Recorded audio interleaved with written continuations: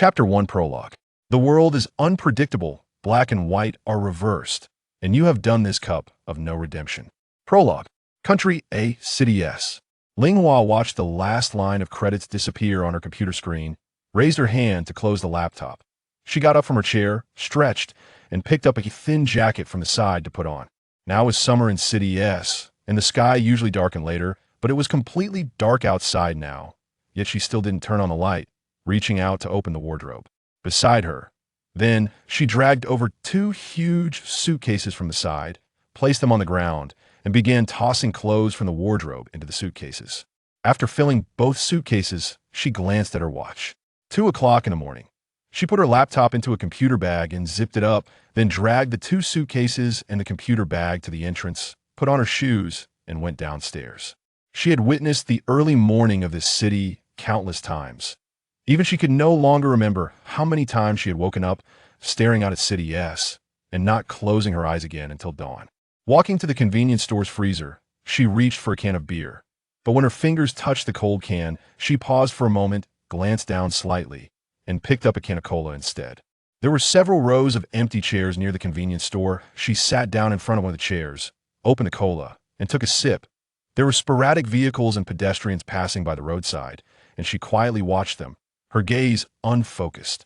Waiting until the cola in her hand was almost finished, she took out her phone. Opening the system album, she glanced through it. Roughly most of the photos were of her and another person together, where she smiled widely, her eyes curved while the person beside her wore a mischievous smile. There were photos taken in the sunshine by the roadside, in the school library, at friends' gatherings, and on park stone benches. Different locations, different times, yet the same face. From 2014 to 2017. She clicked to delete one by one. After completely clearing the system album, she opened her WeChat moments. The same action. Then Weibo. Instagram. By the time the sky began to turn gray, she held her phone, which was hot from prolonged use and nearly out of battery, and opened WeChat. She entered the avatar of someone she knew all too well. The last chat record was from a month ago, and gently tapped the blood-red delete button. Delete contact and all chat history with this contact. She calmly clicked the red button again. After doing this, she put her phone back in her pocket and tossed the cola can into the nearby trash bin. As she walked back to the apartment building, she had just pulled out her keys from her pocket when she saw a man and a woman coming out of the apartment door. The woman's makeup had all run from crying, and she still had tears on her face. The man, tall and thin with a handsome profile, wore a shirt with 2 buttons undone, holding a cigarette, his expression calm without a trace of emotion. Does your conscience never feel even the slightest bit of condemnation? The woman's tears flowed again. Chase, are you going to be like this for the rest of your life? No matter how good I am to you, it won't change you even a bit. The man took a faint puff of his cigarette, showing no intention of speaking. I really thought I was different from your previous women. I thought you had some feelings for me. The woman finally couldn't hold it in anymore and burst into tears again. Seeing me like this, do you feel any pain, regret, or guilt? Tell me, even a little. Ling felt extremely awkward. They were standing right at the entrance of the apartment, blocking the door. If she walked past, she would have to speak to make them move. Now she couldn't go in or out, forced to witness the scene before her. The man seemed to sense her gaze and turned his head to look at her. Their eyes met, and she clearly saw his face. Handsome features, but with no expression, extraordinarily indifferent, as if everything happening now was none of his business. Enough, let's leave it at that. Seeing him completely unmoved, the woman raised her hand to wipe her face with force. Perhaps there truly isn't a woman in this world who can make you show even half a heart, no matter how good she is. I've tried for so long, but I still want my dignity. I don't want to be your dog anymore. Chase, you will never love anyone because you only love yourself. After saying this, the woman turned and left the building, brushing past her, and due to her intense emotions, accidentally bumped into her. Ling helplessly touched her shoulder and walked toward the apartment door with her keys. The man named Chase stood still, calmly finishing his cigarette. She passed by him and unlocked the downstairs door. As she opened the door, she suddenly stopped, turned around to look at the man. He threw away the cigarette butt, and seeing her looking at him, silently gazed back. She tilted her head, extended her hand toward the man, and clearly raised her middle finger. Then, she opened her mouth and silently mouthed a word. Asshole. The man looked at her, his gaze slightly shifting. Ling retracted her hand and went upstairs without looking back. Chapter 2. First chapter. 3 years later, Country D, City T. Before 9 in the morning, Ling swiped her card to enter the office with coffee in hand. Just about 3 seconds after she sat down and put her bag down, GAGA flashed to her side and slapped her on the shoulder. What's wrong? She jumped in surprise, putting down her coffee and looking at GAGA, who had a serious face unlike her usual playful demeanor.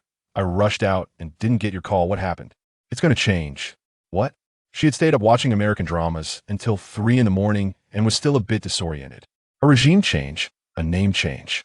Ling felt a headache coming on and didn't want to engage further, lowering her head to open her computer. Have you been watching too many period dramas lately? Renee, I'm seriously telling you, GAGA said, her tone changing. You might face unemployment issues today. Hearing those 2 words, Ling started to feel something was off. GAGA, who had been her good partner for 3 years, usually joked around, but wouldn't easily make such jokes. What exactly is going on? GAGA sighed, looked back at the others who were beginning to walk in, and lowered her voice. This morning before 7, the highest leadership and Mr. Kong were all in a closed-door meeting. Apparently, someone flew in from Country A, found Mr. Kong right off the plane, and without saying a word, had all the senior management convene for a meeting at 6. Mr. Kong was at the top of the organizational structure she was in, wielding unimaginable power, and due to his name being G Kong, everyone referred to him as Mr. Kong behind his back. GAGA was very close to Mr. Kang's aide, Xiao Di, so she usually had first-hand information about the organization. And then GAGA sighed heavily, looking at her seriously. Xiao Di said that the mysterious person from Country A will probably replace one of the management members today, forcing the current person to pack up and leave. While listening to GAGA, Ling calmly took 2 sips of her coffee, her mind becoming clearer, and she roughly guessed what GAGA was going to say next. So, the person being replaced is Tim. Yeah. Tim was her boss, the current chief of public relations, and she was Tim's aide. Throwing her coffee cup into the trash can, she took a deep breath. Okay, I understand. GAGA was so anxious that she jumped up. What do you understand? What should we do? I called you as soon as I found out, and when you didn't answer, I came straight to the office to find you. I was really confused when I heard Xiao Di say it. What's wrong with Tim? He's been working hard here for over 10 years. How can they just replace him? Shoo, you're too loud. She patted GAGA's shoulder. Go back to work. It won't look good if someone sees you here. But I'm worried about you. GAGA's eyes were a bit red. Renee, even though it's normal for people to come and go here, this is a case of collateral damage, and it has nothing to do with you. I really can't accept not seeing you here tomorrow. Ling smiled. You're right, it has nothing to do with me, but collateral damage is still damage. You've been here longer than I have, and you've seen more brutal and disgusting things than this. One more person won't make a difference. But, all right, you go back first. I expect to be summoned soon, and once things are confirmed, I'll message you. After GAGA left, looking back 3 times, she sat in front of her computer and took a deep breath again. From the bottom of her heart, she was really grateful to GAGA for giving her a heads up. At least it prepared her for the real impact when the event actually happened. Having been cautious and careful in this precarious place for so long, she had seen countless people, even unexpectedly cautious ones, fall off the cliff and die tragically. Now that it was her turn, it wasn't entirely unexpected. In ancient times, which newly crowned emperor did not eliminate all the previous dynasty's officials without exception. As an emperor, one always prefers to use those one has personally nurtured. How could one feel at ease with those nurtured by the previous regime? Lest they revive the old dynasty. So if the big tree falls, the confidant of the big tree will inevitably fall with it. Once Tim leaves, she must follow suit. Working here was considered an unparalleled honor and a rare opportunity by ordinary people, wielding great power and influence. But only those inside the besieged city know that this is actually an infinitely large chessboard, where a game of black and white pieces is played every day. One misstep could mean life or death. The news came faster than expected. After Tim left the meeting room, he directly called her to the office. Closing the door, the handsome middle-aged man sat on the sofa with a pale face, gently rubbing his temples, as if contemplating how to phrase his opening remarks. Tim, I already know, she said directly, standing by the sofa. Tim was taken aback and looked up at her. I sincerely thank you for all the cultivation and care you've given me over the past 3 years. She leaned slightly. You are an impeccable boss, but the person who should feel. The saddest about this today is not me. After a long pause, Tim closed his eyes. This is my 19th year at Kabir Palace, and I have no regrets. And no one knows better than I do how much time, energy, and passion you have invested here. I don't understand what could have happened that led to today's situation. Do you remember when I went to Country A for a meeting a month ago? Tim gently interrupted, in mid-July, for a week. I remember, that time, I accidentally stepped on a landmine, but at the time, I was unaware. Even now, I still don't know the real reason. Is it serious enough to require you to leave Kabir Palace forever? For the owner of a landmine, perhaps it is serious enough to require me to leave Kabir Palace forever. Ling felt that no matter what she said at that moment, it would seem incredibly pale. From Tim's expression, it seemed that things had already been finalized, and there was no way to turn back. To be honest, Tim was undoubtedly one of the top 3 most cautious people in her mind, that he always strived for perfection in every detail, which was something he had continuously modeled for her, and he was praised by everyone in the organization as a role model. But the most terrifying aspect of Kabir Palace is that you never know who will be forced out next. Renee, this is what I owe you. You can ask for, boss. She raised her hand. Please allow me to call you that one last time. I've already said this has nothing to do with you. Besides, with Kabir Palace's background, I should be able to find a job of the same level elsewhere. Tim stared at her for a moment, then stood up from the sofa and gave a slight bow. At that moment, someone knocked on the office door. Ling exchanged a glance with Tim and walked over to gently open the door. There stood a woman she had never seen before, tall, dressed in a proper business suit, and looking at her expressionlessly. Chase wants you to leave here in 2 hours, the woman said coldly. She frowned and stepped in front of Tim. You can't clear out an office that's been used for over 10 years in 2 hours. The woman waved her hand. Then perhaps you can choose to leave everything behind and just walk out. That would save time. I'll have a logistics department come in later to throw everything out. Ling forehead instantly throbbed. Their conversation at the office door was audible to everyone in the nearby working area, and all eyes were on them. Okay. After a moment, she smiled at the woman and said in a particularly gentle voice, then please fuck off. The woman's face turned green instantly, and just as she was about to speak, Ling slammed the office door in her face. Turning back, Tim looked at her with his arms crossed and shook his head helplessly. I have to say, you've let me go out with a bang one last time. She proudly whistled. I can't let down the nickname Mother Leopard you once gave me. 2 hours later, Tim left the office with some of his most important personal belongings. Her belongings were few, and 2 boxes sufficed. Tim had wanted the workers assisting him to help her move as well, but she politely declined. Any small piece of news in this place spreads to every corner in the shortest time. While she was packing, many people came to her desk to hug her goodbye. She could see that most were genuinely sad, regretful, and reluctant, just like GAGA. Even if she left, she wouldn't lose that friendship. Conversely, some came with a sense of watching a show. People love to kick someone when they're down. As she waited for the elevator downstairs, holding 2 boxes, her mood was unexpectedly calm. Perhaps it was because she had just had such a splendid confrontation with that substitute sidekick. She thought that if she could also slap that substitute like that, she would feel even better. With a ding, the elevator arrived. As the elevator doors opened, someone walked out, and she immediately spotted the sidekick from earlier. Instinctively, she turned her gaze towards the sidekick. A young, handsome man in a well-fitted suit was holding a phone, slightly bowing his head as he spoke on the phone, walking out alongside the sidekick. It seemed that God was always good to her. Ling thought for only a second before throwing the 2 boxes on the ground. When a man looked over at her, she elegantly raised her hand and, under his gaze, perfectly gave him the middle finger. After making this gesture, she bent down to pick up the boxes and entered the elevator without looking back. She felt quite satisfied. Chapter 3: Driving home. She slept until evening before waking up. Upon waking, before thinking about where to send her resume, starting tomorrow, Ling first microwaved a ready meal for dinner and then turned on the TV. As expected, just as she tuned to Channel 1, she saw Tim's face prominently displayed on the left side of the screen, next to a young and handsome face, with a huge versus between them. The subtitle below the host was also quite interesting. New and old alternating, new direction at Quebecon. She leisurely nibbled on a chicken leg while listening to the host's incessant and passionate words, carefully examining the handsome and indifferent face next to Tim.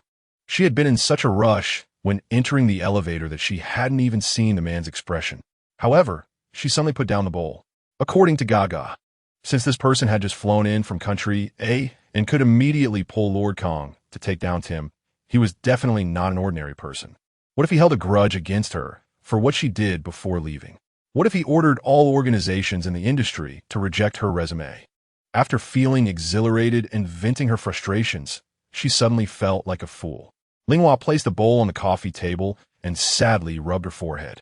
Then, she turned to pick up her phone and dialed a number. Hello? A cold female voice came from the other end. Jing, huh? My most beautiful best friend. As your Meng, Niolong returned from the other side of the sky, why does your voice still sound so cold? Just came back. I'm in the kitchen wrestling with my son. Zhu Jing's voice sounded quite annoyed. It's better if he doesn't come back. Linghua smiled and patted the sofa cushion. I just want to ask you one question, and then I'll hang up. I won't delay you from dealing with him. Go ahead. If I end up unemployed for life, would you support me? Sure. Okay, bye. After saying that, she hung up the phone and dialed another number. When the call connected, the background music on the other end was so loud it felt like it would burst her eardrums. Guessing that this friend was probably at some nightlife venue, she rolled her eyes and shouted, Dumian. Huh? What? I can't hear what you're saying. Dumian. I'm here. Dumian finally started to withdraw from the center of the crowd. Wait a minute. I'll go to the bathroom and talk to you. It's too noisy here. Just as Linghua was about to roll her eyes to the ceiling, the other end finally quieted down a bit. Okay, what's up? I got fired. Oh, huh? Just wait. Check the news and you'll understand. She was too lazy to explain further. Dumian paused for a few seconds, thought for a moment. Then I'll come pick you up now. Let's go eat late-night snacks? Xiaohua. Don't be in a bad mood. It's not a big deal. All right, I don't want to go out, she said. I'm not in a bad mood. Just confirming. If I'm really down and out, I can still come help you clean the toilet, right? Dumian fell silent for another 2 seconds. My house doesn't lack for maids. How about you come help warm the bed on Mondays, Wednesdays, and Fridays? Linghua hung up the phone directly. After making these 2 calls, she tossed her phone aside and continued to leisurely eat her chicken leg. But unexpectedly, after a short while, her phone rang again. The screen showed an unfamiliar number she had never seen before. Usually, she would ignore unknown calls, but today she didn't know why. She picked it up casually. Hello? Renee Ling? A strange male voice came from the other end. It's me. She turned down the volume of the TV a bit. May I ask who you are? Tomorrow morning at 8. Come over to help me set up the international call. The conference call will start at 8:10 sharp. Linghua was dumbfounded, her mouth agape. Huh? Have someone come and clear all of Tim's things out. I don't want to see anything that doesn't belong to me in the office tomorrow afternoon. Help me arrange lunch with Bill F. I'll send you the restaurant later. Help me make a reservation. I have to go out in the afternoon. Help me contact a driver. Wait a minute. Linghua felt her head was about to explode. She shakily put the bowl on the coffee table and held the phone to her ear. Who exactly are you? The other party pondered for 2 seconds. You shouldn't have forgotten. You've given me the finger twice. After saying that, the other party hung up directly. Linghua slowly slid down from the sofa, staring at her phone in confusion. Wait a minute. Let her gather her thoughts. So, that person just now was Chase, if she remembered correctly. He was the one who had just taken down her former boss today, the culprit behind her unemployment, the same person who had just appeared on the TV screen. What was going on? So now she had a job again, just with a different boss? Ding, ding, ding. Her phone rang continuously. One iMessage after another bounced onto the screen. H restaurant, the one on Qianqiu Road, 12 o'clock. Don't order any dishes with scallions. Reservation under Chase Chu. My WeChat is my phone number. The email about tomorrow morning's meeting has been sent to your inbox. She looked at her phone and slapped her forehead with her palm. This person must be out of his mind. Calling someone he had looked down upon back to be his aide. What was he thinking? Didn't he already have a compliant female assistant with a similar domineering style following him around? Moreover, most importantly, she had clearly only given him the finger once this morning. But why did you just say it was twice? Her head was almost about to burst trying to figure out this string of bizarre occurrences.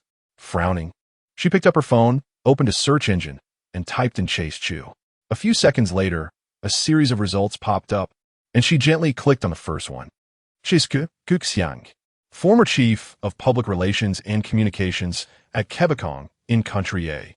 now Chief of Public Relations and Communications at Quebecong in Country D, graduated from the world's top university with dual master's degrees in law and finance, fluent in 5 languages.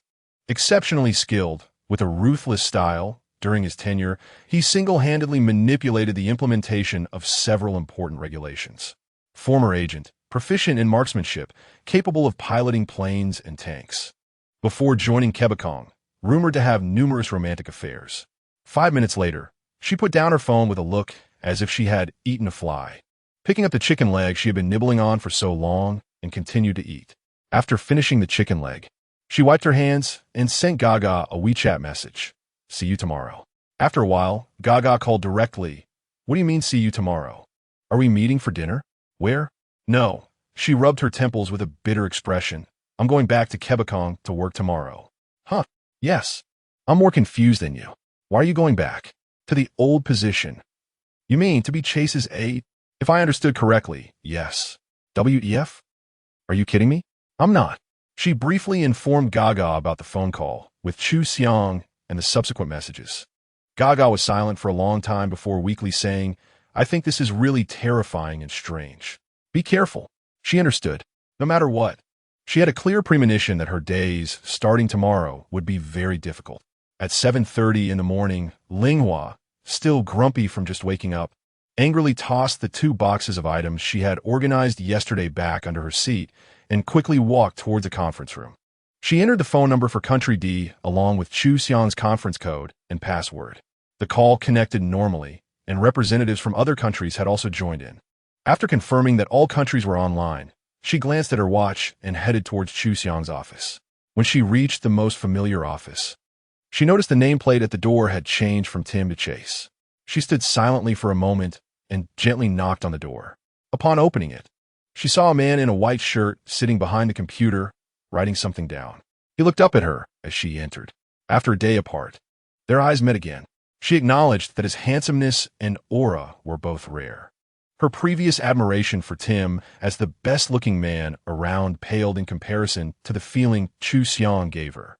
Perhaps it was related to his background as an agent. He exuded a sharpness and intensity that ordinary people lacked. Just sitting there made her feel inexplicably intimidated. His pitch-black eyes, like those of an eagle, were locked onto her, coldly appraising her. The thought of facing such an inhuman presence every day made Ling secretly break into a sweat, but she could only force a calm demeanor. Good morning. Chase. Xiang shifted his gaze away, put down his pen, and said, caramel latte. She accepted the order and immediately dashed downstairs to the CAF without a word. The CAF was bustling in the morning, but with less than 20 minutes until the meeting, she needed to buy the coffee and return within 10 minutes. After a hurried return with the coffee, she found Xiang absent. She placed the coffee on his desk and glanced around the office. Noticing that the painting Tim had asked her to buy from Country P was still hanging on the wall. The painting was hung a bit high, so she tiptoed to reach the frame, carefully taking it down with the intention of calling a courier later to send it to Tim's house. Tim really liked this painting and probably forgot to take it when he left in a hurry yesterday. She didn't want Xiang to throw in the trash. Turning around, she froze in place. Xiang had silently appeared at the office door, arms crossed, his deep gaze fixed on her. The latte was on the desk, and she instinctively stepped back under his stare, awkwardly smiling as she held the painting. The conference call is set up. You can just join the meeting room directly. As she walked past him, he slightly turned to the side, and she stiffly walked out with the painting.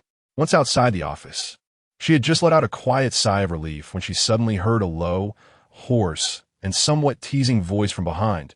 Nice panties. Chapter 4. Ling stared blankly as the office door in front of her closed. She walked back to her seat, expressionless, opened her computer, and instinctively reached out to touch her skirt and ears. So, if she wasn't hallucinating, this should count as workplace sexual harassment, right? If she were to post this on Jihu, the title would probably be, on the first day with a new boss, I was sexually harassed at work. What should I do? Urgent. Around 9 o'clock, GAGA slipped into the office and came straight to her desk, beaming as she patted her shoulder, welcoming her back. My good comrade, after more than 10 hours. Ling sighed, her brows furrowed with worry. Nice panties? GAGA was taken aback, suddenly blushing. How did you know I was wearing black lace panties today? My boyfriend is back from his business trip. Ling closed her eyes. If your boss said that to you, what would your reaction be? Crazy. My boss is a woman. You know that. GAGA rolled her eyes, then whispered in terror. No way. Don't tell me Chase said that to you. Ling remained silent. GAGA looked at her expression as if she had eaten shit. Reached out to touch her forehead. Are you running a fever? With Chase's attitude, he wouldn't even talk to a woman, let alone sexually harass you. We've all been guessing if he is gay. Ling rubbed her brows, recalling that she had seen online last night that this person had countless romantic affairs. And she wearily gestured for GAGA to return her seat. Let us just assume I have a fever. By the time Xiang's conference call was finished, it was almost 10 o'clock. She took a stack of documents that Xiao Di said Mr. Kong wanted her pass on and walked to his office door, gently knocking. He raised his hand. She handed the documents to his desk. These are the documents from Kong for you. He took them and flipped through them, suddenly asking coldly, Is lunch ordered? Yes, it's the dishes you usually like. Driver? He will come to pick you up at 2 p.m. to go to the meeting on Zhongtong Road.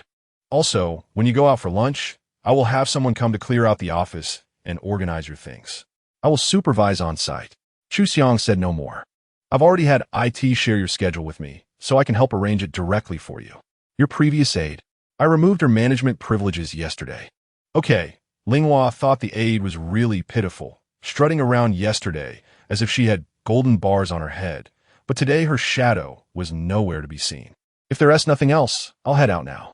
Just as she reached the door, she heard Xiang say behind her, Move your seat to that empty spot outside my office. She turned her head. He looked down at the documents, his voice very indifferent. I don't want to have to go out and turn 2 corners just to find my aide. Ling had always liked her current seat, by the window on the left with plenty of sunlight and no one on the right, allowing her to work quietly and focus. Tim knew she liked it and never forced her to move closer to him. And this gentleman, just by looking at him, one could tell he wasn't as easy to talk to as Tim. Okay, she replied. The time before lunch passed quietly. Xiang sent her emails to print documents, arrange meetings, and find people, and she completed them efficiently without a word. The incident with the underwear seemed like a dream, and he didn't speak to her again even when she went into his office several times to deliver documents. Around noon, he and Bill F. went downstairs to catch a ride to the restaurant. She watched the movers in his office sorting things, packing what Tim could still use into one pile and junk into another for shipping and disposal. At 1:15, Xiang walked into the newly refreshed office right on time, glanced around, and sat down. These are the documents you need for your afternoon meeting with the AME general manager. Ling observed from outside the door, guessing that he should be satisfied. She forced her body, which hadn't had a drop of water since 7 in the morning and was dizzy from hunger, to walk in front of him and place the documents on his desk. The driver is downstairs. Xiang put the documents into his bag, took his phone, and walked out of the office, thinking that he was new and probably completely unaware of what the assigned car and driver looked like. She silently followed him, taking the elevator down to show him the way. After exiting the building, she led him to the car, watched him get in, and finally let out a sigh of relief, leaning against a glass door to text GAGA, Come down and keep me company to buy something to eat and drink. GAGA accompanied her to a nearby CF where they bought some salad, fruit, and drinks, sitting down to watch her devour her meal without any decorum. Sorry, I'm just too hungry, Ling said as she ate, giving GAGA an apologetic look. It's fine. GAGA rested her chin on her hand, watching her with great interest. Watching pretty people eat is also a kind of enjoyment. I'm just treating it as a tonic. Flatter me. I'm feeling very fragile from the torment. My soul needs some care. Even if Chase is so handsome, I don't think anyone in the Kabir Palace will want to take your position. I think so too. She took a big sip of juice, feeling a little better. It's really exhausting. Just as she finished speaking, a message came through on her phone. She picked it up, opened WeChat, glanced at it, and her hand holding the cup froze. Chase, cancel all my meetings from today to Friday. Book me a ticket for the 6 p.m. flight to City P. I'll go straight to the airport after the meeting with AME and book a suite at the Como Hotel. GAGA sensed that the relaxed atmosphere around her disappeared in an instant and cautiously asked, What's wrong? Is it Chase again? She got up from her seat, feeling a headache coming on as he needed to change all his plans for an urgent business trip. Oh, GAGA followed her back to the Kebir Palace building. That's normal. Big shots change their schedules in a heartbeat. Linghua walked while replying with a simple okay. But Chu Xiang's next message popped up immediately. Chase, you're going with me. She stopped in her tracks, bringing her phone closer to her eyes, carefully reading those 4 words 4 times. GAGA was getting impatient, walking ahead and complaining. Can you walk faster? You're moving like an old lady. Linghua hesitated for 3 seconds over her keyboard, replying, I am going with you to City P? The other party replied quickly, yes. She took a deep breath. Chase, is there a problem? Linghua gritted her teeth and sent 2 words. No. After booking the flight, hotel, and transportation, and changing all of Chu Xiang's plans, when Linghua hurriedly jumped into a taxi heading to the airport, she was almost out of breath. To be fair, she had traveled for business with Tim before, but 1, it wasn't very frequent, and 2, the itineraries were always carefully planned in advance. She had never encountered a situation where they could leave at a moment's notice like this. Checking the time, she thought she could just make it, and just as she was about to catch her breath, another WeChat message popped up. Chase, help me print these 2 documents. I just sent them to your email. She's really about to curse. Doesn't he know she's in a hurry? Does he think she's Doraemon, who can pull out a printer from nowhere? When she finally arrived at the airport, she went through customs and security, then found an airport staff member to help her print the documents, and rushed onto the plane just 5 minutes before her flight was about to close. As she walked into the first-class area, she saw Chu Xiang elegantly crossing his legs, sipping his drink, and casually looking at his Kindle. Looking nothing like someone in a hurry to get to work. Chase, she ran her fingers through her messy hair, walked up to him, and calmly handed him the documents, 2 copies, color-printed and paginated. He heard her movement, looked up at her, and took the documents from her hand. After waiting a while, and seeing he had no further instructions, she quickly walked to her seat, stowed her luggage, and sat down. Her seat was 2 rows away from him, and, conveniently, no one was sitting next to her. After years of facing numerous challenges and experiences at Kebir Palace, her psychological resilience was strong enough to maintain composure in any situation. So even when facing Chu Xiang's various difficulties, she didn't want to admit she couldn't handle it. When the soldiers come, the generals block. When the water comes, the earth covers. He's abnormal, but she's not a pushover. The plane quickly taxied and took off. She comfortably adjusted her position, planning to at least get a good sleep on the flight. As the plane flew steadily at altitude, she was gradually dozing off. But at that moment, she suddenly felt someone sit down beside her. Instinctively, Linghua opened her eyes wide. Turning her head, she saw Chu Xiang sitting next to her, gently fastening his seatbelt. She stared at him with wide eyes. Translate this document. I need it when we land. He fastened his seatbelt and handed her the documents beside him. She took the documents. More than an hour should be enough. The word count isn't too much.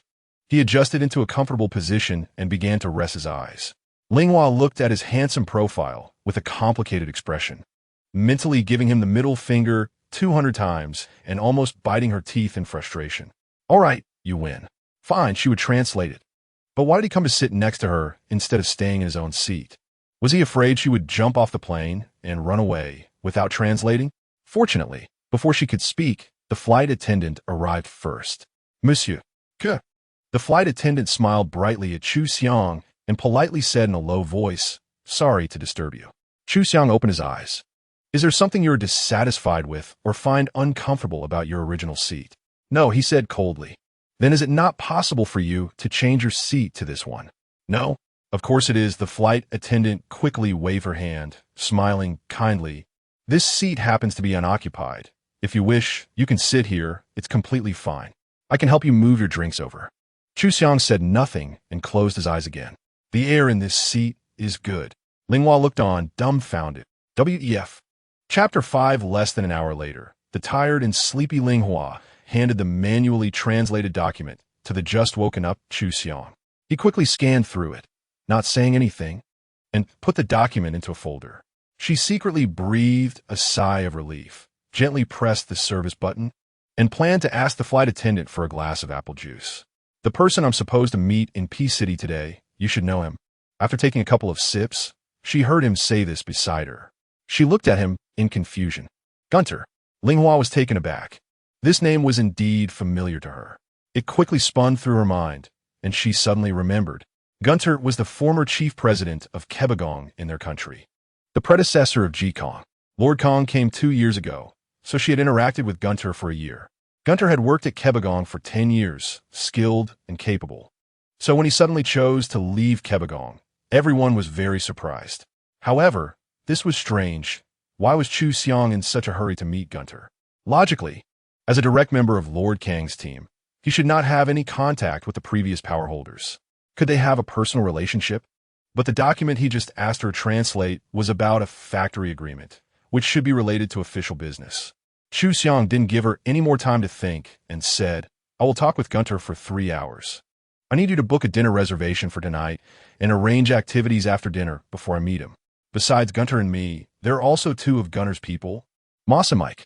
After saying this, he didn't provide her with any more information. Ling replied and finished her apple juice in one go, leaning back in her chair and closing her eyes, her mind racing. After checking in her luggage at the hotel and dropping Chu Xiang off at an office building in P City where Gunter was, she sat in a CAF on the first floor of that building and began to operate the subsequent series of tasks. During this time, Dumin called her 5 times in a row, but she was on the line each time. It was only when he called for the 6th time that she finally managed to answer. "Xiaohua, where are you?" Dumin immediately questioned her with dissatisfaction as soon as she picked up. "In P City." "What are you doing in P City?" "Accompanying the boss on a business trip." "Shiske?" "Yes." Dumin paused for a moment. "I called to talk to you about this person. I've learned about his situation from friends in the circle in a country these past couple of days. I know it's definitely not a good situation. You can feel it from the snippets on the search engine. Former agent, philanthropist, wealthy man, playboy. Countless identities, a background more complex than you can imagine. But none of these identities have anything to do with me. His most terrifying identity right now is my boss. You must be careful. If he dares to lay a hand on you, I will definitely." Linghua rubbed her forehead and directly interrupted. "Dumin, you're overthinking it. He probably just sees me as his servant, maybe even less than that. Moreover, it seems he has become much more restrained since joining Kebagong in a country." "You just said restrained. This man is too deep. You make it sound like your experience is shallow." "I know you want to say I'm knowledgeable about shallow and deep matters." She forcefully hung up the phone. Talking to Dumin for more than 5 minutes, he would definitely start throwing out suggestive jokes. He and T changed in all these years. But she was a fan of handsome men, and Dumin was exceptionally good-looking. Otherwise, she wouldn't have gotten involved with this notorious man who changed girlfriends every day since high school. Later, when she went to a country for university and graduate school, he followed her there. Then, when she threw away a very good job offer she had in a country and insisted on coming back, he bought a ticket the next day without hesitation to return with her.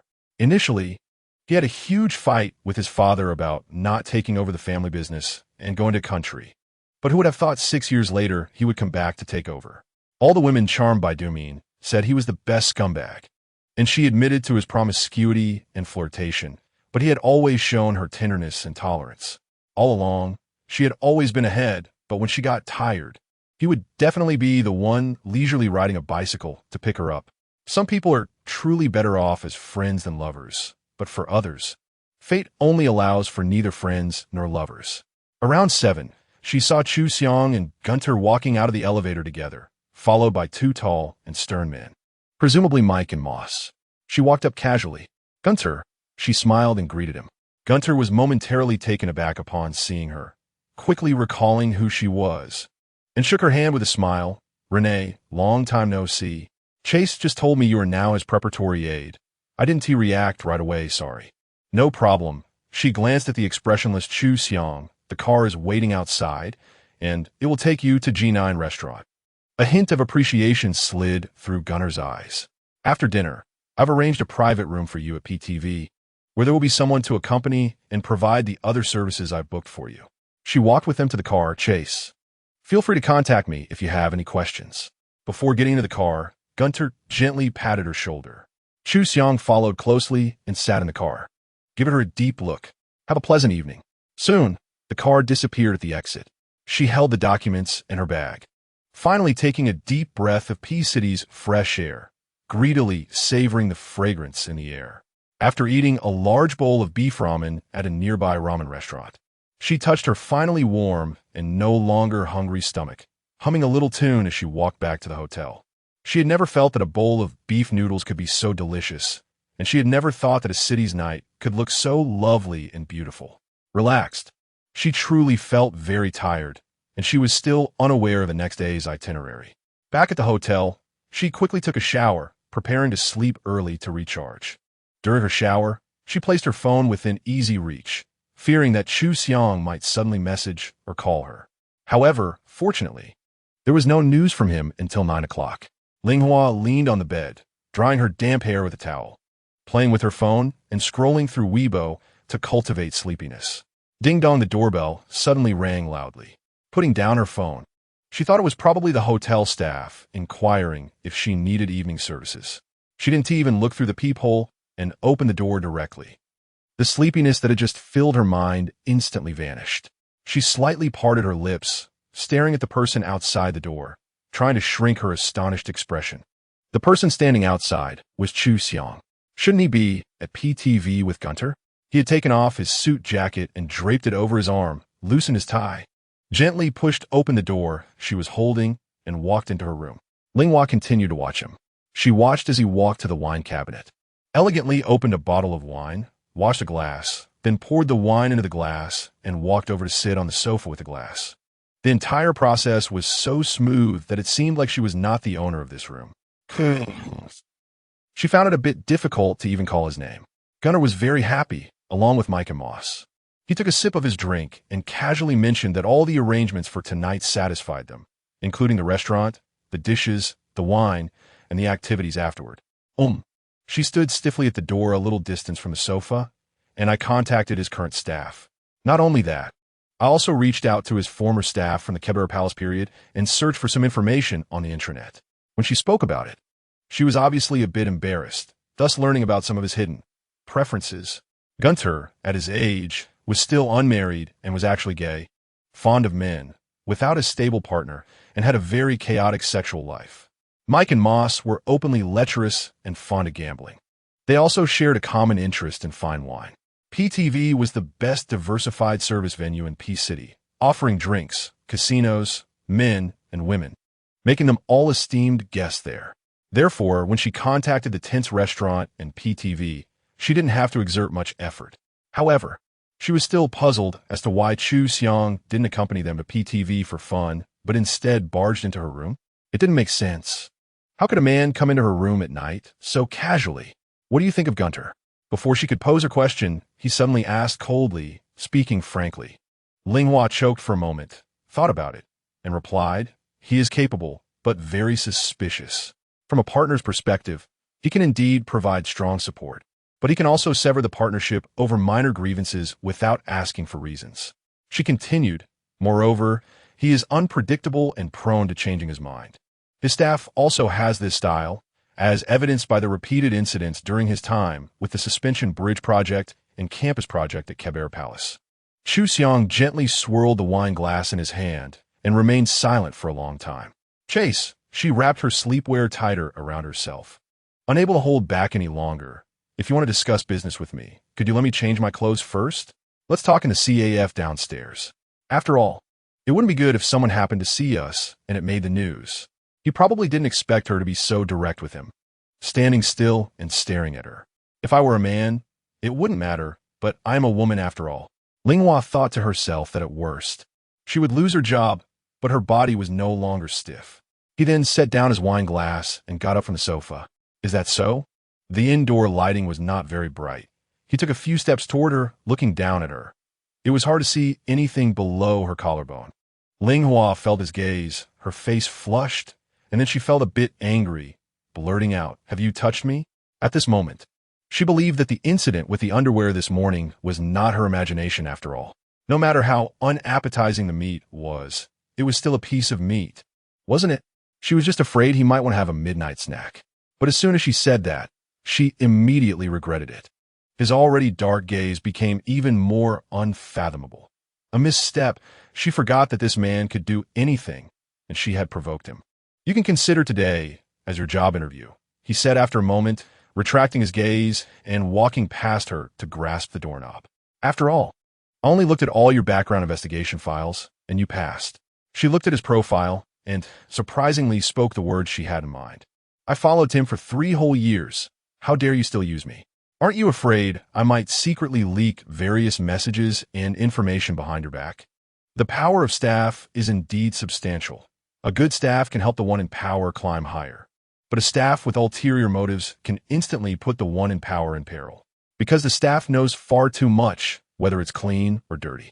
Only a cowardly ruler would fear the revival of a previous dynasty. Xiang smiled faintly and elegantly left the room, saying, I'll leave my back to you. Chapter 6. The day had felt unbearably long. By the time Ling Hua turned off the lights and lay flat on the bed, her mind was still replaying the conversation she had just had with Xiang in this very room. People called Gunter unpredictable. But who could possibly anticipate Xiang's actions? Stingy with words, haughty and arrogant, occasionally lacing his speech with inexplicable vulgarity. Yet the overwhelming impression he conveyed was always one of unfathomable cunning. But from now on, she would officially be working for such a man. She had to take care of him meticulously while simultaneously sharing all the information she knew, pouring out every ounce of her wisdom and advice to help him eliminate threats and obstacles from all sides, to handle tasks he couldn't personally undertake, and to assist him in amassing even greater power. This was how she had once served him. It was the duty of an advisor. But could she truly open her heart and build deep trust with a man like Xiang, the way she had with Tim? The person was utterly exhausted. Yet closing her eyes brought no sleep at all. She picked up her phone and glanced at the mailbox marked with a small red number. In her personal inbox lay a new email, and the sender was the same person as all those previous unread messages. Staring at the sender's name for a long while, she finally opened the latest one. Last night, I dreamed of you again. You were holding an iced lemon tea, running to find me in the west building of the school, wearing a sea blue outfit and blue earrings. Xiaohua, I miss you so much. Only I know in this world just how much I miss you. Ling Hua read it for a moment, then exited the mailbox. She thought to herself that it must have been 3 or 4 years ago when she stopped shedding tears over touching movies or words, stopped showing emotion in moving scenes, and stopped being crushed by sorrow, no matter how painful things became. Perhaps the moment that person left her life, they took away a part of her, and that part might never return. Because a taut string always pulled at her heart, she never dared to sleep too deeply. Around 7 in the morning, she was awakened by the sound of a message. Checking WeChat, she saw that Xiang had sent a message saying they would depart in half an hour to continue the meeting at Gunter's office building. She got up, washed, changed, and went downstairs. After hastily eating a few bites of breakfast, she spotted Xiang already seated on the lobby sofa, typing away on his laptop to send and receive emails. The sight of him instantly killed her appetite, so she quickly stood up to join him. The whole day today is filled with meetings with Gunter. Are there any other arrangements? When she got into the car, she asked him, right? You'll continue arranging the dinner and activities for tonight. Other members of Gunter's team will also be participating. You'll meet all the attendees later.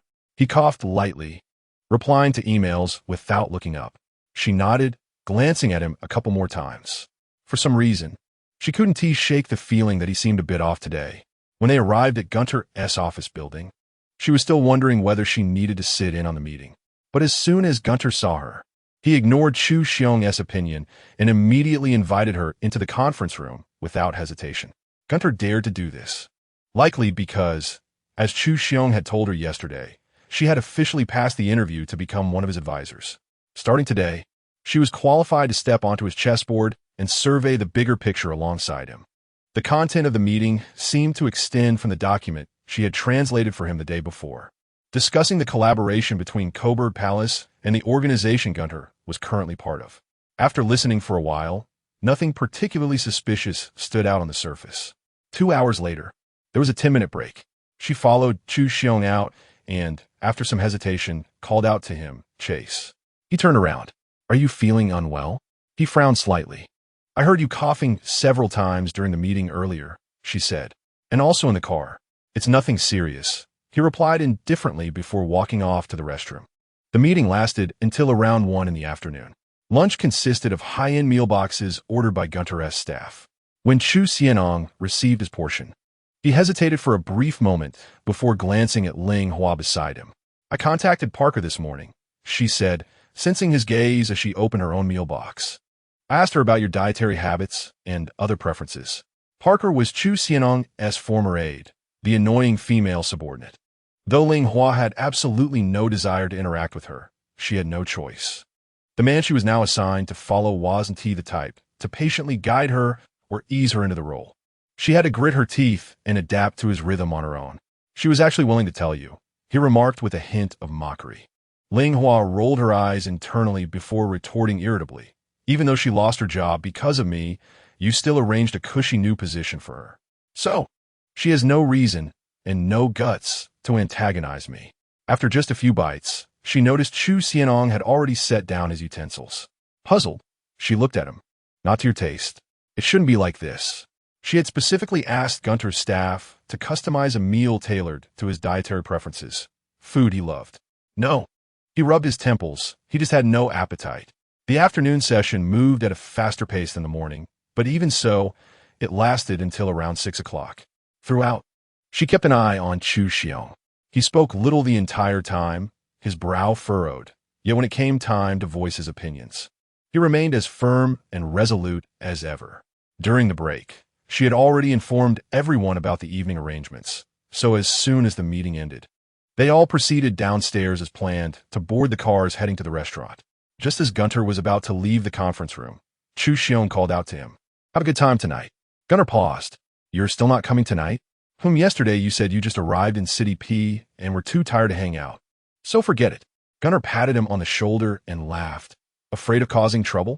Even if it's not as free as in Country A, this is my territory. Even if reporters see something, they wouldn't dare to write recklessly." "No," Xiang said coldly, unafraid of stirring up trouble, but indeed exhausted. Gunter, Ling, who had been organizing documents nearby, walked over to them at this point and said gently, "Chase certainly isn't afraid of trouble. After all, you hold all the power here. He is actually sick, running a fever since last night." Both Xiang and Gunter turned to look at her. "Really?" Gunter, who had been slightly annoyed by Xiang's cold rejection, relaxed a bit upon hearing her words. "It's better to go back and rest early then." I'll take care of Chase and try to make sure he can continue the meeting tomorrow. He probably has a viral cold." "Gunter, take care of yourself and don't get infected," she said with a smile. After Gunter left, only the two of them remained in the conference room. Xiang gazed at her intently as she tidied up the remaining documents. "Everything arranged for tonight?" Switched to another restaurant that Gunter likes, then went to KTV afterward." She finished organizing the documents, walked over to him, and asked, "Shall I take you to the hospital?" His brows immediately furrowed into a frown. "I'm not going," he said. "Then let's go back to the hotel," she replied. "I wasn't lying when I said you had a fever earlier. You'll know once we take your temperature back at the hotel. The doctor is already waiting." He moved his lips slightly, his expression still sour. But he didn't say anything. 38.7 degrees. The doctor glanced at the thermometer and said to Xiang, who was leaning against the bed, and Ling, who was standing beside him, "I knew it. She must have realized something was off with him early this morning. And when he had beads of sweat on his forehead during the meeting, she guessed he had a high fever. So she had already contacted the resident doctor to be on standby. Chief Chu, given your current condition, and 4 will help you recover faster," the doctor said. "I can arrange for the equipment to be set up in your room. No cuatro. Then I'll prescribe you some antipyretics. No medicine." "Well, doctor." Ling decisively interrupted their conversation at this moment and said to the helpless-looking doctor, "Just give me the antipyretics, and I'll contact you if there's an emergency later." After the doctor left, she pushed the food cart that the waiter had brought in to his bedside. "You haven't eaten anything all day." She opened the lid and said to Xiang, "I ordered millet porridge." After Xiang returned, he changed into a deep blue pajamas and was now sitting on the bed, pursing his lips, staring at her with a pale and indifferent expression. Although his aura was still imposing, compared to his usual domineering demeanor, he seemed to lack some hostility and appeared more down to earth, making him less frightening. Ling ignored his gaze, directly setting up a small table on the bed and placing the bowl and spoon on it. You should still have the strength to eat by yourself, so I want to help you. Is this your true nature starting to show? He said coldly. She stood by the bed, feigning a smile. I've always been this way. He looked at her for a while, and, after a moment, picked up the spoon and slowly started to drink the porridge. While he was eating, she carefully examined the antipyretics the doctor had given, poured a cup of warm water, then washed her hands and took out 2 pills. After he finished eating, she took the small table and bowl away, then handed him the cup of warm water and the pills. He didn't even lift his hand. I'm not taking medicine. There's a full-day meeting with Gunnar tomorrow. If you don't bring your fever down tonight, you might not even be able to speak tomorrow. She looked at him. Do you think I can represent you at this meeting? He snorted coldly. No one can represent me. Then take the medicine. Taking medicine doesn't solve the fundamental problem. Instead, it creates resistance, making it less effective next time. Do you often get sick? Almost never. Then taking it now will be effective. No. Ling Hua was too tired to argue with him anymore. Taking care of him was just her duty as an aide. She placed the cup and pills on the bedside table. I'm going out for dinner. Who agreed to let you go? He said coldly from behind her. She tensed up and turned around. Sing or read. Choose one. Xiang stared at her without moving. Ling Hua was speechless and even doubted if she had heard him wrong. Me? Sing or read? For him, is this guy's brain malfunctioning because of the fever? To her surprise, he shrugged non-committally. I can't sing, she frowned. I have no sense of pitch. Then read. Read what? She tried to suppress her inner irritation, dragged a chair, and sat by the bed. This is really eye-opening. It's the first time I've realized that being an aide also requires knowledge of poetry and literature. That is something you should think about, he said, crossing his arms and looking at her. And when she wasn't paying attention, he subtly curled his lips. Chapter 7 at this point. Ling Hua sincerely regretted her professional habit of being unable to tolerate any flaws. She had been too dedicated. To be fair, when Tim was ill in the past, even if she wanted to offer help, Tim would politely decline, choosing to let his wife take care of him. She had been with Tim for 3 years, and he had never really troubled her with personal matters. However, this gentleman was different. Based on observations and GAGA's intelligence, Xiang was currently single, having come alone from country A to country D. Moreover, he seemed to be completely at ease in accepting care from others. That is why he would so naturally make such a request of her at this time. Why couldn't she just pretend she had noticed he was sick? Maybe he would just take care of himself. She didn't continue reading from the ebook. After flipping through her phone for a while, she tossed it aside and looked at him. Let me share some impressive words instead. Mr. Xiang once said, in this world full of desires, life is indeed quite bitter. If you try to be an honest person who doesn't compete with others, people will take advantage of you and bully you. If you have any talent or virtue, people will be jealous and ostracize you. If you're magnanimous and yield, people will invade and harm you. If you don't want to compete with others, you must be content with nothing while maintaining your strength in preparation for conflict. If you want to coexist peacefully with others, you must first navigate through them and be ready to suffer losses at any time. I read this passage in college and liked it very much. Later, when I entered the Kibir Palace, I found that what I faced was far more complicated than this passage, but at least I was psychologically prepared, so I wasn't too scared. Many blood examples prove that women aren't very suited to stay in the Kibir Palace. He said in a bland tone, that's gender discrimination. She rolled her eyes. One of the 7 new wonders of the world is the increasing number of fathers staying home to take care of children, while women are becoming more active in the workplace. Haven T, you notice that the number of women in senior positions at the Kebir Palace is growing? You studied at a university? In country A, she relaxed her shoulders. You see my profile, so you should know. There's another memorable passage. The ways of the world and human feelings are more flavorful than the clear moon and gentle breeze. They can be read as books or watched as plays. The depictions in books and the performances in plays, even if vivid, are ultimately just artistic works. Human emotions and worldly matters are naive and natural expressions, often exceeding reason. Strange enough to shock and surprise, providing deeper insights and more wonderful entertainment.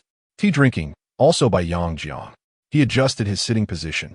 Why not mention the segments she wrote about Qianqiu? Ling Hua was momentarily taken aback. Such sentimental words aren't really suitable for this occasion, are they? Given their superior-subordinate relationship, it was already strange enough for a man and a woman to be sitting alone in a hotel room. And her reading to a sick person was odd enough. What would it be like if she read love poems? Who would have thought that the next second? Xiang pressed his lips together and suddenly said, the reason for giving up a job offer after finishing his master's was heartbreak? She looked at him in surprise, warily saying, that part shouldn't be in the background check, right? It's not. It's just that every woman always has her own unique story. She gritted her teeth, particularly wanting to splash the water from the bedside table onto his face. She felt this man was best at provoking anger with just a few words, because he was too smart and knew exactly what to say to instantly ignite someone's emotions. I'm just an ordinary mortal. After a while, she spread her hands openly. So I'm truly sorry that love, isn't extraordinary. Valum morgulis. He slightly parted his thin lips. But many people believe that only by experiencing clichdy love can one achieve their desires for a lifetime. Linghua was taken aback. All mortals must die. Have you read A Song of Ice and Fire? This gentleman, so busy he had no time to rest or sleep, actually had time to watch TV shows? Xiang didn't speak again. After a while, he picked up the cup and medicine from the bedside table, put the medicine in his mouth, and swallowed it with water. He went to sleep. He placed the cup back on the bedside table, seeing that he was willing to take the fever-reducing medicine. She felt inexplicably happy. It seemed that tonight's conversation was very different from last night's. How to say it? It felt like there was a little flesh on a hollow skeleton. Forget it. I don't want to lie. When he turned off the bedside lamp, she paused at the door of the room, turned her back to him, and said, I'm not tone deaf. I just don't want to sing anymore. It was quiet behind her, and after a while, she heard him say, good night. The next morning, Linghua saw Xiang in the dining room. He looked much better than yesterday, reading the newspaper while drinking coffee. Chase, she walked over to him, thought for a moment, and quietly asked, have you reduced your fever? He glanced up at her and nodded slightly. She breathed a sigh of relief. The seat opposite him was empty, so she took her breakfast and pulled out the chair opposite him. The two sat in silence. Seeing her sit down, he placed a stack of documents in front of her. She picked it up and understood immediately, quickly scanning through the key pages of the document before returning it to him. The flight back to City T is at 7 tonight. Put away the documents, he said. After getting off the plane, go straight to the Kabir Palace. She guessed he must be in a hurry to return to discuss important matters with Lord Kong, which was why he was rushing back a day early. The last day's meeting with Gunter went quite smoothly. At the end, Gunter stood up and shook hands heavily with Xiang, then personally escorted Xiang and her downstairs. Although she was genuinely curious about the personal relationship between Xiang and Gunter, from the way they spoke, it was clear they couldn't have just met. She kept wondering if they had known each other since Gunter was in office, but no matter how much she thought about it, she wouldn't dare to ask Xiang. On the return flight, he unusually didn't cause her any trouble, allowing her to take a nap. Soon, after getting off the plane, the driver came to pick them up and they returned to the Kabir Palace together. Upon arriving at the Kabir Palace, she thought she could just leave after accomplishing her task, as she couldn't possibly participate in the conversation with Lord Kong. But who would have thought that when they reached the Kabir Palace garage, he actually called her to go up with him. Linghua entered the building with a nervous heart. He didn't go directly to Lord Kong's office, but returned to his own office first. You first take these documents to Ji Kong. He handed her the folder from his bag. His aide should have already gone home, so just knock on his office door and give it to him. I still need to find some information. She nodded, took the documents, and went to Lord Kong's office. After knocking, Lord Kong quickly opened the door from inside. Renee, upon seeing her, smiled and said, come in. Thank you for your hard work. Lord Kong was a man around 45, with a pair of children, well-maintained, making it hard to tell he was over 40. Although he wasn't as handsome as Xiang, his demeanor and aura made him appear scholarly and composed, standing out in a crowd. Not only in the country, but even within the Kabir Palace, many people were fans of Lord Kong. It's nothing, she said, feeling a bit apprehensive as she stepped inside, handing the documents to this seemingly godlike figure in the eyes of ordinary people. This is the document Chase asked me to give you. He'll be here soon. How does it feel to follow Chase? Mr. Kong took the document, sat down in the chair, and asked her while flipping through it. He and Tim are completely different styles. Linghua originally thought that once she handed over the document, she could leave, but it seemed that Mr. Kong wanted to chat with her. But one must know that chatting with him is not just casual conversation, right? Every word she said had to be carefully considered in a very short time, or it could cost her dearly. Well, how to put it? She thought for a moment and shrugged, feeling like the mindset of trying to win a beauty pageant. Mr. Kong laughed upon hearing this, implying that the reason you can stand here today is not because of your beauty. I know, the Kebagong has never lacked for sensory impact from top to bottom. This complimented Mr. Kong and the entire organization he led, and, as expected, he smiled again. After a while, he put away the document and asked, "This time you went to P City. What did you discuss with Gunter?" Alarm bells rang in her mind, and in a flash, she replied smoothly, "We mainly discussed the suburban land and rural cooperation projects. The meeting went well." "Is that so?" Mr. Kong rested his chin on his hand and thought for a moment. "Good." Just after he said the word good, there was another knock on the office door. She quickly walked over to open the door for Xiang and then respectfully nodded to Mr. Kong before leaving. The office door closed behind her, and she wiped the sweat from her palm. Back at her desk, she took out her notebook and started sending and receiving some emails. But if one looked closely, her hands were shaking. Every minute waiting for Xiang to return felt infinitely prolonged. Her back felt cold as she sat in her seat, trying to suppress her panic. She didn't know how long it had been when she finally heard footsteps approaching. With a swift motion, she got up from her seat and quickly walked towards Xiang. Xiang seemed unfazed to see her still there. As he turned into his office, she followed closely behind and shut the door behind her. "Did he just ask you something?" He put down the documents in his hands and walked calmly to the window. She clenched her teeth. "He asked me what we discussed with Gunter." He turned his back to her and gently opened the window. "How did you respond?" "I said." She clenched her fists. "I said we discussed the suburban land and rural cooperation projects." She knew very well that she hadn't told Mr. Kong the whole truth. Yes, they did talk about land and rural matters, but the most important topic was always the factory.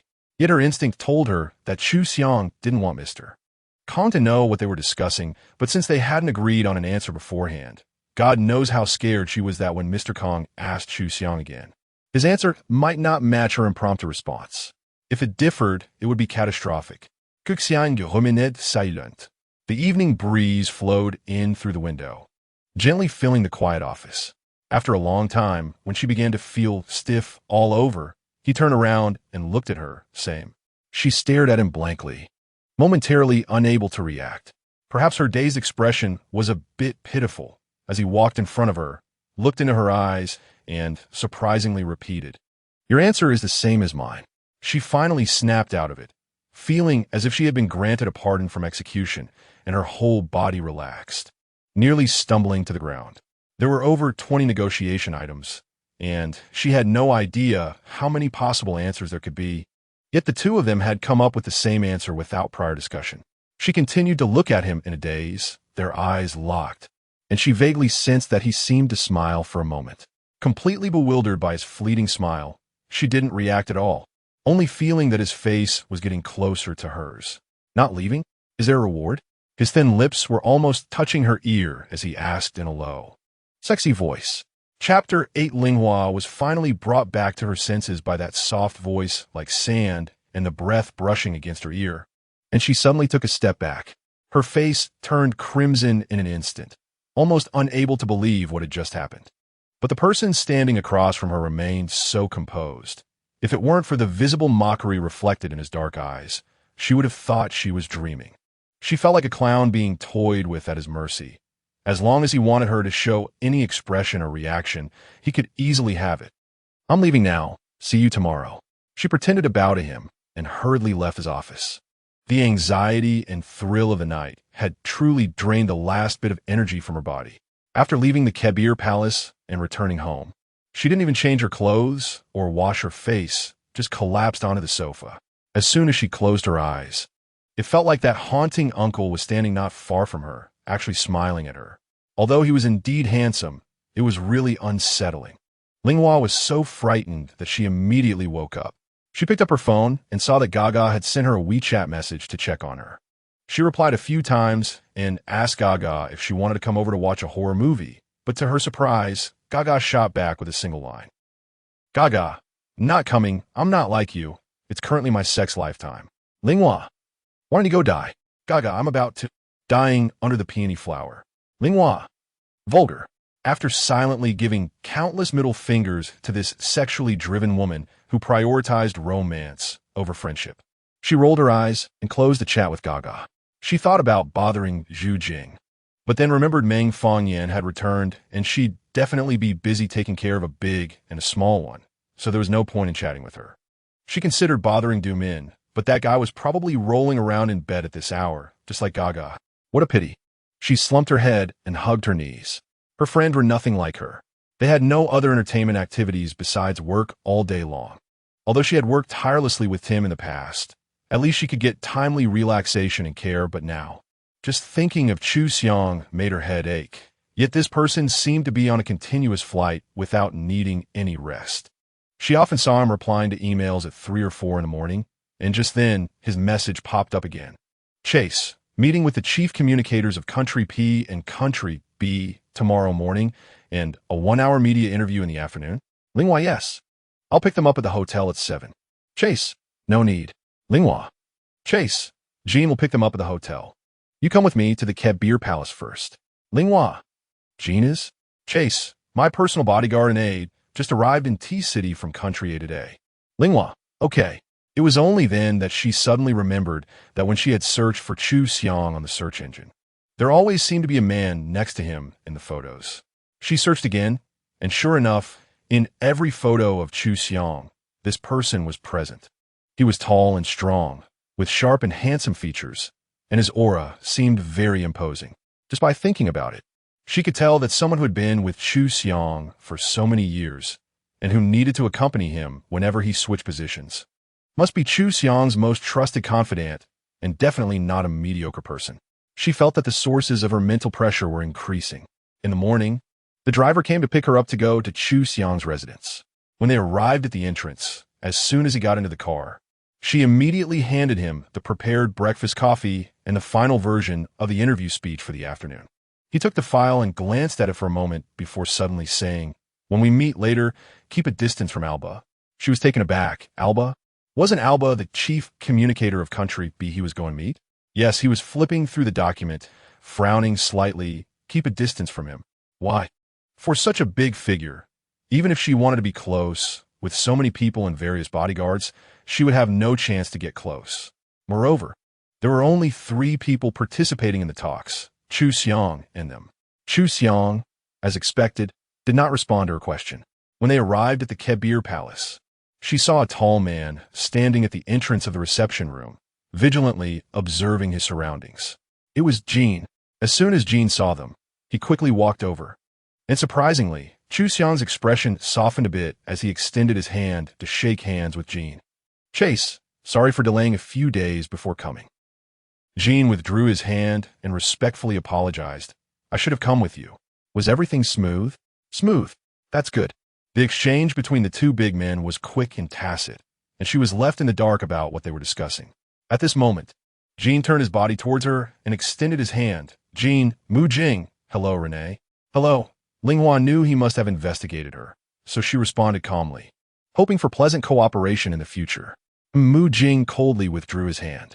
The 3-party talks quickly began, with Xiang, Alba, and the chief communicator of Country P, KK, discussing in the reception room, while she, Mu Jing, and the personnel from Country B and Country P stayed outside. Although she wasn't participating in the talks, she was still highly tense, holding her tablet and carefully checking the afternoon script, as Xiang might call her in at any moment to deliver documents. Are you still getting used to being with Chase? At this moment, Mu Jing suddenly spoke up beside her. She glanced at him, having just gone with him to Peace City. I didn't expect he would keep you. He didn't mind her angry scrutiny, his voice neither high nor low, showing no signs of being pleasant. Linghua didn't know what expression to wear besides an awkward and insincere smile. When she thought about following that influential figure, following him would definitely shorten her lifespan. No matter what you have shown in front of Chase, to me, you currently look like a slightly written blank sheet of paper. The Kabir Palace is not a place for playing house. If you can't even protect yourself, there's no point in assisting Chase. He doesn't need useless people around him. Even if he doesn't take action, I will clean up for him. Jing looked at her and then coldly said, "If one day I can't protect myself, you don't need to take action. I will leave on my own." Her fingers slid across the tablet, and she retorted back neatly, "It's pointless to talk to this high-ranking general." She glanced at her phone and saw that Chu Xiang's message had come in. "I'll go give him the documents." Handing the tablet to Jing, she picked up the documents and knocked on the door to enter the reception room. In the reception room, 3 people were sitting on the sofa, with Chu Xiang in the middle. As she walked towards them, she felt an undeniable gaze locked onto her as soon as she entered the room. She held it for a few seconds, but couldn't help glancing in that direction. Sure enough, the person to Chu Xiang's left was looking at her. It was Alba. This man looked to be of considerable age, not particularly handsome or unattractive, but his gaze meeting hers made her feel a bit uncomfortable. "Who is this?" Just as she turned to leave after delivering the documents, she heard Alba ask. Chu Xiang glanced at her, "My aide. Wasn't it Parker before?" Alba chuckled, "What's this? Changing jobs means you have to change your staff to fit in? After all, Chase is young." KK beside him also laughed. "A young and charming man can't be without some women around him." "I don't see her as a woman," he replied coldly after pondering for 2 seconds. Linghua almost choked on her anger upon hearing this, but the next moment he added, "I see her as a capable person." His voice was deep and heavy, especially the word person, which immediately silenced Alba and KK. Then, he gently raised his hand, looking calmly at her, signaling her to leave the reception room. After closing the door, she lightly patted her cheek, sighing. Her cheeks felt warm. She knew that in Country B and Country P, the patriarchal phenomenon was very serious. Men generally looked down on women, believing that women could only be subservient to men, treated as objects rather than human beings. Yet, his words just now not only affirmed her, but also protected her. Seeing her lost in thought, Jing knocked on her arm with a tablet. "Get back to work." "Oh." She took the tablet and suddenly asked Jing in a low voice, "What do you think of Alba?" Jing's eyes darted around. "Did he hit on you?" "Not really," she replied. "Just the whole vibe feels a bit sleazy." Jing crossed his arms and snorted through his nose. "He's an old pervert. Every time he goes out on visits, he brings in famous girls from the local red light district to mess around with. Chase hates him. You can't tell from his face, because he restrains himself from showing it." Jing said, "Speaking of which, there's a funny story. When he first took office in Country A, during a multinational joint meeting, when he shook hands with representatives from other countries, he at least had a slight smile. But when he shook hands with Alba, he not only had a straight face, but also frowned with a look of disgust. It was captured by the media and widely reported, to the extent that he was criticized by the chief president. But that incident made Chase wildly popular among the public and on the internet, and his fan base skyrocketed. There was a hint of pride in Jing's voice. Not many high-profile figures dare to do such a thing in public. She couldn't help but chuckle, imagining Chu Xianyang's expression at that moment, finding him somewhat cute. After the meeting, there was a lunch gathering. Thanks to Chu Xianyang's reminder in the morning and Jing's explanation, she consciously kept her distance from Alba and the entire Country B team. But somehow, after she went to the restroom and came out, she saw Alba, who was supposed to be eating in a private room, leaning against the restroom door as if he was waiting for her to come out. "Hello." She thought her heart was racing and politely greeted Alba, wanting to slip away quickly. "You've been with Chase for a short time, right?" But to her surprise, he showed no intention of letting her go, blocking her path. She quickly thought about how to escape, her mouth stiffly replying, "Not long." "I heard you were his previous aide." Alba smiled, leaning closer and lowering his voice. "Someone like him would actually keep you around. Could it be that you have some special skills?" Linghua felt a chill at his vulgar insinuation, her face momentarily losing composure. But after all, he was a big shot, and she could only suppress her anger. There were Country B's guards and bodyguards behind them, but everyone acted as if they didn't see Alba speaking to her like this. At that moment, Jing had gone downstairs to help Chu Xianyang with something. Chu Xianyang was in the private room, and the other colleagues were at a distance from her, leaving her isolated and helpless. "Maybe," she replied after a 2-second silence. Forcing a smile, At least it shouldn't make Chase interested in chatting with other chief's aides. Upon hearing her strong reply, Alba's eyes glinted. Would you like to be my aide? I'll offer you better treatment than Chase, and you won't have to be an aide anymore.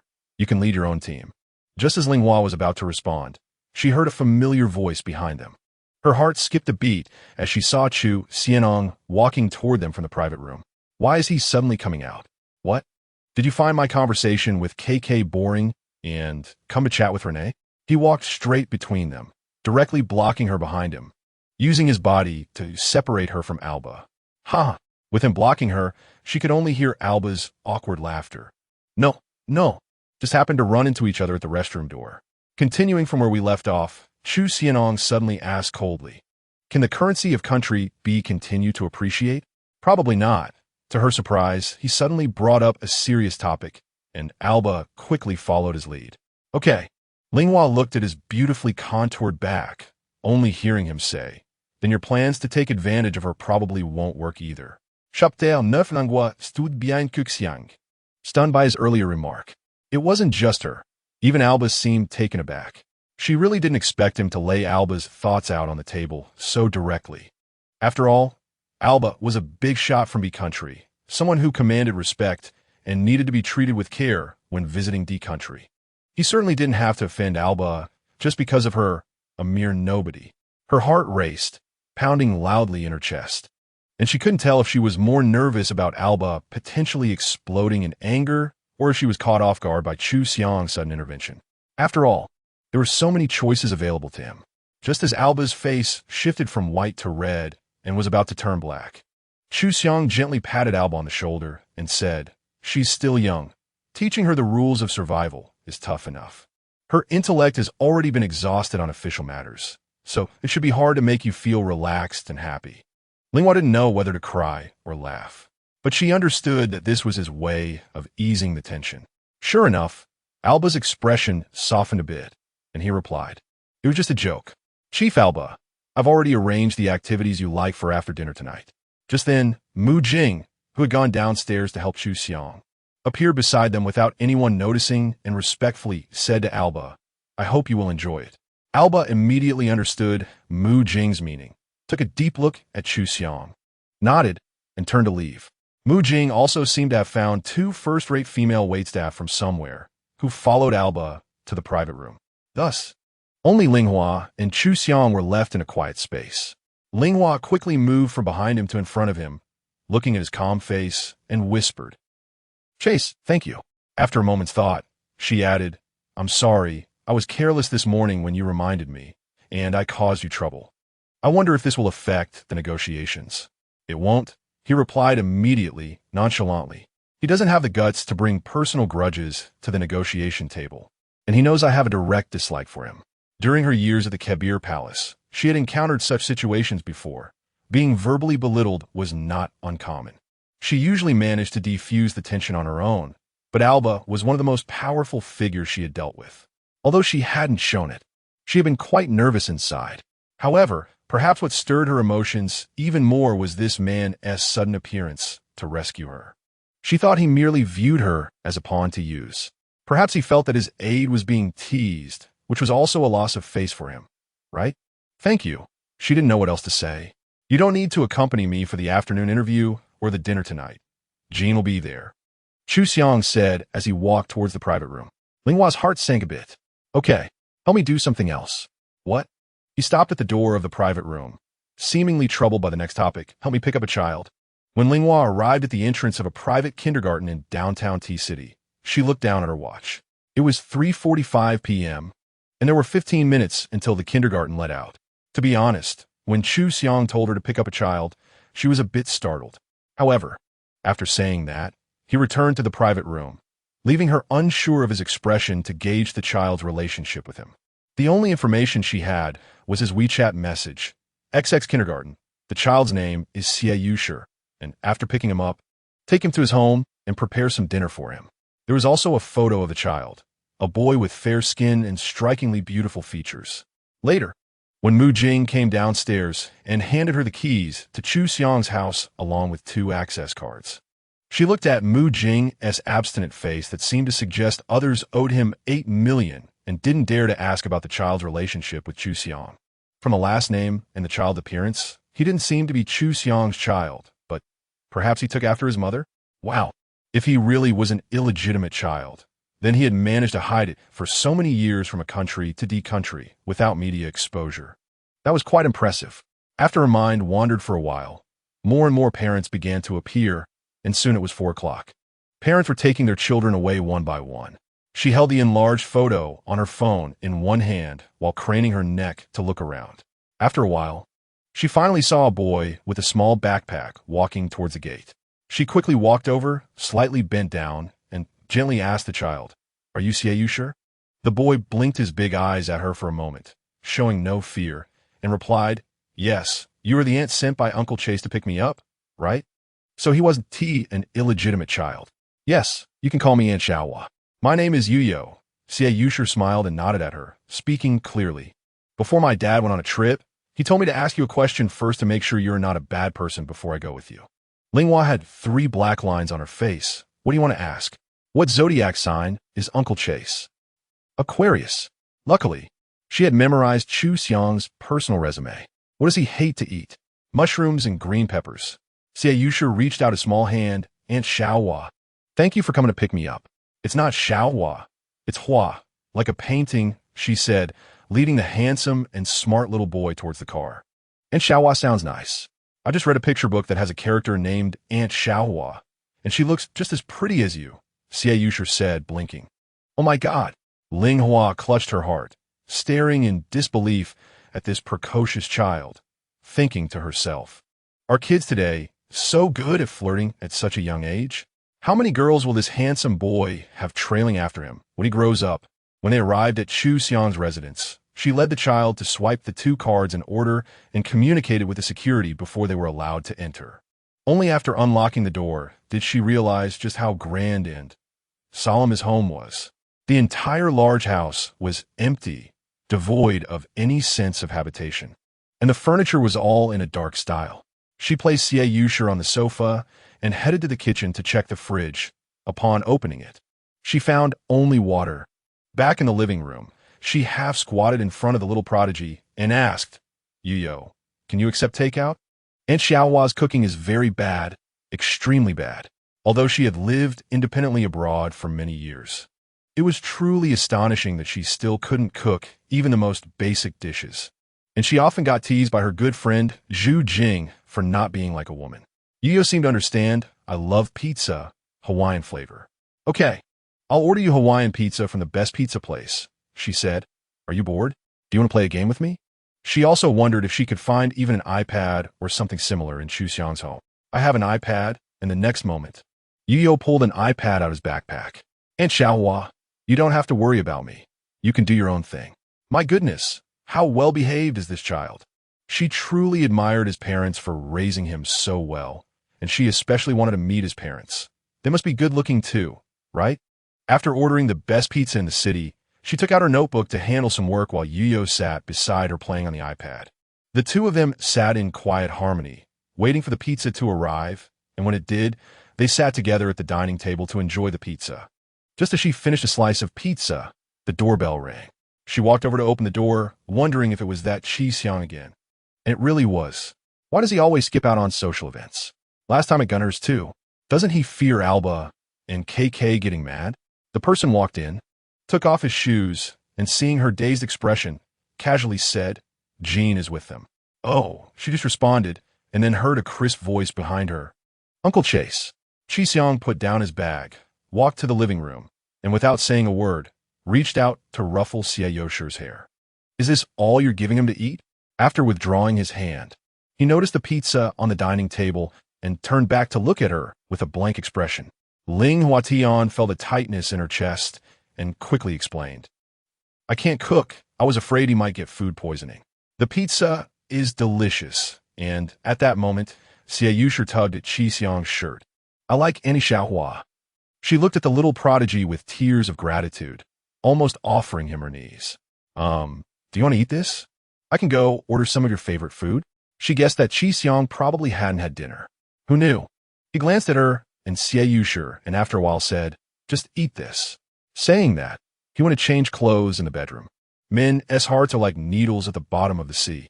Ling Huatian, feeling apprehensive and recalling how much pizza she had ordered, slumped into a chair and reached out to pat Xianyuan's head. What toys do you like? Annie Xiaohua will buy them for you. I want Lego, Iron Man, and Batman Lego. Okay, I'll buy them for you. Xianyuan, with his cheeks stuffed full, looked at her and asked, Annie Xiaohua, are you afraid of Uncle Chase? How could she not be afraid? He is so fierce and has such a strange temperament. She lowered her voice and said, Shoo, you mustn't tell him. Xianyuan nodded. Mommy also thinks he is very fierce, and Uncle Chase doesn't he like to talk much, but many Annies really like him. Huh? How do you know? Upon hearing this, she stopped eating pizza, leaned on the table, and looked at the pretty little boy, starting to pry for gossip.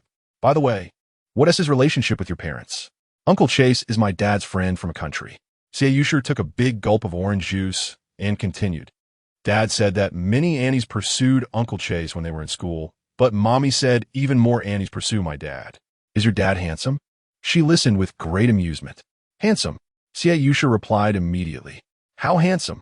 Compared to your Uncle Chase? Without hesitation, Xianyuan proudly patted his chest. My dad is handsome, and he sings really well. Really? She poked his little cheek. Hey, do you know your Uncle Chase has a girlfriend? Xianyuan's eyes rolled around, and he shrugged. I don't know, but Mommy said Uncle Chase is very flirtatious. Ling Huatian almost spat out the juice in her mouth. You sure? Do you know what flirtatious means? Flirtatious means dating many Annies. She laughed so hard, but in the next second, she accidentally caught a glimpse of something behind Xianyuan and instantly froze. Without knowing when, Xiang had already changed into casual clothes and was leaning against the bedroom door, silently watching them with his arms crossed, not making a sound, and his face showing no expression. It's over. Completely over. She swallowed hard, looking at him, and the next second, she surprisingly asked the question that was on her mind. How much did you hear? He paused for a moment, walked over to them, parted his thin lips, and said all of it. Chapter 10, Even the Air is Still.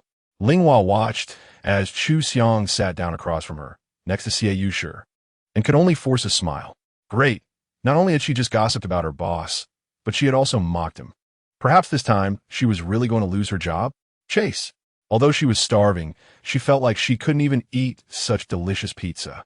Should I just go back first? And Xiaohua, don't go. Xianyuan licked his little finger and blinked at her cutely. Don't leave. Xiang glanced at her, expressionless, picked up a slice of pizza, and said, wait until he falls asleep before you leave. Yeah. Xianyuan clapped his hands happily. Do you want a video chat with your parents? Xiang took out his phone and asked the little boy beside him. Yes. Xianyuan replied quickly, hurriedly putting down his orange juice, wiping his mouth with a napkin, and reaching out to him. Give it to me. Give it to me. He lowered his brows and gently tapped on the phone a few times before handing it to Xianyuan. The light in the room illuminated his cheeks, softening some of his usual toughness. It might also be because this was the first time she saw him not dealing with business, but facing personal matters, which felt fresh to her, especially in front of child. Hey, I really didn't expect him to let her see this side of him. The video chat music on WeChat soon rang out, ringing for a while before a male voice came through. Hello? Dad. Xianyuan shouted, his eyes squinting with laughter. Where's Mom? On the balcony. She'll be right there. The male voice on the other end was indeed very pleasant, deep and sexy. For some reason, it felt a bit familiar. Ling Hua always felt like she had heard this voice somewhere. Yuyo. Soon another female voice came through. Can you hear Uncle Chase? I can. Xianyuan tilted his head, and Aunt Xiaohua is very pretty. Ling Hua felt both proud and happy with the little rascal's repeated praises, but when Xiang's gaze swept over, she didn't dare be too smug and could only work hard on her expression management, feeling quite stifled. Who is Aunt Xiaohua? The female voice asked. Xianyuan turned his head to look at Xiang beside him, but Xiang quietly ate his pizza, seemingly having no intention of helping him answer. So he could only look at Ling Hua for help. She hurriedly thought to answer that it's a staff member, but before she could finish, she suddenly heard the male voice on the other end coldly ask, Chase, don't you never bring women home? She froze awkwardly.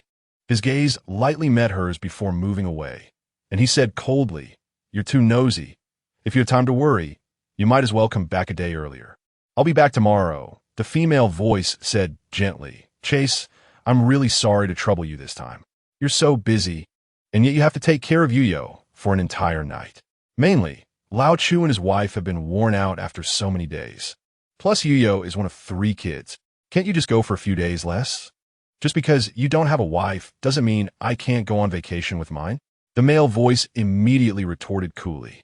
Xiang said nothing, reached out, and directly hung up the video call.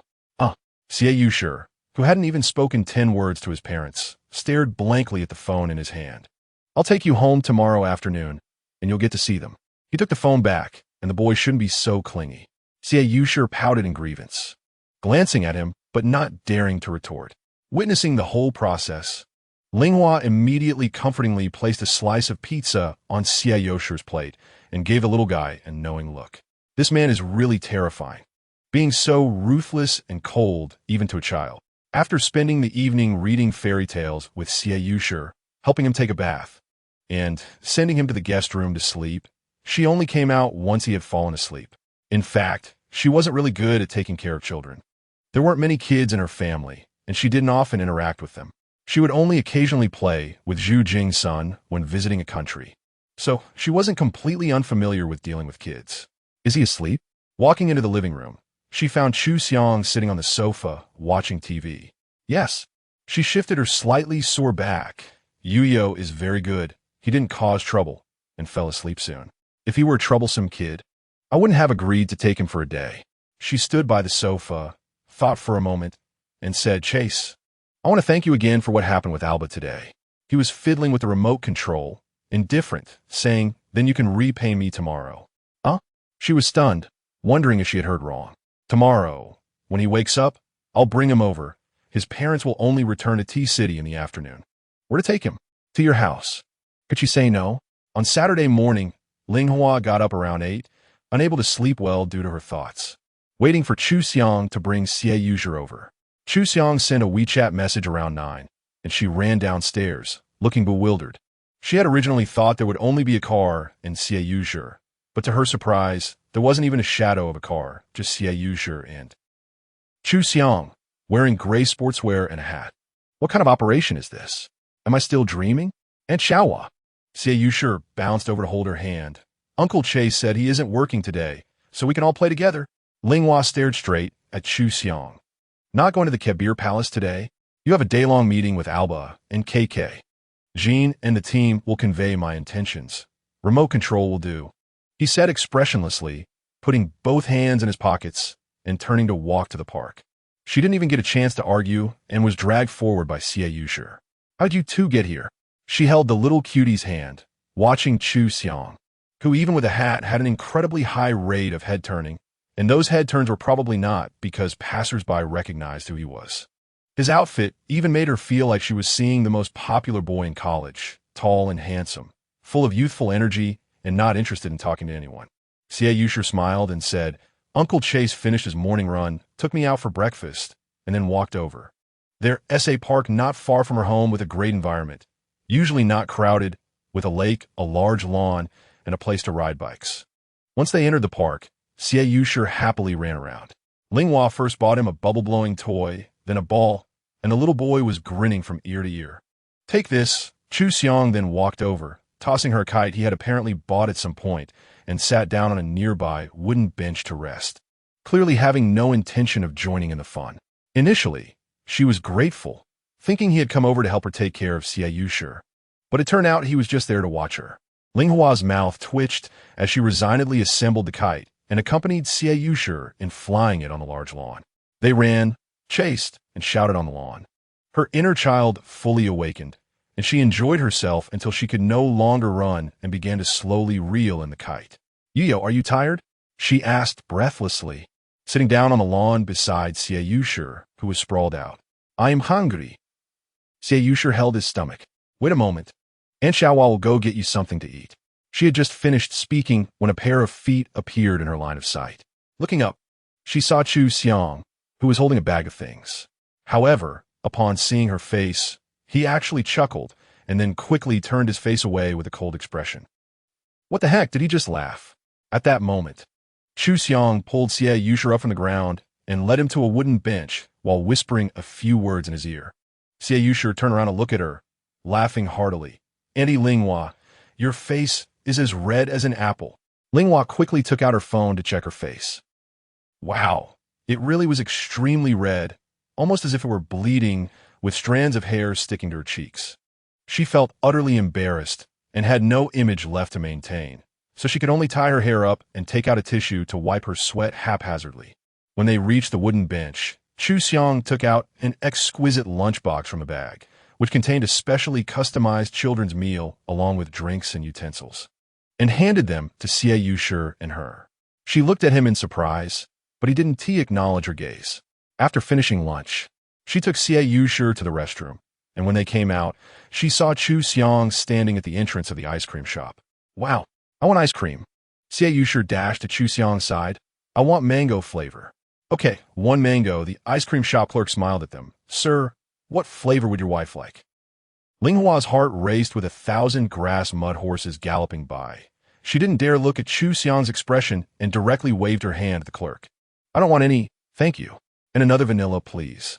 Xiang seemed not to hear her words and handed money to the clerk. After a while, the clerk handed him 2 ice creams, and he gave the mango one to Xinyuan, then surprisingly handed the vanilla one to her. She looked at his hand in shock. "Aren't you eating?" She thought he bought it for himself. "I don't eat ice cream," he replied. Linghua could only reach out to take the hot ice cream, took a bite, and felt the cold ice cream melting in her mouth. But she felt that her face and throat were burning. Her favorite flavor was vanilla ice cream. No matter how many options there were, she only ever chose vanilla. And that had been the case since she was little. After leaving the park, the driver's car was already parked at the entrance. Once they got in, Xinyuan lay on her lap and talked to her, but because he was too tired from playing in the morning, he soon fell asleep mid-sentence. The car was silent. The air conditioning was cool, and she also felt drowsy. However, someone was sitting in the front, and she didn't have the courage to sleep. Fortunately, Xinyuan's home wasn't far away, and soon they arrived at a quiet high-end residential area in the city. The 3 of them got out of the car, with Xiang leading the way to the first tall building. After pressing the doorbell, the door quickly opened, and they took the elevator to the 20th floor. She had thought that Xiang personally accompanying them to play at the park, ordering lunch, and buying ice cream was already exciting enough. But she didn't expect that the real surprise that would ignite her passion was still to come. At the entrance of the first home, Xiang gently pressed the doorbell. "Dad, Mom, open the door." Xinyuan was also knocking on the door. Soon, the door opened, and Xinyuan darted in like an arrow, throwing himself into the arms of a young woman with a gentle and beautiful appearance. "Mom, I missed you so much." This young woman was indeed beautiful, showing how powerful genetics could be. "Who told you to jump into your mom's arms as soon as you got back?" In the next moment, a tall and slender man walked out from inside. His voice was cool yet pleasant to hear, but as he approached, Linghua stood there in shock, her mouth agape, "Ah?" This shout was indeed a bit too loud, and everyone in the room, including Xiang, turned to look at her. She stood frozen in place, staring at the tall and handsome man inside, unable to speak properly. Djay Xieshui.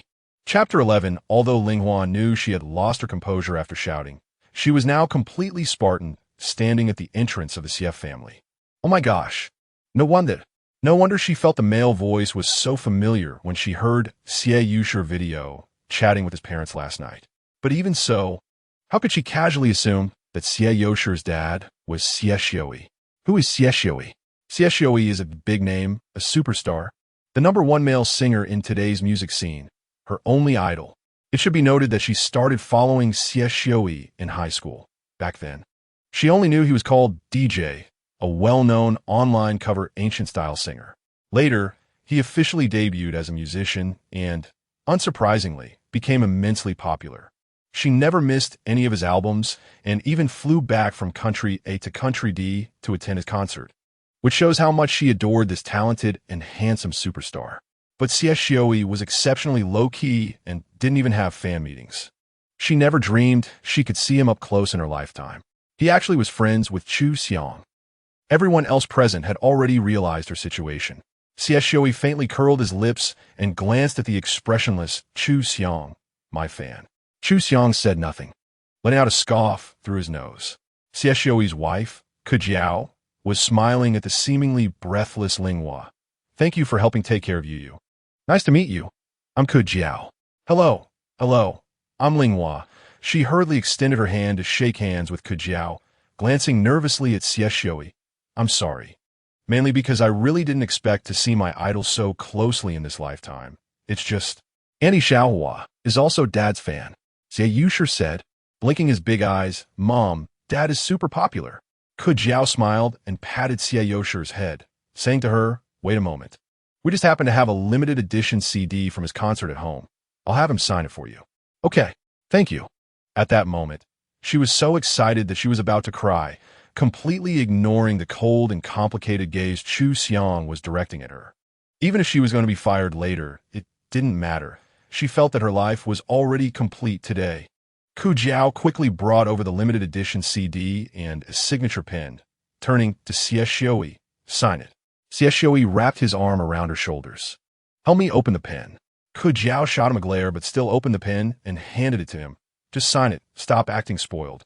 Ling watched her idol hugging his wife while signing, feeling full of dog food, and was very comforted. She had always heard that Xinyuan treated his wife super well, and seeing it in person, it was more than just good, it was downright clingy, as if he couldn't live without Qianqiu. Thank you for helping take care of Yu. Then Xinyuan personally handed the CD to her.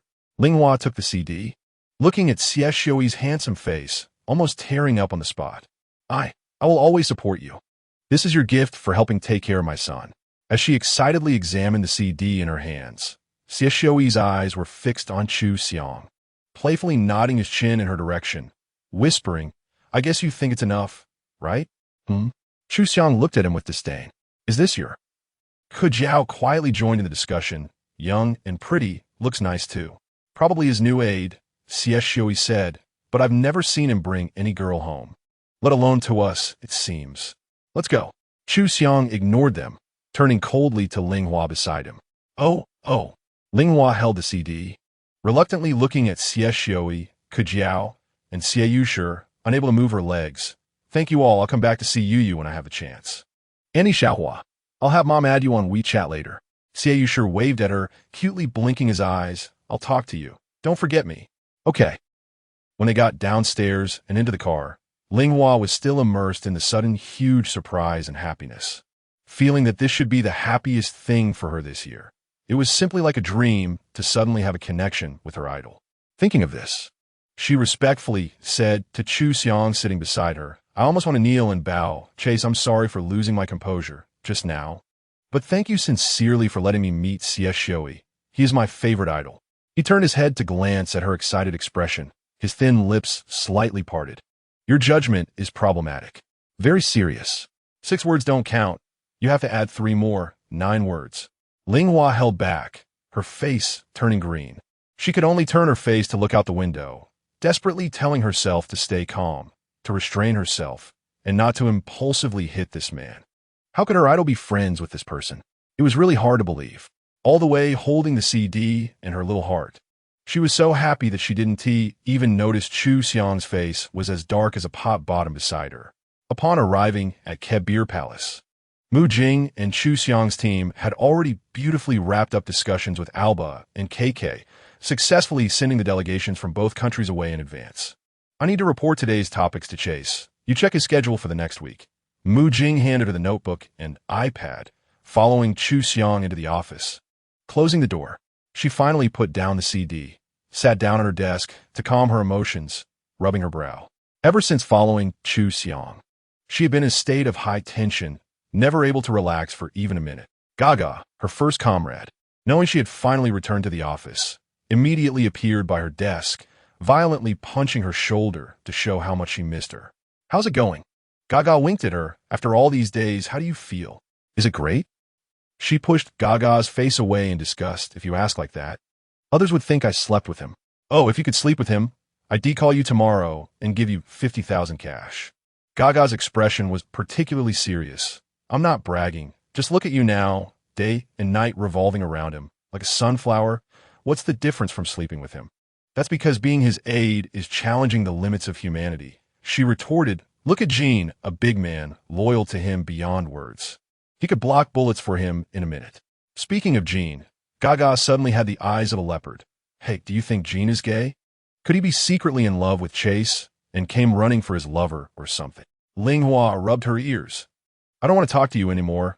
You perverted girl. Your brain has holes, seeing everyone is gay. Listen to me. I think generally those who are good-looking and don't like to interact with people are likely to be." Cough, cough. Suddenly a low, cold cough from a man interrupted.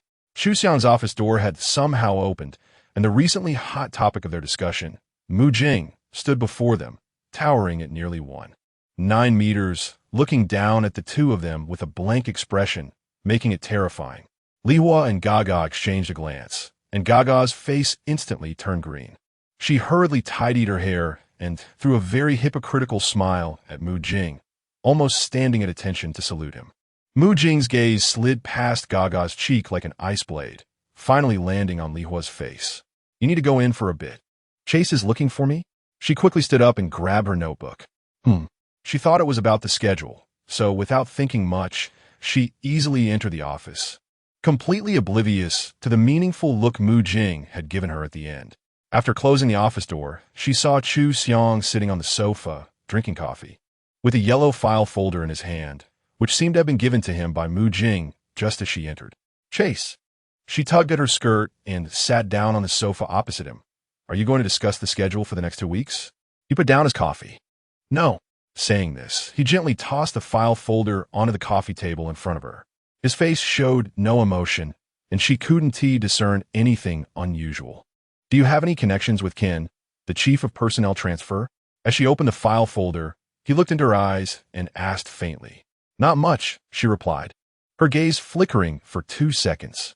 In fact, her relationship with Ken was quite deep, as he not only had introduced her to Kebagong during the final round of interviews, but also was an important mentor in her personal development.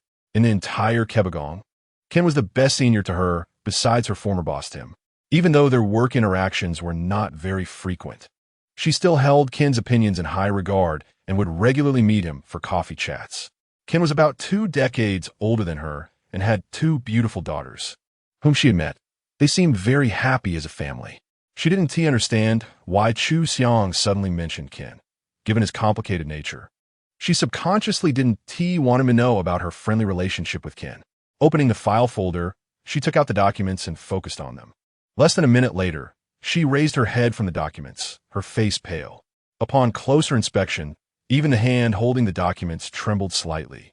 Xiang continued to look at her calmly, observing her colorless face. "Do you have a contact at TAA newspaper?" TAA was the largest newspaper in all of D country. She nodded. "By 7 a.m. tomorrow, deliver this report to your contact. I hope to see this report in all newspapers, news outlets, and online tomorrow night." She remained silent, biting her lip tightly, nearly drawing blood. This report detailed the existence of a 20-something illegitimate son of Ken, whom she respected deeply. The mother of the illegitimate son was a prostitute, a mistake Ken made in his youth. The son had grown up with his mother and was now involved in underground services. This matter had been carefully covered up by Ken for over 20 years, and she believed no one, including his wife and daughters, knew about it. Most importantly, she knew Ken intended to become the chief vice president of Kebagong this year, which was the position just below Kang. His ultimate goal was to replace Kang, and at this point, he was already very close to that goal due to his popularity and excellent work. However, if this huge scandal broke, it would ruin Ken's reputation in an instant, leaving him with no chance of recovery, let alone preserving his current position. It would even be questionable whether he could remain at Kebagong. After a while, Xiang stood up from the sofa. "Any questions?" Her gaze had become somewhat blank as she looked at his face, which was intermittently illuminated by the light and shadows. Remaining silent. "If there are no questions, you may leave." He turned and walked toward the desk. "Before you send out this report, you might want to meet your mentor for coffee, because after tomorrow night, you probably won't have the chance to see him again." Lihua watched his back and listened to his words, feeling as if she had fallen into an ice pit. So he knew. He had long been aware of Ken's kindness toward her. The earlier mention was merely a test. He had already decided from the start to make her the most brutal executioner. That morning, She thought she was getting closer to his true self, believing he might not be as cold and heartless as rumored and as she had imagined. But at this moment, his words and figure felt like a slap in the face, heavily striking her and revealing her own superficial ignorance. She was merely one of the many pawns in his hand, no more than that. Chapter 12. After leaving Xiang's office, Ling felt a bit dazed. She walked in a daze to the restroom and splashed cold water on her cheeks. Once, twice, but his words and silhouette lingered in her mind. Raising her head, she looked at her reflection in the mirror, her cheeks dripping with water, her face pale. In these 3 years, she herself could hardly imagine how much she had changed. She was no longer the inexperienced novice who constantly made mistakes when she first entered the Qibo Palace. She had witnessed unimaginable ugliness, conspiracy, and betrayal. She had even participated in some of these, and she could no longer consider herself a good person. If she told Xiang that she wouldn't do this, she would look down on the reputation she wanted to establish. After leaving the restroom, she saw Jing standing at the elevator entrance. When he saw her, he didn't speak, but gestured for her to follow him into a nearby empty meeting room. Once inside, he pushed the door shut behind him, crossing his arms and looking at her. How did you investigate this matter about Ken? Her face was expressionless. There is nothing in this world that can't be investigated. It just depends on whether you want to investigate it. Ling smiled nonchalantly, as expected of you. Jing's pupils were pitch black. To have you personally eliminate the old master is a trial that the new master must give you. No matter how good the old master was to you, you now have only him as your master. I know, she shrugged. This is an imperial edict. If I can't fulfill it, then I should be the one buried alongside. Jing looked at her, saying nothing further. Jean. She opened the door and walked out without looking back. Please don't pretend to be a good person reminding me. Only you know how dirty your hands are. But I have no right to criticize you. I'm the same. When she pushed the door open at the CAF near the TAA newspaper office, it was around 7 in the evening. She stood by the roadside, watching the newspaper contact person with a folder quickly disappear into the TAA building, her gaze flickering with the pedestrian lights. After buying a can of beer at the convenience store, she sat by the window, took out her phone, and opened WeChat. Searching for Ken's name, she typed a line of text, thought for a moment, and deleted it. Ling Ken, how have you been lately? Ken replied quicker than she expected, sending her a photo first. Once it loaded, she saw it was a picture of his family having barbecue. The 2 little girls had grown a lot.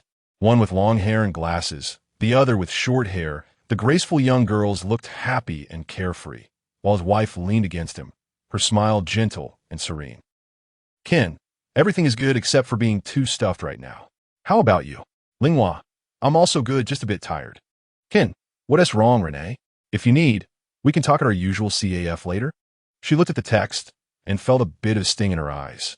Ling it's nothing, probably just a high workload recently. A good sleep when I get home should fix it. Ken, okay, feel free to reach out if you have any difficult questions. I know Tim left, and Chase is acting ruthlessly. You must be feeling awful. Ling okay. Ken, see you tomorrow. Ling see you tomorrow. Just as she was about to put her phone down, another WeChat message popped up. She glanced at it. It was from the newspaper contact person at TAA. Just showed the whole team. This report will definitely be a sensational headline on all platforms tomorrow. Thank you, Renee. Because of you, I might be promoted by the end of this year. After reading the message, she directly tossed her phone into her bag. At 6:50 a.m., Ling woke up without setting an alarm. She lay in bed, opened Weibo, and kept refreshing the page with her finger. At 7 o'clock a.m., a new message popped up.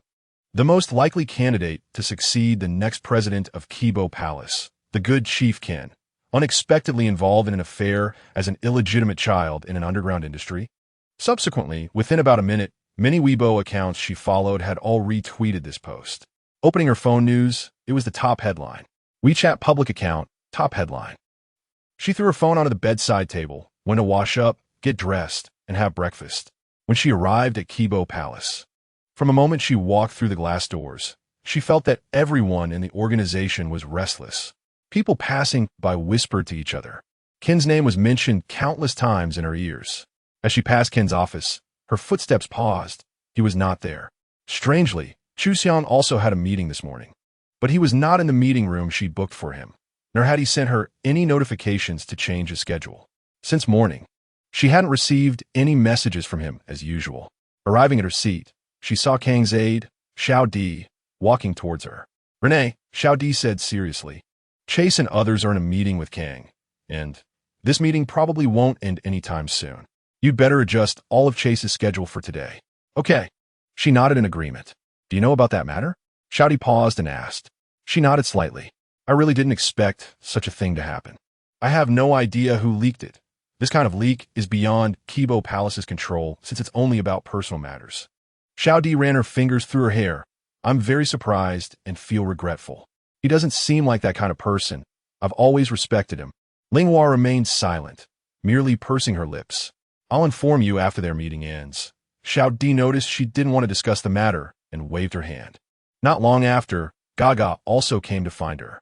GAGA was well aware of Ken's relationship with her, so she didn't ask or say anything. Just patted her shoulder and placed a cake and coffee on her desk before leaving. From morning to noon, until the sun set in the west, Xiang never showed up, and neither did the other management members. The people around her no longer avoided discussing Ken's matter at normal volume, but she didn't participate in any of the group discussions. By 8 o'clock, there were hardly any people left in the office. She still sat at her desk, numbly processing emails, having eaten only a few mouthfuls of lunch and had not eaten dinner yet, but she didn't feel hungry. Just then, Xiao Di sent a WeChat message. They finished. She looked at the message, trembling slightly as she closed her laptop and stood up, heading towards Ken's office. Approaching, she saw Ken's aide standing at the door of Ken's office, with many boxes for packing on the floor. The usually calm woman in her 40s was holding a box, silently crying as she looked at Ken inside the office. Some senior executives came to Ken's office one after another to shake hands and say goodbye, but some others avoided him like the plague, seemingly unwilling to even glance at him. She waited nearby until everyone had left, including Kang and the last person to shake hands with Ken, Xiang. He shook hands with Ken and whispered a few words to him. Ken maintained a slight smile, responding to him, and watched him leave.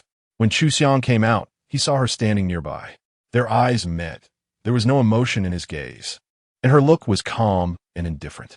Their gazes crossed in the air for a few seconds, then he turned and left, as if he had never seen her. Ling felt that she had been holding her emotions together all day, but after that glance from him, she was on the verge of completely breaking down. She stood still, just watching, still not walking towards Ken's office. Ken, standing in his office, comforted his aides for a while, then began to take down the seals and photos hanging on the wall. In the midst of his movements, Ken's gaze caught a glimpse of her standing not far from the door. The moment his eyes met hers, she barely hesitated for another second before turning around and leaving. With each step, she walked faster and faster, the sound of her high heels striking the carpet echoed as she bit down hard on her teeth. By the end, she was almost running, not daring to look back. Just as she was about to reach the door of Xiang's office, a strong pair of arms suddenly pulled her roughly into the office, with the heavy sound of the door slamming shut. She looked in terror at the owner of the arms, and then collided with a pair of familiar dark pupils. The office was unlit, and that hand gripped her arm tightly. She tried to struggle, but he didn't let go. Ling felt the warmth emanating from his palm, breathing rapidly due to running and anxiety, standing silently in place, her mind racing with thoughts about what he wanted to do. Then, she heard him speak in his usual cold tone. "The reports have spread to all channels, and the reactions are as I expected. To be honest, this is just a private matter for a big shot in the Keberg Palace, not a strategic flaw, but it is also an unparalleled scandal. The public cannot accept being led by someone like that. After a whole day of discussions today, it was directly decided to dismiss him from the Keberg Palace. Knowing him until now, this should be the most she had heard him speak at one time. And from the moment she handed the report to the contact person at the newspaper yesterday, she had already anticipated what he just said. You did well, no leaks. This is the result I wanted." She thought he had finished speaking, but unexpectedly, he added one more sentence at the end. Ling heart started to race faster. She thought, from the first day, he made things difficult for her. Her stubborn nature made her work so hard. The thing she wanted to hear the most was his acknowledgement of her. And now, she heard it. She thought she would be very happy. How ironic. "Can I leave?" she asked in a low voice after a long while. Xiang did not speak. He watched her in the dim light from the street lamp outside. She struggled, but he still did not let go. Yes, I did well. I held on until my teeth were about to shatter. She still couldn't help but raise her face, looking at him with red-rimmed eyes. I didn't expect that I could do it so cleanly, without blinking, to harm someone who treated me so well to this extent. Do you know? Without him, I wouldn't be able to stand here today. I've made mistakes before, and it was he and Tim who saved me. And today, I stabbed a knife into his chest. He will never achieve his dreams that were once within reach, and he will be ridiculed. His family, who once lived in comfort and happiness, will forever live in the shadow of this scandal. I am an executioner. I've harmed his whole family. At first, her voice was calm, but later it completely turned into a choked voice with raised volume. After holding it in for so long, from yesterday to today, she still couldn't hold back, and she erupted in front of the person she shouldn't have. You might find it ridiculous, yes, after all these years.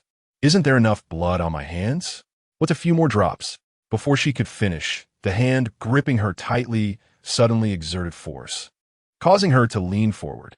Then, she fell heavily into a warm yet firm embrace. Ling was completely stunned. In the pitch-black office, Xiang gently wrapped one arm around her back and patted it. She widened her eyes, tears unconsciously falling silently from her eyes, soaking his shirt. Then, she heard him whisper in her ear, "You have my back, and I won't allow you to regret it." Chapter 13. His voice was as sharp and cold as ever. His tone condescending, but when she heard those words, it pierced her heart, as if someone had tightly squeezed her heart. No one could understand how deeply she was suffering over Ken. She had even had nightmares all night last night, and had barely had the courage to talk to Ken. Yet, the person commanding her to do this was precisely the one who understood her pain the most in this world. He knew how much she was hurting, how much she felt guilty, yet he still insisted that she do this. Why? Perhaps it was as he had just said, because she was his support. She had to personally fulfill all his goals, even if it meant causing herself pain, and he would not allow her to regret it. As long as she stood by his side, her hands would become stained with more and more blood, even if it came from those close to her. As long as that person stood in his way. But why did someone like him have the patience to repeatedly talk about her mission? Why, at her most painful moment, was it him who appeared by her side? Perhaps this was his clever way of winning people's hearts, which is why he had excellent aides like Jing working hard for him. After a long time, he gently released her, as if nothing had happened. Ling stood in front of him, raised her hand, and decisively wiped away the tears on her face. Sorry, she had regained her composure. Chase, sorry, but I need to rest. One day. Soon, he said, I'll give you a whole day. Good. She agreed, not daring to meet his gaze again, nor saying another word, and turned to leave the office. After leaving the Kabir Palace, fate played a trick on her again. She ran into Ken, who was about to get into his car. For a moment, her mind went blank, and she struggled to suppress the trembling of her lips and palms. Stepping forward toward Ken, who was looking at her, it seemed that just one day had aged Ken by 10 years. His face was haggard, yet supported by the rich experiences of the past. He had not completely fallen apart. Ken, she greeted him, her voice hoarse. Ken smiled slightly, gently saying, I'm leaving. The suppressed surge of emotions within her erupted at those 4 words, and her eyes turned red again in the dark. Take care, Ken. After a moment of silence, she tried to smile. I hope everything goes well for you. Ken looked at her. I will. The battlefield here is over, and there will be other battlefields. That is how life is. It never lets you escape the burdens you should bear, but always gives you the strength to get back up and keep moving forward. Then, he reached out, patting her shoulder like a kind elder. Renee, you will get better and better. Very well, just as Tim and I hope. Ling closed her eyes, nodded slightly, tears frozen at the corners of her eyes, never falling. Goodbye. She stood there watching Ken's south car drive away into the night, and only after a long time did she turn to leave. After returning home, she slept for a very long time. It seemed she hadn't slept so soundly in a long time. And it wasn't until she was blinded by the bright light that she had to open her eyes that she realized it was already 4 in the afternoon. She had slept for nearly 20 hours. Picking up her phone, there were no messages, no WeChat. She didn't check her email, directly calling Dumin. Wow. The missing person has returned. Du Min answered the phone immediately with a sarcastic tone. Ling Hua rolled her eyes. Why did you pick up the phone so quickly today? I thought you were still in your cozy nest. Who asks in their cozy nest at 4 in the afternoon? That kind of thing should be done at night, okay? Du Min said lazily, so what is up? You suddenly come back to life today. Weren't you troubled by Qianqiu before? Come on, accompany me to eat skewers. You're not at Kebir Palace today? Resting. Du Min was efficient. Half an hour later, he arrived downstairs at her apartment. Ling Hua saw this heartthrob, who never dressed up, casually wearing a t-shirt and hoodie, shorts, and sneakers, and went downstairs. From a distance, she saw Du Min sitting in a convertible, whistling at her like a little rogue, while the girls around turned their heads repeatedly, and even the security guard of her building looked at her with ambiguous eyes. Are you crazy? She didn't get in the car, standing beside it glaring at him. Going to eat skewers like this? It's been a long time since I've seen you. I'm too excited. Du Min looked at her with a grin, the dimple on his left cheek charming enough to be distracting. All right, don't be angry. I'll park here, and we can walk over, okay? Du Min was 186 centimeters tall, with a model figure. Even in rags, he could make girls swoon. Every time she walked with him on the street, she felt annoyed, as if everyone was staring at her, and today was no exception. Xiaohua, why do I feel like you're so irritable today? Walking on the road, Du Min noticed her impatient expression. Are you late for your period by a month? Are you pregnant? Ling Hua turned her head, gritting her teeth, and smiled at him. Thanks, but I probably slept with a ghost. When they arrived at the skewer shop, she waved her hand, ordering a bunch of things, which made Du Min raise his eyebrows. Can you eat that much? I don't care, I just want to eat. It will make me feel better. Du Min shook his head. I'm telling you, work is occupying all your attention right now. You're prone to hormonal imbalances and will turn into an old witch. Shut up, she rolled her eyes. How does Qianqiu treat you? As soon as she heard this, her mind immediately recalled how he had held her in the office last night, and her expression stiffened. Du Min knew her too well. Seeing her micro-expression, he immediately asked, did he sleep with you? Get lost. That incident in the news yesterday, it was also his doing, right? Du Min opened a drink for her casually, mentioning Ken should have had a good chance of becoming the successor. Ling Hua fell silent for a second. Can we not talk about this? All right, Du Min raised his hands immediately. You can talk about whatever you want. I want to say a word. Let's talk about you. Sighing, he rubbed his temples. What is there to talk about? Recently, my dad has been urging me to get married quickly. You want a grandchild? Puffed. She almost spat out her drink. Is it that funny? Du Min glared at her. Can't you feel my pain and anger? I'm about to be driven crazy. Whenever I go home, my dad and mom take turns nagging me, showing me a bunch of women-ass photos on WeChat. And if I don't go home, they bombard me with WeChat and phone calls. While I'm at work, I almost can't perform. Ling Hua laughed so hard she couldn't sit up straight. Just keep laughing, Du Min said while unceremoniously placing a plate of grilled chicken wings in front of her. You like to build your happiness on my suffering. Then let me ask you, when will you want to get married? She picked up a chicken wing. Me? Du Min leaned back in his chair, curling his lips. I don't know. I just don't want to now. I'm not even 30 yet. But you can't keep playing like this, unless you want to play for a lifetime. I don't want to play around for the rest of my life. The depths of his eyes were masked by nonchalance. But at the very least, the person who walks with me into the grave should be a woman I truly love. Have you ever truly loved anyone? Ling Hua propped her chin on her hand. Let me think. Starting from high school. What about that guy? Hey. Du Min shook his head. Cece? He shook his head again. She listed a few of Du Min's ex-girlfriends, relationships that weren't purely physical, but he denied them all. Fine, whatever makes you happy. She rolled her eyes and went back to eating her chicken wings. But I agree with what you said earlier. After a pause, her gaze flickered slightly. And I've also been very close to the grave before. Du Min, noticing her subdued expression, asked quietly, did he come see you? She hummed in acknowledgement. For a brief moment, the usual gentleness and ease on Du Min's face faded, replaced by a hint of displeasure between his brows. I heard from friends in the A-country circle that he might be planning to return to T-City soon. She nodded and smiled indifferently. T-City is huge. I refuse to believe we'll run into each other. And if you do, he stared into her eyes. Nothing will happen. She placed another skewer of chicken wings onto his plate. What could possibly happen? After finishing their skewers, the two strolled along the Riverside Boulevard, bought the shaved ice Ling Hua had been craving, and slowly walked back. The night was deep. Having spent a day free from tension, she was completely relaxed. But when Du-min walked her to the entrance of her apartment complex, her entire body stiffened as if struck by a sudden blow, freezing in place. Huh? Du-min turned back.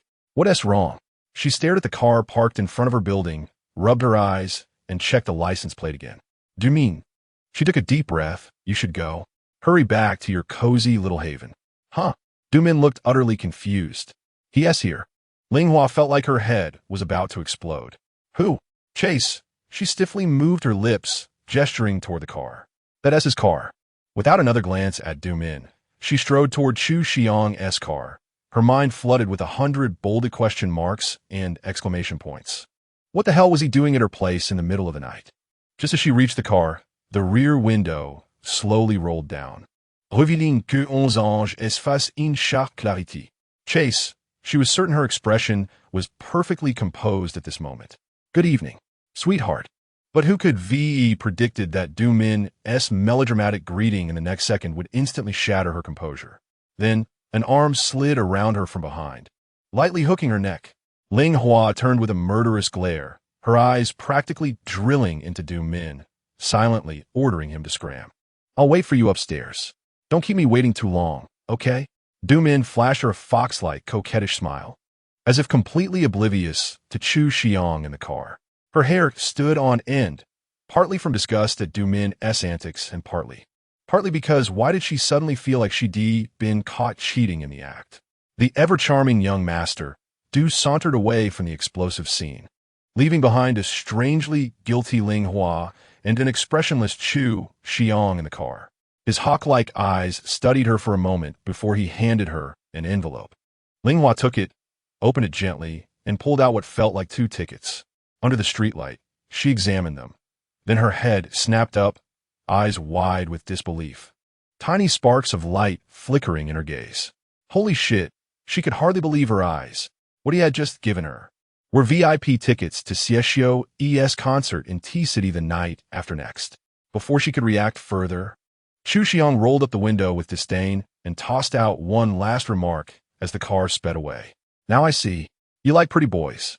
Chapter 14. Li Hua had already stopped hearing the words Xu Xiang said about Xinyuan being a sissy.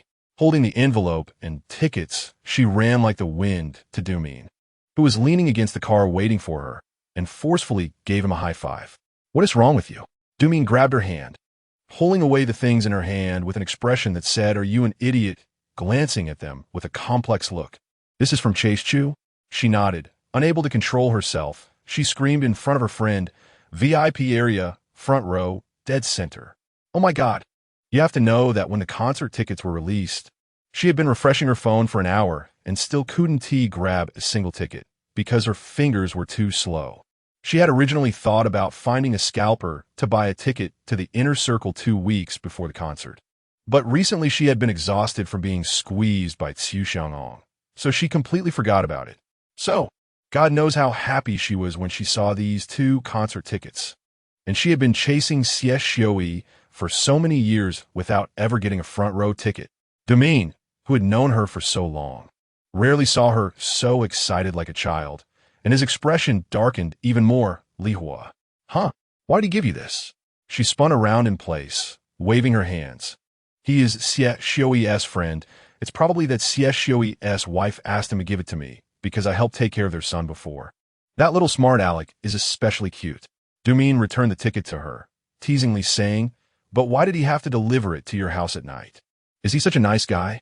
His question caught her off guard. She didn't know. Maybe he just happened to pass by after leaving Xinyuan's house? Du-min carefully scrutinized her. Do you think he has that free? Miss, please be more discerning. This man is not an ordinary person. Every action he takes has its reasons. So, he's just trying to please me, to comfort me? After all, I was his executioner yesterday, helping him remove a major obstacle in his path. Even if that person had a debt of gratitude to me. Speaking of yesterday, Li Hua's expression still didn't look good after a moment of silence. She looked at Du-min and asked back, Are you implying that Xu Xiang wants to pursue me? He got in the car and started the engine. Who knows? She shrugged, tapping on his car window. Will you go with me? The night after tomorrow. I don't chase stars, Dumin said disdainfully. Besides, I'm not uglier than Xinyuan. I might as well look at myself. But you sing much worse than him. She put her hand in her pockets. Go to your cozy place, bye. You haven't been close to a man for a long time. Don't think things are too simple.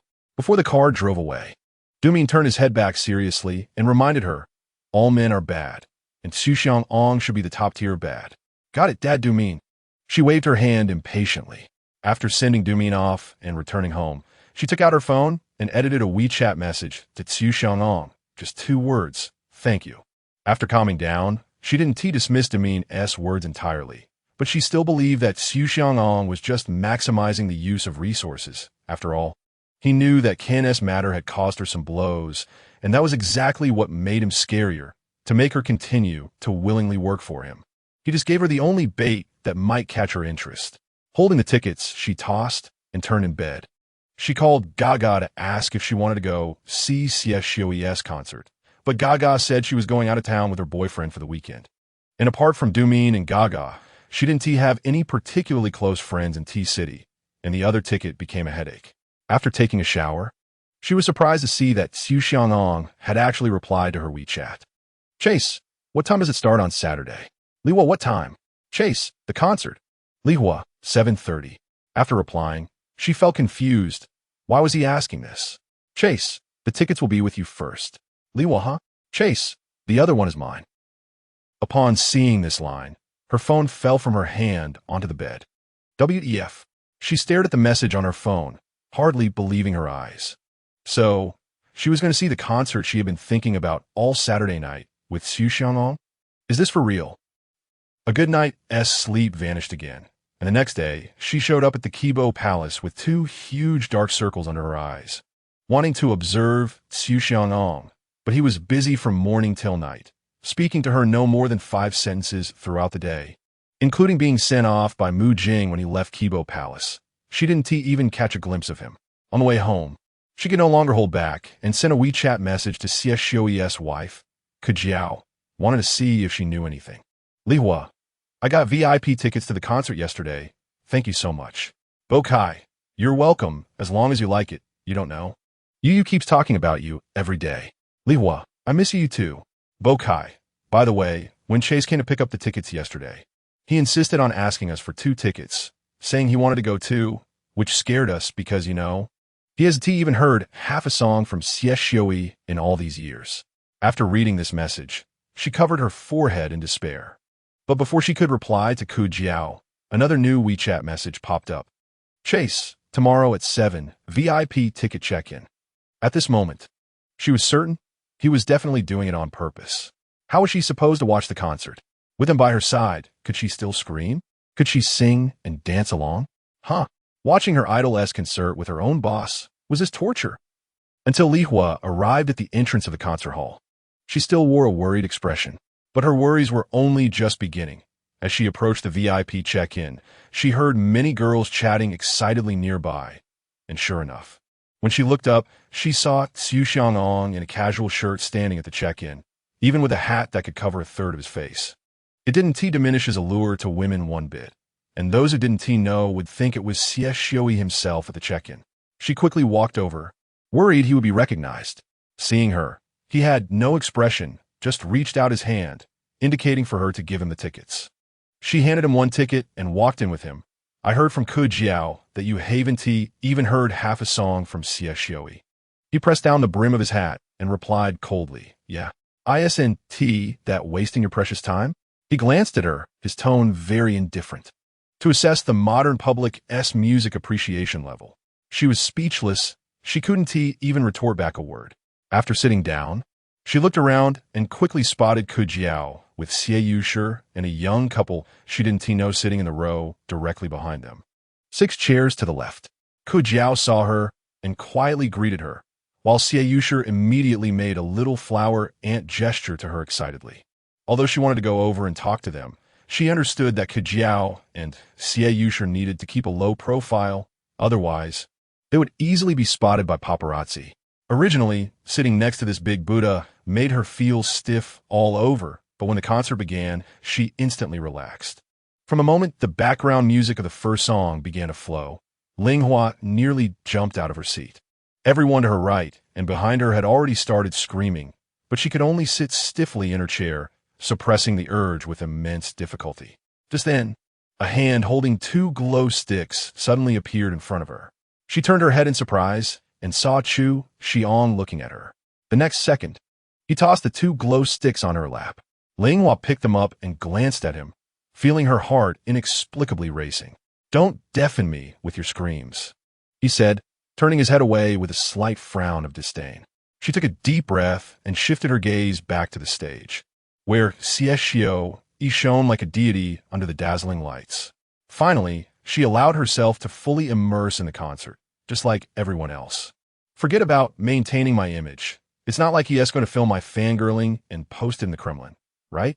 One song after another, whether old or new. Almost everyone became a massive sing-along. The energy in the venue was electric, threatening to blow the roof off, making time seem to stand still. Despite Xiang's warning, she screamed until her voice grew hoarse. But when the intro of the concert's final song began, her waving glow sticks suddenly stilled. Some say songs carry fragments of memories. The ones you listen to most during a certain period hold the truest emotions of that time. Xinyuan's voice soon filled the venue, low and melancholic yet lyrical, understated yet deeply emotional. Each line flowed straight into her heart, seeping into her bloodstream. This was a song she had on repeat years ago when she was still studying in Country A. Back then, that person would quietly sit beside her while she listened to it and wrote her thesis. He'd complain about how she never got tired of it. He'd still take one of her earbuds and listen to the song with her over and over. Sometimes, when they were together, he'd even suddenly start singing it to her. But in the 3 years since she moved to City T, she hadn't listened to this song even once. She didn't dare, because every time she heard it, it brought back too much. Every moment before he left her, the happy ones. The sad ones he had occupied every corner of that chapter of her life, turning her into a coward who couldn't even step foot in the CAF they used to visit together. Ling Hua, just as her eyes began to sting, she thought she heard someone call her name. She turned and saw Xiang beside her, watching her. "What's wrong?" He studied her quietly, then pointed to his ear, indicating he couldn't hear her. Helpless, she leaned slightly toward him. "Can you hear me now?" "No. What about this?" She hesitated, feeling her face was almost touching his. Suddenly, he pointed to his left front. Ling Hua followed his finger, thinking Xinyuan had walked over to their side. But the next second, everything went dark before her eyes. A handsome face abruptly magnified in her vision. In that fleeting moment, all she felt was another pair of cool lips pressing against hers.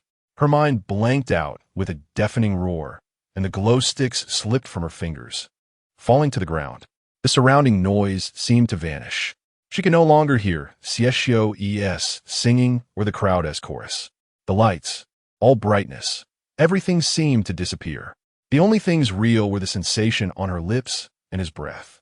Because of his cap, he tilted his head slightly, kissing her quietly amid the roars of tens of thousands. She didn't know how long it lasted before Xiang finally pulled away. Looking at her frozen expression, he adjusted his cap brim and raised a teasing hand to touch his own lips. "From now on, whenever you hear this song, you'll only remember this kiss." Chapter 15. As the last note of the final song faded, the entire audience began chanting for an encore. Ling Hua sat silently in her seat, completely out of place amidst the passionate roars of the 10,000 people behind her. Her eyes were fixed on Xinyuan on stage, but her mind remained frozen. Xinyuan on stage was radiant, seemingly speaking into the microphone and engaging with his fans, yet she didn't hear a single word. At that moment, it felt as though nothing else in the world held any presence. Only the man beside her seemed to exude an overwhelming sense of reality. Yet, she didn't glance at him again. After a while, Xinyuan, unable to resist the fans' pleas, finally performed one more song before officially taking his bow. The stage lights dimmed, and the crowd reluctantly began to rise and leave. She followed the flow of people heading out, with Xiang walking ahead of her. Ling Hua, someone gently tapped her shoulder from behind. She turned around and saw Qianqiu, wearing a baseball cap, wink at her. "Bye. Come visit us sometime when you're free." "Sure, I will." She smiled and said goodbye to Kujiao. Aunt Xiaohua, Xianyuan, who was being held by Kujiao, suddenly tugged at her sleeve, blinking his big eyes at her. Aunt Xiaohua, I have something to tell you. What is it?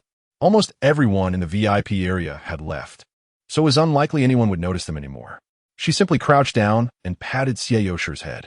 Yu, what do you want to say? Xianyuan's eyes darted around. Then he looked up at his mother, Kujiao, before leaning in close to her ear.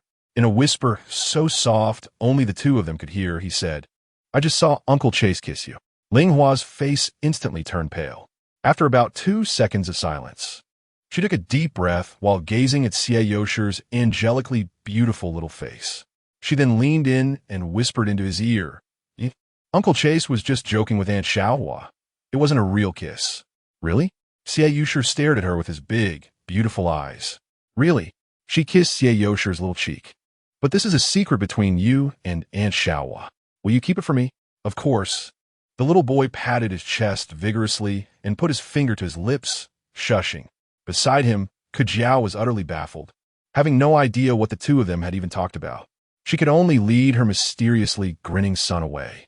Once they left the venue and arrived at the VIP parking lot, Ling Hua hesitated for a moment before calling out to Xiang, Chase, just as he was about to get into his car. He turned around. She hurried over to him in a few quick strides. You.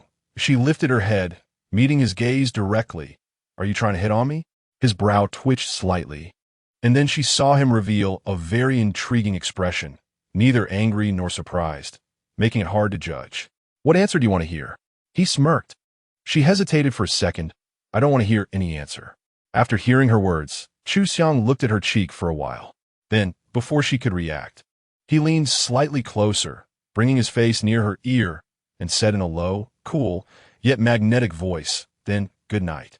That voice could penetrate one's eardrum.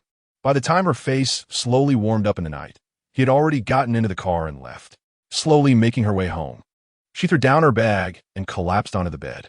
Burying her face in the blanket, she closed her eyes, only to realize she couldn't quite remember which song Xinyuan had sung that night. She turned over, took out her phone, and opened a music app, directly searching for the last song he sang. The sound of the song flowed out of the phone as she lay quietly, staring at the ceiling. After the song had played 3 times in a loop, she turned over again and buried her face in the blanket. She knew very well that a loose screw could cause an airplane to crash instantly, so even someone as bold as her didn't dare to touch that screw, not even to reach out and touch it. But what to do? She is now listening to this song that would normally remind her of that kiss, and her mind is completely filled with it. In the morning, Xiang's emails and messages are still a pile, as usual. She processes them while rushing to the Kebir Palace. He continues to send various things over, and her workload hasn't changed or decreased at all because of last night. It seems that the restlessness in her heart is not just her alone. Arriving at his office door, she adjusts her breathing, wanting to knock and go in, but finds that the door is not fully closed. The voices of Xiang and Jing talking can be heard softly from inside. I have sent her CV over, and the interview will be arranged soon. It's just a formality. P is likely to choose her. When I communicated with P before, they expressed interest in her, so they might seek some excitement and take a risk. Do you think she will agree to go? Their conversation was not clear to her, but at this point, Xiang simply fell silent instead of responding with single words. He urgently needed the documents she had, so she didn't wait any longer and directly knocked on the door. Upon entering the office, she saw Xiang sitting on the sofa, with Jing standing opposite him. As soon as Jing saw her come in, he expressionlessly stuffed the documents in his hand into a folder. Chase, here are the documents you wanted, she said, handing the papers to Xiang, her gaze avoiding his face. He took them, lowering his eyelids to look at the documents. Help Jean arrange the award ceremony on Friday night. Jean will tell you what to do specifically. Okay. After she agreed, she turned and left, not lingering in the office for a second. Jing's gaze flickered between Xiang and her, then followed her out. Once outside the office, she entered the small meeting room next door, with Jing closely following her with a laptop.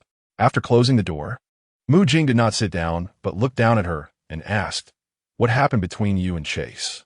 Ling Hua couldn't help but be stunned by his unusually sharp observation. She froze for a moment, but didn't voice a denial. Mu Jing smirked coldly. I warned you. Don't cause him trouble, and don't entertain any wild fantasies. You have no idea what kind of person he is. I advise you not to overestimate yourself. After hearing this, she didn't get angry. Instead, she tilted her head slightly and said, Mu Jing, you like men, don't you? No, you like chase? She quoted what GAGA had said at the time. Pleased to see Mu Jing's face instantly turn green. However, the thing you were worried about hasn't happened now. She waved her hand, signaling for him to sit down. And it won't happen in the future either. Mu Jing scrutinized her face for a long moment before finally taking a seat in the chair. There will be an awards banquet held at the Cobra Palace on Friday night. All preparations and arrangements for the venue are complete. You will be responsible for the check-in and seating arrangements of all attending guests. Note that, in addition to the 5 chief honorees, representatives from several families with cooperative relationships with the Cobra Palace will also be present. He opened his laptop and sent her the documents. Each of these family representatives is crucial. Even the Cobra Palace can't afford to offend them. She quickly skimmed through the list and suddenly noticed a name. Do the guest lists include their full, unabbreviated names? She looked at a name labeled XY Lu and asked Mu Jing. No, because it involves coordination with other departments. Only abbreviations are used to prevent information leaks. All right, she nodded, taking another deep look at the name. It's impossible. Even if the abbreviation matched perfectly, it absolutely couldn't be him. This is a ceremony banquet within the Cobra Palace and has no connection whatsoever to his field. She really is overthinking it. I had a suit and shirt tailored for Chase to attend the banquet. You can go to this address and pick them up for him. Mu Jing handed her a note and, before leaving, sternly reminded her to watch the distance between her and him. Following the address Mu Jing provided, she arrived at the most well-known custom clothing store in the city. She walked in and told the staff Mu Jing's name. Soon, the staff presented her with a finely crafted black suit and white shirt. Miss, you can check if there are any issues with the clothes. Okay, thank you. She picked up the shirt and suit, carefully inspecting for any loose threads or damages. By the way, may I ask if you are Miss Ling? The staff suddenly inquired. Yes. She looked up. What's the matter? It's like this. The staff gestured for her to wait, turned around, opened a cabinet, and handed her a white gift box. A gentleman entrusted us with this, saying to give it to you when you come to pick up the clothes. Inside the gift box is a custom-made evening gown from our store. Ling was taken aback, accepting the gift box. What is this gentleman's name? He didn't wish to reveal his name.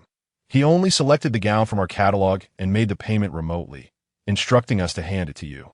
She looked at the staff in confusion, but had to set aside the matter of the gift box for now, as she needed to hurry back to the Cobra Palace for a meeting after checking Xiang's clothes. On her way back, she couldn't contain her curiosity any longer and started to open the gift box.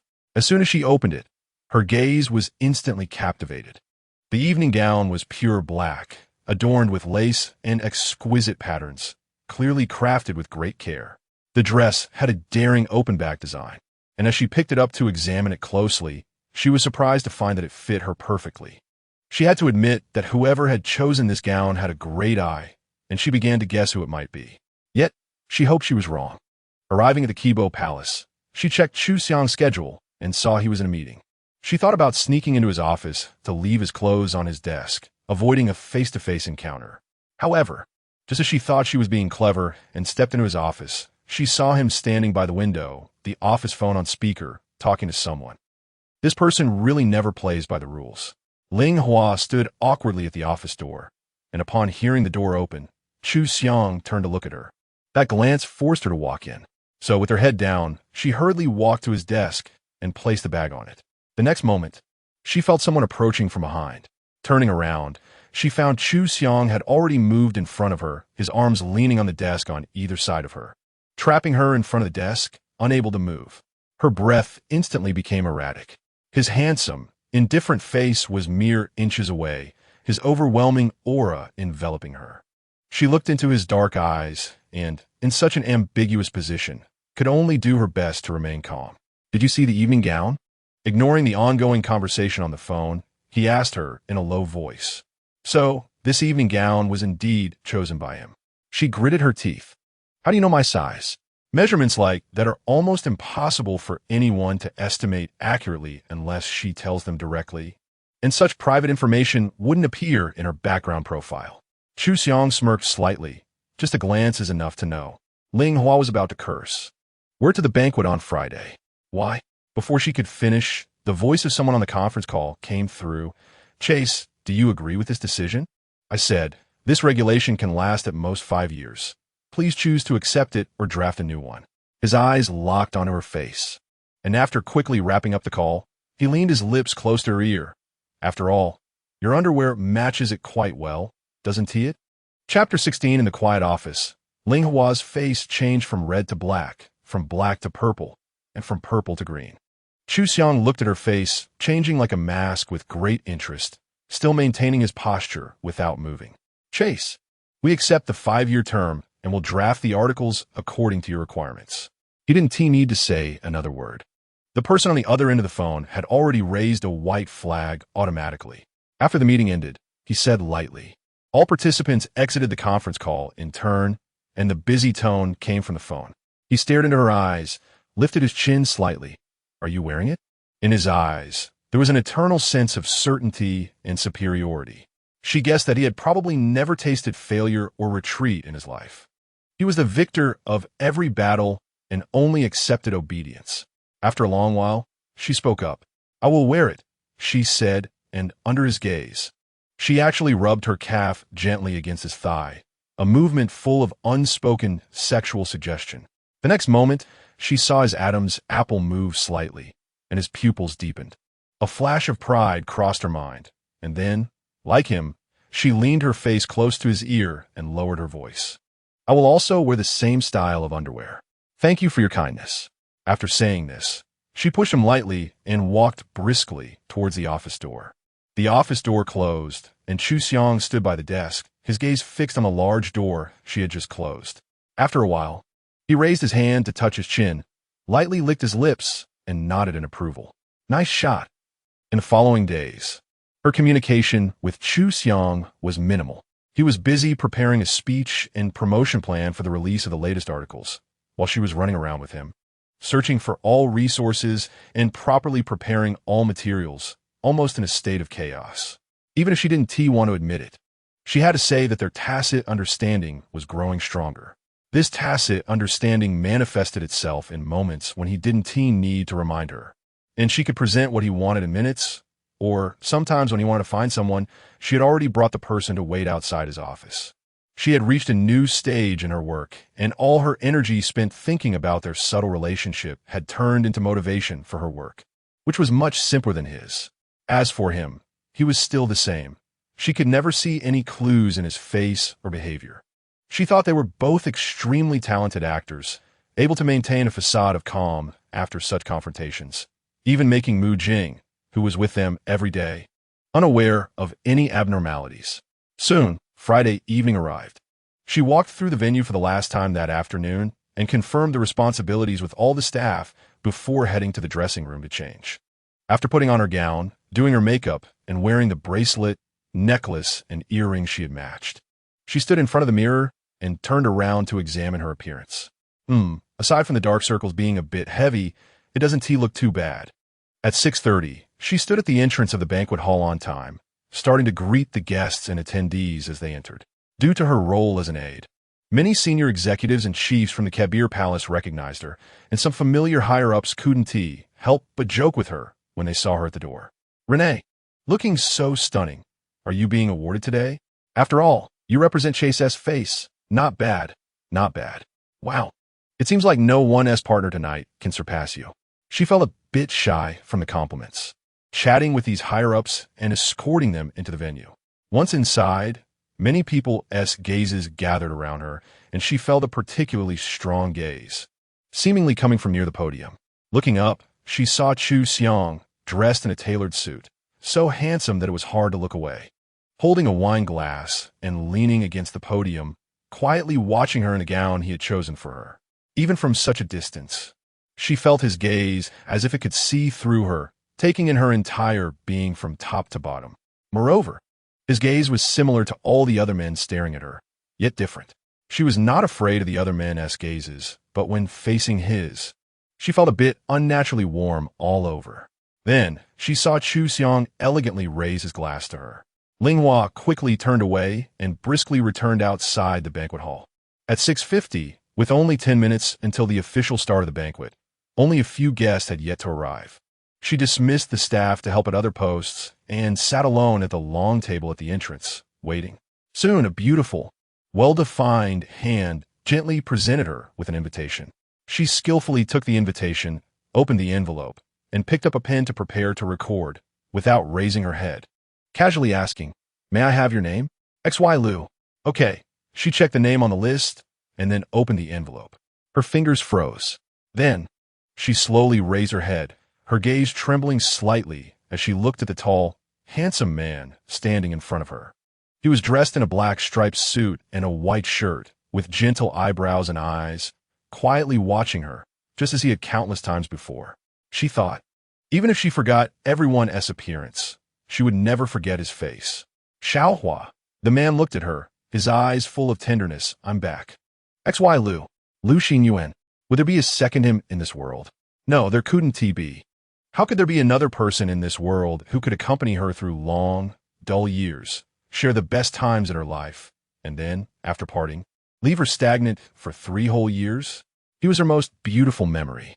After registering, Ling didn't say a word to Lu Xinyuan. She escorted him into the banquet hall, just like facing a stranger guest, and then turned to leave without looking back. At that moment, she felt she had underestimated life too much. As she had said when discussing with Dumin, T-City is so big. Even if Lu Xinyuan returned from country A, how could I possibly run into him? But reality was always like this. The people and things you want to avoid, God would always make you confront them again. However, Lu Xinyuan clearly wouldn't let her leave like that. He immediately called out to her from behind. "Xiaohua," he said gently, after the banquet. "Do you have time to talk to me? I think many things can't be explained or resolved in just a few words. But I've made countless preparations to come back, and I only ask you to give me a chance." She turned her back to him, listening to that familiar voice that couldn't be more familiar, her heart trembling slightly. After a moment of silence, she nodded and strode away from the banquet hall. Once outside, she sat down behind the long table, took out her phone, and sent a message to Jing. "Linghua, XY Lu is not from Kebir Palace. What is his identity for attending the banquet today?" Jing quickly replied, "Jing, representative of the Lu family. The Lu family has become a strong supporter of Kebir Palace for the new project starting this year." She looked at the message, her fingers tightening unconsciously. After all the guests had arrived, Linghua also entered the banquet hall from the side door, waiting next to the podium. Jikong and Paul, the chief vice president of Kebir Palace, were the 2 presenters at today's dinner. Guided by Xiang, they took the stage, shook hands with the 5 honorees, and presented the awards. The media's flashbulbs went off continuously, and everyone clapped seriously to bless these honorees. The entire award ceremony went quite smoothly.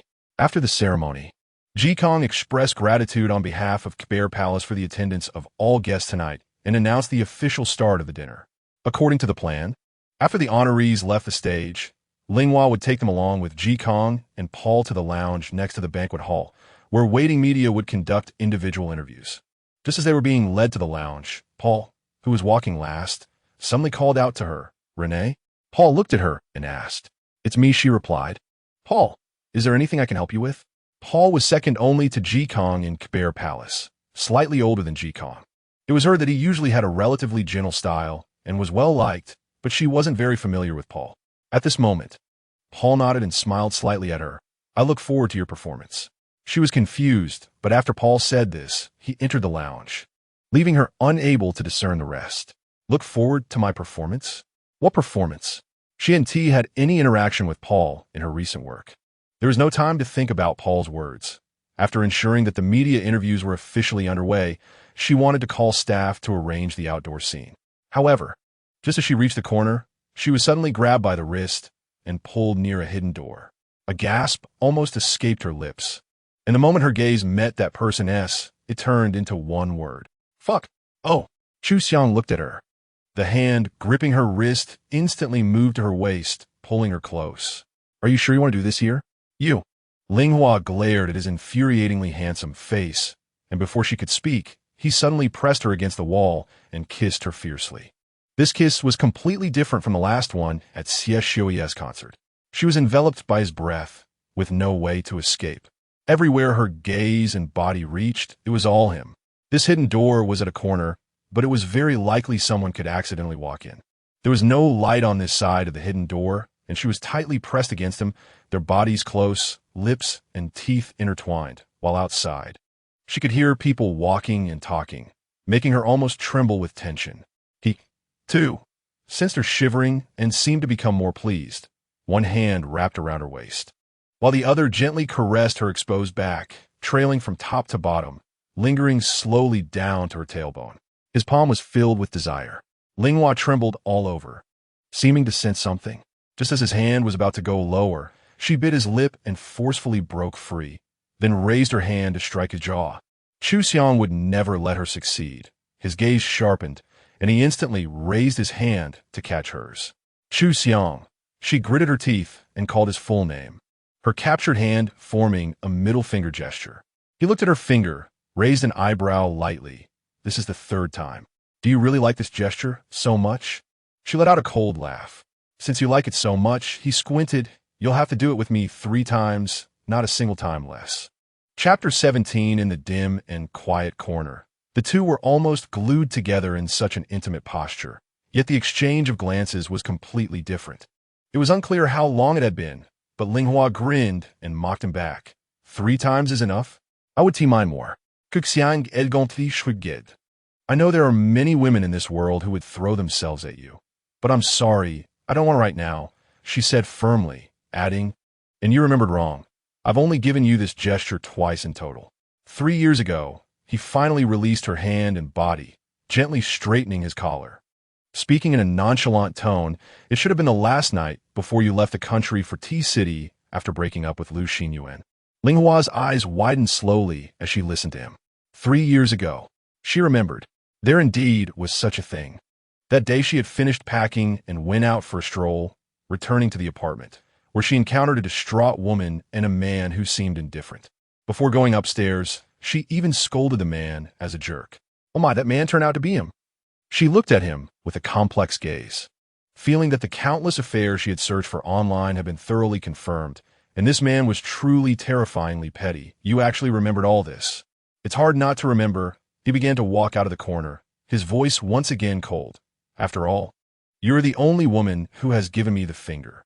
A flicker of satisfaction passed through her heart as she tidied her slightly disheveled hair and dress from their earlier contact and followed him out. Just as they stepped out of the corner, her footsteps suddenly halted. Wait, he turned back. How do you know about him? He had just mentioned the name Xinyuan, and she had heard it clearly. Xiang's eyes showed no ripples or depth under the corridor lights. And she had to admit again, your judgment really is questionable. She still remembers the last time he said this was about Xinyuan and Dumin being sissies. Is that so? After a moment of eye contact, she walked to his side. I think at least my judgment is better than those women who cry and wail because of you. Yes, my hands are very dirty. I have done countless dirty things in Kber Palace, so it's not surprising to have one more scandal with you. Then she took a step back, looking him in the eyes expressionlessly, speaking with a calmness and assertiveness she had never dared to show him before. And indeed, I have reciprocated your teasing in kind. But for now, I think the distance between us should remain as it is. If you insist on continuing to breach this distance, then I don't think I'll stay in my current position any longer, even if I can learn a lot from you. Xiang's gaze flickered slightly. After a while, he turned and walked ahead. You will get what you wish for. When the two returned to the entrance of a lounge, they found 2 people standing there. One of them made Ling Hua instinctively tremble her palm upon seeing him. Jing, holding a wine glass, was chatting with Xinyuan, and both of their expressions changed slightly upon seeing the two of them. There was almost no space to escape. In Ling Hua's view, this bizarre combination of 4 people met directly at the entrance of the lounge. The first to speak was Xinyuan. He reached out his hand toward Xiang, smiling gently. Hello, Chase, I've heard so much about you. However, Xiang beside Ling Hua did not extend his hand at all, only slightly nodded at him. Meanwhile, Mu Jing's eyes lingered on Xiang and the feigning calm Ling for 2 seconds. At this moment, he picked up a tissue from the nearby table, respectfully handed it to Xiang, then raised a hand to touch his lips. Seeing Mu Jing's action, Ling immediately felt a chill run down her spine and quickly turned to look at Xiang. His lips still bore the trace of her lipstick from their kiss, very, very obvious. Naturally, in the next moment, an incredibly awkward silence enveloped the four of them.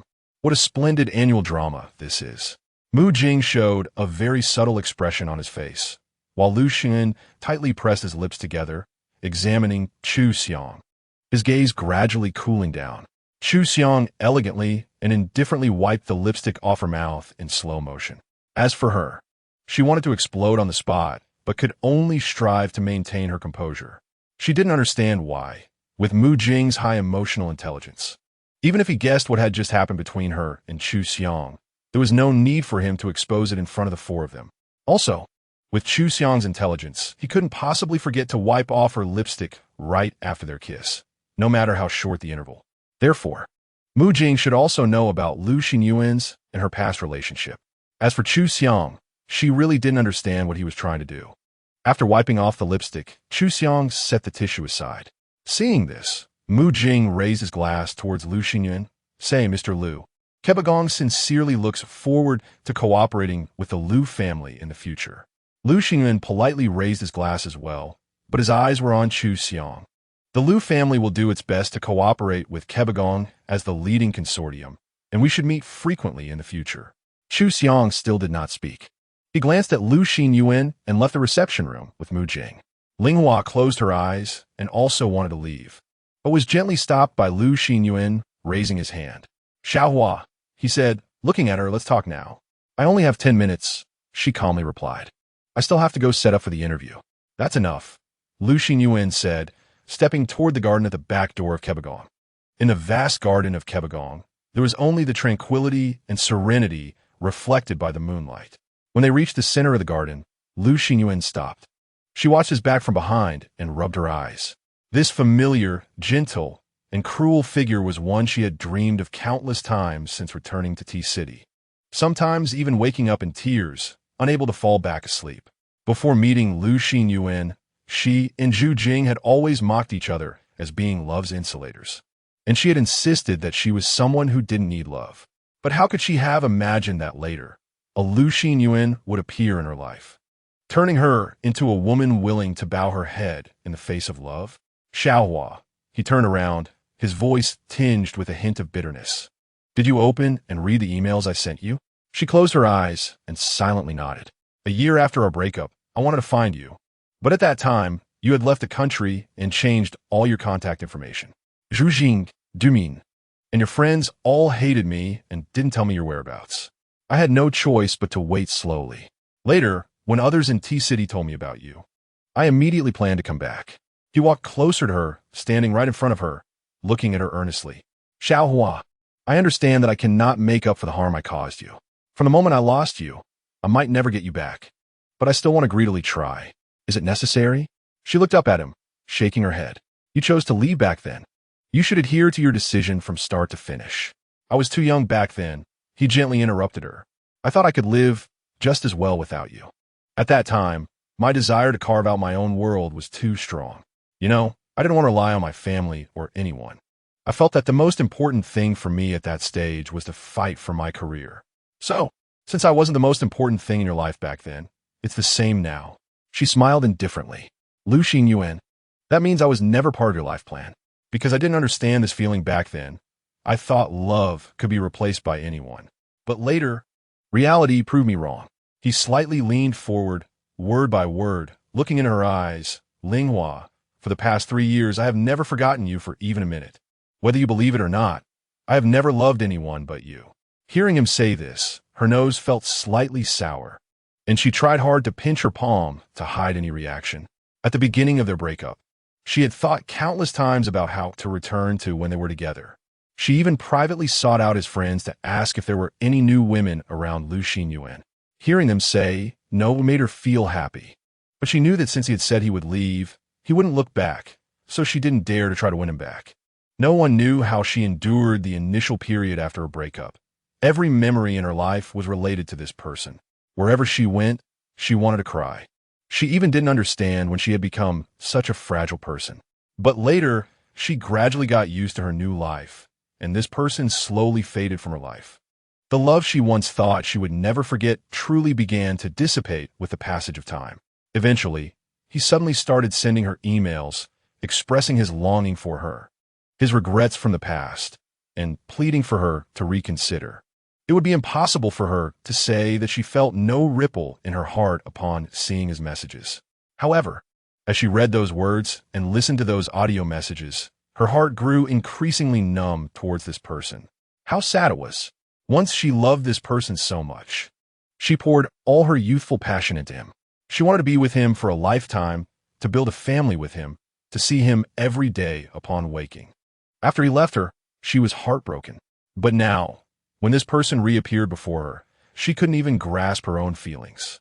Xiaohua, I am very grateful you allowed me to say these things to you face to face, because now I can clearly tell you that my leaving you was not because of anyone else. After you, I have no one else. My past is clean. Only your existence remains. I have fully prepared for my future, and you are the most important part of it.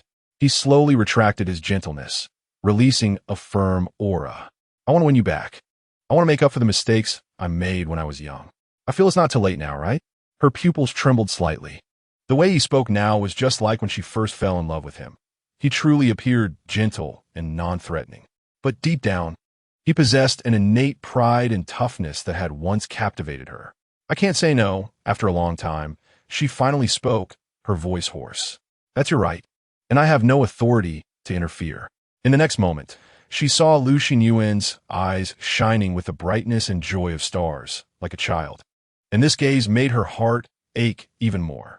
But how I respond is my business. I also hope you won't take any measures to interfere with my response. She continued, her voice flat and calm. After all, we will still have professional interactions in the future. I don't want personal matters to affect my work. You really like this job, don't you? Lu Xinyuan asked. She paused for a second. I really do. In her heart, there was no place better than Kebagong for her to showcase her skills, and no place made her heart surge like Kebagong did. That's why, when Xiang asked her to return to work, she came back without hesitation. She became the person Tim and Ken had always hoped she would be, even at the cost of betraying them. He looked at her, his gaze slowly deepening. Xiaohua, you are not the same as before. Is it the environment of Kebagong that has changed you? It must be different. She lowered her head to glance at her watch, then turned to leave. If you're trying to find traces of my past and who I am now, I'm sorry, but they're probably gone. And I don't think Kerbo Palace changed me. It just awakened something deep inside me. Lu Xinyin watched her gradually walk away, his fists tightening imperceptibly. Ling took a few steps before his voice sounded behind her again. Xiaohua, he said, word by word, stay away from Qianqiu. I'm a man, and I understand men. I can see what he wants from the look in his eyes. He is too dangerous for you. He is dangerous. Ling replied without turning around or stopping, but he can't hurt me. Chapter 18. The dinner that night continued until the end, and neither Xiang nor Lu Xinyuan disturbed her thoughts again. There was peace. As the night deepened, the crowd began to leave the Kabir Palace. She stood at the door, watching Lu Xinyuan drive away and seeing Jing escort Xiang to the car. After arranging for the staff to clean up the venue and handing over the follow-up of the dinner, she dragged her skirt to the empty end of the corridor, took off her high heels, and climbed barefoot onto the balcony. She was very tired to the point that even moving her fingers felt sore. Whether it was the aftermath of completing another task or the event of the night that left her utterly exhausted. After standing quietly for a while, she heard her phone vibrate. Taking out her phone, she saw a message from Xiang. Chase, tomorrow morning at 7, at Paul's office. She looked at the message, vaguely feeling that something was off, but she couldn't pinpoint the source of that feeling. Still, she instinctively replied with an okay. After sending the message, it was like a stone sinking into the sea. Xiang didn't say anything more. But after a while, she received a message from an unknown number. As soon as she saw the message, her pupils involuntarily trembled. Xiaohua, it's so good to see you again. Sweet dreams. Ling raised her hand to rub her eyes, thought for a moment, and saved the number in her contacts. Putting her phone away, she took out a piece of candy, unwrapped it, and put it into her mouth. The candy was clearly sweet, but in her mouth, it tasted only bitter. At 6:45 in the morning, she arrived punctually at Paul's office door. The door to Paul's office was open, but only Paul was inside. Sitting behind the desk looking at the computer, she quietly stood near the door, trying not to make any noise that would disturb him, waiting for Xiang to arrive so they could go in together. But after waiting for a while, neither Xiang nor Jing appeared. Indeed, Xiang hadn't asked her to arrange for a driver to pick him up last night, and his schedule didn't include visiting Paul, but this didn't make sense. Did he expect her to find Paul alone? How could that be possible? Paul was second only to Lord Kong, a figure of great authority in the Kebir Palace. What could a small person like her possibly discuss with Paul? Before she could think further, Paul, sitting in the office, noticed her first. "Renee." Paul closed his computer and kindly waved her in. "Please, come in." "Okay." She smiled slightly awkwardly and quickly walked into the office. "Close the door," Paul said again. She felt a tightness in her chest and turned to close the door, but her back already felt a bit cold. It seemed that this was indeed a conversation just between her and Paul. Paul invited her to sit in a chair opposite him and poured her a cup of coffee. "Relax." He sat down as well, looking at her with a slight smile. The wrinkles at the corners of his eyes gave him a warmth that matched his authority. "I shouldn't be as scary as Chase, right?" Ling smiled nervously, waiting for him to get to the point. "I looked at your personal background profile." Paul leaned back in a comfortable posture, his hands crossed over his knees. "The background is clean, the software is excellent. Although your time in the Kebir Palace isn't long, you have a good reputation within the organization. Colleagues you've worked with, as well as senior management, even including Chase, all speak highly of you." Upon hearing this, Ling Hua's heart skipped a beat, especially when she heard that last name. Her palms trembled. She should have felt happy to be praised by someone in Paul's position. But at that moment, she surprisingly felt no joy at all. Vaguely, the possibility she had been pondering began to surface. "I don't know if you're aware of this, but my former aide left the Kebir Palace recently due to family reasons. I have met no less than 10 candidates, whether from within the Kebir Palace or externally," he continued. "Not one of those candidates is weaker than you. In fact, most of them have much richer experience than you." Ling Hua's expression changed slightly, but she quickly adjusted her posture, not wanting Paul to notice the turbulent emotions within her at that moment. "Moreover, you have switched superiors twice in a very short time. This kind of instability is quite high. Just from a loyalty standpoint, you should have been eliminated from my consideration based on your resume alone," he said with a slight smirk, his voice loud and confident. "However, I am quite curious what kind of person can be called back to work by Chase, who is so demanding and meticulous to the point of near perfection. According to his temperament, he would absolutely never use his predecessor's trusted aide. No one in the Kebir Palace would dare take such a risk." In that moment, her speculation was thoroughly confirmed. All the tiny dots connected by an invisible line. Whether it was the vague conversation she overheard between Xiang and Jing about submitting her resume to Paul, or what Paul had said to her last night about looking forward to her performance, everything made sense now. Under the table, she pinched her palm hard with her nails. The pain brought her back to reality, making her aware of the truth of everything happening. "So, since he dares to take this risk, I dare too," he laughed heartily, saying he indeed has treated you well. "As soon as he learned I was looking for a new aide, he immediately recommended you. He is looking for better opportunities for you, pushing you higher and higher, which made me feel I should meet you." In this very short time, countless thoughts flashed through Ling Hua's mind, exploding one after another like fireworks. She slightly lowered her eyes and closed them, controlling her breath. Paul now withdrew his smile, looking at her seriously. "It's your turn. First, thank you for giving me this opportunity." After a moment of contemplation, she raised her head, her gaze calm and strong. "I am willing to assist you with a spirit that exceeds 10 times the current one, as long as you are willing to believe in me.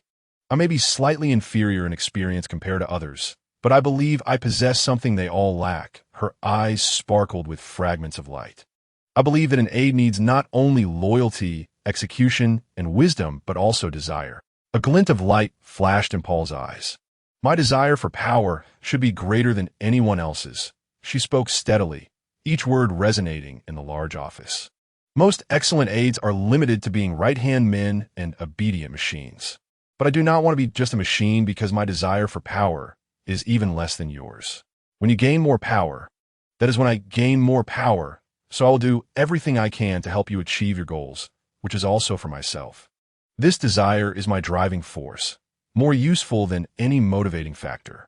Even if it harms those I have feelings for, Paul's gaze was filled with shrewd certainty. She clenched her fists and nodded slightly. Even if it harms those I have feelings for. Even if I make things difficult for you? She shrugged. I have faced no less difficulty than you can imagine. For a long time after that, the room was steeped in silence. Her gaze remained unwavering, meeting Paul's scrutiny. For a long time, he straightened his back. This afternoon at 2 o'clock, you will organize the items to the spot in front of my office, and I will start having others handle the procedures. Ling Hua's brows twitched as she stood up from her chair and bowed to him. Welcome to the office of the Chief Vice President, Renee. Paul also stood up from his chair and shook hands with her. Thank you.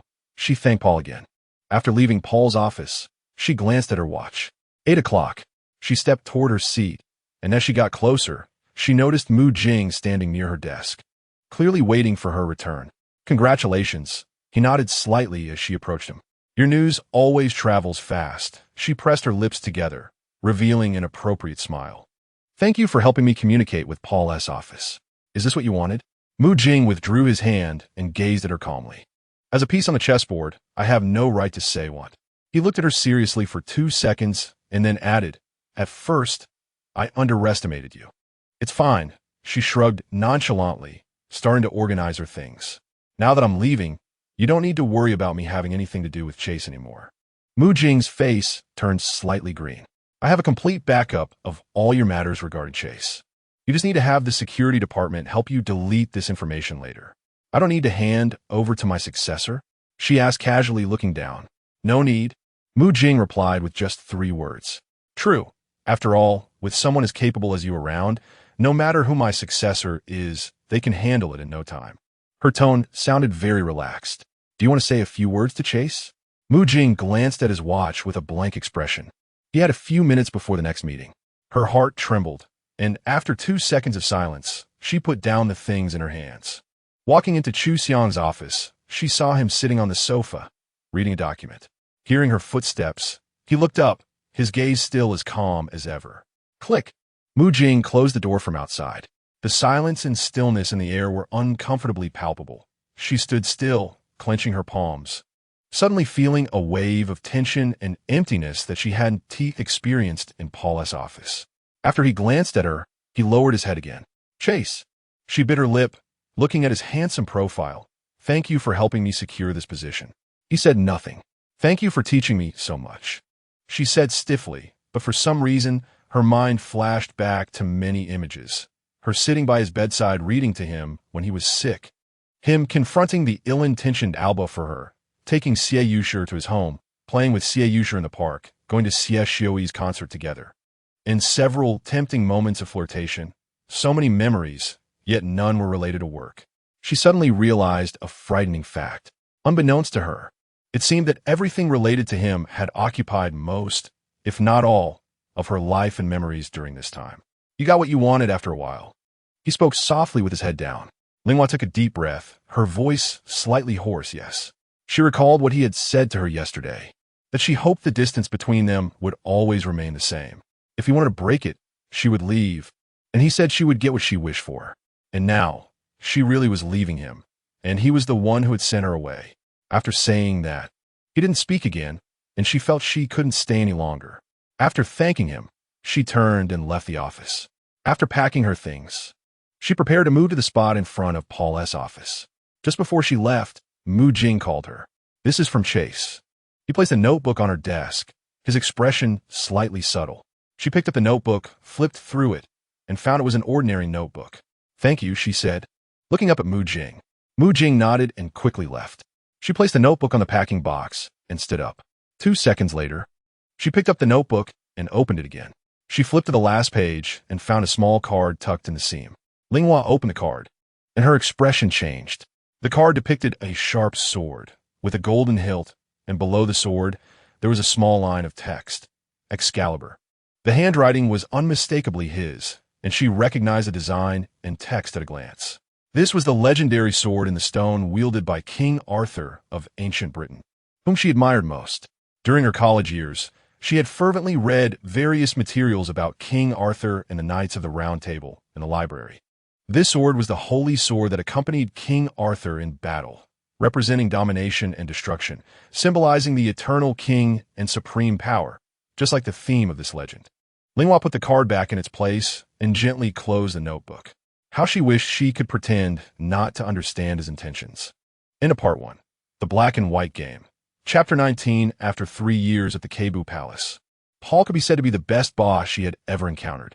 Tim was good to her, but due to his overly detail-oriented personality, he could be excessively nitpicky about many things, which sometimes left her feeling a bit exhausted. As for Xiang, it goes without saying that there was no one more difficult to serve than him among everyone at the Qianqiu Palace, including Lord Kong. Therefore, the sudden shift to serving Paul made the contrast quite noticeable. Although Paul held such a powerful position, he surprisingly had a laid-back personality. She had heard about this before, but didn't quite believe it until she experienced it firsthand. He was very friendly and gentle with everyone inside and outside the Qianqiu Palace. She even saw him sitting on the kitchen floor with the chefs, drinking and chatting, laughing heartily at night. If others saw this, they would surely think he was behaving in a way unbefitting his status as the chief vice president, as he had no airs about him. One time, she couldn't help but ask Paul this question while waiting for a meeting. Paul replied, "In this world, all beings are equal, regardless of one's status. Others may see me as the one with supreme power, enjoying power, respect, and praise, living a perfect life. But in my eyes, I find their free lives enviable. Thus, I want to understand each of their lives as if I could live their lives for a moment." After hearing this, she thought that perhaps this was why Paul could remain firmly in his position amidst the constant influx of people at the Qianqiu Palace. Therefore, when faced with the small mistakes she made while getting the hang of her new tasks, Paul naturally showed an incredibly tolerant attitude, and his patience only intensified her guilt and determination to master her responsibilities as soon as possible. During lunch with GAGA, GAGA congratulated her on the job transfer, as it was seen as a perfect promotion by anyone. "You look much better than you did a while ago," GAGA commented, spearing a piece of beef and putting it in her mouth while sizing her up. "When you were with Chase, you really looked like an unwanted old hag." "Thanks a lot." "Hey, tell me first," GAGA suddenly put down her fork, eyeing her slyly. "Who is that super handsome guy who has been picking you up these days?" Spill it." Linghua instantly felt a bit uneasy. Choking on a sip of water, she coughed several times and frowned, waving her hand lightly at GAGA. "What?" GAGA pretended to be surprised. "A friends with benefits situation?" She shot GAGA a glare. "Do you think I'm you and Jing?" Holy crap. After hearing this, GAGA nearly jumped out of her chair, quickly covering her mouth with her hand. "What the hell are you talking about? Is that not the case?" GAGA, the seasoned player, turned red all of a sudden. After a couple of seconds, she covered her forehead, her voice lowered. "How did you know?" "Oh, so it really is." GAGA instantly realized she had fallen into Linghua's trap, angrily hopping up and giving her the middle finger. "If it weren't for my deep understanding of you, I probably wouldn't have thought of that." Linghua calmly pushed her finger away. "I've run into you several times in the hallway, and every time you see him, you turn your face away uncomfortably." "Miss Zhou, you're impressive. Daring to sleep with him? Didn't you think he was gay before?" GAGA sighed, covering her face. "Now I know he isn't. He's as straight as they come." "What about your boyfriend?" "We broke up." GAGA raked her hair. "He complained that I was too busy and didn't have time for him. And in my heartbreak, I got drunk one time and you ended up with Jing? Do you think I wanted that?" GAGA slammed the table, muttering, "It's not like I could help it. He is totally my type in looks and physique, and besides, he is incredible in bed." So a one-night stand turned into several. Linghua felt a headache coming on. "Are you a man? Can't you control your lower half?" "Who is he?" "His cunning mind is on par with Chase's." GAGA's expression turned a bit forlorn. "I never intended to get involved with him. It just happened." She had been through thick and thin with GAGA over the years and understood her well. She didn't expect that GAGA, who had previously disliked Jing for being so calculating and may have had a crush on Xiang, would suddenly develop this kind of relationship with Jing. It seemed that GAGA was a bit smitten. Does he have a girlfriend or a wife? Shouldn't be. I've investigated secretly. Just make sure not to get caught. This place is crawling with little birds, spies. She shook her head, patting GAGA's hand. This is already playing with fire. So it's best if you cut off this relationship sooner rather than later. GAGA lowered her head and murmured, I know. Jing is really something. Linghua rolled her eyes. He protects Chase like a cub, afraid that I'll get involved with Chase. Yet he is so at ease with my friend. Every time she saw Jing, she wanted to question this hypocrite about how he could do bad things while maintaining such a righteous facade. But then again, who made him the master of Xiang? This topic quickly turned the atmosphere awkward, and the two fell silent for a bit before GAGA pretended to laugh again and asked, by the way, have you seen Chase's new aide? Linghua paused her fork. Yeah, I saw her a few days ago. Xiang's new aide officially started 2 weeks after she left. She had encountered her a few times. She was a woman who appeared gentle and seemed very composed, looking a bit older than her, and completely different in style from the previous arrogant subordinate. I've interacted with her, and she seems quite gentle. GAGA said, I wonder if she can handle the intensity of Chase's work. The people he and Jing choose shouldn't be bad. She looked down, spearing a piece of vegetable. Has Chase had any further contact with you? No. Indeed, there was none. Sometimes when they met in the conference room or office, he acted as if he didn't recognize her, brushing past without a single extra word, making it hard for people to believe they had been colleagues just weeks ago. It felt like a very brief dream, where two parallel lines that would never intersect suddenly did, only to return to their respective paths again. At around 8, after sending Paul off in the car home, she returned to her desk to grab her things and left the Keibu Palace, only to see Xinyuan waiting for her quietly by his car on the opposite side of the road, just like a couple of days ago. This had been going on for over a week. At first, he asked her if he could pick her up after work for dinner, and she had refused several times. Then one time, she finally agreed, and he was overjoyed. Recently, without her opposition, he had come nearly every day. At this moment, the streetlight cast a soft glow on his handsome face as he quietly waited for her. Linghua stood across the street, watching him, feeling a bit dazed. She thought back to their college days when she would go study in a library while he played basketball. When she came out of the library at night, he would be waiting for her like this, leaning against the lamppost with his bicycle, not playing on his phone or looking around, waiting patiently without a single complaint, no matter how long it took. He was a perfect lover, and she had always thought so until he left. As soon as he saw her, Xinyuan's eyes lit up. How about we go to that new kaiseki restaurant today? He gently asked her once they got in the car. She nodded. I had them prepare a special menu. There won't be any raw food you don't like, he added. She said thank you. The tempura here is really good. But you don't like shrimp, do you? Upon hearing her words, Xinyuan smirked, his voice dropping. So you still remember. She bit her lip, realizing she had answered too quickly and could only look out the window in silence. Xinyuan wisely chose not to continue the topic. Upon arriving at the restaurant, the waiter politely led them to a private room. As they passed one of the rooms, she glanced inside unintentionally and froze. The door wasn't closed tightly because the waiter was serving dishes, allowing her to see clearly the people inside. It was Xiang and a girl she didn't recognize. From the side, the girl looked quite exquisite and was currently laughing, her eyes sparkling with clear light as she looked at Xiang. What surprised her the most was the expression on Xiang's face, one she had never seen before. She could hardly believe that she saw such a focused, serious expression on him, accompanied by a genuine slight smile. Her steps slowed for a moment, and Xinyuan, walking ahead, called out to her in confusion, Xiaohua? The people inside the room naturally turned to look when they heard the noise from outside. Xiang's smile instantly vanished upon seeing her, his gaze flickering slightly. Revealing no emotion. Caught in a difficult position, she could only smile gently at him and the beautiful girl before quickly walking towards Xinyuan. The food at the restaurant was indeed quite good. As she ate, she listened to Xinyuan talk. She answered him when he asked questions, but didn't bring up any topics herself. He, as always, had some interesting anecdotes to make her laugh. Xiaohua. He rested his chin on his hand, looking at her with a smile in his eyes. I haven't seen you smile in a long time. I actually have a low threshold for laughter, she replied while sipping her soup. I should say, I haven't seen you smile at me in a long, long time. He shook his head. I feel like I'm, how should I put it? A high school student who hasn't fully matured, willing to do anything silly to make the girl I like happy.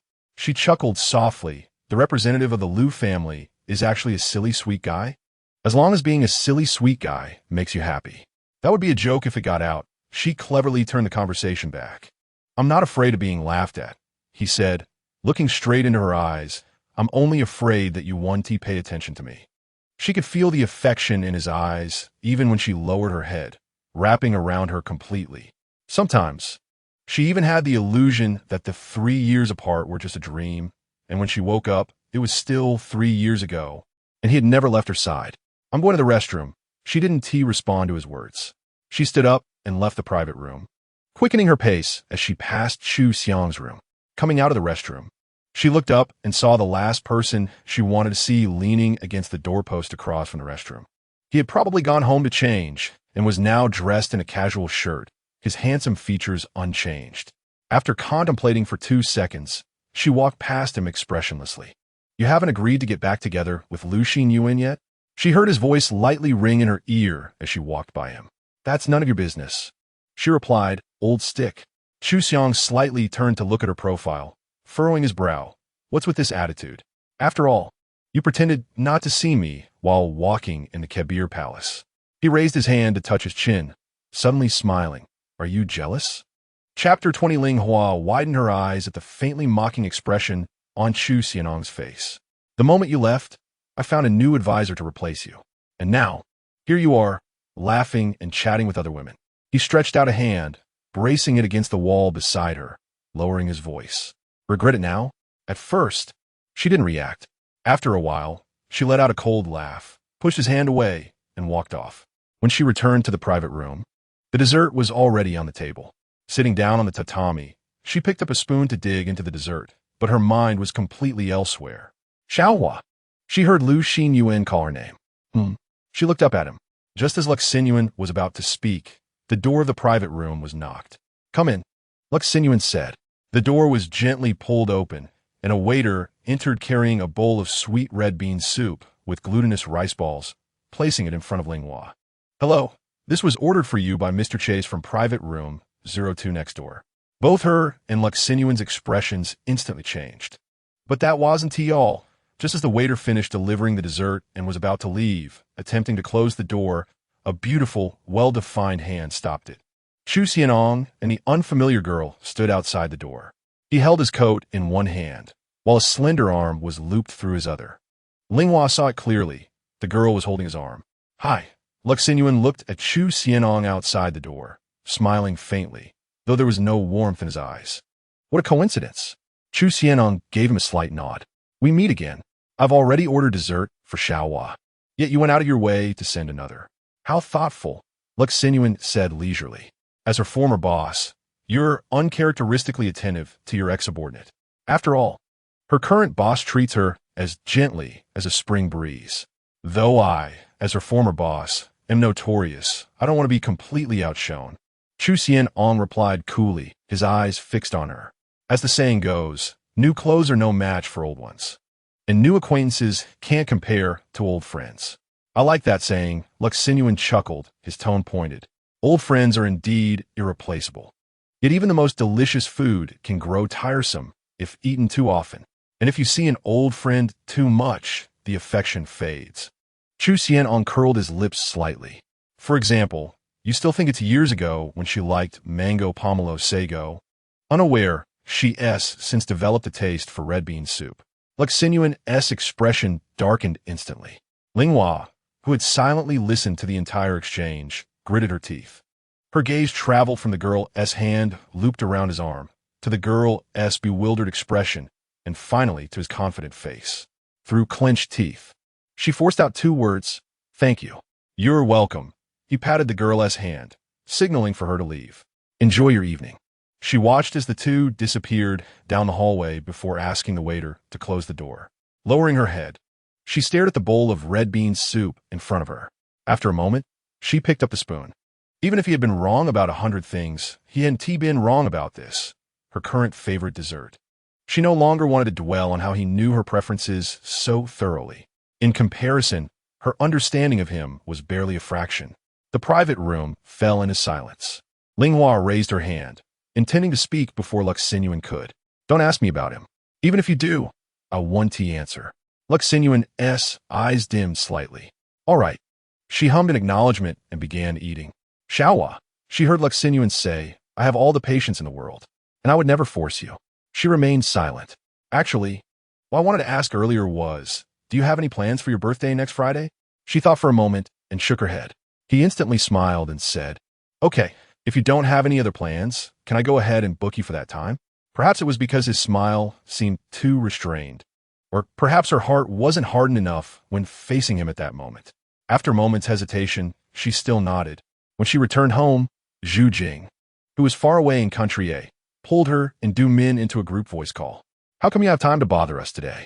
She placed her phone on the coffee table, lay down on the sofa, and listened to that demonically husky voice of Du Min. All right, take a break.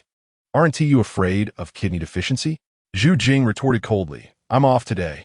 Meng Fangyan took our son out for a stroll. Would I be afraid? I'm the legendary 10 times a night. No worse than your so-called war god. A total stud, and the handsomest stud in the world at that. Shameless. 1,000-year-old spinster. She lay on her back, listening to their back-and-forth banter on the phone without saying a word. Linghua, Jing suddenly called out to her, what's wrong? Why aren't you saying anything? Tired, she sighed and said, are you and Meng Fangyan and little Qi she still safe? It feels like a country has been quite chaotic recently. Thanks for your concern. I won't die. It's true that Jing's words are really sharp. Don't tell me you also did it 10 times last night. She didn't say anything, but Du Min suddenly lowered his tone and said, Lu Xinyuan came to see you, right? She would deceive anyone but them, and she gave a soft hum. He came back to inherit the Lu family and, while still in country A, approached the Kabul palace to request that the Lu family be included in the premier consortium. Today, my friends told me about it. Her voice was neither high nor low. He attended the award banquet before and will probably come to the Kabul palace frequently from now on. He wants to infiltrate your life unnoticed through these tactics. Du Min sneered. How shameless. Linghua, Jing spoke slowly at this point. What do you think? She didn't want to think too much about it. She raised her hand to cover her eyes and said, Jing, I know what you want to say. When I was crying like a dog at your house back then, you threatened me that if I dared to reconcile with him, you would put me in a pig cage. Just so, these things really happened, and no matter how much he tries to wipe them away, they can't be erased. She continued, but you want me to ignore him, treat him like air, and I really can't do that. After all, he was someone I once loved deeply. If I said I was completely unfazed when he appeared, that would be self-deception. Now, facing him, even if I ultimately decide not to accept his feelings, he is still an old acquaintance, a friend. After hearing this, Du Min and Jing fell into silence.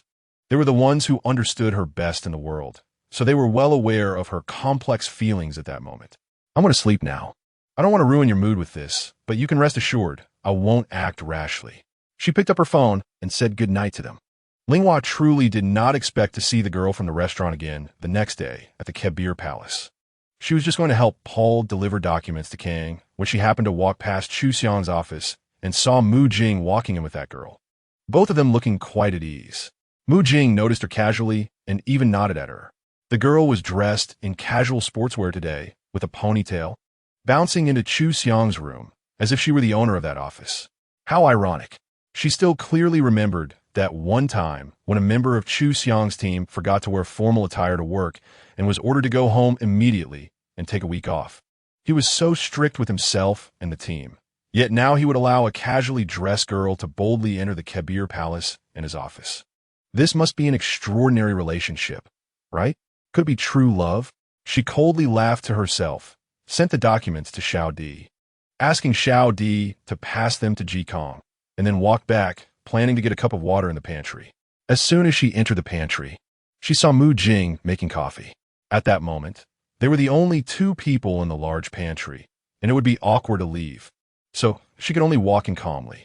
How's it going working with Paul's team? Everyone busy with their own things, Jing said, turning his back to her and speaking first out of politeness. Pretty smooth, she replied. I think I'm getting the hang of it. Paul treats you well? Yeah, he's really nice to me. A lull in the conversation. After filling her cup, she picked it up, wanting to leave without lingering. Chase and the others went to the restaurant and Xinyuan went to yesterday. Jing suddenly said from behind her, just as she was about to leave. I wonder if you ran into each other? Ling felt a jolt at his words. She thought for 2 seconds, turned around to look at Jing, and asked, Are you saying Chase knew I would go to that restaurant yesterday? Jing shrugged. He can know everything, as long as he wants to. She gritted her teeth. What does he want? You're asking me. I don't know either. After a moment of hesitation, she finally couldn't help but ask, that girl. The one who has been with him yesterday and today, who is she? Jing pressed his lips together. Do you think I would answer that question? You won't answer? She crossed her arms, smiled at him while staring into his eyes. That's fine too. I can advise GAGA not to sleep with you anymore since you're just bed partners, right? After she said this, she noticed a barely visible shift on Jing's normally indifferent face. Jing, you think you're so clever and that I can't threaten you.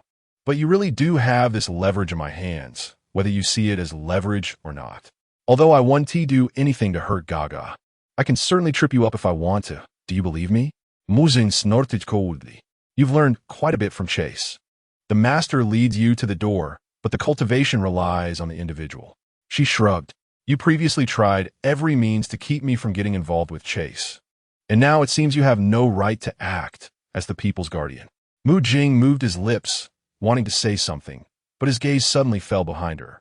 Ling turned around following his gaze and saw Xiang leaning against the pantry door with a cup of coffee in hand, watching them, not knowing how much of their conversation he had overheard. Why does this person always appear out of nowhere? Wasn't he just in the office with that girl? She really wanted to rush out the door, but Jing was quicker, as if seeing Xiang was like seeing his savior, exchanging a glance with Xiang and leaving the pantry in an instant. Soon, only Xiang remained at the pantry door, and she found herself trapped like a turtle in a jar. Looks like you have questions for me. Their eyes met in the air for a moment as he crossed his arms, quietly observing her like a clown. At this point, she had calmed down. You heard wrong. Really? He stepped closer to her, his tall figure blocking the light in front of her. Aren't you curious about who that girl is? What our relationship is? She remained silent. He turned and locked the pantry door, moving closer to her. Ling stared at him intently, raising her hand to cover her mouth as he approached. Seeing this, Xiang quickly flashed a smile, then said coolly, Did you think I was going to kiss you? She forced a smile, her voice muffled behind her hand. After all, you have a record. He looked at her for a moment, leaned slightly closer, and forcefully pulled her hand away from her mouth. Ling struggled with all her might, but couldn't resist him. However, as he removed her hand, she suddenly felt a cold sensation in her palm. Take it with you wherever you go. The next moment, he tossed this sentence out and turned to leave. She raised her hand and saw a small, cold USB drive lying in her palm. Chapter 21. In the following days, she did not see that girl appear in the Qibo Palace again.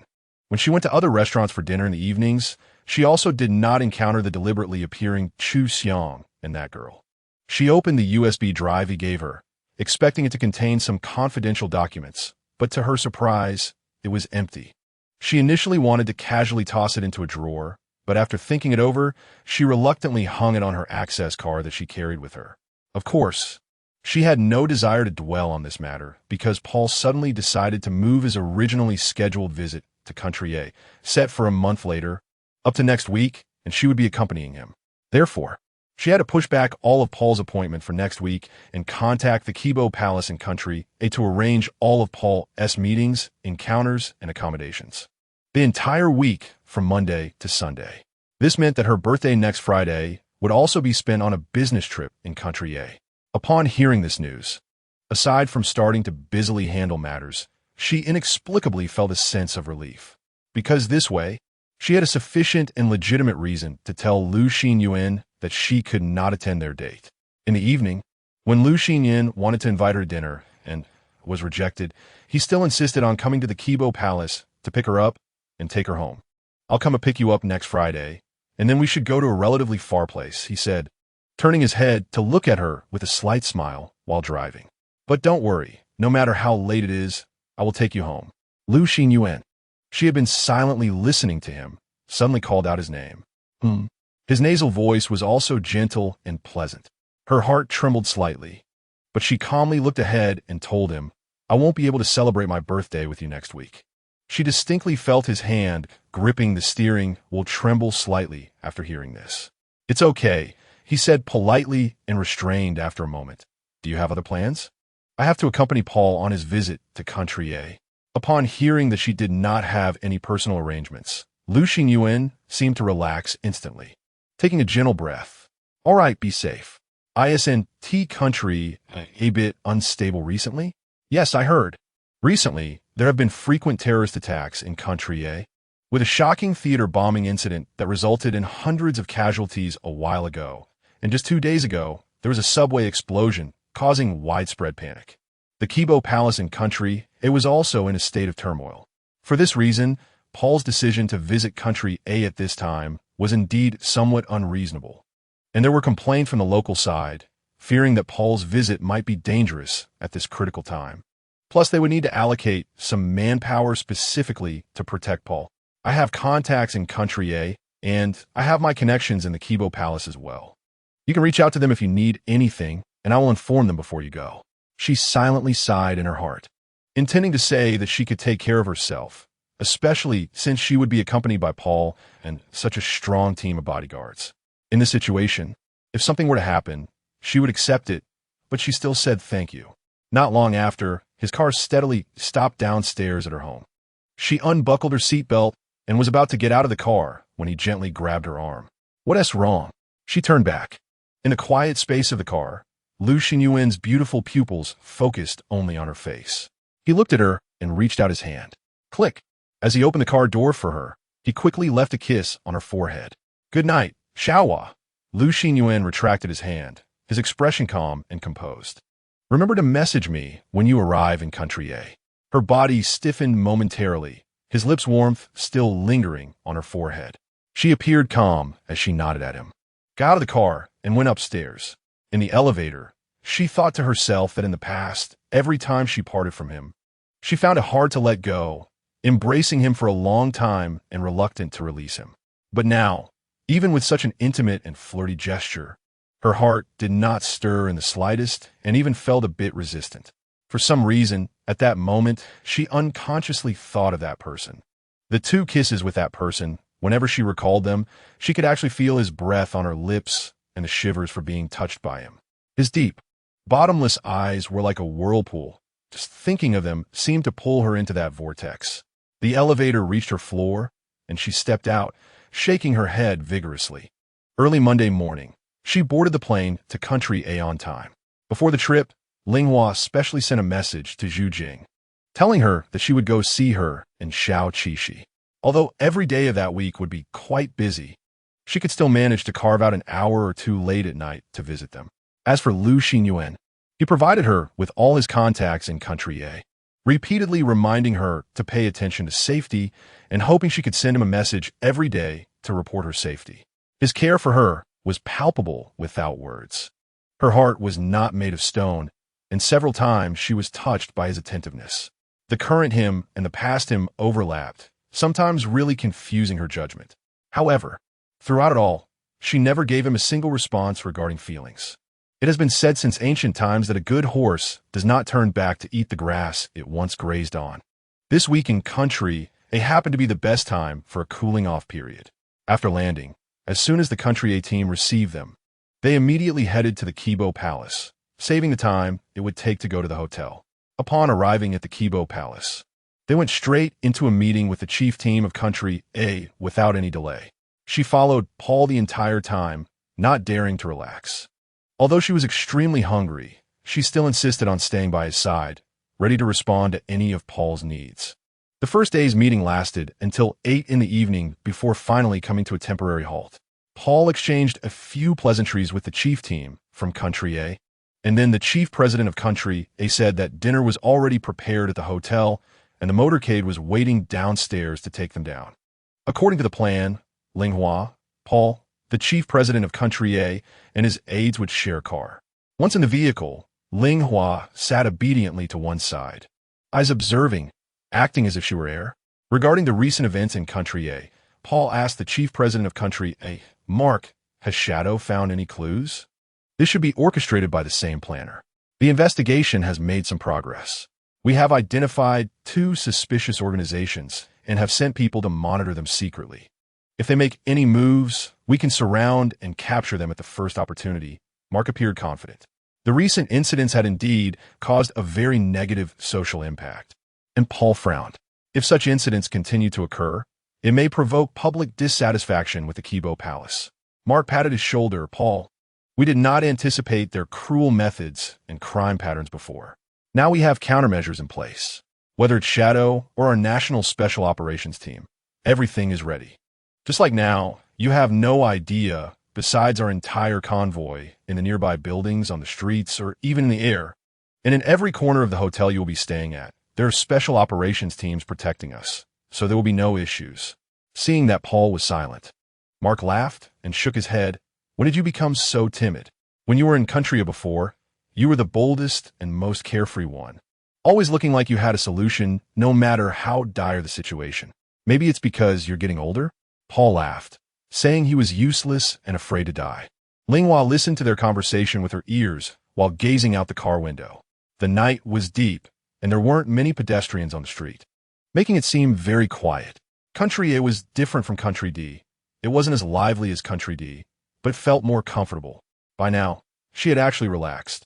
The fatigue from sitting on a plane for over 10 hours, the high-intensity, continuous work, and the tension in her brain were finally starting to slow down. To be honest, she felt like she was about to fall asleep. Just at that moment, she suddenly heard a loud roar of motorcycles outside the car. Logically, with such thick car windows, she shouldn't be able to hear that sound at all, but for some reason, the roar of the motorcycles was clear as day, and it continued without stopping.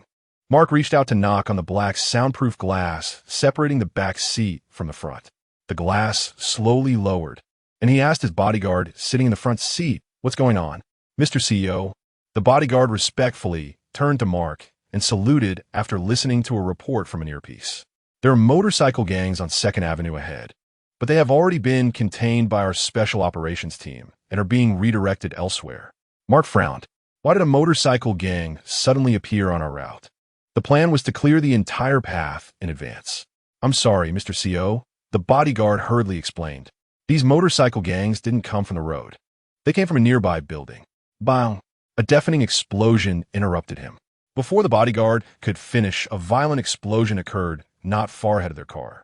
The explosion sent dark clouds soaring into the sky, flames erupting everywhere.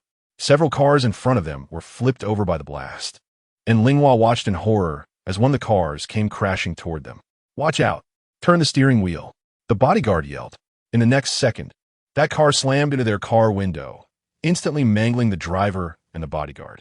Fortunately, because of the barrier of the middle glass, Mark, Paul, and she, along with Mark's aide, were spared instant death, but they were all thrown backward by the impact, crashing heavily against the back window. Ling swore she had never felt such fear in her life.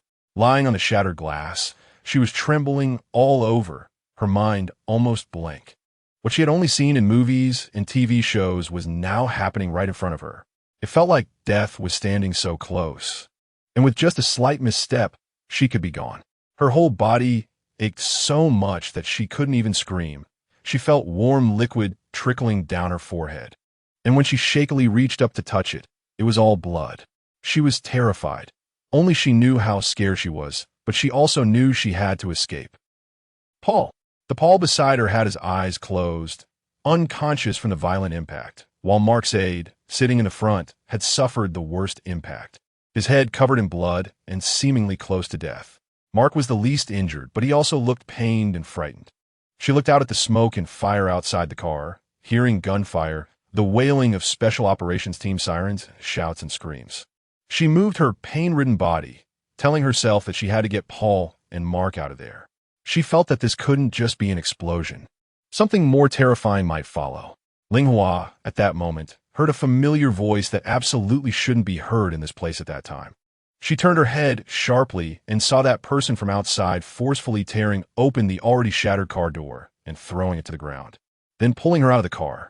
She collided with those deep, familiar eyes, staring at him in disbelief. Xiang looked at her deeply, quickly reaching up to wipe the blood from her forehead, pulling a clean cloth from his clothes and stuffing it into her hand, pressing her hand against her forehead injury, and pushing her behind him. Several special operations members immediately rushed her away. As she ran, she looked back and saw Xiang bending down to carry Paul out of the car. He was dressed in a sharp black outfit with tall boots. Not a suit or casual clothes, but something similar to the special operations members' attire, exuding a heroic air, yet feeling so unfamiliar. How could he be in country A? How did he get here? Why was he wearing such clothes? Her mind was filled with shock, confusion, and fear all mixed together. The special operations members helped Xiang carry Paul and Mark onto an ambulance, closing the door, and the vehicle immediately started. The medical personnel inside quickly began treating Mark's injuries and stabilizing Paul, while her forehead injury had been simply bandaged. She hugged her knees, watching the medical staff bustling around, not even noticing when Xiang had come to stand in front of her. He stood still, and after a while, she bit her dry lips and slowly raised her head to look at his face. He was always like this, no matter what happened or what he did. He never offered any explanations, always taking everything for granted. But that calmness, in front of her who had just brushed against death, oddly began to make her feel a sense of reassurance. They stood there, motionless, looking at each other. She didn't know how long it had been when she felt him slightly bend down. Then, he ruffled her hair, placing a light kiss on her forehead that was so gentle she almost didn't notice, using his fingertip to wipe away a nearly invisible tear from the corner of her eye. "I'm here." Chapter 22. Ling sat in the front seat of the carriage, while Xiang stood in front of her, blocking all the views behind them. Her gaze was momentarily stunned, and in that brief moment of distraction, he had already straightened up. Everyone behind them was busy with rescue efforts, and no one would notice what had just happened between the two of them. He glanced at her a couple of times before turning to check on Mark and Paul. She sat there in a daze, pulling her blanket tighter around herself. Soon, the ambulance arrived at the most exclusive private hospital set up within the Kabir Palace. As soon as they got out of the car, medical personnel pushed Paul into the emergency room, while another group of medical staff and special agents surrounded and protected Mark as he entered the highest designated examination room. Ling was also taken to another examination room by several medical staff for a thorough checkup. Fortunately, she only suffered minor injuries. The doctor helped her rebandage her head wound and settled her into a quiet, private ward. Leaning against the hospital bed, she still couldn't gather her thoughts. As soon as she closed her eyes, the scene of the driver and bodyguard in the front seat being smashed to a bloody pulp immediately flashed before her eyes. Right beside her, Mark's aide lay in a pool of blood. In fact, it was because Mark's aide had shielded her from most of the damage and impact that she was lucky enough to only suffer minor injuries. A life for a life. Her life was extended by Mark's aide. She gritted her teeth and took out her phone, which was vibrating incessantly in her pocket. Without even looking to see who it was, she answered it. "Xiaohua." Lu Xinyuan's hoarse voice was filled with urgency and concern. "Xiaohua, are you okay? I heard there was an explosion in the convoy. How are you? Are you injured?" He asked a lot of questions, but she couldn't hear any of them clearly. After a long time, she finally managed to move her lips and said, "I'm fine." "That's good," he said decisively. "Xiaohua, don't be afraid. I'm on my way to the airport. I'll be there soon." "No," she replied quickly this time. "You don't need to come. Sorry, I'm not in the right state of mind to receive you." Lu Xinyuan's breath paused on the other end. "Receive? Xiaohua, I'm not a stranger. Something so dangerous just happened. You need me, and you can rely on me." "Thank you," she interrupted him again, her gaze calm and distant. "But it's not necessary. Whether you're here or not, I've always relied on myself to live." After saying this, she directly hung up the phone. As soon as the call ended, calls from Dumin and Jing quickly followed. She reported her safety to them one by one, and before hanging up with Jing calmly said something that surprised her, yet felt reasonable. "Meng Fangyan will bring you to our house later." Meng Fangyan belonged to the legendary Phantom organization, also known as Mars, the god of war. Shadow is an organization that exists independently of all national security agencies, maintaining world peace and security, and does not accept protection or assistance from any country. This time, the highest authority of Country A and the second authority of Country D nearly suffered a deadly attack in Country A. She felt that this bombing, along with a series of previous terrorist incidents, must have originated from the same terrorist organization. Shadow had long been involved, so it was not surprising for Meng Fangyan to appear at the Kabir Palace now. Yes, that's right. Her best friend, Jing's husband, was indeed such a person who seemed to exist only in legends, but was real. She felt dizzy since she had bled from her head. She didn't know how long it had been when she completely failed to notice when Xiang entered her ward. "Can you walk?" She was startled and heard a cold voice sound next to her bed. Ling looked up to see Xiang's expressionless face and slowly nodded after a while. "Paul is awake, and Mark is here. Jing just called and asked you to come over." After hearing his words, she turned to get out of bed. As soon as her feet touched the floor, she felt a strong, cold hand firmly grip her waist without hesitation. The warmth of his palm seemed to imprint on her skin even through her clothes. She stared at him wide-eyed, but he had already half-dragged and half-supported her out of the room. Although he looked strong, only she knew he was controlling his strength, carefully supporting her as she walked. When they reached the door of Paul's ward, he finally let go of her and pushed the door open. Upon entering, she saw Kang's face displayed on the room's high-definition screen. As soon as he saw her, Jing immediately said, "Renee, how is your body?" She quickly perked up upon seeing Kang's face and replied, "It's just some superficial injuries, nothing serious." Upon hearing this, Jing smiled. "You are very brave and did well." "Thank you." She was a bit stunned that Jing praised her as soon as he entered, and quickly turned to look at Paul, lying in the hospital bed, and Mark sitting nearby. "Mark and Paul just told me that after the explosion, you were still thinking about saving them to get out together. When you encountered Chase, you reacted quickly to evacuate. Not many people can stay so calm in such a situation." "No." She shook her head, pale but smiling. "I was actually very, very scared. It was Chase's rescue plan that saved us." Chase's appearance was like a godsend. Mark coughed lightly from the side, his eyes filled with genuine admiration. "I was just boasting in the car with Paul that with our current safety measures, an accident would never occur, and the next moment this happened. If it weren't for Chase, we might have all perished. He truly is a hero." "Chase," Jing said sharply, looking at Xiang and bowing to him. "On behalf of the Kabir Palace and all the people of Country A and Country D, I extend my sincerest gratitude and admiration to you." Xiang calmly returned the bow and said lightly, "It is my honor to protect the Chief Executive Officer and the Chief Vice Executive Officer. Thank you for not blaming me for meddling. As my stealthy visit to Country, it was not on the agenda of the Kabir Palace. Once again, thank you." Chase Paul, lying on a hospital bed, looked at him deeply and asked, "But I want to know your sudden appearance here, wearing special operations gear, suggests that you might have anticipated this incident?"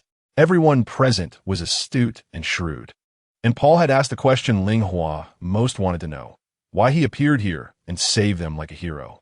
Xiang paused for 2 seconds and said, "I had stayed at the Kabir Palace in Country A for several years and kept myself updated on the situation here. Recently, the events in Country A had drawn my attention early on. Perhaps due to my background, I am particularly sensitive to danger.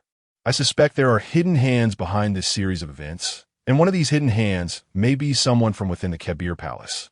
As soon as these words were spoken, everyone present turned pale. His meaning was that the reason these terrorist incidents could still occur despite the vigilance of the Special Operations Team indicated that there were both insiders and external terrorist organizations colluding within the Kabir Palace.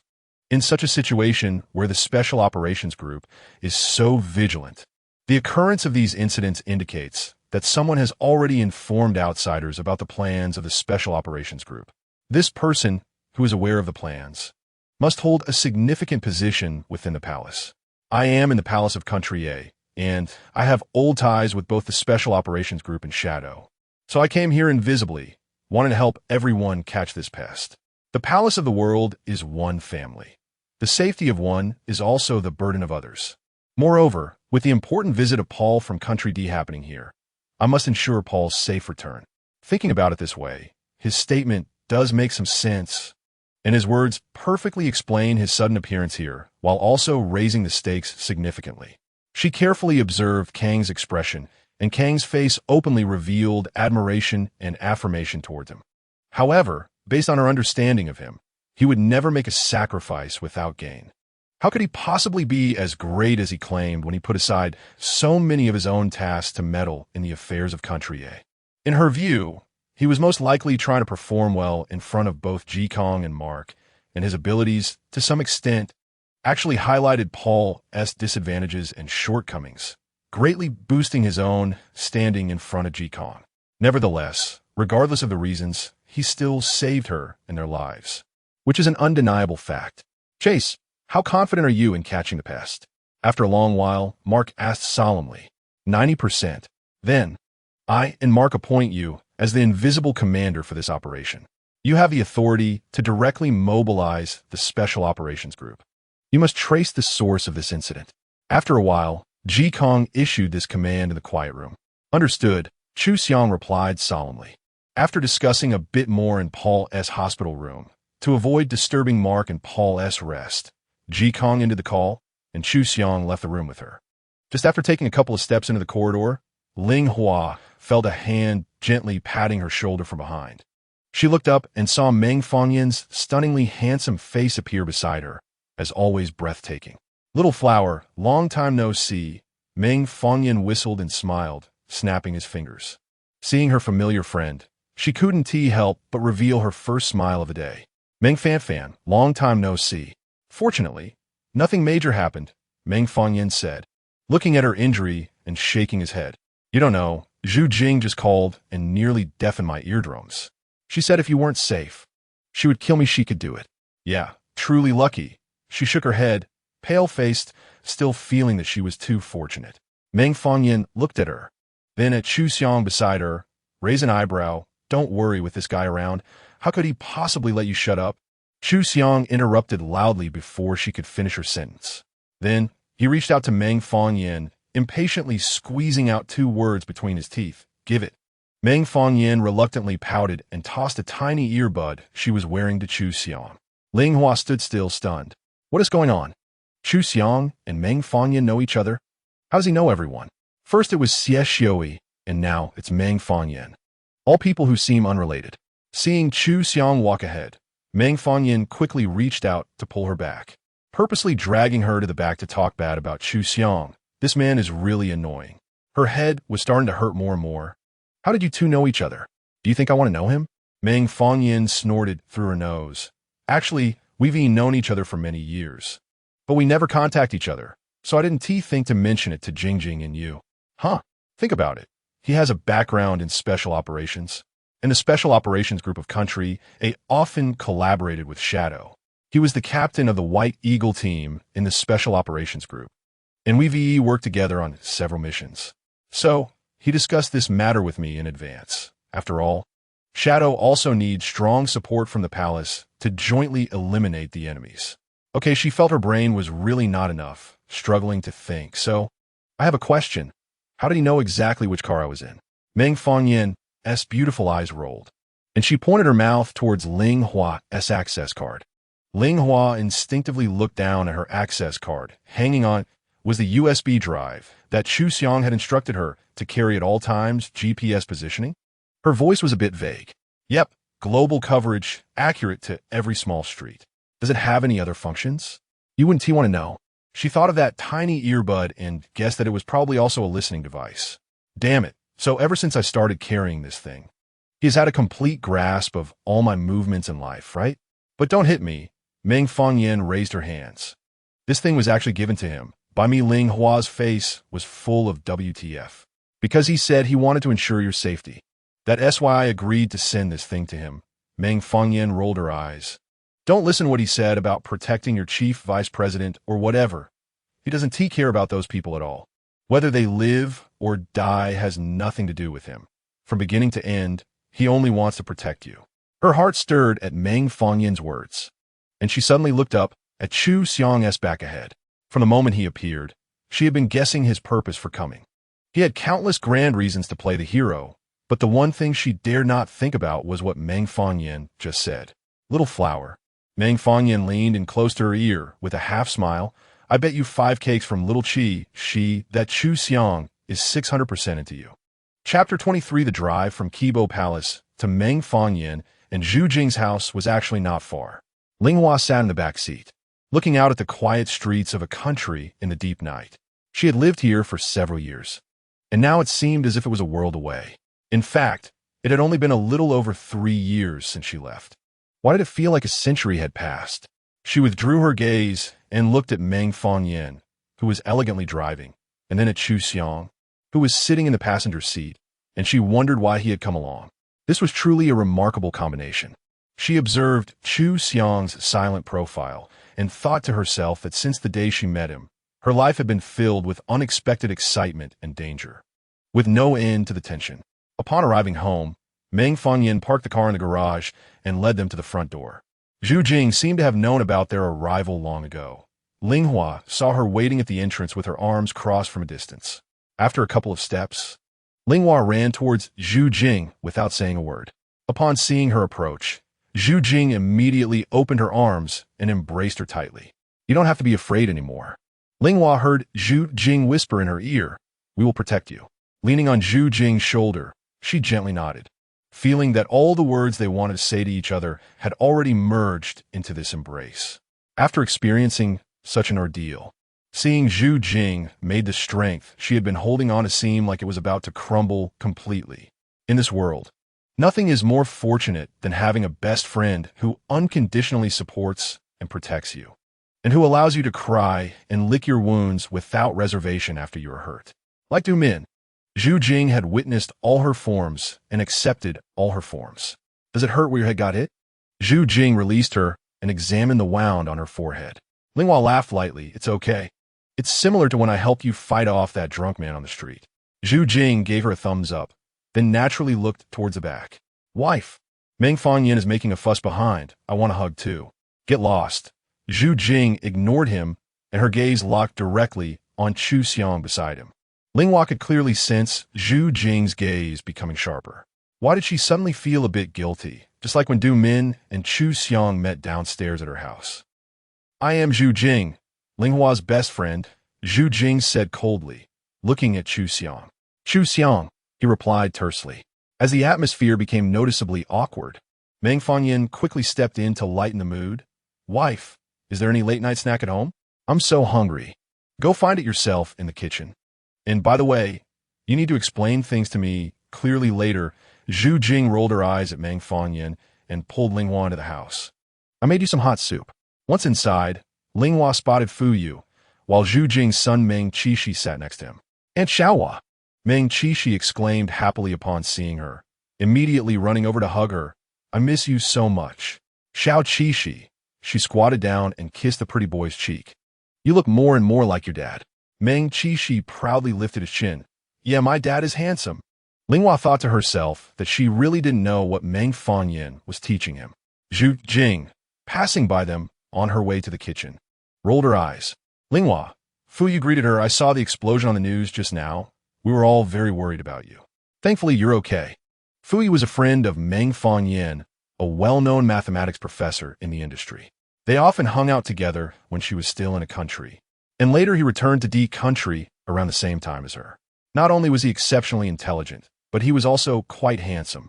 Unfortunately, he was already taken, happily married with a beautiful wife and lovely son, truly a great man. Why are you still here so late? Ling asked as she sat next to Meng Qishi. I came to teach Qishi math, but after I finished, he wouldn't let me leave and insisted I stay to play with him. Fu Yu looked at his watch. It's too late. I really have to go. Xiao Yu is still waiting for me. At that moment, Meng Fangyan, with a hot dog in his mouth, floated over from the kitchen and sat beside Xiang, patting his shoulder and teasingly shaking his head. Look, your woman is always thinking about other men. How pitiful you are. As he said this, Xiang, who had been staring at Ling suddenly swung his fist towards Meng Fangyan's face. Meng Fangyan quickly caught it. I also heard from Jing about your crush on Xinyuan, TSK. Your head must be like the Hulunber grassland now, right? Do you know how many people die from talking too much in this world? Xiang withdrew his hand. Let me teach you a trick. Do you know how animals usually declare their territory? Meng Fangyan picked up a wine glass from the table, took a sip, and smiled brightly. Smell, Mark. Xiang, expressionless. Rested his chin on one hand and kicked him while he was gloating. Meng Fangyan yelped in pain, shouting Zhu Jing's name. But Zhu Jing pretended not to hear and took Ling Hua to the side study to talk in whispers. As soon as the door closed, Zhu Jing threw a question at her. Did you sleep with him? Ling Hua almost choked on the soup she had in her mouth.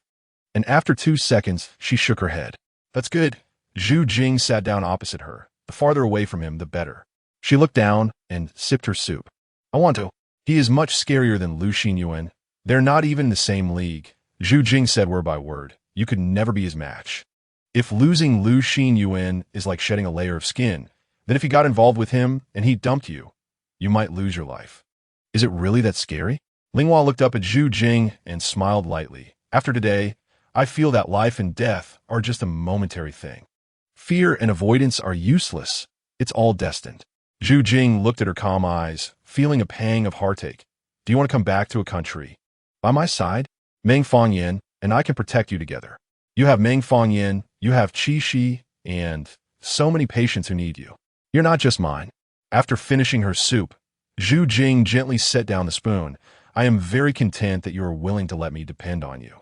Jing, this path is chosen by me, and I want to walk it myself. In the quiet room, Zhu Jing stared at her for a long time. Ling Hua, do you know?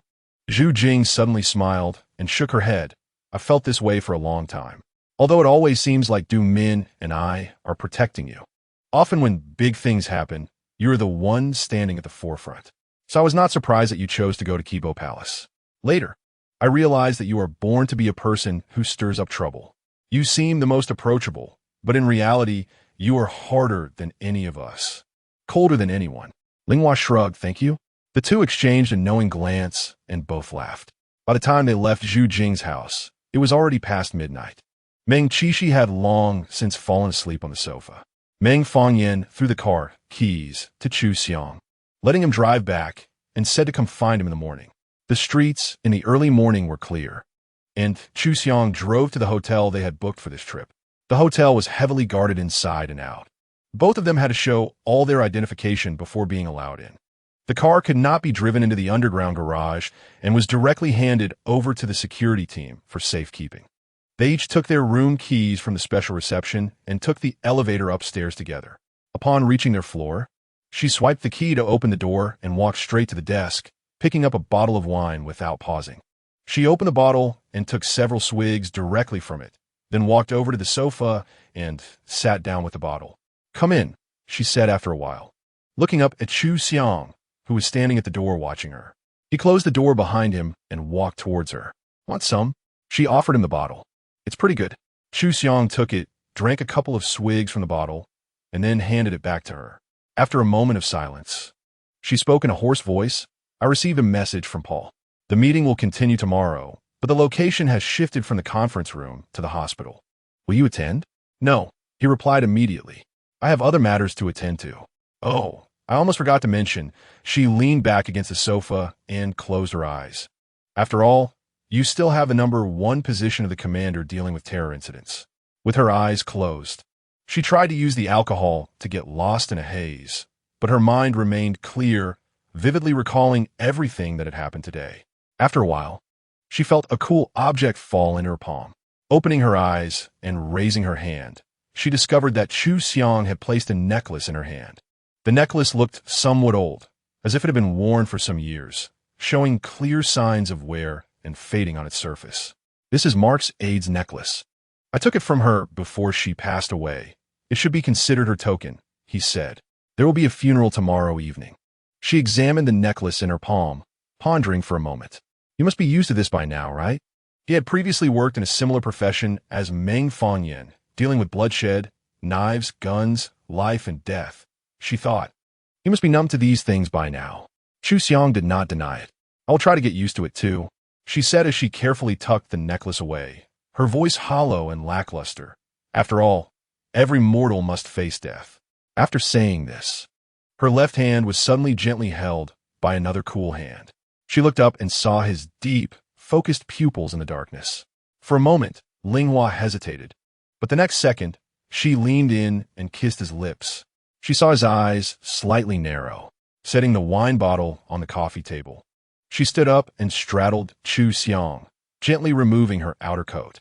Behind them was a window, and the moonlight poured in through it, casting a pool of light, allowing Xiang to clearly witness the entire alluring scene. She threw her coat on the floor, followed by her shirt and underwear. Finally, she sat on his lap, her upper body completely bare. He looked at her quietly, his gaze lingering unabashedly from top to bottom. "Am I beautiful?" she asked, pushing her hair behind her back. Xiang's Adam's apple bobbed, and he reached out to caress her smooth, soft waist. "Am I prettier than your previous women? Am I prettier than the woman you brought to the Kabir palace?" He remained silent. A low, muffled laugh seemed to roll from his throat, and then he leaned in to kiss her forehead several times, as if trying to wipe away some marks. "Speak," she said impatiently, patting his shoulder. He still didn't respond, lowering his head to kiss her collarbone. "Hey, you're drunk." He raised his head, his voice unusually husky. She shook her head. "I can recite the first 15 digits of pi clearly. Do you believe me?" He finally smiled, clearly amused. "Do you remember you said before that our distance has reached its limit, and beyond that, it would be negative distance?" "I did say that," she said, deftly unbuttoning his shirt, easily responding to his suggestive words. "I really want to know how negative you can go." Xiang gently held her hand, looking at her slightly flushed cheeks. "Do you know what you're doing right now?" "I do." "Do you know what the consequences will be?"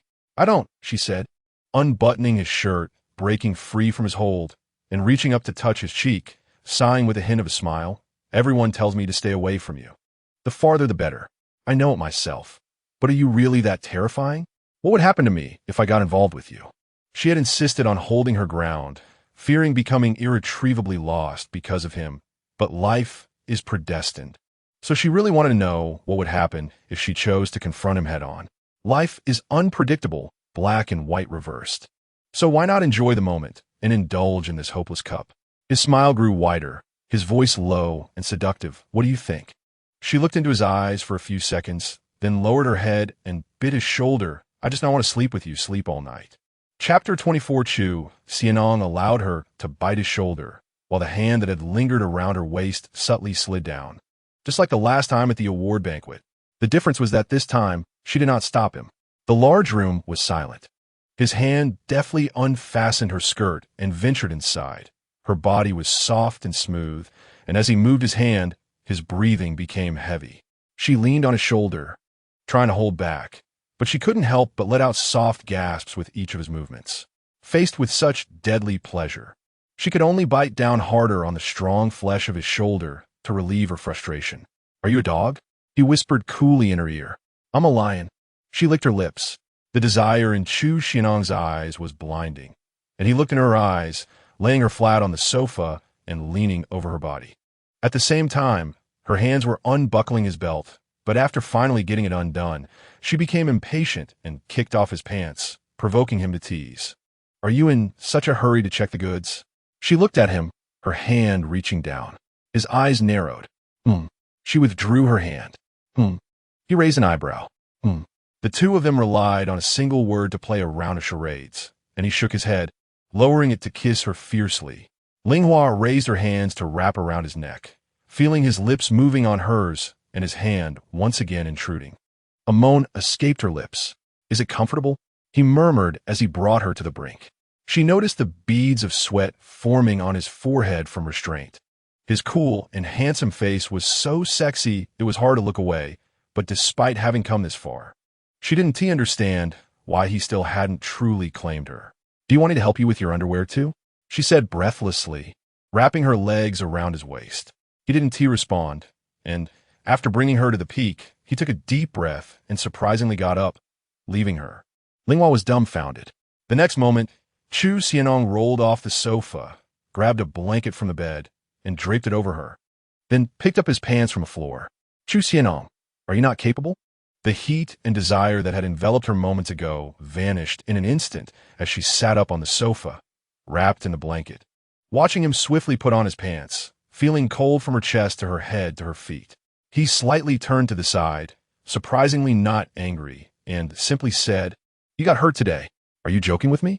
She looked at him incredulously as he put on his pants, clearly showing a certain part. I got hurt on my head, nah. At that moment, she finally experienced the terrifying self-control of this man. His restraint was so strong that even when the arrow was drawn, he could still call for an emergency stop. He said nothing and continued dressing. Huh. She suppressed the faint discomfort in her chest and coldly laughed at him. Don't tell me you only do it with people you have feelings for? Even if you have the face to say that, I wouldn't have the face to listen.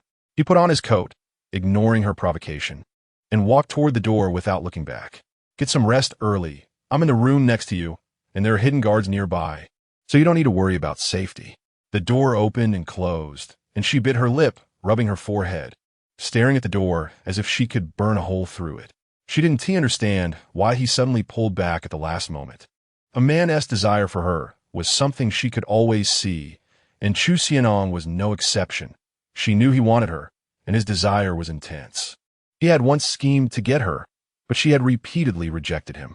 Yet now, lying before him without resistance, he pushed her away. She knew he didn't care about anyone's gaze, nor could he be constrained by the rules of the Qibo Palace or any worldly regulations. Today, the reason he chose to stop must be that he truly wanted to stop. But why? Having come this far, wasn't this precisely what he wanted? Her thoughts became more chaotic, a mix of complex emotions. And she was very clear that this feeling was completely different from when she was with Lu Xinyuan. It was all emotions she had never experienced before. At this moment, Xinyuan, who had left her room and entered his own, walked into the bathroom, turned on the tap, and washed his hands and face with cold water. The sound of running water echoed, and after a while, he stopped his movements, raising his head to look at himself in the mirror. He remembered how she had looked beneath him, alluring and enchanting, and how she had gazed at him with desire, and recalled how she had coldly mocked him with that sad yet defiant smile just before he left. He didn't know how long had passed when he turned off the tap and gently clenched his fist. He and slept a wink all night, and by morning, Ling had gotten into the special operations vehicle to head to the Qibo Palace. Paul was still lying in bed resting. She took out her notebook, listing all the points Paul wanted to convey, checking them with him, and then during the official meeting, she represented Paul, who was recuperating, to engage in a verbal battle with the chief delegation from country A along with her domestic counterparts. During lunch break, Paul called her over while others went to prepare lunch, patting her shoulder. Renee, you've worked hard, you performed very well, and you've made significant progress compared to before. She put away her notebook and smiled softly, thanking him. You are completely different from the person you were 3 years ago when you first came to the Qibo Palace, Paul said with a gentle smile. Back then, you didn't even dare to greet me when you saw me. She calmly replied. It was you and other seniors who gave me these opportunities and guidance. In the future, you will increasingly have your own standing. Paul looked at her seriously. After this return, I have a very important project I want to assign to you. Thank you very much for your trust. She nodded calmly at Paul. Also, I need to leave early today to attend the funeral for the explosion incident. Please convey my condolences as well. Okay. After that, the afternoon meeting agenda ended quickly, and Xinyuan indeed did not appear as he had said. She tidied up her things, bid farewell to Paul, and took the car to the funeral site. When she arrived at the cemetery, the sky was slowly darkening, and a light drizzle was falling. She had not brought an umbrella and declined the special operations personnel's offer to get one for her. Holding 2 bouquets of flowers as she slowly walked toward the cemetery gate in the rain. As she walked further in, she saw the neatly arranged heavy black coffins on the lawn where the funeral was being held. The family members of the special operations team and Qibo Palace members who had died in the explosion stood nearby, some silent, others softly weeping. She walked to the edge of the crowd, quietly waiting for the pastor to begin the ceremony. When the ceremony started, the pastor's voice reading the eulogy made a nearby family member of the deceased unable to hold back tears again. He was only 22 years old. She heard an older woman sobbing, holding her husband tightly. His life had just begun.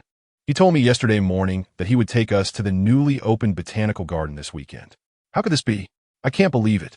I hugged him just yesterday. Ling listened in silence, her heart tightening. Many of the people lying here, she had seen just yesterday. A large portion of them were very young and full of life, Yet they were simultaneously engaged in the most dangerous job in the world, having sworn from the beginning to protect strangers they did not know with their lives. Each of them had their own family, their own life, their own story, their own loved ones, but all of this came to an abrupt end yesterday. The light before you was bought with their lives to block out the darkness. The pastor finished the long eulogy and completed the ceremony, while the rain continued to pour heavily. She stepped forward to an elderly couple and a man. "Hello," she said, tucking her wet hair behind her ears. "I am Renee. I was in a car with Lena during the explosion yesterday." The elderly couple's eyes were red, nearly unable to speak, while the weary-looking man nodded at her and hoarsely said, "Hello." She gently placed 2 bouquets of flowers on Lena's coffin, then took out the necklace that Xiang had given her yesterday from her pocket. She handed the necklace to Lena's husband with both hands, saying, "She will always be with you, and we will never forget her." Upon seeing the necklace, tears that he had been holding back rolled down the cheeks of Lena's husband, a strong and sturdy man in his 30s, who cried like a child in the heavy rain. "This necklace was a gift from me when we got married," Lena's husband said, stuttering. She never took it off. Ling bit her lip, her nose already feeling sour. Renee, Lena's mother, held her hand at that moment, choking back tears. "Please promise me to live well, to be happy, to do everything you want to do." "I will." She hugged Lena's mother tightly, tears silently flowing into her hair. The sky darkened completely, and the crowd slowly began to disperse. Ling stood in front of Lena's coffin, letting the heavy rain soak her completely. She didn't know how long she stood there until she realized no more raindrops were falling on her. Turning her head, she saw Xiang standing beside her, still in his special duty uniform, holding a black umbrella, as if wanting to merge completely with the darkness. "You are chasing the traitor in the Curb Palace today, right?" she asked softly. "Yeah." She bit her lip, turned her head to look seriously into his eyes. "You will catch him and those terrorists, right?" He also turned his face towards her, looking back in her eyes. "I will. You will ensure they can never be released to harm others, and never break apart happy families and lovers again, right?" "Yes." "Good." She turned back, saying each word clearly. "Thank you." Xiang took her back to the hotel. Once inside her room, she took off her drenched coat and top, then turned around to find he was still standing in the room. "What's wrong? Are you planning to keep watching?" She raised her hand to undo her lingerie, deliberately emphasizing the last few words. Just like yesterday, he quietly looked at her, his pupils as deep as the stormy sky outside. "I'm sorry, but I don't feel like letting you watch anymore today," she said, turning her back to him, taking off her wet pants, and putting on the bathrobe from the bed. "I also don't feel like guessing when you will appear beside me, why you suddenly showed up, why you suddenly left, all those questions about you." She couldn't see the hurricane brewing in his eyes behind her. "Chase, I'm tired." She walked into the bathroom and closed the door.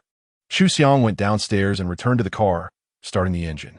Just as the car started, he paused, lifting his face to look in the rearview mirror. In the mirror, Fangyan appeared in the locked car, crossing his legs and lazily watching him. Have all the capture locations been set up? He was not surprised, lowering his gaze and expressionlessly pressing the gas pedal. "Yeah." Fangyan snapped his fingers, and the old trader's hideout has also been completely uncovered. His people can't withstand interrogation. Just a little electric shock was enough to make them reveal all the places he might be hiding. "Did you find them?" "Just 2 more hideouts left." He didn't speak further, raising a hand to rub his temples. "I say," Fangyan sighed, looking at him, "why go through this?" Xiang did not respond. "Is it that difficult? Was it as difficult for me back then?" Fangyan straightened up, for the first time adopting a serious expression. "Do you know what I was going through? I had to give up Jing because being with her would put her life at risk. But in the end, I realized I would rather have her die beside me than see her live her life without me. Xiang, there's someone in this world that you cannot give up even if you have to forsake everything. Can you understand that? Your so-called power games are really just a drop in the bucket compared to her." After an unknown amount of time, Xiang calmly shook his head. "That's impossible." Chapter 25. All right. Fangyan clapped his hand decisively after hearing his words. "Then don't blame me for not warning you. Since you're convinced that your relationship is just another part of your game, don't touch Ling. If you do, and Jing ends up skinning you alive, don't blame me for handing her the knife." Xiong gripped the steering wheel tightly as the car sped through the torrential rain. Meng Fangyan crossed his legs, his eyes filled with resignation.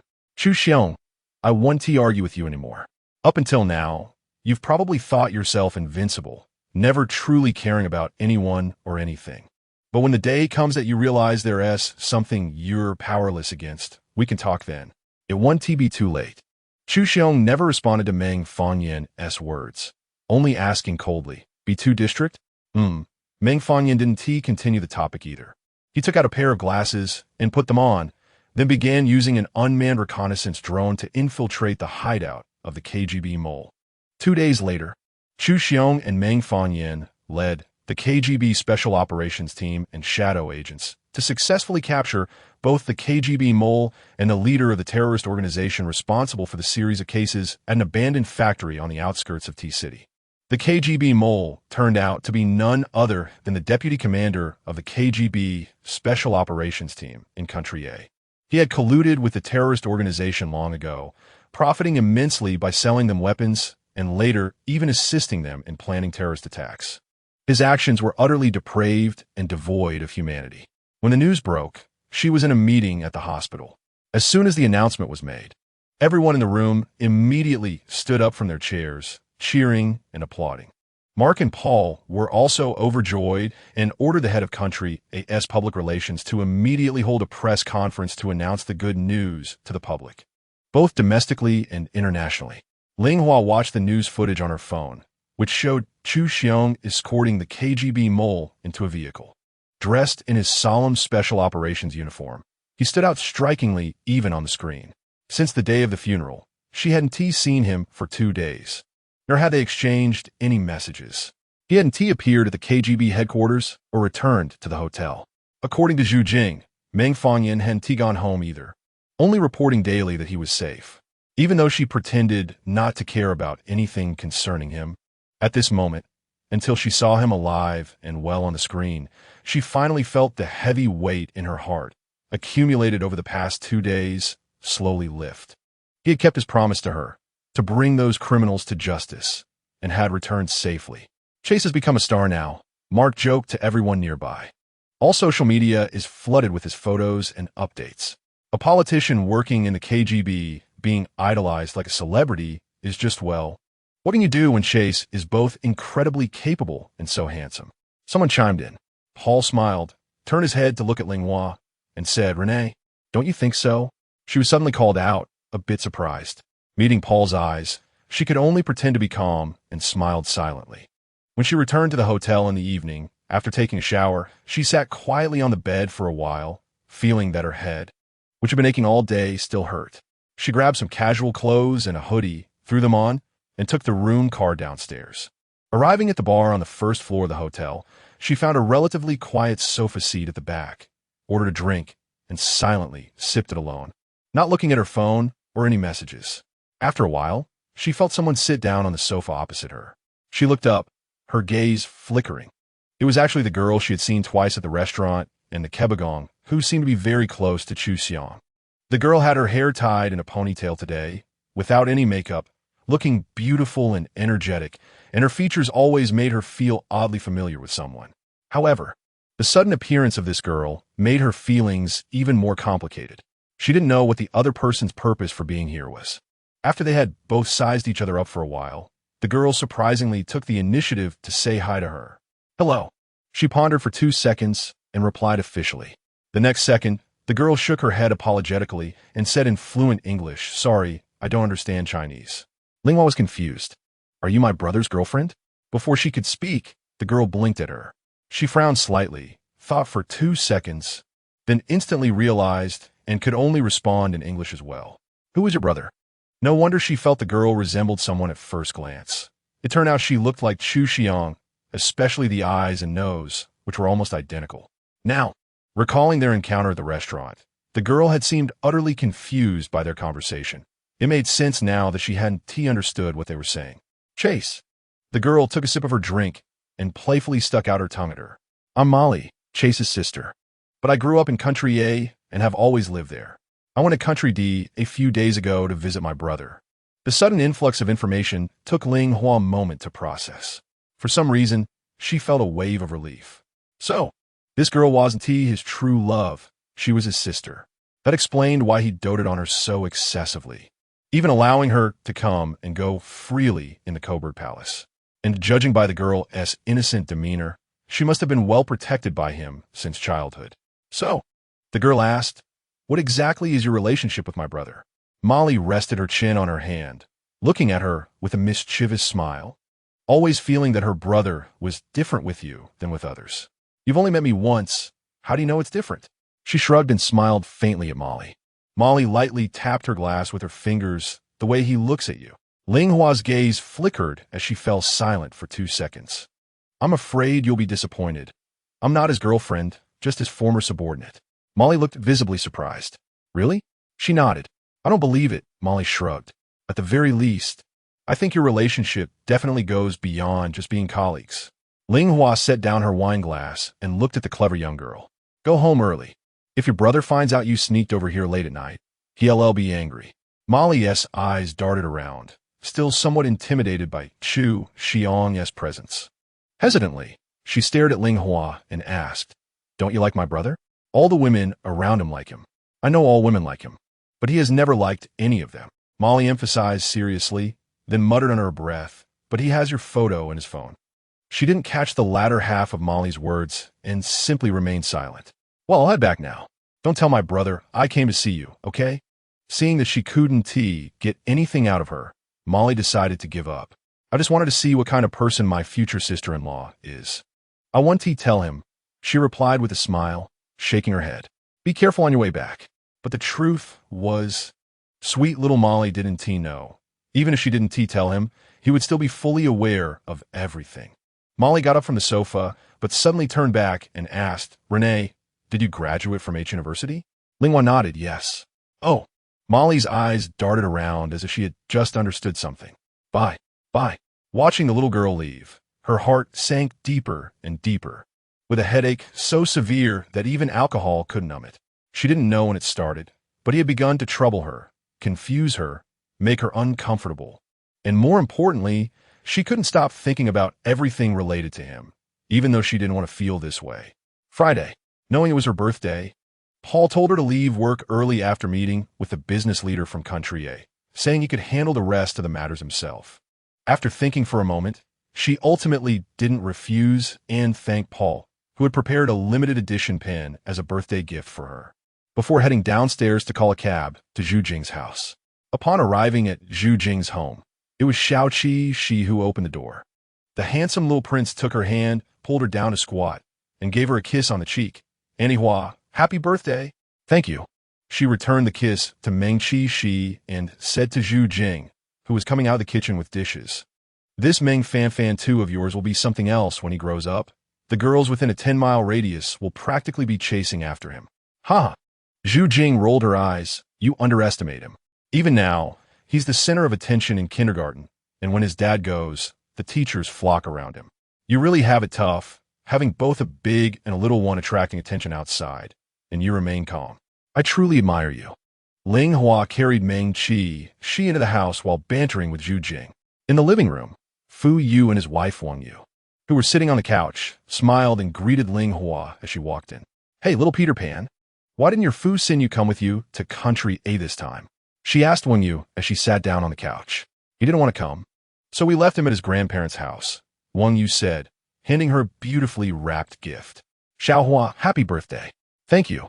She unwrapped the gift in front of the couple and discovered it was a set of cosmetics and a political science book.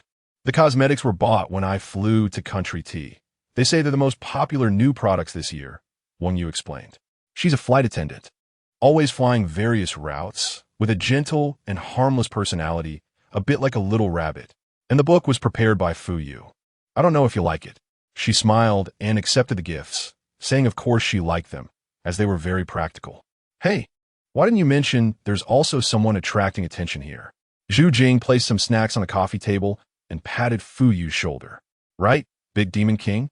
I heard you have female students confessing to you every day at school." Fu Yu shook his head helplessly, fearing that his pampered wife, Wang Yu, would get angry. "Don't say that in front of my wife. Where's Meng Fangyan? When will he come?" "I don't know." Zhu Jing checked her phone. They just caught that criminal mastermind yesterday. He's busy with the interrogation, but he told me he would try to get back in time for dinner. Everyone decided to wait for Meng Fangyan to have dinner together, gathering on the couch to snack and chat. Ling Hua felt very happy chatting with them, but she couldn't help but get distracted from time to time. Around 8 o'clock, the doorbell rang. He's back. Jing stood up from the couch and gave Ling Hua a meaningful glance. I'll go open the door. Ling Hua bit her lip, looking anxiously toward the front door. When the door opened, only Meng Fangyan stood outside, and her heart sank, her expression darkening. As soon as Meng Fangyan saw Jing, he rushed over for a bear hug. Wife, I missed you so much. Get off me. Jing pushed him away. You haven't even showered. You're all sweaty. Where am I sweaty? Meng Fangyan looked at her, slowly revealing a mischievous smile. I've been in the interrogation room all day dealing with those scumbags. Besides, don't you know how good I smell? Ugh. Jing rolled her eyes and pushed him away, looking behind him. What's this? Meng Fangyan glanced back. Then his gaze landed on Ling Hua sitting on the couch. Xiao Hua Hua, come here for a moment. Ling Hua got up from the couch and walked over to them. Meng Fangyan moved something from the doorframe inside. Here, Meng Fangyan pointed at the package, pouting. I brought it over like a human express delivery. It's heavy as hell. Ling Hua bent down slightly, examining the beautifully wrapped, rectangular, heavy object. Meng Fangyan carefully watched her expression and exchanged a glance with Jing, sighing. You know who asked me to bring this for you? She didn't speak, slowly starting to unwrap the package. After all the wrapping was removed, she found that it was a painting set in an exquisite frame. Upon seeing the painting, her expression immediately changed, and so did the expressions of Meng Fangyan and Jing, becoming somewhat subtle. The person in the painting was unmistakably her, but it wasn't her current self. With short black hair, full of spirit, smiling broadly, carefree. This was her from a few years ago when she was still studying at university in Country A. Chapter 26. Ling Hua slowly straightened up, finally pulling her gaze away from the painting. Where is he? She gently set the painting aside and looked at Meng Fangyan, calmly asking. Meng Fangyan first glanced at Jing, then turned back to her and said, after we came out of the interrogation room, I asked him if he was coming, and he said he had other things to do and left, only asking me to bring this to you. She nodded, her face showing no signs of joy or anger. Let's eat, Meng Fangyan said, wrapping an arm around Jing, quickly trying to lighten the mood. Honey, I'm starving. I could eat a whole cow right now. Jing gave Ling Hua a deep look and lightly patted Meng Fangyan's head. I'll watch you eat. If you don't eat, you're sleeping in the study tonight. Jing had specially left work early from the hospital today, cooked a table full of delicious dishes, and even brought out red wine to pair with the meal. Everyone sat around the dining table, happily raising their glasses. Cheers to our birthday star. Happy birthday. Jing coughed lightly and said to everyone, wishing her to be 18 every year. May she get her wish and embrace countless handsome men in the world. Cheers. Ling Hua smiled and clinked glasses with everyone. Thanking my dearest best friend, Jing, Meng Fan, the lovely little Shi, and Ayu, little flying hero, thank you all for celebrating my birthday here with me. I never expected to spend my birthday this year in Country A with you all. I'm so happy. Cheers. Although little she was young and thin. His appetite was astonishing, almost the same as his father Meng Fangyan.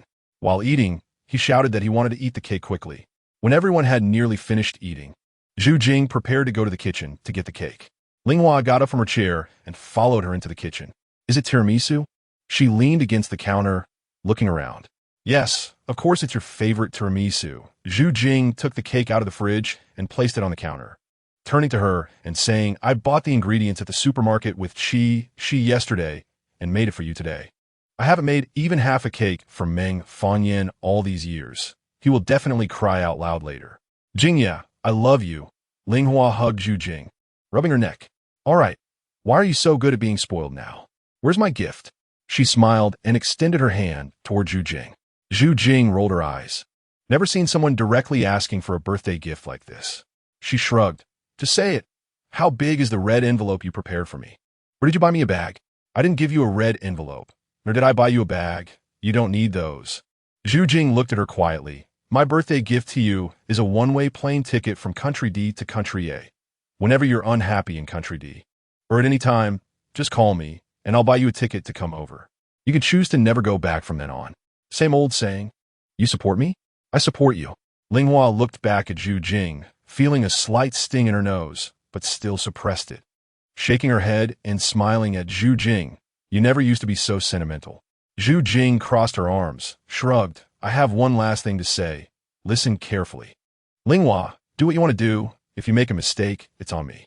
This is her best friend, the person who understands her the most in the world. From the past to the present. This person knows too well what she is thinking, what she is entangled with, what she is sad about, even if she says nothing. This person knows. Yes, what is there to be afraid of? So what if I make a mistake? So what if I lose?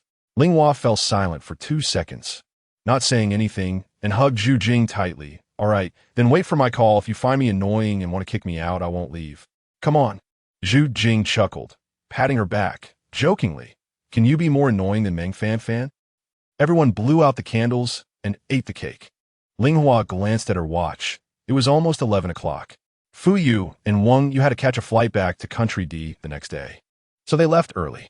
Little she got sleepy after eating, and Meng Fangyan went to help his son take a bath and sleep, while Jing accompanied Ling outside to call a car. Before getting in the car, Jing said nothing, and they hugged tightly again.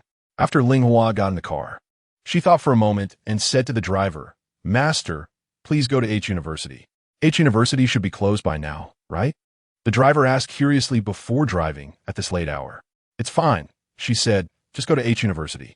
Although the driver was very puzzled, he still took her to H University. It wasn't far from Jing's home to H University, and they arrived in less than half an hour. After getting out of the car, Ling looked at the university campus where she had spent 4 whole years in the deep night, and all the memories surged back to her mind in an instant. She had deep feelings for her alma mater.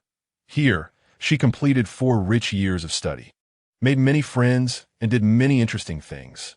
However, because there were too many memories of Xinyuan after breaking up with him, she had never dared to come back for a glance. Standing at the entrance for a while, she walked towards the side door of the campus. According to her many years of experience, this door was usually not locked. She gently pushed, and sure enough, it opened. The campus was silent in the deep night, and the dormitory area was a bit far from the campus, so usually there would be no one around at this late hour. She didn't hide her footsteps and slowly wandered around the campus. She passed by the artificial lake, the basketball court, the tennis court, the cafeteria, and finally reached the library. She remembered that she used to walk this road with Xinyuan every day. Because she liked to sleep in, he would usually buy her breakfast, and she would eat while walking, while he would gently pat her back beside her. Sometimes, after class, Meng would accompany her to play tennis, and a big crowd of Meng's fans would cheer for him on the sidelines. Just then, her phone rang. She took it out to take a look and answered it. Happy birthday. Meng's lazy voice came from the other end. You're so late. She shook her head. You just came out of your cozy nest and remembered, right? You don't know, I did it on purpose. Meng coughed lightly. I like to be the last one to give my blessings. There are too many people vying to be the first. The last one is the most special. All right, thank you. She deliberately stretched her voice. Meng laughed. His voice soft and hoarse. I bought your birthday gift, the latest version of the VR game console that you wanted the most. I'll bring it to you when you come back. She broke into a smile. Meng, the world's #1 handsome guy. Is he more handsome than Xinyuan? Well, Xinyuan is still more handsome. Heartless. She laughed in the night. Guess where I am now? At H University. Meng on the other end clearly fell silent for 2 seconds. What are you doing at H University? Just wanted to come back and take a look. Really? Feel like I'm getting old. She turned around in front of the library door. Do you remember when we used to come to the library to cram for exams together, day and night, with the lights on? I remember. One night you drank 7 cups of coffee and still fell asleep in the end. You're really annoying. Ha ha. Meng laughed. When are you coming back? Sunday. All right. See you on Sunday. I'll come pick you up. After hanging up the phone, she prepared to walk towards the teaching building. After taking a few steps, she stopped, turned around. Xiang appeared behind her at some unknown moment. In the darkness, dressed in tactical gear, his long legs casually spread apart. He lounged lazily on the garden steps behind her, silently watching her. Ling raised her hand to glance at her watch. There were only 3 minutes left until midnight. Her birthday would soon pass, and the next day would arrive immediately. All your paintings have been delivered. I thought you wouldn't show up in person, she said, standing still as she looked at him. Chu Xiong's gaze settled on the small USB drive she was holding. You knew it. She was well aware that he had complete control over her whereabouts. She had deliberately lured him here. Ling let out a soft laugh and slowly walked toward him, stopping right in front of him. Chu Xiong, she asked, did you meet me a long time ago? Before we met in the Kebir Palace. Before we met 3 years ago downstairs from my house in Country A. And even before that, you already knew me, right? He gently raised his head and looked at her, saying yes. You had already seen me when I was still in college, hadn't you? Her gaze was calm, staring straight into his eyes. Yes. His voice carried a hint of hoarseness, and his expression remained as composed as ever. Thank you for your gift, she said softly after a long pause, turning to leave. She was very clear that even if she wanted to know all the reasons and beginnings behind it, he wouldn't tell her. Before she could move, he had already grabbed her arm from behind. She didn't move or turn around, so he directly pulled her around to face him, forcing her to stand in front of him. He spread his legs apart, encircling her in front of him, while his hands gently held hers. This place is filled with memories of you and him. He suddenly spoke with a blank expression. Linghua paused for a moment and then replied, so what? He pursed his lips, forgetting what I did during Xinyuan's concert. She smiled faintly. How do you plan to cover up the memories between him and me this time? He didn't speak, but stood up and pulled her to a secluded corner near the garden steps, where there was a small stone bench surrounded by flowers and trees. With not a whisper of wind, utterly silent, Chu Xinyuan sat down on the stone bench, forcefully pulling her over so that she had to sit on his lap. Just like last time at the hotel, their eyes met, and in the quiet dark night, he looked into her eyes, raised his hand to touch her hair, and after a few seconds, he hoarsely said, Happy birthday. Just these simple 4 words she had heard many people say throughout the day, in different languages, from colleagues at the office, from friends, and even from messages on her phone. But for some reason, at that moment when they came from him, she felt her heart tremble slightly. She thought she might finally understand the complexity of her emotions over the past few days. Hesitation, doubt, waiting, sadness, confusion, struggle. At this moment, when he appeared before her, all of it found its answer. This answer was the one she had once least wanted to accept. After saying this, Chu Xinyuan's gaze deeply fixed on her, furrowing her brows. She suddenly seemed to understand something. You can't be wanting to. Before she could finish, he curled his lips into a smile, kissed her lips, and his other hand slowly slipped into her clothes. Linghua felt his hand skillfully glide to her back, and with a gentle motion, he unclasped her bra, then wandered down to her collarbone, rubbing it repeatedly. Seeing this, she lightly bit his lip. Pushing him away a little, she breathlessly raised her hand to grip his chin, sneering, if this is just foreplay again, you can get lost right now.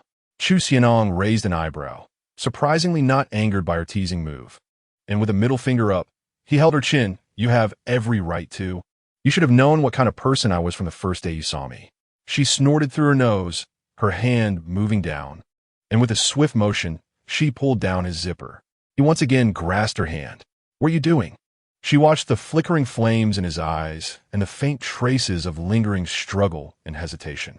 Chu Xiang's Adam's apple bobbed slightly, utterly seductive. Do it or not? Her other hand, not held by him, coiled like a nimble snake toward his zipper and slipped inside.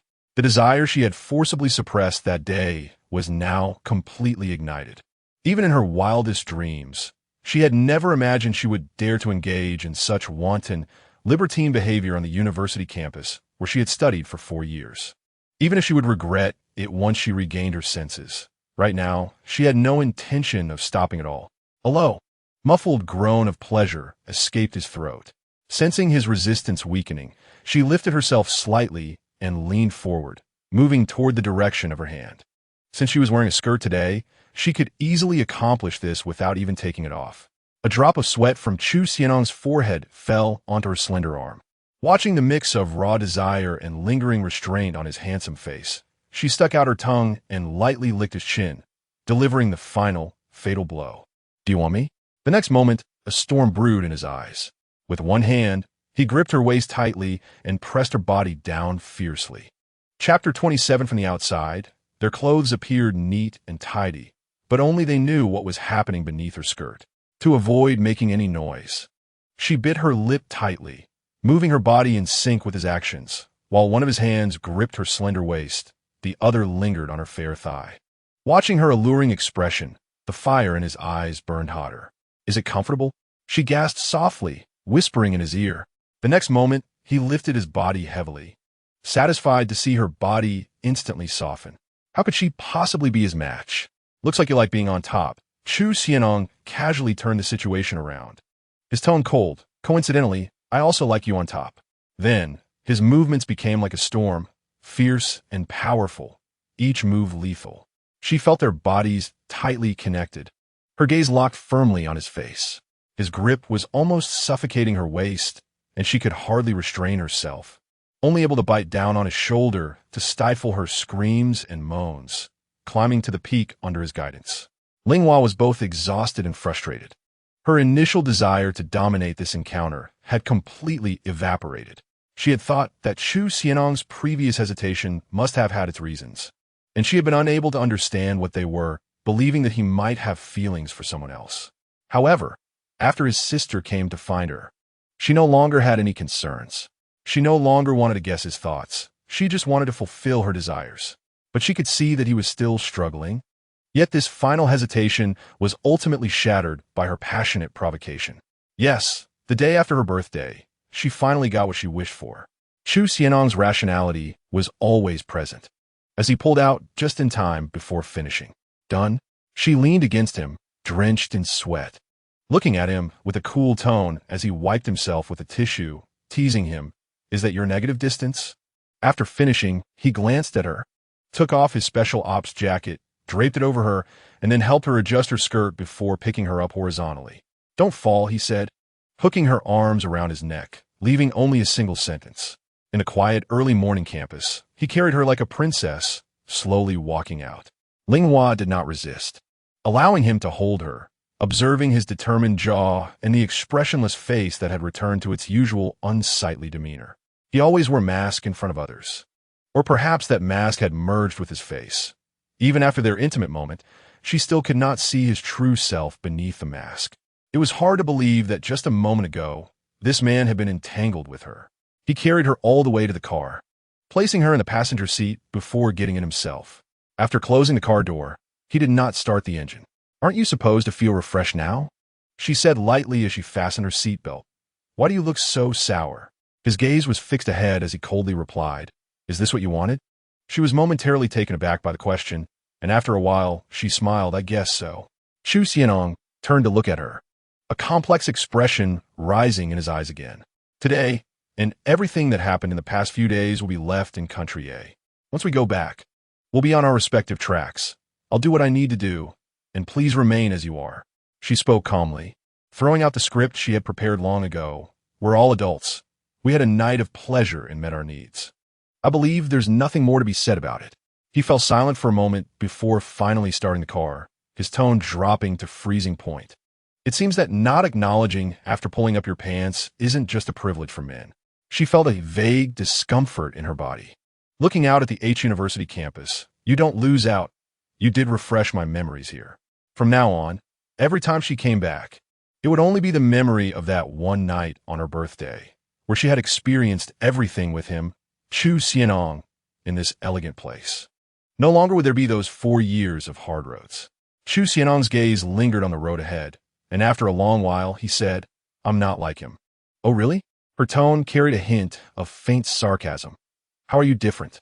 "You and he belong to the past, while I and you." He paused abruptly. Her heart trembled slightly, her gaze quivering. "What are we?" But he did not continue. Ling Hua's gaze fell into the depths of the night, gradually losing the last bit of light. When they arrived at the hotel downstairs, before opening the car door, she took off the tag she had been carrying. Then, right in front of him, she unfastened the USB drive that had been hanging on her tag, which he had given her and had never left her side since. She placed the USB drive in the space between them, not looking at his face, and opened the car door. "Bye, Chase." In the last 2 days in Country A, she accompanied Paul to meet some important figures, working with a focused mind, no longer feeling as unsettled as in the previous days.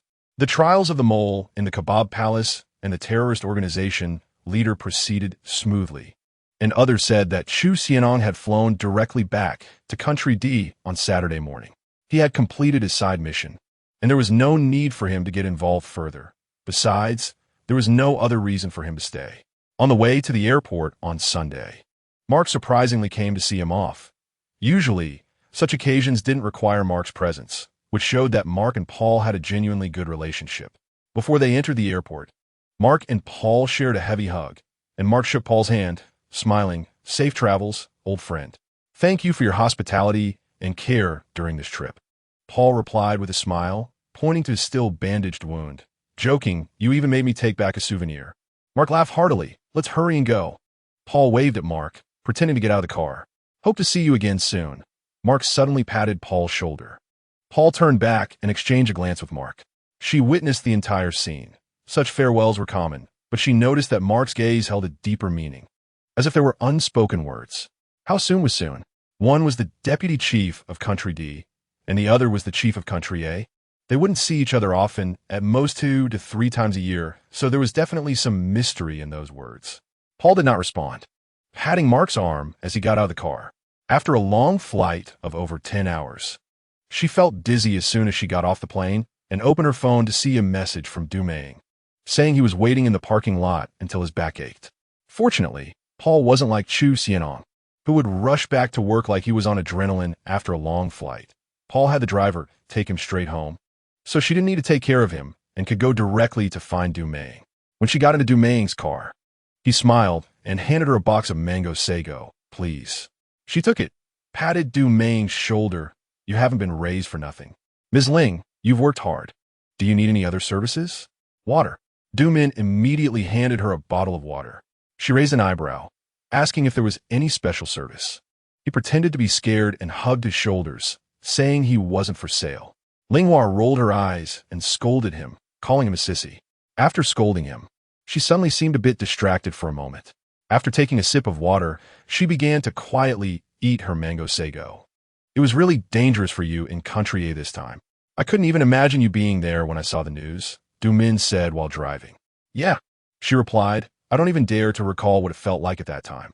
I've been wondering how the special operations team managed to find you and rescue you so quickly." Her gaze was clear, and after a while, she said, "I don't know. Maybe I just have a strong fate." All the way from the airport to her home, Meng kept joking and teasing her, even using the latest VR gaming console from the back seat to entertain her. She responded to him, but it seemed like she was a bit out of it. When they arrived at her building, he helped her carry her luggage and the VR console upstairs and placed them in her home. Linghua put the VR console on the table. Meng suddenly called out to her, "Did anything else happen in Country A?" She moved her luggage into the bedroom and replied, "No." "Really?" Meng said seriously. "Is it unrelated to Xinyuan?" "No." "Chase." Linghua washed her hands in the bathroom and came out, smiling as she pushed him out. "You, the women's friend, don't worry. Go to your gentle place." Meng moved his lips, seemingly wanting to say something, his beautiful eyes staring straight at her, but the words were on the tip of his tongue, and he still didn't say anything. "You rest well." He shook his head helplessly. "Call me if you need anything." "Got it." She sent him to the elevator. Just as Meng disappeared into the elevator, her phone vibrated. She picked it up and saw it was Xinyuan, who hadn't contacted her for several days. Xinyuan, "Xiaohua, I'll be downstairs in 5 minutes. Can you come down for a bit?" She felt extremely exhausted, but she typed no and then thought about it and deleted it. 5 minutes later, she watched Xinyuan's car drive into the community and stopped steadily in front of her. Xinyuan got out of the car, and upon seeing her, hurried over in 3 strides. "Xiaohua," he looked at her forehead. "Is your wound better?" "MHM," she nodded. "You look thinner. Have you been struggling these past few days? Haven't rested properly?" His concerned gaze fell on her. "I'll take you to eat something nourishing, okay?" She hesitated for 2 seconds. "I'm fine. No need." Xinyuan clenched his teeth, looking at her pale face and thin body. "Xiaohua, can I hug you?" Linghua's gaze flickered. She looked up into his eyes and slowly shook her head. He seemed to have been holding back his discomfort and pain for a long time, and at that moment, it finally erupted uncontrollably. Why have we become like this? His voice trembled slightly. Xiaohua, is there something I haven't done well? Or is it that no matter how hard I try, I can never make up for the hurt I caused you 3 years ago? Before you went to country A, I still felt like I had a chance to win you back, but now you. She bit her lip, remaining calm and silent. You refuse to rely on me after being hurt, and you won't share your burdens with me. I'm in so much pain, waiting for you to at least look back at me. I said I could be just like I was 3 years ago, or even better, because I still love you. What you said was exactly how I felt 3 years ago. After a while, she said in a steady voice, but no longer care about the hurt you caused me 3 years ago. I don't hold a grudge against you, really, not at all. This matter is already in the past for me. I can't move on, Xinyuan said firmly. You want to piece together this broken glass bottle, but even if it is restored, those scars will still exist. I can't deceive myself. Xinyuan, we can never go back. He moved his lips. Then I'll prepare a new glass bottle. It's up to you whether you want or not. She remained silent. Xiaohua, tell me, do you still have even a tiny bit of feelings for me? In the quiet night, his voice was so dry. As long as there is a bit, I will keep trying. After a long pause, she finally spoke. Only nostalgia, no love. His eyes instantly turned red. Ling couldn't bear to look anymore. The person she once loved so much was now so humble before her. And this time, she was the one being resolute. Yes, the most helpless thing in this world is that I indeed once loved you. But no matter how intense it is all in the past. She turned around, only to hear his hopeless voice behind her. Because your love has been given to someone else, right? Chapter 28, she stood quietly in the dark night downstairs at home, momentarily lost in thought. Love? That word seemed to have not appeared in her life for a long time. Ever since she returned from country A to country D 3 years ago, she had not considered anything related to love. She once felt that Xinyuan had deprived her of the ability to love for 4 years. She feared developing feelings for others because it could bring sweetness but also greater pain. Compared to pain, she preferred to avoid such things. Naturally, everyone who appeared beside her after Xinyuan could not stir any emotional response in her until the arrival of Xiang. From initial dislike and resistance to later awe and helplessness, then to eventual nervousness and avoidance. Testing, teasing each other, suspicion, wavering. There were some things she had never experienced with Xinyuan. For the first time, she felt at a loss when facing someone, not knowing what to do. If they couldn't be lovers, they could still be friends. After a long time, Ling did not directly answer Xinyuan's question, but calmly said, I hope you're doing well. Without you, I wouldn't be doing that well. Xinyuan looked at her back, smiling faintly. Xiaohua, I deserve to miss you. Perhaps I will live my whole life in this mistake. People should look forward. She gently waved her hand at him. At least I don't regret those 4 years. That was the happiest time of my life. Xinyuan raised his hand to rub his eyes, as if nothing had happened, and gently said, we will still see each other often in the future. You must take good care of yourself. Good night. He watched her figure disappear behind the door, the tenderness on his face slowly fading away, leaving no trace. The next moment, he took out his phone and dialed a number. Have your subordinates send me everything you find within 2 days. Once the call connected, Xinyuan's gaze was as cold as the moonlight. I fear if I wait any longer, the other party will have ascended the throne, and there will be no opportunity. The next morning, Ling was awakened by the doorbell. Paul's schedule that day would start at noon, and the morning was specifically reserved for her to catch up on sleep. Although she had a huge morning grumpiness, she couldn't ignore the persistent doorbell. After opening the door, she saw the delivery man carefully placing a familiar large package in front of her. Please sign for the package. Rubbing her eyes, she glanced at the familiar large object with messy hair and frowning. She signed and said thank you. Closing the door, the heavy sleepiness that had just been there suddenly dissipated by half. She silently went to get a utility knife to open the package. After unwrapping it, she expressionlessly picked up the portrait that Xiang had sent her from country A and walked towards the bedroom.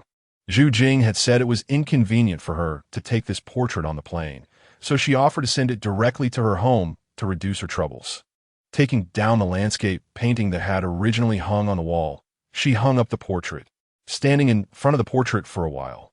She suddenly reached out her hand to the lower left corner of the frame. A small hard card was peeking out from the edge of the frame.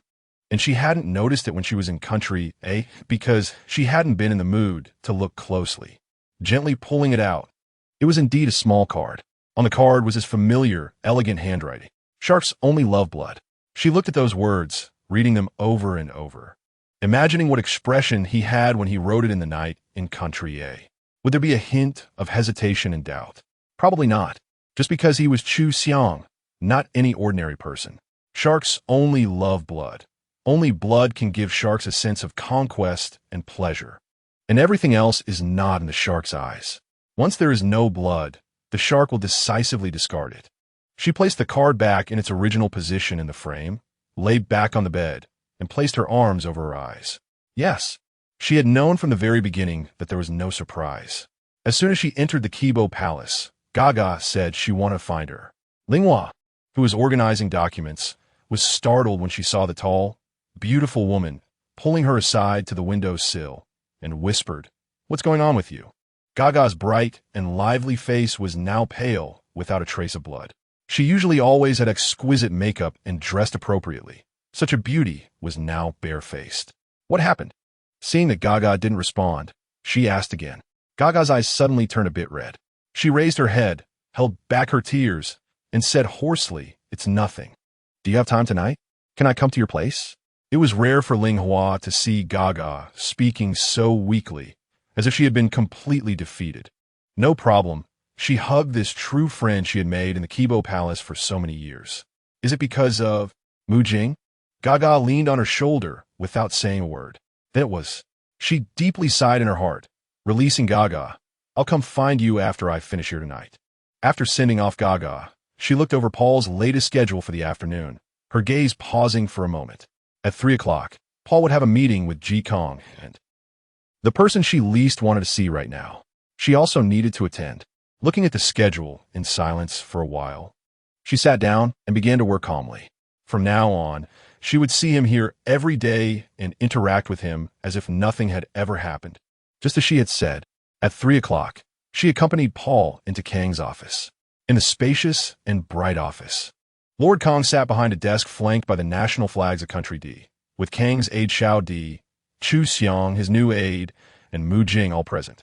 Her expression was calm and composed as she sat next to Paul, her gaze briefly passing over each person present. After making eye contact with Xiang, she calmly looked away.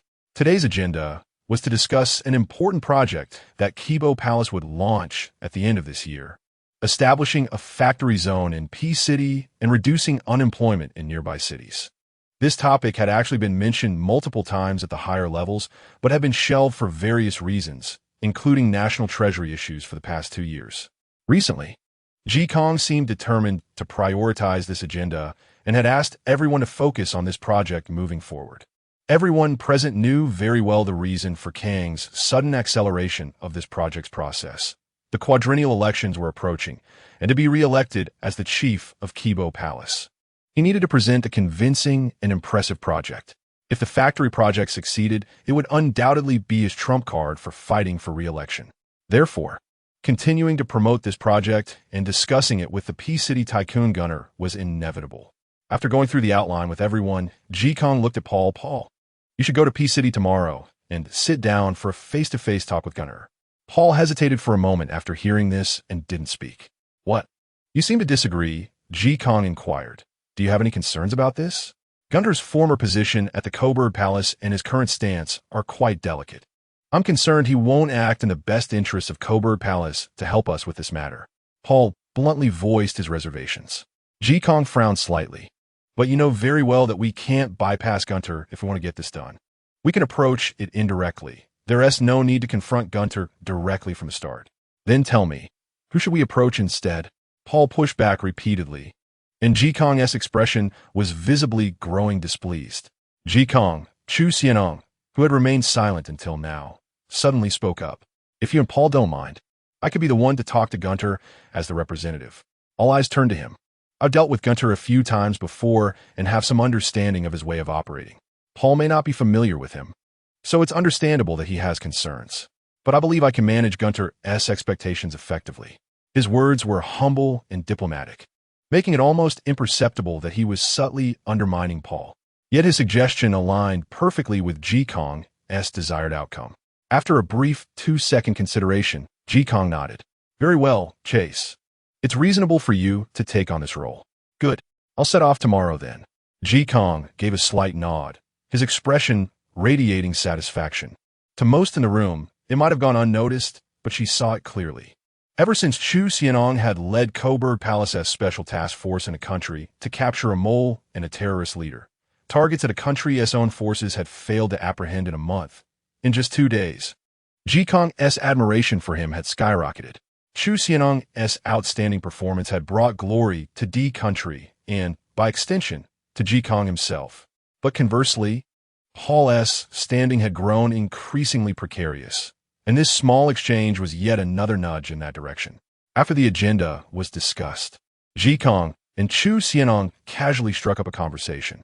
Jikong asked how his recent stay in a country had been, and after a few responses, Chu Xianyang suddenly remarked, "Since the mole incident, Coburg Palace in a country has become even more unstable. Mark seems deeply troubled. It's as if his team lacks someone truly aligned with him in management." Indeed, Jikong nodded. At present, there are significant hidden risks in a country's Coburg Palace leadership. Mark must be under immense pressure. You wouldn't believe it. During our time in a country, he kept pulling Paul aside to lament about it. Out of nowhere, Chu Xianyang redirected the conversation toward Paul. Then again, they've been close friends for years. I wouldn't be surprised if Mark tried to poach Paul from D country to be his deputy chief. Right, Paul? His handsome face wore a faint smile, his tone seemingly lighthearted. But the moment those words left his mouth, they pinned Paul in place before everyone. There was no room for evasion. Yeah, Paul chuckled, though his eyes held no mirth. He's just desperate for solutions. But I don't think Mark was joking. Chu Xianyang pressed on, refusing to let Paul off the hook. Then, in the next second, his gaze abruptly shifted to her face as he drawled, "Renee, you heard it too, didn't you?" The spotlight in the room fell squarely on her. Paul was looking at her. Jikong was looking at her. Jing was looking at her. And Chu Xianyang, most of all, was staring straight at her. His gaze was just as sharp, as cold, and as unyielding as when she had first met him. "Chase, your little birds, your informants, really know no borders, do they?" After a pause, she smiled brightly under everyone's scrutiny and retorted, "Even while hunting down criminals those last 2 days, you never stopped keeping tabs on Coburg Palace affairs." Paul allowed a faint, satisfied smile to flicker across his face. But in her line of sight, only she noticed the fleeting, indescribable emotion that flashed through Chu Xianyang's eyes, something akin to a sense of betrayal, of discomfort. Discomfort? Would he really feel discomfort? Could it possibly compare to hers? He was the one who had personally placed her by Paul's side. The image of King Arthur's sword on the notebook card symbolized his intent. She was that blade, tempered through battle. Once honed to its full strength, it would eventually return to his hand to help him claim his throne. But now, she was a sword in someone else's grasp. She could only protect others. Wasn't that exactly what he had wanted her to do? After all, as the chief of public communications, mastering all information is the key to steady progress. Chu Xianyang smoothly deflected after a long silence. Yet in the next moment, amidst the quiet of the room, he suddenly added, "Also, Jikong, for tomorrow's trip to Peace City, I'd like Renee to accompany me." His words were directed at Jikong, but his piercing gaze remained fixed on her. Chapter 29. The silence of the room. Ling was stunned, almost doubting if there was something wrong with her ears. The expressions on the others' faces were also varied. Paul looked both surprised and contemplative. Jing furrowed his brows deeply. Jikong and Secretary Xiao Di appeared somewhat confused, while only Chu Xiang remained calm and composed, as if it were not him who made this strange request. What an international joke. How dare he say in front of Jikong and Paul that she should go with him to Peace City? What was her status? What was he scheming? Renee? After a moment of silence, Kang's gaze turned toward her. Why should Renee go? Why want his city P to talk to Gunter? Renee was also there. Chu Xiong immediately started answering Jikong, speaking as if it were the most natural thing in the world, without even blinking. Gunter had a very good impression of her, and she was very familiar with Gunter and his team's temperament, which could help us work together to better complete this negotiation. Ling struggled to maintain her composure. her eyes darting between him and Paul beside her, her mind already in turmoil. "Paul, what do you think?" Jikong seemed to think his explanation was perfectly fine and turned to Paul. Paul's eyes flickered slightly as he said gently, "If Renee feels it's convenient and Chase needs her, I would certainly support it." That was it. Her gaze fixed on Chu Xiong, and she nearly gritted her teeth in frustration. He had played this move brilliantly, directly asking for her in front of Paul, consulting Jikong first. Once Jikong agreed, how could Paul dare to refuse? Even though she is Paul's person, for the common interest of the Kebagong, everyone is on the same front, and it's only right to help each other. Paul can't refuse. Finally, under everyone's gaze, she slightly nodded. Her eyes seemed to want to burn a hole in Chu Xiang's face. After leaving Kang's office, Chu Xiang handed the documents in his hand to his new aide and said to Paul, "I need 5 minutes with Renee to discuss tomorrow's schedule." Paul remained silent, indicating his consent, and turned to leave. Jing gave her a meaningful glance and walked forward with Chu Xiang's new aide. She gritted her teeth and followed him into his office. As soon as the office door closed, she crossed her arms and coldly said, "What the hell do you want?" He turned around, casually picked up the cup from the table, raised it towards her, and his sensual thin lips uttered a single word, "You." "Huh." Her gaze swept up and down over him. "Can you?" "You know perfectly well whether I can or not." "I've told you before," she said word by word, her face devoid of any warmth. "Everything between us ended in country A. Now that we're back here, you are you, and I am me. Don't let there be even the slightest entanglement." He took a sip of water, curling his lips mockingly. 3 days ago, you were sitting on me, panting and moaning, your whole body flushed pink. And now, suddenly, there's no entanglement? Do you only have a 7-second memory? She didn't expect him to dare say such things so blatantly. Choked for a moment, she then laughed and said, "Has your approach now sunk so low that you need to repeatedly bring up a one-night stand just to disgust me?" He put down the cup, walked up to her, and looked down at her with a condescending gaze. "Uncomfortable? I actually think you're enjoying this." After several days, she found herself looking at his face from such a close distance again, and she couldn't help but recall their last night in Country A. Under the dazzling night, they had desperately sought each other. She didn't know what had been going through his mind at the time, but at least in that moment, she had truly forgotten all the games and schemes, consumed only by the desire to fulfill every fantasy she had ever held about him. Sleep with him, and maybe she wouldn't be so unsettled by him anymore. Sleep with him, and maybe the pain and frustration he caused would fade. One night, then part ways, simple and logical. She had assumed he felt the same. But now, it seemed he had no intention of letting her go, and she had thought she had already done what she wanted to do. Yet who could have guessed that seeing him again would throw her off balance once more? "Chase." After a brief moment of eye contact, she calmly lifted her eyelids. Sharks only love blood. Chu Xianong's gaze flickered slightly, but he said nothing. "That's your principle, and I couldn't agree more. So please stick to it." She didn't want to stay in the same room with him any longer and turned to leave. "Since you genuinely need me, I'll spare no effort in assisting you with the Peace City project. I'll do what I'm supposed to, just as we agreed from the beginning." Fortunately, Chu Xianong didn't surprise her again after that. She returned to her desk and worked until nearly 6 in the evening when Jing appeared in front of her. "All your and Chase's arrangements for tomorrow in Peace City have been finalized. Here's the material you'll need."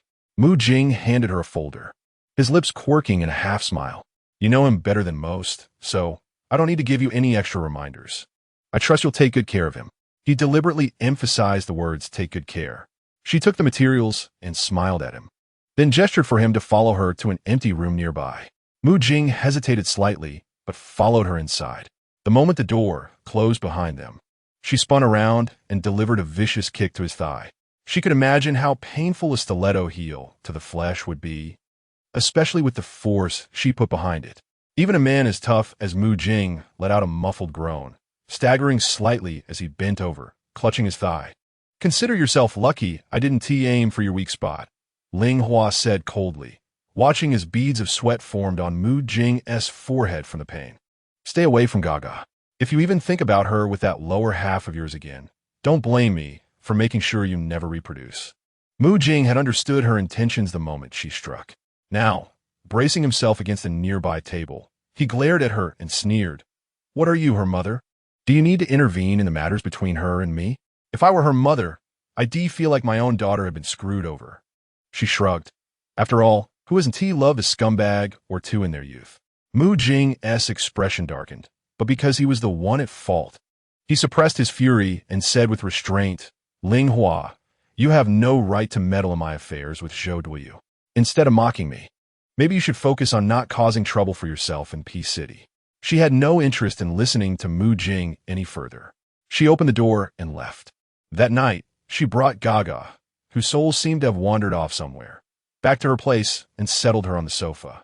I'm going to Peace City tomorrow. There's not even half an egg left in the house. Will instant noodles do? She took off her coat, looked at GAGA, and asked helplessly. Even drinking water is fine. GAGA's voice was faint.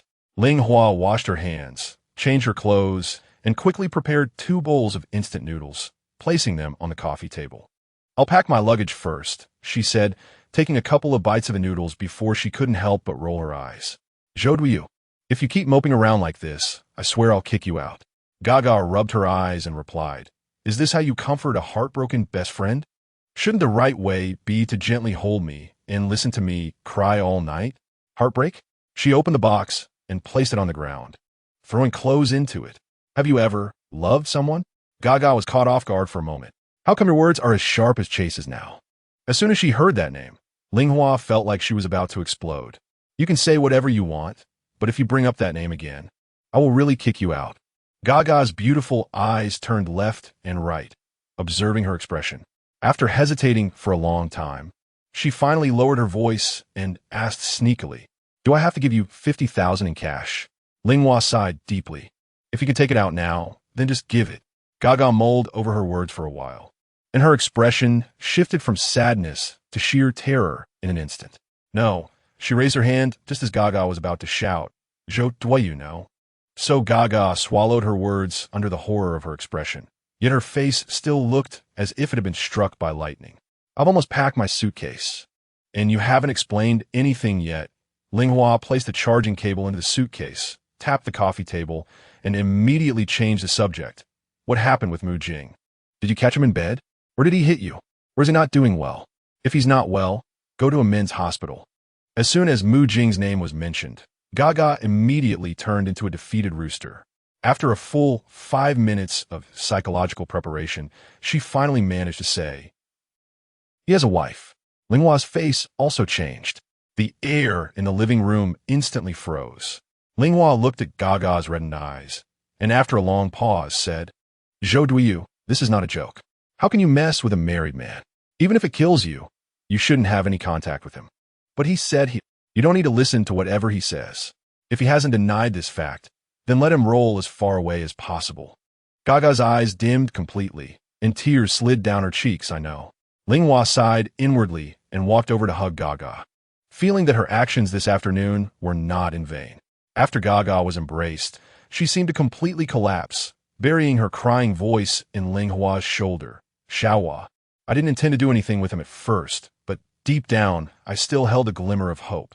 Hoping he would say we could start a real emotional connection, not just a physical relationship. These words hit Ling Hua's heart like a hammer, causing her expression to gradually darken. He also made me feel that he cared about me, but after a few days, that feeling disappeared again. I was tormented back and forth until I found out he had a wife. GAGA was in tears. I couldn't even focus on work. When I got home, I could only lie there blankly or cry. Seeing him made me happy, but also so painful. You don't understand how much I hate myself for being like this now. How did I become like this? She patted GAGA's shoulder, but her hand trembled slightly because you love him. GAGA didn't respond. Ling Hua felt a numbness in her chest, her eyes fixed on a spot in the void. You become unrecognizable just because you love this person.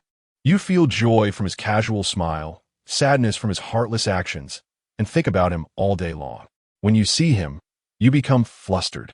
He can easily manipulate your emotions, as effortlessly as controlling a puppet. That's right. If that's the case, then she had already lost this game from the very beginning. The next morning, she and Xiang took a flight to City P.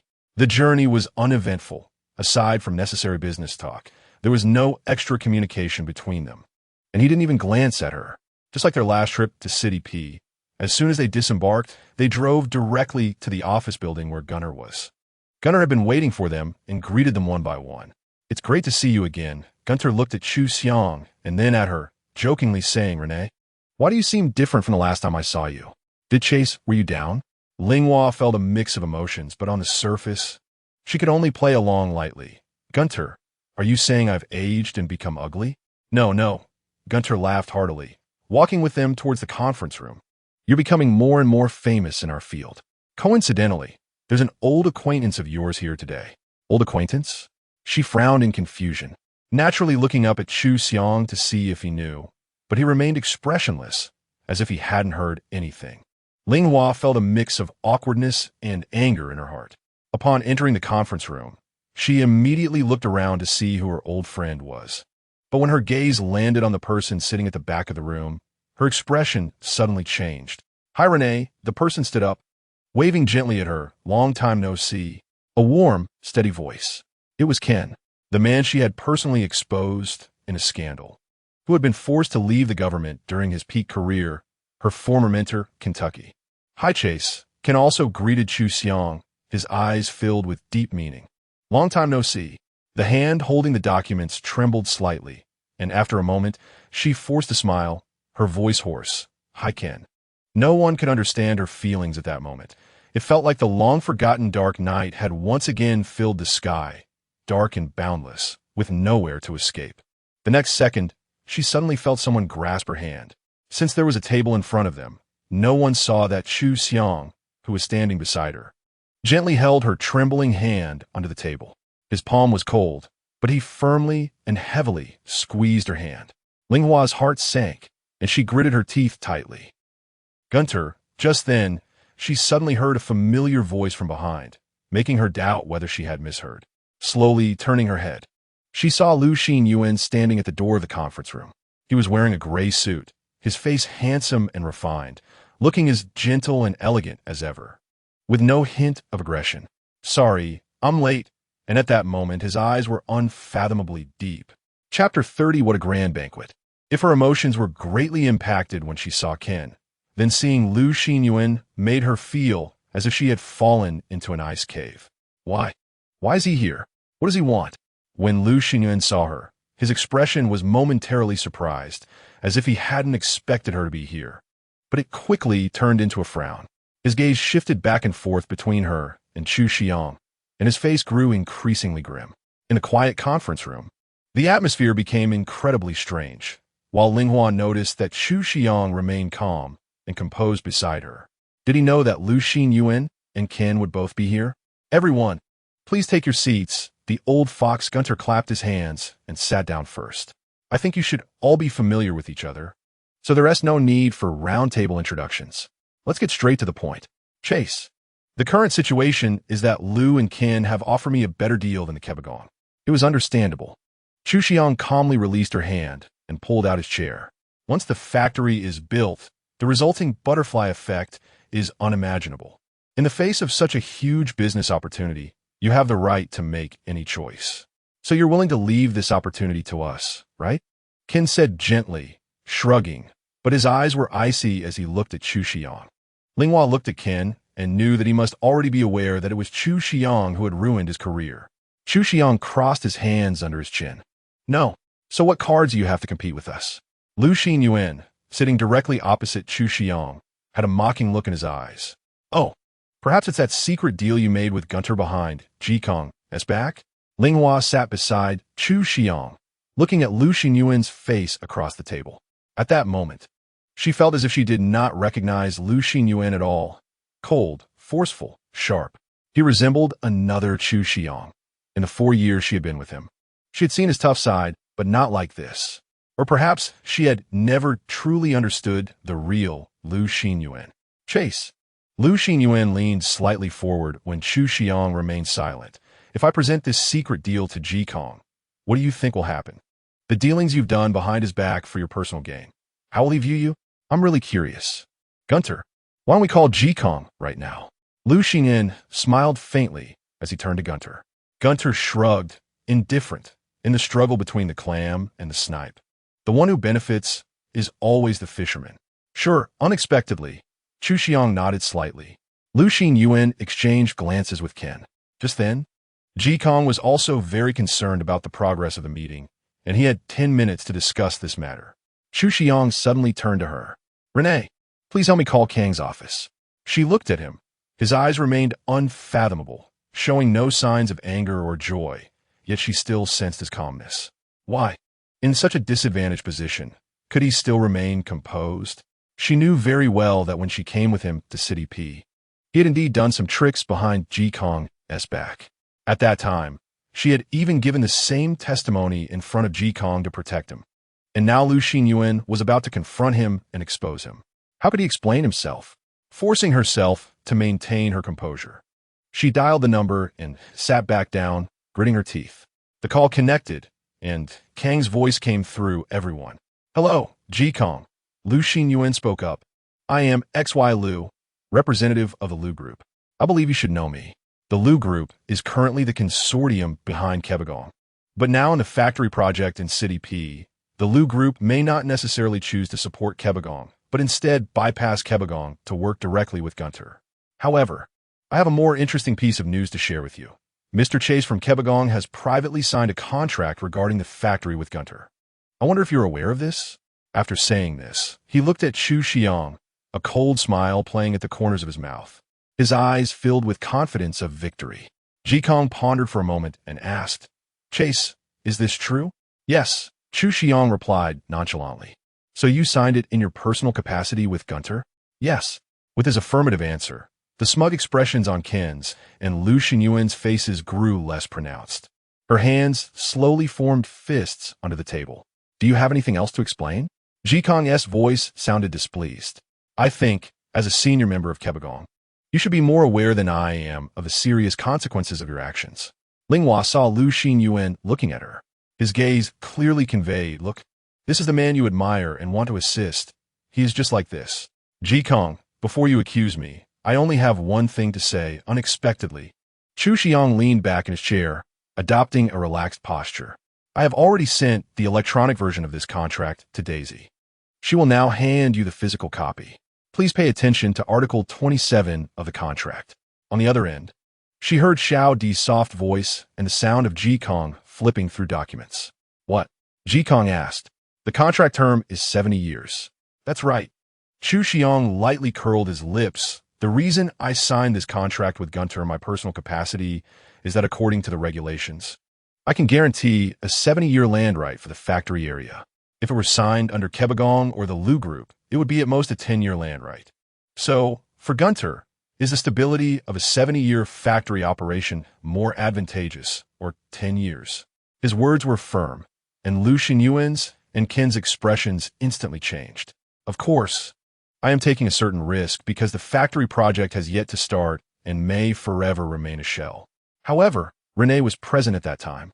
She can provide the most objective perspective on the correctness of my risk-taking. Chu Xiang gently turned to look at her. When Ling met his gaze, her fingers trembled slightly.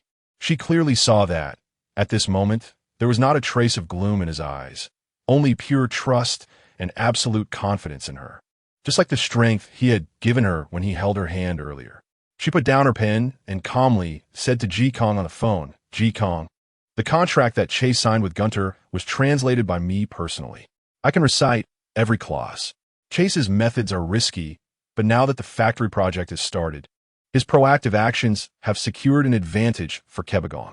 Additionally, there is a clause in the contract that allows his personal contract to be converted into a Kebagong contract after 5 years. And a 70-year land right will still be retained. I believe this is a generous chip that no one else or any consortium can offer. After speaking, she inadvertently met his eyes again. His beautiful eyes reflected her seriously, along with a clear and bright smile, which was truly captivating. She had known him for so long and had never seen him with such an expression. Taking a gentle breath, she also saw Lu Xinyuan's gaze, distant, desperate, and dim. She closed her eyes and turned her head. After listening to her, Ji Kong paused for a moment and said, Gunter, I believe Chase and Renee have already represented my will. Gunter nodded slightly, understanding. Pleasant cooperation. After hanging up the phone, Gunter reached out his hand towards Chu Xian. Their hands gently shook in the air.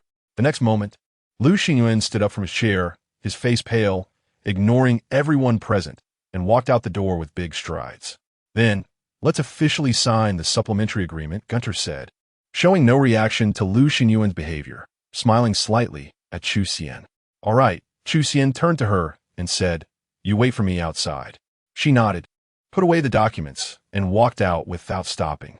The window next to the meeting room was open, and she walked to the window, rubbing her brows. Renee. She suddenly heard Qin's voice from behind her. Turning around, she suddenly clenched her fist behind her.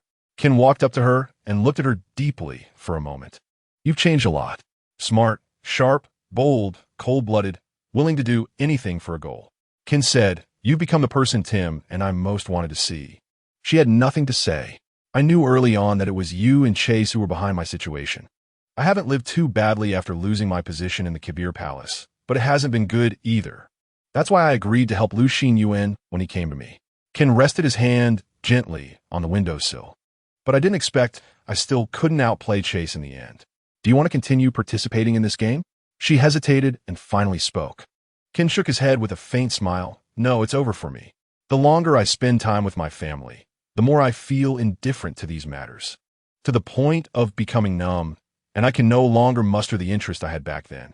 Besides, you don't need to feel sorry for me. I played the game of power for decades. When I was young, I did things just like you, or even worse. From your standpoint, you did nothing wrong. She looked at Qin, her gaze slightly trembling, but in the end, she said nothing. Your feelings for Chase go beyond this, right? After a long silence between them, Qin suddenly said coldly. She was taken aback. Her gaze shifted, but she remained silent. Qin smiled. After all, I've been through more than you for decades, so I can see these details. That's why you help him like this. But your judgment is not wrong. This person's ambition and ability are unprecedented among all I've seen. We both know where his eyes are looking.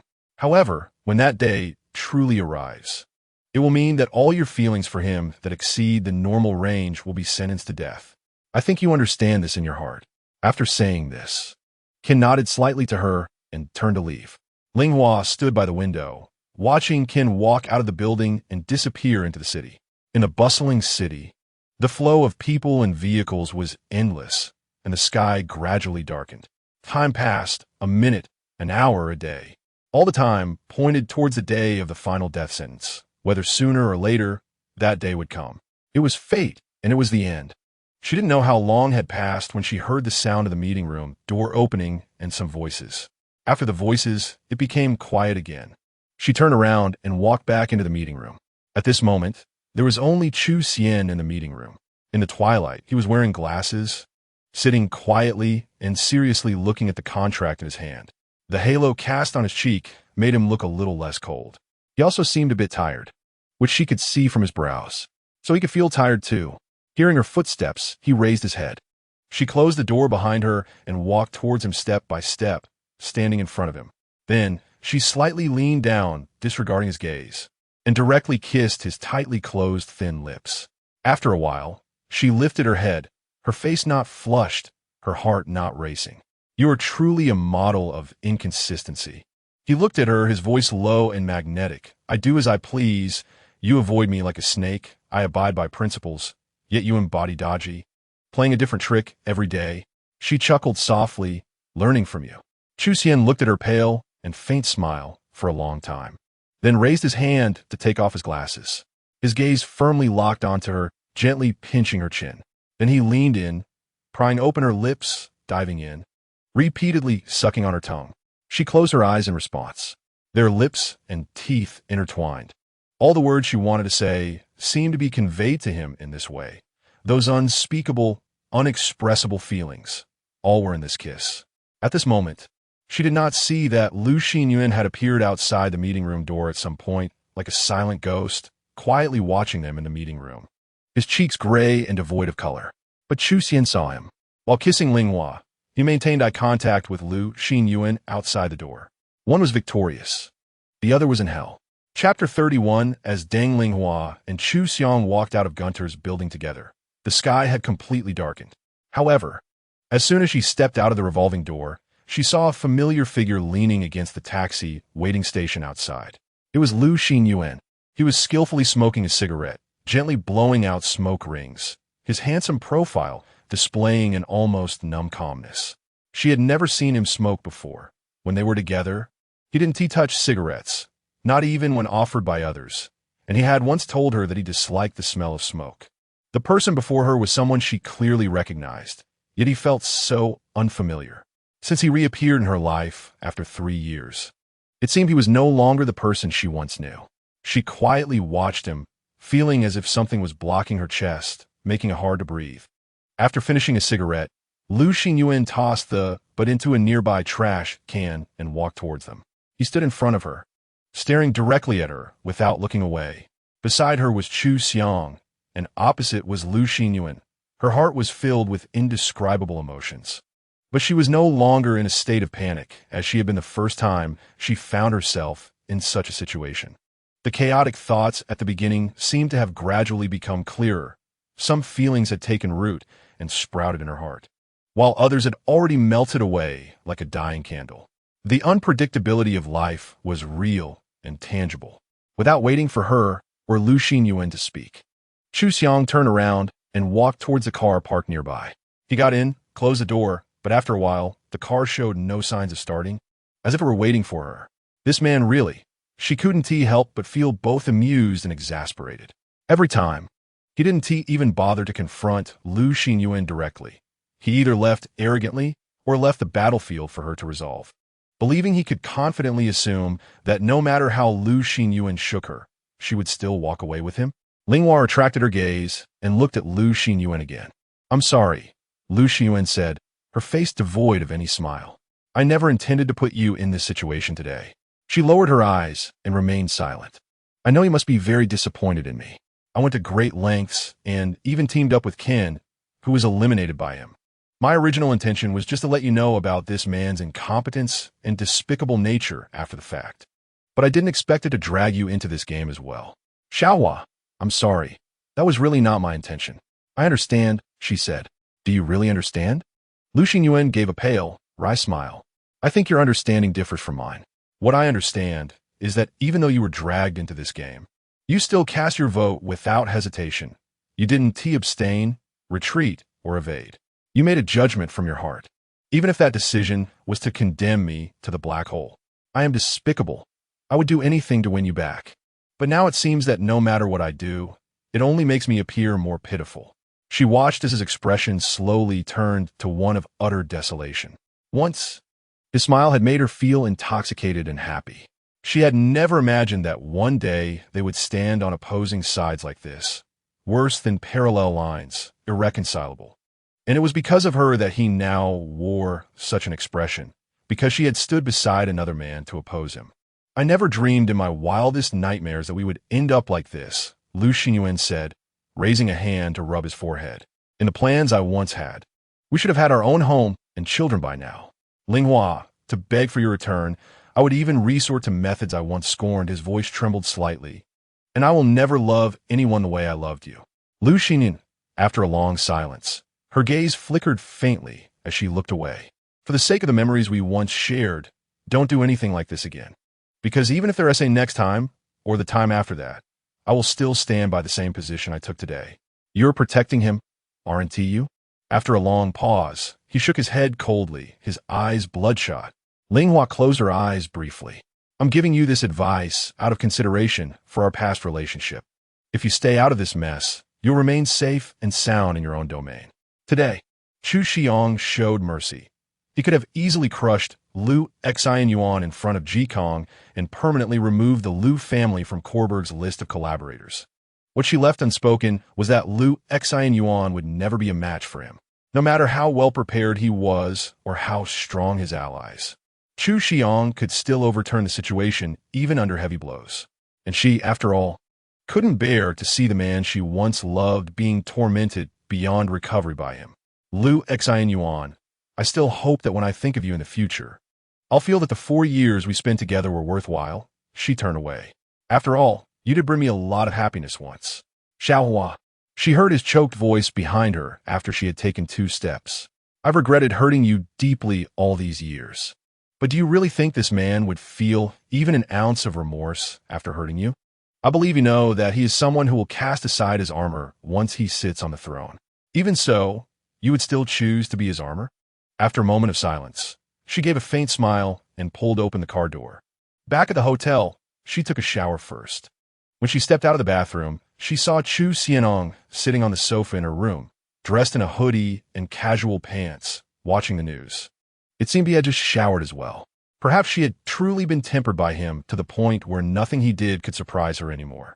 She didn't even bother questioning how he had gotten into her room, simply ignoring him as she went about applying her makeup and getting dressed. She didn't even retreat to the bathroom to change. Instead, she stood right in front of the room's mirror, slipping on a long shirt and shorts. At one point, she even answered a phone call while still bare-chested. Once everything was done, she packed up her makeup bag and turned to look at him. She wasn't too sure when he had turned off the TV, but there he was, leaning back on the sofa, one hand propping up his chin, legs crossed, watching her quietly, as if he had been doing so for a long time. "Show's over," she said lightly, patting her stomach. "Time to pay up for the performance." The corner of his lips lifted almost imperceptibly as he rose from the sofa. Leaving the hotel, they avoided the crowds and took a winding path through narrow alleys until he led her to a small kanji restaurant. The place was tiny, with room for no more than 3 tables. The owner, a cheerful old man in his 60s, beamed at the sight of Xinyuan and warmly ushered him inside, affectionately calling him Little Chu. The name was so incongruous with his persona that she couldn't help but let out a stifled laugh as she sat down. Xinyuan naturally heard it and shot her a cool, sidelong glance. "Little Chu, the scallop and shredded chicken kanji again?" The boss came over to help them place their order. He nodded. "And what about this young lady?" The boss smiled and looked at her. "Same as usual. No problem. It'll be right out." Before long, the boss brought over 2 steaming bowls of porridge. She picked up a spoon and took a sip, unable to help exclaiming, "Delicious." The porridge was rich and fragrant, with the umami of scallops and shredded chicken perfectly blended in. It was truly unlike any porridge she had tasted before. Hearing this, the boss grinned until his eyes crinkled. "Right? My shop has been open for over 30 years, and many people come specifically for this bowl of porridge. Let me tell you, young lady, some even travel all the way from other cities just for it." Xiao Chu is the same. The boss cheerfully clasped his hands behind his back and continued on his own, saying he's so busy, yet he still comes once or twice every year. But usually, he comes alone or with his sister. This is the first time he's brought someone else. After finishing, the boss covered a smile and went off to attend to other customers. Ling Hua's hand holding the spoon paused slightly. When she looked up, she met Chu Xiang's eyes directly. "Did you also come here when you were in Qianqiu before?" She averted her gaze. He said. "I spent some time in City P when I was very young and got to know the owner back then. Since then, I've come here every year, even when I was living in Country A." No wonder the owner looked at him with such fatherly warmth. He'd known him since childhood. "Molly really loves the kanji from this place," he added casually. The mention of little Molly, who had approached her with gossip that day, immediately prompted her to tease him. "Your sister is nothing like you. She is sweet, lively, and adorable. So likable. Do you like her, then?" he suddenly asked. She was taken aback, and, after a long pause, she finally let out a soft Chu Xianyuan subtly pursed his lips. After finishing the porridge, the two headed toward P City's famous bar street and casually entered a lively bar. The place was crowded, so he asked the owner to help arrange a relatively inconspicuous corner table and ordered 2 drinks. "You've become an internet celebrity now. Your fan base on Weibo probably has around 1 million followers," she said, taking a sip of her drink and pulling out her phone to glance at it. The news notifications popping up on the app were all about him. About what? Because the bar was noisy and they were sitting very close whenever he spoke. His warm breath brushed almost against the shell of her ear. She touched her slightly heated ear as he began recounting his heroic exploits in Country A. Like a real-life James Bond, a jack of all trades, skilled in marksmanship, hunting, and even driving tanks. He tilted his head slightly, resting his chin on his hand as he watched her, the brim of his hat pulled low. His dark eyes gleamed particularly bright in the dim surroundings. "Oh, so that's all I can do?" She rolled her eyes and said, "I don't know what you like. I only know you have 10 types of vegetables you don't like. You absolutely refuse to put milk in your coffee. You have to eat fish with the bones removed. and everything on the table must be arranged neatly. Xiang kept watching her as she critiqued his various strange habits, not interrupting, with a faint smile always playing at the corners of his mouth. "Are you done?" Seeing her finally lower her head and take a sip of wine, he asked. 3 days and nights wouldn't be enough to tell it all. "Forget it, I'm tired." She turned her head and rolled her eyes at him, but froze when she caught his expression. Even in the dim light of the bar, she could clearly see the look on his face at that moment. If she had to describe it, it was the gentlest and warmest expression she had ever seen on him. It wasn't even the same as when he had spoken to his sister before. Her heart felt as if it had been lightly tapped by a tiny hammer, leaving her with an inexplicable itch. Unwilling to dwell on it, she instinctively averted her gaze. "You should know better than anyone what else I can do." The next second, he suddenly leaned in close to her ear and exhaled deeply. You." Ling raised her hand to cover her ears. Not sure if it was because of the alcohol or the heat, her face started to blush a little. He didn't let her continue, kissed her lips, and asked, "What about me?" "This." He kissed her again, his voice low and intoxicating. "What am I?" Her face was completely flushed, and she silently prayed that he wouldn't notice clearly, quickly pulling her face away from his. "What a pervert." He curled the corner of his lips, suddenly reached out, effortlessly lifted her onto his lap, then placed his own hat on her head before decisively capturing her lips. Ling gazed into his bottomless eyes, struggled internally for 3 seconds, and finally closed her eyes, wrapping her arms around his neck. The people around them were laughing, clinking glasses, and dancing. No one paid attention. Or perhaps even if they noticed, it wasn't anything out of the ordinary. Just a pair of love-struck couples sitting in the corner, unable to resist being intimate. After who knows how long, he loosened his hold slightly, brushing his lips against hers. But that still wasn't enough. She licked his lips deliberately, lowering her voice as she teased. "Then what do you think counts as perverted? Huh?" His hand gently slid from her shoulder down to her waist. "You'll find out soon enough." Ling shrugged. "I'm really not that interested in a one-night stand." He glanced down at his watch. "What time is the flight tomorrow?" 2 p.m. "All right." Xiang narrowed his eyes slightly. "Next, we have 12 hours. Meanwhile, Ling had no idea that not far from them sat someone she knew all too well.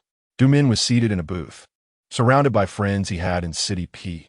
Naturally, there were quite a few attractive women among them. He had come to City P the past couple of days to handle some family matters, and after finishing, his friends had dragged him out for the night's festivities. "Hey," a beautiful black-haired girl sat down beside him and clinked her glass against his.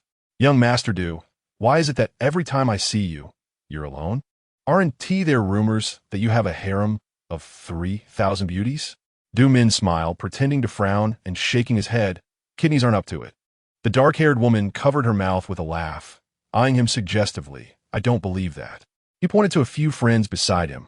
"They're all interested in you. Don't waste your time on me, sweetheart." The dark-haired woman rolled her pretty eyes and chuckled knowingly.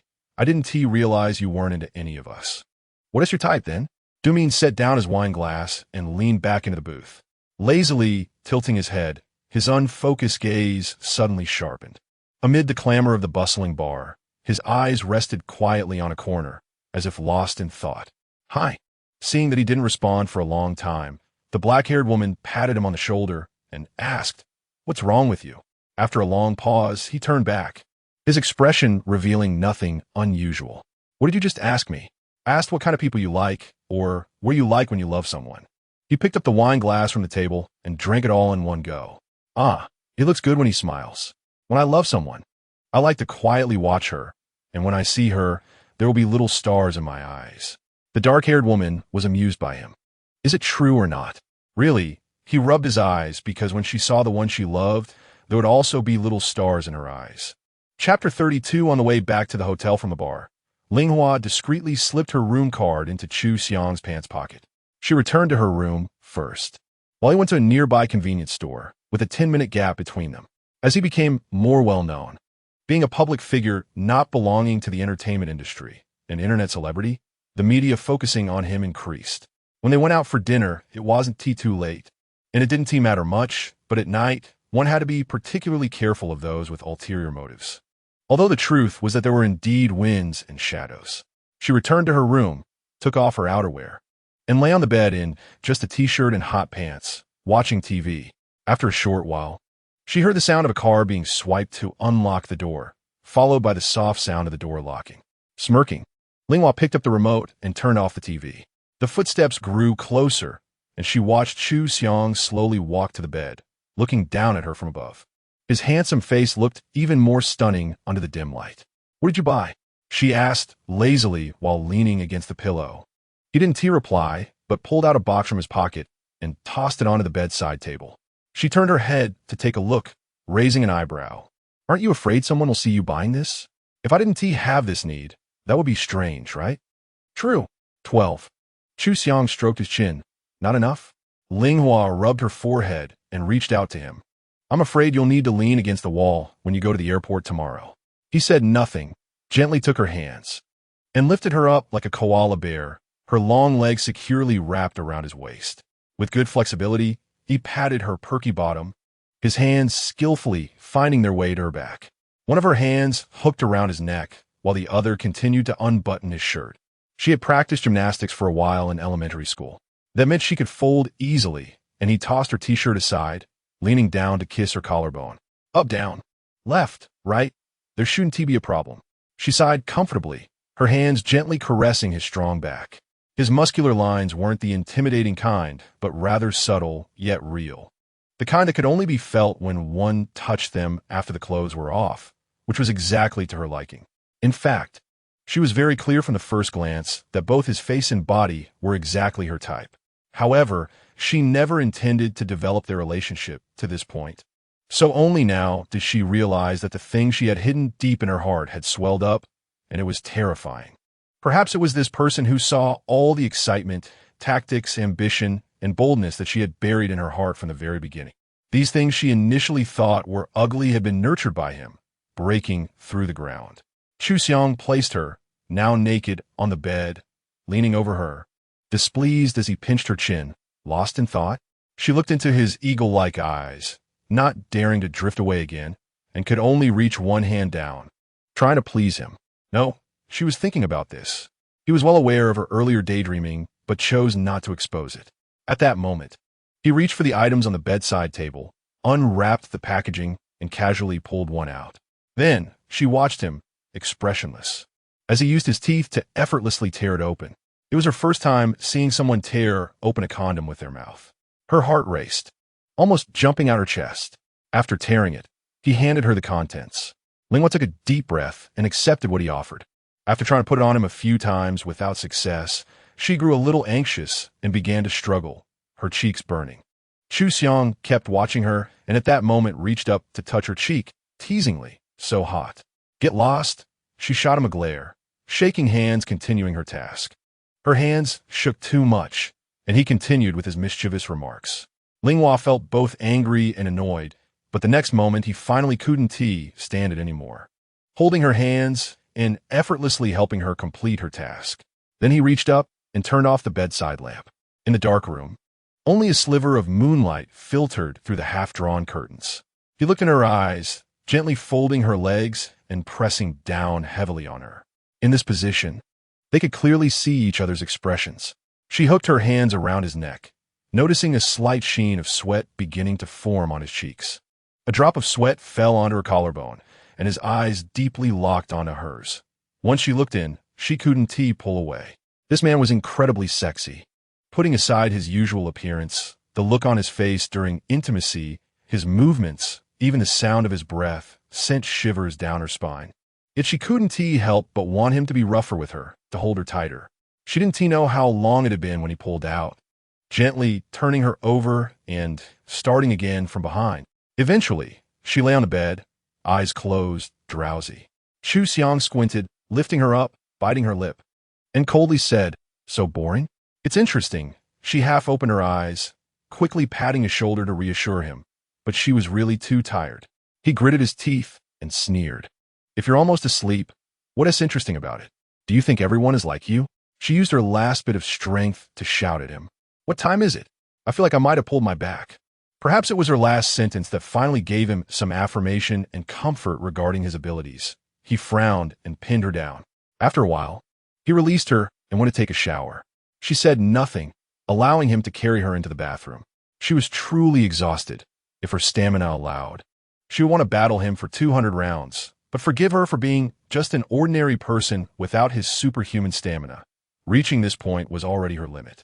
She could no longer remember what happened after he carried her into the bathroom, only knowing in the end that he tucked her into the quilt and covered her properly.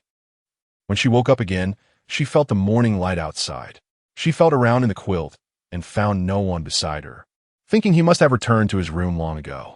Just as she was about to check her phone for the time, she heard a familiar voice gently coming from the direction of the bathroom. Yeah, Ken did show up yesterday. I told you before. Xinyuan came to P City this time just to make a story out of this. Gunter only looks at interests with no principles or allies.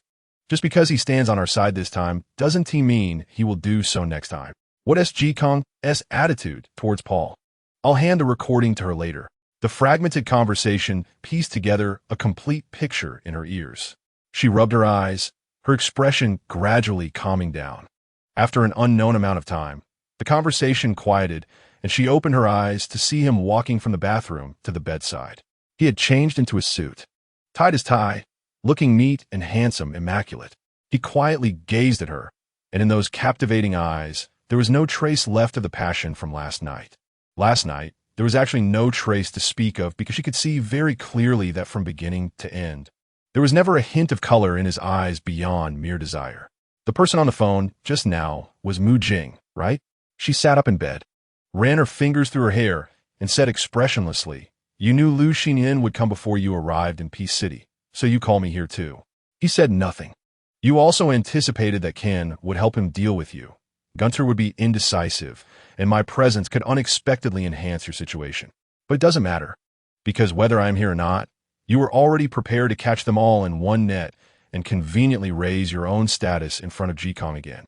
He had no objections. Good. She lightly clapped her hands, smiling, while Xiaomin admired her thoroughly. He remained silent, but his brows were furrowed. She tossed aside the covers, got out of bed, picked up her underwear, and slowly changed in her dress. Come on. After tidying herself up, she endured her discomfort and walked over to him. Gently extending her hand, "Give it to me." Xiang moved his lips, looking at her. The recording, she smiled faintly, her eyes devoid of any laughter. You should have recorded the conversation between Mark and Paul in Country A.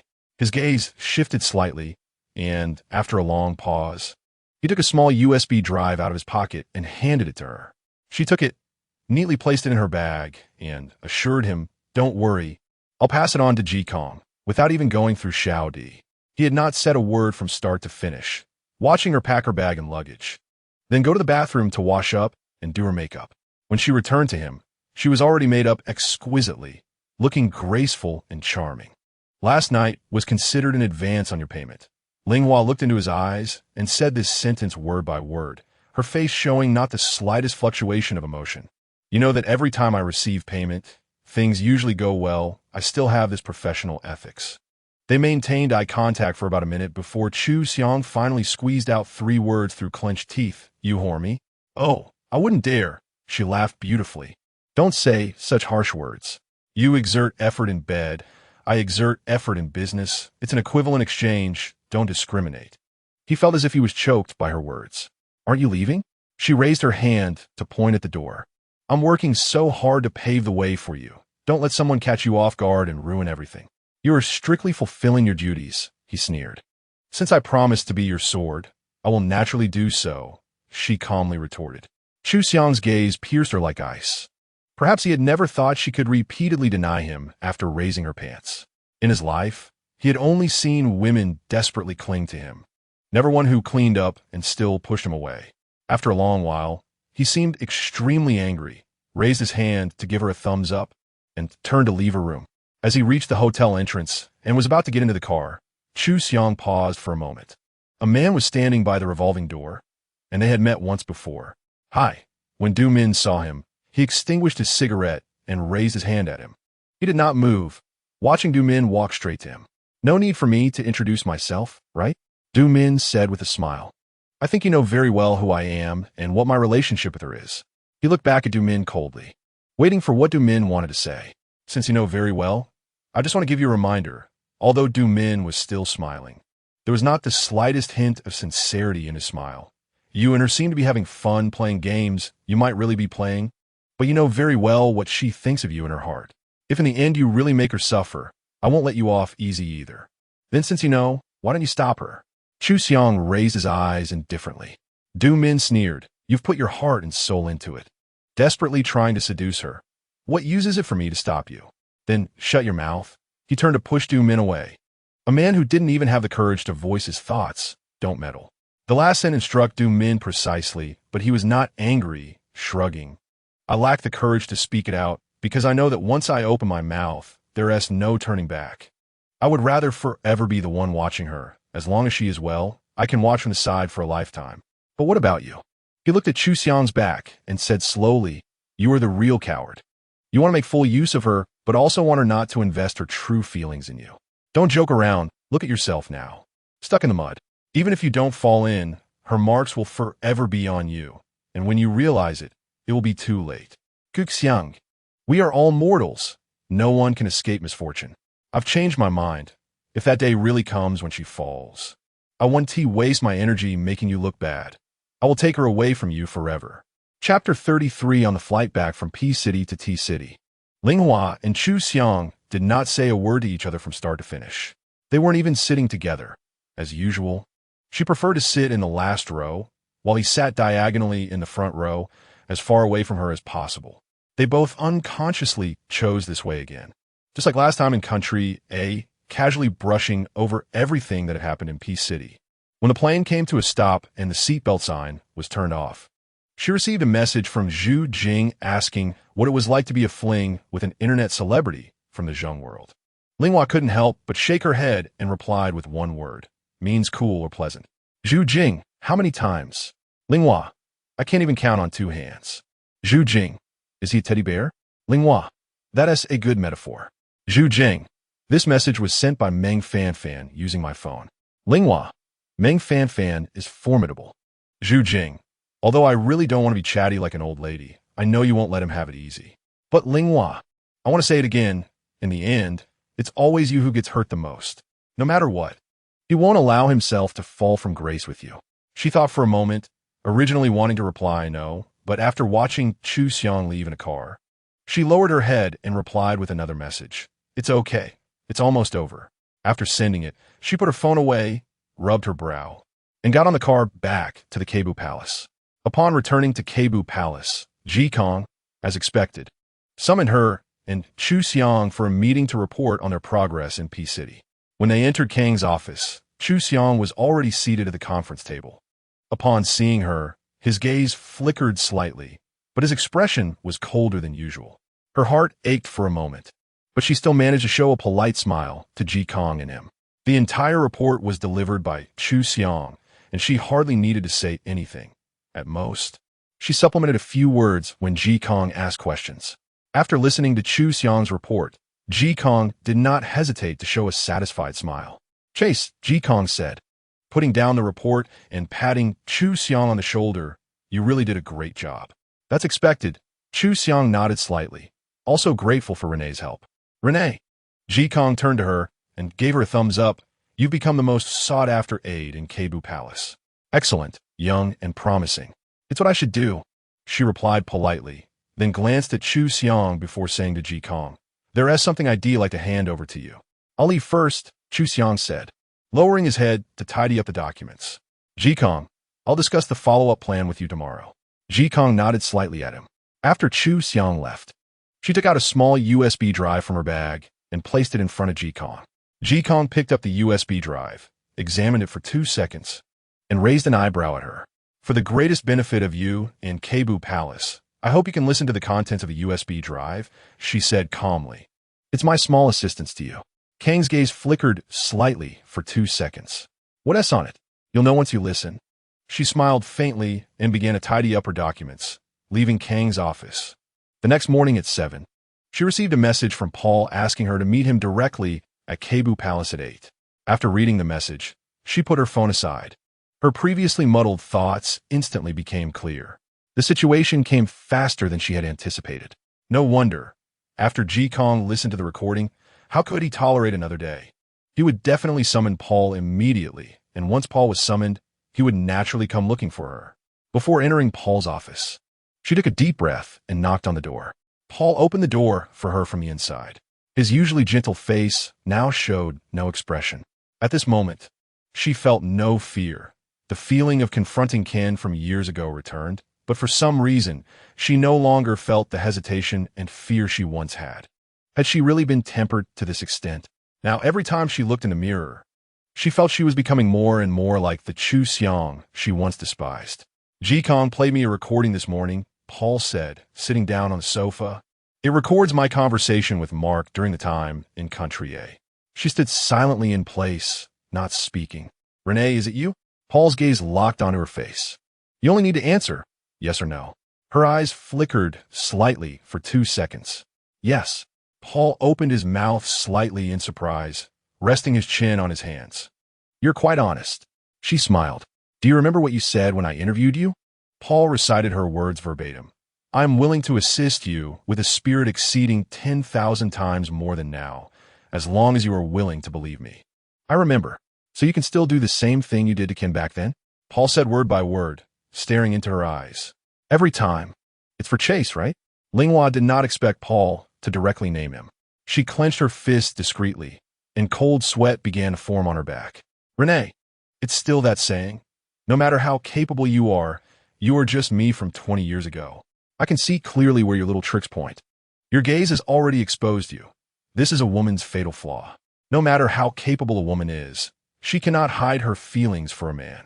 Paul interlaced his fingers, leaning back against the chair.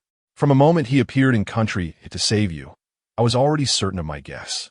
Indeed, over the years, I've seen so many different people, but I have never seen a man more charming than him. So, it's no surprise that even the most capable women are tamed by him. She bit her lip. And what he wants, I've known from the beginning. I realized it when he came to D Country to drive Tim away. Then, if that is the case, why haven't you taken any countermeasures? She asked. Because my heart is indeed not here. Paul suddenly smiled after a moment. Renee, I have to thank you and Chase for this smooth sailing method, as it allows me to fulfill my own wishes legitimately. She was momentarily stunned, not quite understanding Paul's meaning. You and I both know that Chase is now targeting my position, so he's been belittling me in front of Jing, trying to send me to Country A. What he doesn't know is that I actually want to go to Country A to help Mark. I'm already satisfied with achieving the second highest position in my life. I do not want to go higher. My friendship with Mark is much deeper than with Jing. So I genuinely want to leave here and be his second-in-command in Country A to help him manage the team. Ling widened her eyes in disbelief. The plot had completely deviated from her initial expectations.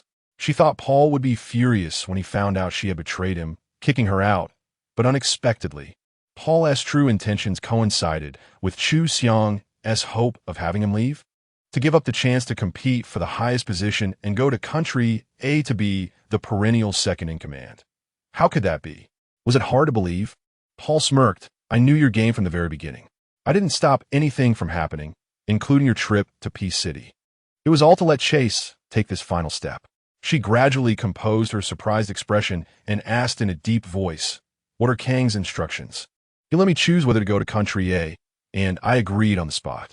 We've also contacted Mark, and I will set off next Monday. Linghua's heart raced, and her mind was in chaos. I've already sent my thanks and congratulations to Chase, Paul said, shaking his phone. Next Monday, Jing will announce that he will become my successor. She looked at Paul, almost at a loss for words.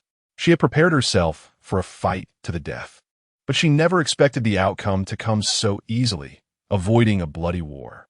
Renee, Paul suddenly stood up from the sofa and walked toward her. I know you've poured your heart and soul into assisting Chase because you have feelings for him, but I think you know better than I do that feelings are worthless to him. Once he sits on the Iron Throne, he will immediately discard you. After a moment of contemplation, she looked back at Paul. Perhaps you think I'm stubborn, but he is the best candidate for the Iron Throne. As his sword, her hands were already stained with blood. Perhaps what had been supporting her in the fight, besides those worthless feelings, was her inexplicable confidence in him from the very beginning. No matter how heartless and cold he was, in her heart, he was the only one worthy of that highest position. This man's abilities and cunning had long made him the only king in her heart, and she only wanted to assist the best candidate for the throne in ascending. Paul gazed at her for a moment and said, "Well, he is very close to that position now. Then I can say I didn't kill my predecessor in vain." She smiled faintly. "Congratulations on getting the future you want. In the coming days, I will also help you and your family arrange all the procedures to move to country A." After saying that, she turned to leave. After experiencing a predictable betrayal, she still felt that Paul probably didn't want to continue talking to her. "Renee," unexpectedly, Paul called out to her from behind. "Actually, you have another choice." She turned around. "If you don't want to be the sword he discards after sitting on the Iron Throne, you can choose to go to country A with me. After Lena's death, Mark has been looking for a subordinate like you, and he has already expressed this intention to me."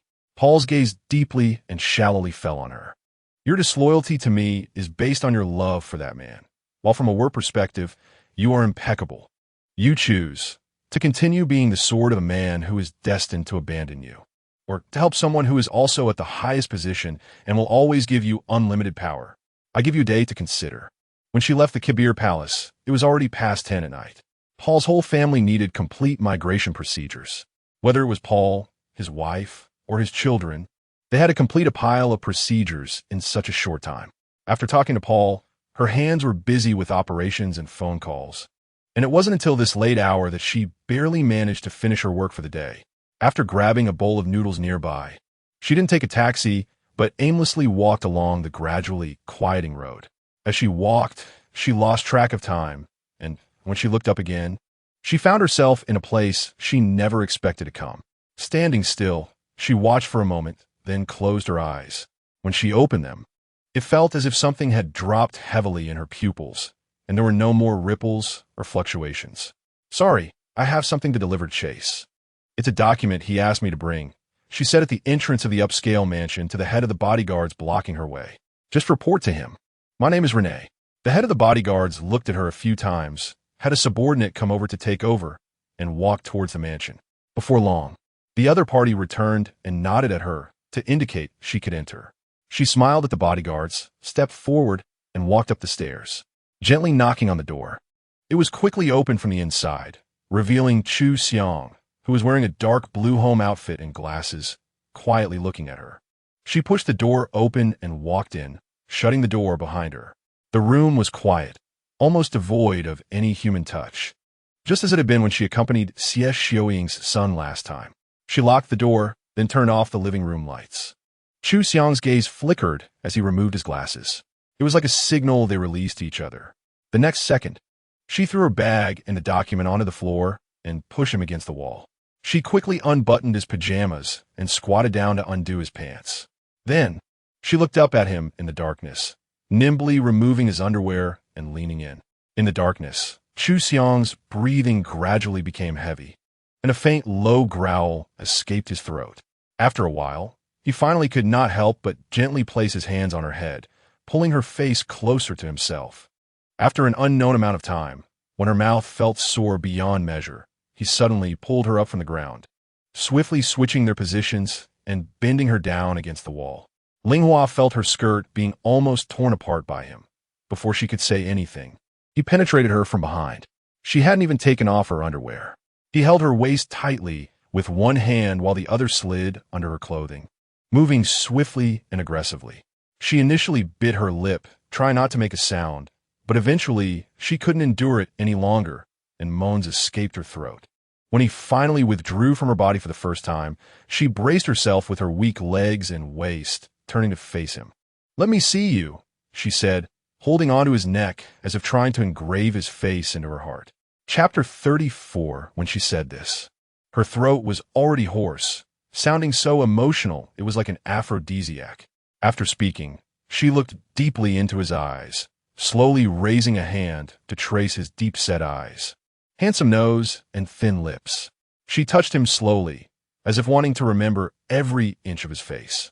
Chu Xiang's gaze became darker, and at this moment, he effortlessly lifted her entire being, moving toward the bedroom. As they moved, she had already reached her peak again. Back in the bedroom, he threw her onto the bed, leaned over her, and fiercely made love. It was truly fierce, she felt as if her whole body was being painfully collided by him. The bedroom was so far from the front door, and his movements became even more savage compared to earlier at the door. She could scream out loud. Not long after, he let out a low growl, once again controlling himself, leaving her body with precise timing. Xiang, Ling was now lying on the bed looking at him, gently placing one foot on his strong, bare chest, teasingly whispering, "Have you ever gone without a condom and come inside?" He looked at her, his handsome face showing no expression. "You see, you are such a terrifying man." Her foot lightly rubbed against his chest. "I'd rather not feel completely satisfied than take even the slightest risk or responsibility. The word accident can never appear in your dictionary." He didn't respond, his sharp gaze returning to her, folding her long, beautiful legs again and pressing down on her. After a while, he leaned in close to her ear and said hoarsely, "Are you having fun?" She gasped, wrapping her arms around his neck, blowing into his ear. "I couldn't be happier." He snorted coldly, suddenly pulling out and going to the bedside table to grab a condom. Soon, he lifted her up and placed her on him, completely possessing her. "Looks like you like this position the most." He gripped her waist, looking at her, and said coldly, "Yes." She sat on him, slowly moving up and down, smiling because, "I like to do it myself." After who knows how many times, when she felt that every ounce of strength in her body had been drained, he finally let her go. As soon as he left her body, she immediately turned over and got up from the bed, starting to get dressed.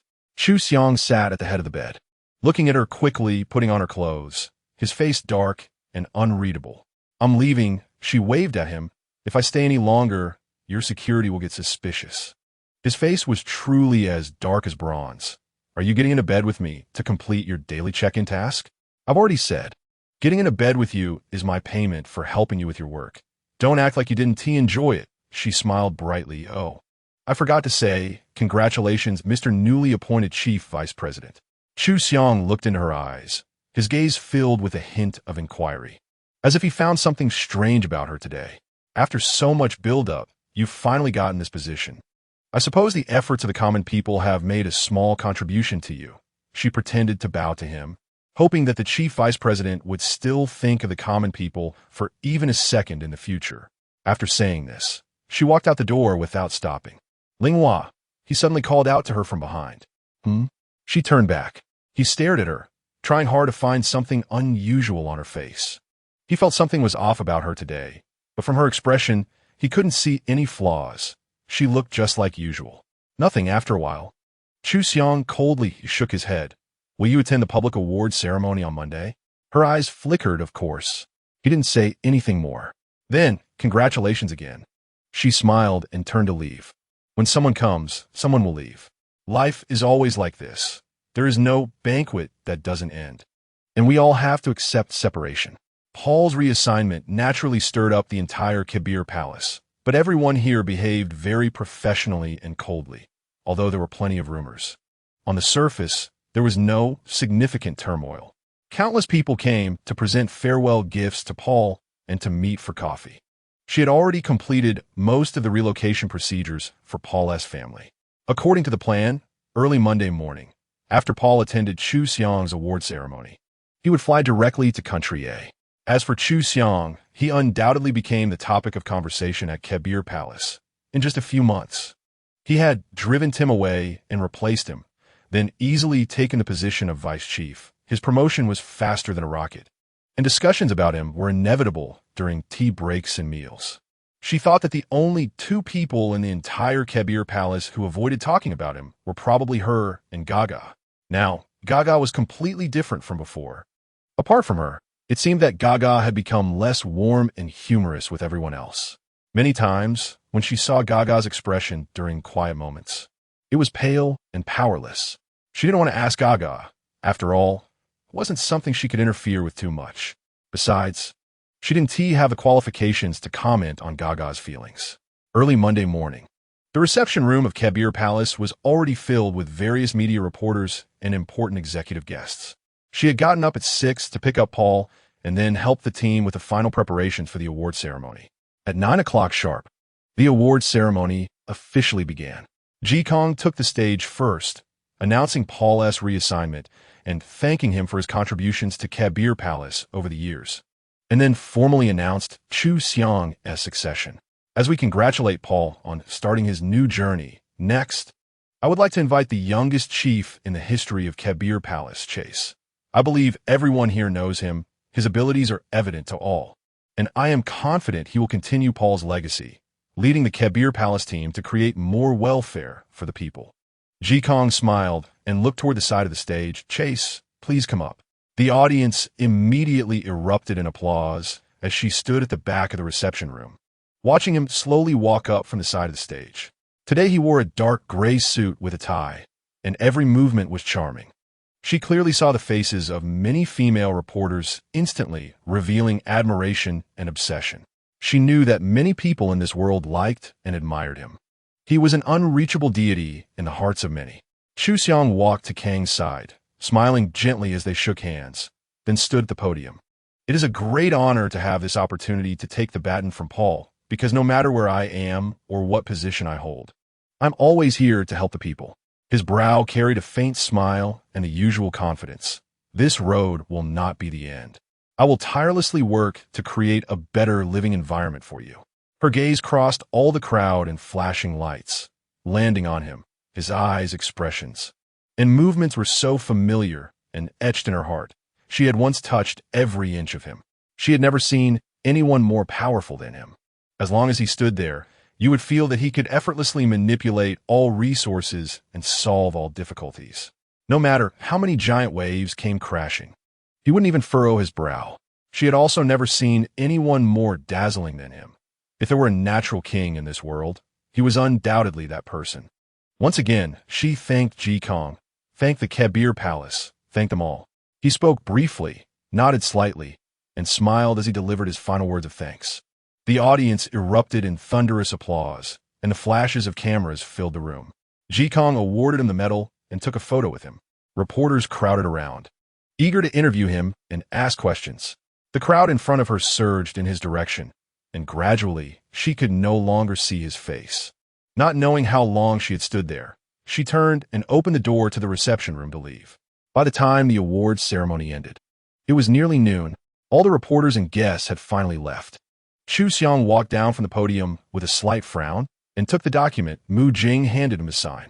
After signing, he returned the document to Jing and suddenly asked, "Did she come to the awards ceremony just now?" Jing immediately understood who he was referring to. "She did, but she left right after you finished speaking." He nodded, rubbed his forehead, and walked towards the reception room. After walking a few steps, he took out his phone to check and suddenly stopped in his tracks. "Chase, what's wrong?" Jing asked, puzzled. He stood motionless, staring at the message for a while before suddenly saying sharply, "Cancel all my meetings and appointments this afternoon." Jing was taken aback, looking at his stormy expression, and asked again, "Cancel? You have many important meetings this afternoon. It's your first day in office. What will the higher-ups think? Tell them to reschedule everything for tomorrow." "I can start meetings at 4 in the morning," he said, striding outside and calling for the driver. "I need to go to the airport." "The airport?" Jing was bewildered by his behavior, his brow furrowing deeper. "Do you have an urgent trip? Help me check the next flight to Qianqiu," he said, his face pale, his thin lips tightly pressed, and his hands slowly clenched into fists. Jing had followed him for many years and had never seen him so anxious, changing his plans. Moreover, today was his first day in office. He absolutely could not cancel all his meetings. What could have happened to make him act this way? Was it related to Ling? After getting into the car with Chu Xiang, Jing couldn't help but ask, "Is it about Ling?" Chu Xiang looked out the window and didn't answer. Jing sighed deeply, knowing the answer. The next flight to Qianqiu was in just 2 hours. He remained silent. "Old Su, drive as fast as you can," Jing said, lowering the partition to speak to the driver. When they arrived at the airport, Chu Xiang jumped out of the car. He completely ignored the gazes from the surrounding crowd and showed no intention of hiding his emotions or whereabouts. He strode towards the entrance, which eventually turned into a jog. While running, he raised his hand to check the time. Reaching the entrance, he quickly scanned the queue in front of him twice, his brow furrowing deeper as he gritted his teeth. More and more people turned to look at him. The award ceremony that morning had been broadcast live across the entire D country, and almost all ordinary citizens recognized his face. Some girls were already blushing and pointing at him. He clenched his fists, allowing their scrutiny and discussions to wash over him while he struggled to maintain his composure. "Stop looking. She has already gone in." He suddenly heard a lazy voice from behind him. Turning around, he saw Du Min dragging a suitcase, holding her passport and boarding pass. "Chu Xiang." Du Min approached him and looked him in the eye. "I told you, even if you don't fall into the mire, her traces will forever remain on you. The day you realize it, you'll be done for. Now you finally see it, don't you? It's useless. It's too late." Du Min smiled faintly. From the moment she decided to accept Paul's offer to work in Country A, everything between you and her was already over. "Oh no, you never even started, so how can you talk about an ending?" After hearing her words, Chu Xiang's lips trembled slightly.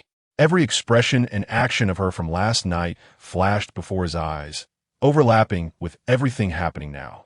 Good birds choose good trees to perch on. You're not that good tree. She has exhausted all her strength, betraying her benefactor to help you get to where you are today. Now that she is leaving, she owes you nothing. You are merely two unrelated individuals, and you have nothing to bind her to you. After saying this, Du Min seemed uninterested in hearing his response.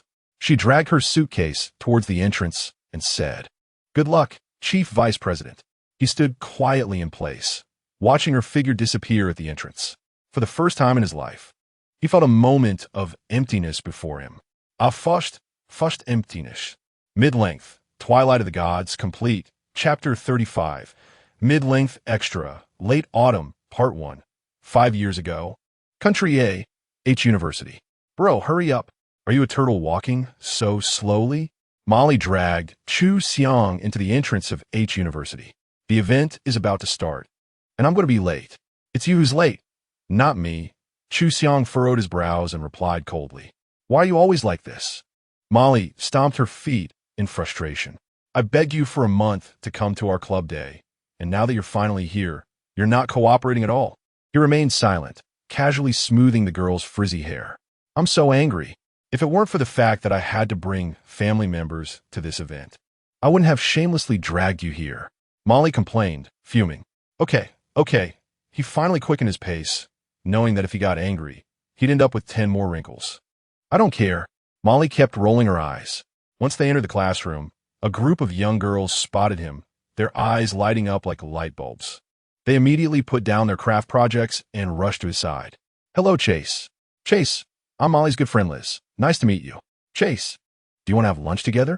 He was already annoyed by noisy environments, and at that moment, he felt overwhelmed. Molly, being funny, quickly pulled his arm away from the crowd of infatuated girls and led him to a table in a corner. "I'm so disgusted," Molly said, fiddling with the paper cutouts for the craft activity. "That girl has probably only spoke to me 10 times this whole semester, and she calls herself my good friend." "Oh my God." He couldn't help but chuckle. "Bro, you really attract women," Molly said.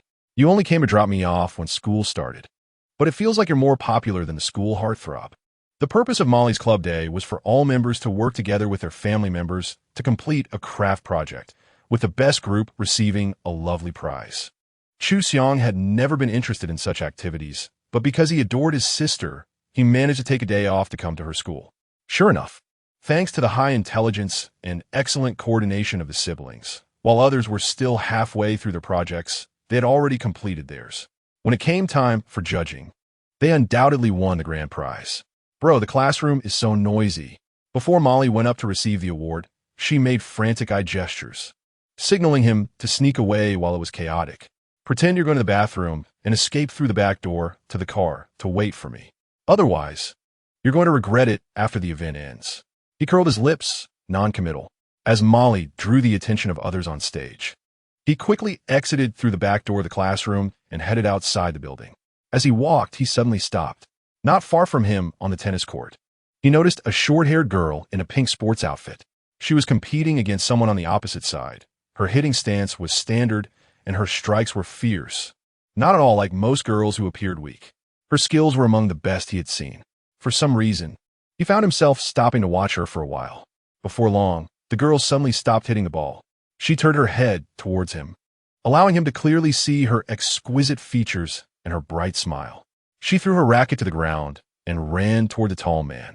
jumping into his arms like a koala, hugging him tightly, resting her head on his shoulder and nuzzling against him.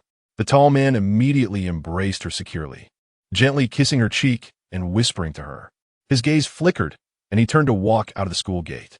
This was the first time he truly saw her. The second time he saw her was also on H University's campus. Molly was going on a weekend trip to City E with friends, and the family driver was busy elsewhere and couldn't return in time. Since he had the day off, he offered to pick Molly and her friends up to take them to the airport. When he arrived at the school, Molly was still packing in the dorm, telling him to wander around the campus while waiting for her. He didn't get angry and just took it as a chance to relax and stroll. As he walked to the auditorium, he glanced at the bulletin board outside and noticed that a debate final was taking place inside. He quietly entered through the side door to see how well university students performed in debates. With just one glance, he immediately recognized her again. The girl who had worn sportswear on the tennis court was now in a dignified black suit and skirt. Her short hair made her presence even more commanding.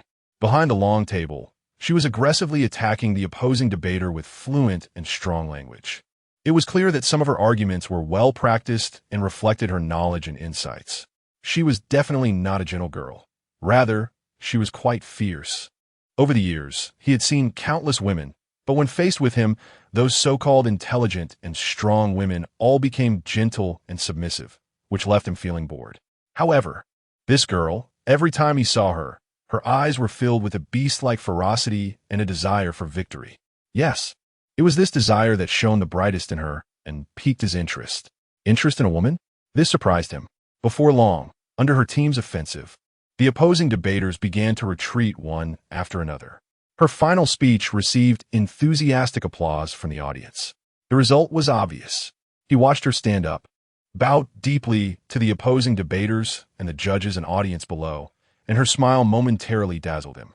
He lowered his head and took out his phone, not thinking much about what this action meant, raised the phone and gently pressed the shutter button aimed at her. This time, he learned her name, Ling. He thought to himself, even though they had never spoken a word, he had already remembered her. The third time they met was 2 years after the first encounter, and it was quite dramatic. That night, he had spent the night at a woman's house with whom he had recently become closer, and after satisfying his physical needs, he naturally planned to leave. However, to his surprise, the woman suddenly became emotional and clung to him, wanting him to give her a title. He hated being entangled by women, and he loathed the idea of establishing a relationship with any woman. Most of the women he had been involved with wisely adhered to this condition. They appeared when he needed them and left when he didn't. If they couldn't accept this condition, they shouldn't come near him. He didn't need to care for them beyond material concerns. He disliked intimacy with any woman other than family, and he especially disliked relying on anyone. In his view, dependence and love made people weak, creating vulnerabilities and leverage against them, and he had no need for such things that would make him weak. As the argument escalated from inside the woman's apartment to the downstairs, seeing her emotions unraveling, he grew increasingly irritated and wanted to pull out his phone to call Jing for help. But just then he saw her. 2 years later, her once shoulder-length hair had transformed into soft, wavy long hair, but her emotions seemed far from the vibrant joy of their previous encounters. Her complexion was dull. Her eyes were red-rimmed, and she looked at him and that woman with a mix of surprise and embarrassment. It wasn't until that woman vented her emotions and ran away in tears that she approached him. He pulled out a cigarette to smoke, and it was only when she turned to him before going upstairs, giving him the finger and mouthing that he was a scumbag, that he reacted. Then she casually turned to go upstairs, and as he watched her back, he surprisingly felt no anger, but rather a pleased smile crept onto his lips. Truly, she was the fiercest woman he had ever seen. The first time they met, she had made such a rude gesture at him, not fearing that he would uncover all her secrets and leave her homeless on the streets. The fourth meeting came 3 years after the middle finger incident, and this time, it could be said to be a premeditated encounter. His work at the Qianqiu Palace and country, it had drained him of his initial enthusiasm. The team's stability and inaction left him with no room to showcase his abilities. Thus, he set his sights on country D, on his hometown, where she was. He had already investigated her and discovered with surprise that she had joined the Qianqiu Palace 3 years ago and was performing excellently at the Qianqiu Palace in country D. Linghua, Renee Ling, a young and capable aide. After the joint effort of the Kibo Palace team from Country A to pull Tim down from his position and replace him, he intentionally issued a statement to dismiss her, eagerly anticipating her reaction. Sure enough, she did not disappoint him, making the same rude gesture at him when they met again at the elevator. He knew she didn't recognize him, which slightly irritated him. Aside from her longer hair, she hadn't changed at all. She was the only woman capable of perfectly combining elegance and rudeness. He watched her walk into the elevator with her head held high, already calculating the next steps in his mind. Besides being genuinely interested in her, he could also see her immense potential and ambition. He was determined to keep her by his side, forcing her to work for him, someone she despised. He knew she could help him and add fun to his life. Teasing, mocking, challenging, testing, flirting. He had always known he was a charming man, and he used methods he had never deemed necessary on her. He bound her to him under the guise of power and ability, and thus, he could clearly sense how her gaze toward him gradually shifted from initial disdain and awe to confusion and resistance, until it ultimately turned into helplessness and indulgence. When he went to Country A to solve a terrorist case, his original intention was to enhance his status in the eyes of Jing and the public, but deep down, he was worried about her safety. The moment he saw her car being hit, he felt as if his heart had taken a heavy blow for the first time in his life. When he touched her and confirmed her safety, his almost imperceptibly trembling hand finally calmed down. In the hotel room, she naturally wanted to have relations with him. He wanted to possess her. He could have easily closed his eyes and gone through with it, treating it as a mutual arrangement between adults, just like before. But in the end, he stopped, forcibly suppressing his rising desire and leaving her room. At that moment, he suddenly realized that something was amiss. Dumin had always been by her side, which made him dissatisfied. Xinyuan and her long past filled him with indescribable irritation. Even her obsession with her idol, Qianqiu, made him unreasonably uncomfortable. Because he had never experienced such feelings in his life, he didn't understand what was happening to him. Even when Meng Fangyan questioned him, he still didn't want to delve into these ridiculous reasons. How could Xinyuan possibly develop feelings for a woman beyond mere utility? He admitted that his feelings for her were indeed different from those for all the women before her, as he had put an effort to make her genuinely care for him, using that as a foundation for her to willingly work for him, and then leveraging her abilities to achieve his goals, nothing more. In fact, he ultimately had relations with her on her birthday to numb his own discomfort and gifted her a painting and a card to persuade her, more like persuading himself. And she seemed to have truly been convinced, treating helping him and being with him as something natural. Gradually, he could no longer see the excitement, conflict, and discomfort she once had when facing him. He thought she had come to terms with it, completely hiding her feelings, which was for the best. He could continue to exploit her emotions and then discard her as he had initially planned. With her assistance, he successfully ascended to the position of the second-in-command in Country D. The long-awaited nourishment of power and the admiration of the people enveloped him. Yet he strangely did not feel much joy deep down. At that moment, he received a message from her. "I don't regret everything I've given to you, but today, I should say goodbye to you and to myself. I'm glad to have accompanied you this far. You can walk the rest of the road alone." In that instant, he felt for the first time that his world was crumbling. Chapter 36.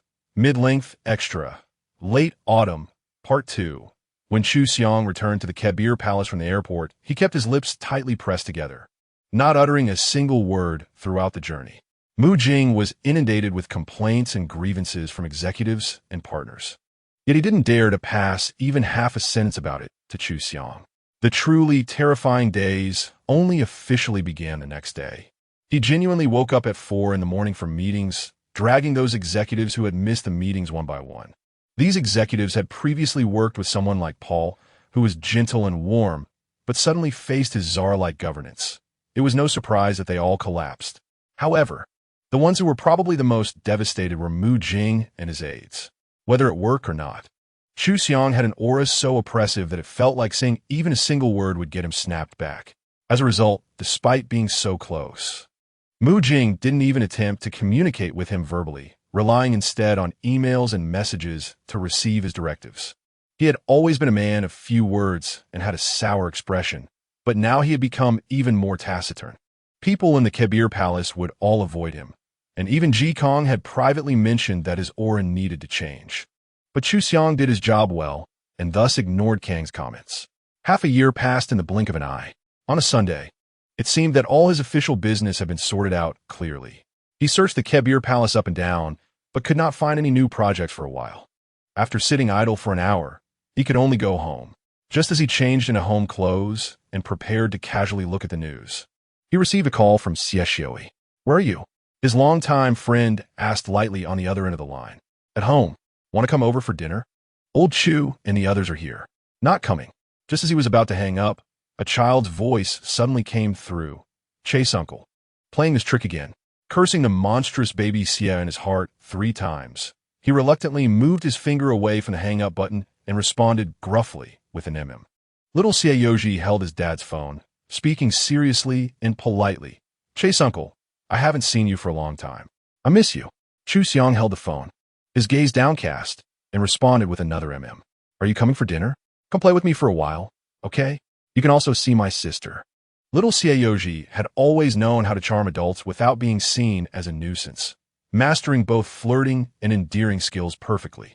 After a long sigh in his heart, he remained silent for a moment, ultimately conceding with a third mm.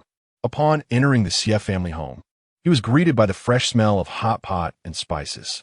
In the smoky room sat Xie Xioi, bare-chested as usual, the rough Rui, and his wife Meng, both sweating profusely from their meal.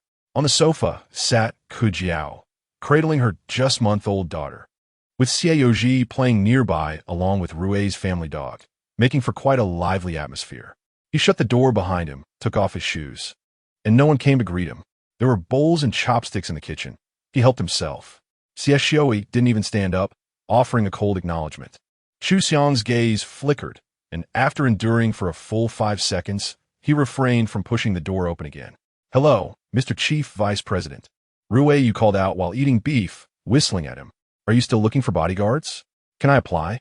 "Hello, Mr. Chief Vice President," Meng chimed in. "Are you still looking for a nanny? Can I apply?" He put on slippers, walked to the kitchen to grab a bowl and chopsticks, and then sat down opposite them, not bothering to look at the neurotic couple at all. "Chu Xiang, you are particularly boring," Rui said, slapping the table. "Can't you be more straightforward? Why always hide your bad intentions? If you're not convinced, then fight. I can't stand your underhanded tactics. No wonder all those handsome guys don't have girlfriends." He had been free to speak without interruption until he reached that last sentence, at which point both Xie Xioi, Qianqiu on the couch, and Meng all turned to look at him in unison. "What are you looking at me for?" Rui asked, looking confused. Meng rolled her eyes and stepped on Rui's foot hard under the table. Chu Xiang appeared calm as he picked up some fungus, not even lifting his eyelids. "Idiot," Meng whispered to Rui, who was grimacing in pain. "Don't you think his personality is going to make him develop autism?" Old Xie invited him for hot pot to help him relax. The girl he liked dumped him. "Okay, how pitiful. Is he going to develop autism? Is he pitiful?" Rui scoffed. "Dear, open your eyes and see clearly. He has slept with more women than you have eaten bowls of rice. But he is handsome." Meng immediately argued back. "Being handsome is never a fault." "Ha!" Rui pouted. "I have a wife and kids. He is just a lonely bachelor. What good is being handsome?" While this couple was discussing him under the table, he had already comfortably finished half a plate of beef and vegetables. Seeing that Rui was getting too animated in his conversation, he finally couldn't help but speak coldly. "Giant idiot, eat your meal. Don't worry about my autism." Upon hearing this, Rui and Meng both lifted their faces in embarrassment. After the meal, Meng helped wash the dishes in the kitchen, and Rui naturally followed suit, leaving Xie Xioi, Chu Xiang, and the kids in the living room. Chu Xiang sat on the sofa in silence, accompanying Xiaoji and Rui's family dog as they played with Legos. After about 10 minutes, he finally spoke. Xie Xioi sat beside him on the sofa, one arm around Qianqiu, looking at his wife and little daughter with an unusual tenderness. "I think she looks like you," Qianqiu said with a smile. "Really? I don't think so. She looks more like you." Xie Xioi frowned slightly. Huh? Look at her eyes. They're exactly like yours. They say daughters look like their dads. I don't care. I just think she looks like you. I like you because she looks like you. Qianqiu smiled sweetly and gently kissed his cheek. I don't mind you kissing somewhere else. I'm leaving, Xiang said, unable to tolerate it any longer, standing up from the sofa coldly. Xinyuan was overjoyed internally but dared not show it on the surface. After all, this man was now a high-ranking official, and he had known Xiang for so many years, so he knew how terrifying he could be. He could only feign blocking him, suggesting he sit for a while longer. No need. I feel like if I sit any longer, I might vomit from all the dog food. Xinyuan no longer insisted and walked with him to the entrance, casually saying, Qianqiu has contacted her several times, saying she is doing well now. From the photos she posted, it seems she is genuinely happy. Xiang's heart stirred at Xinyuan's words, but he still kept his gaze downcast and did not respond. Xiang, I've known you for so many years, and this is the first time I've seen you like this. But I don't like meddling in others' affairs, even if they're my friends. If it weren't for Qianqiu asking me to say something, I wouldn't want to say more. Think it through. Some people, once they're gone forever. This lifetime, they'll be gone. Each word of this struck his heart, which he had thought was fortified with copper walls and iron bastions. He assumed it would not resonate at all, but just one hit pierced through all those defenses. His gaze met Xinyuan's in the air, and then his eyes flickered as he waved his hand towards Xinyuan. A few months have passed again. After returning home from Qibo Palace, he washed up and directly laid down on the bed, lacking even the mood to watch the news. As soon as he closed his eyes, he saw that familiar face smiling at him, the face he first saw years ago, and the face from the last night before she left, all completely overlapping. The helpless smile, the sarcastic smile, the carefree smile, the spoiled smile. He seemed to remember all her expressions clearly, even more unforgettable than all the projects, documents, and human relationships. In this world, it seemed that only this person's smile could make him gradually lower his guard upon seeing it. Lost in thought, he gradually felt sleepy. To immerse himself in high-intensity work, he had long forgotten how long he had been sleeping only 5 or 6 hours a day, numbing all other nerves and feelings. Half asleep, he suddenly felt someone watching him.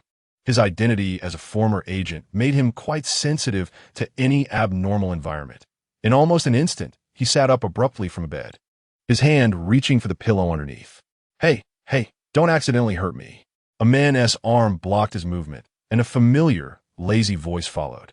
He focused his gaze and saw Meng Fangyan sitting at the head of his bed. You've really done a great job with the security at the chief vice president's residence. I'm impressed, Meng Fangyan whistled, noticing the window in his room wide open, clearly indicating that Meng Fangyan had slipped into his home with little effort. Xiang frowned. Get off my bed first. I don't want to sleep in the same bed as a man. Meng Fangyan raised his hand, easily jumping up. Hey, old friend, it's been a while. Why are you still so cold? Is it easy for me to come all the way to D country? No welcome banquet for me.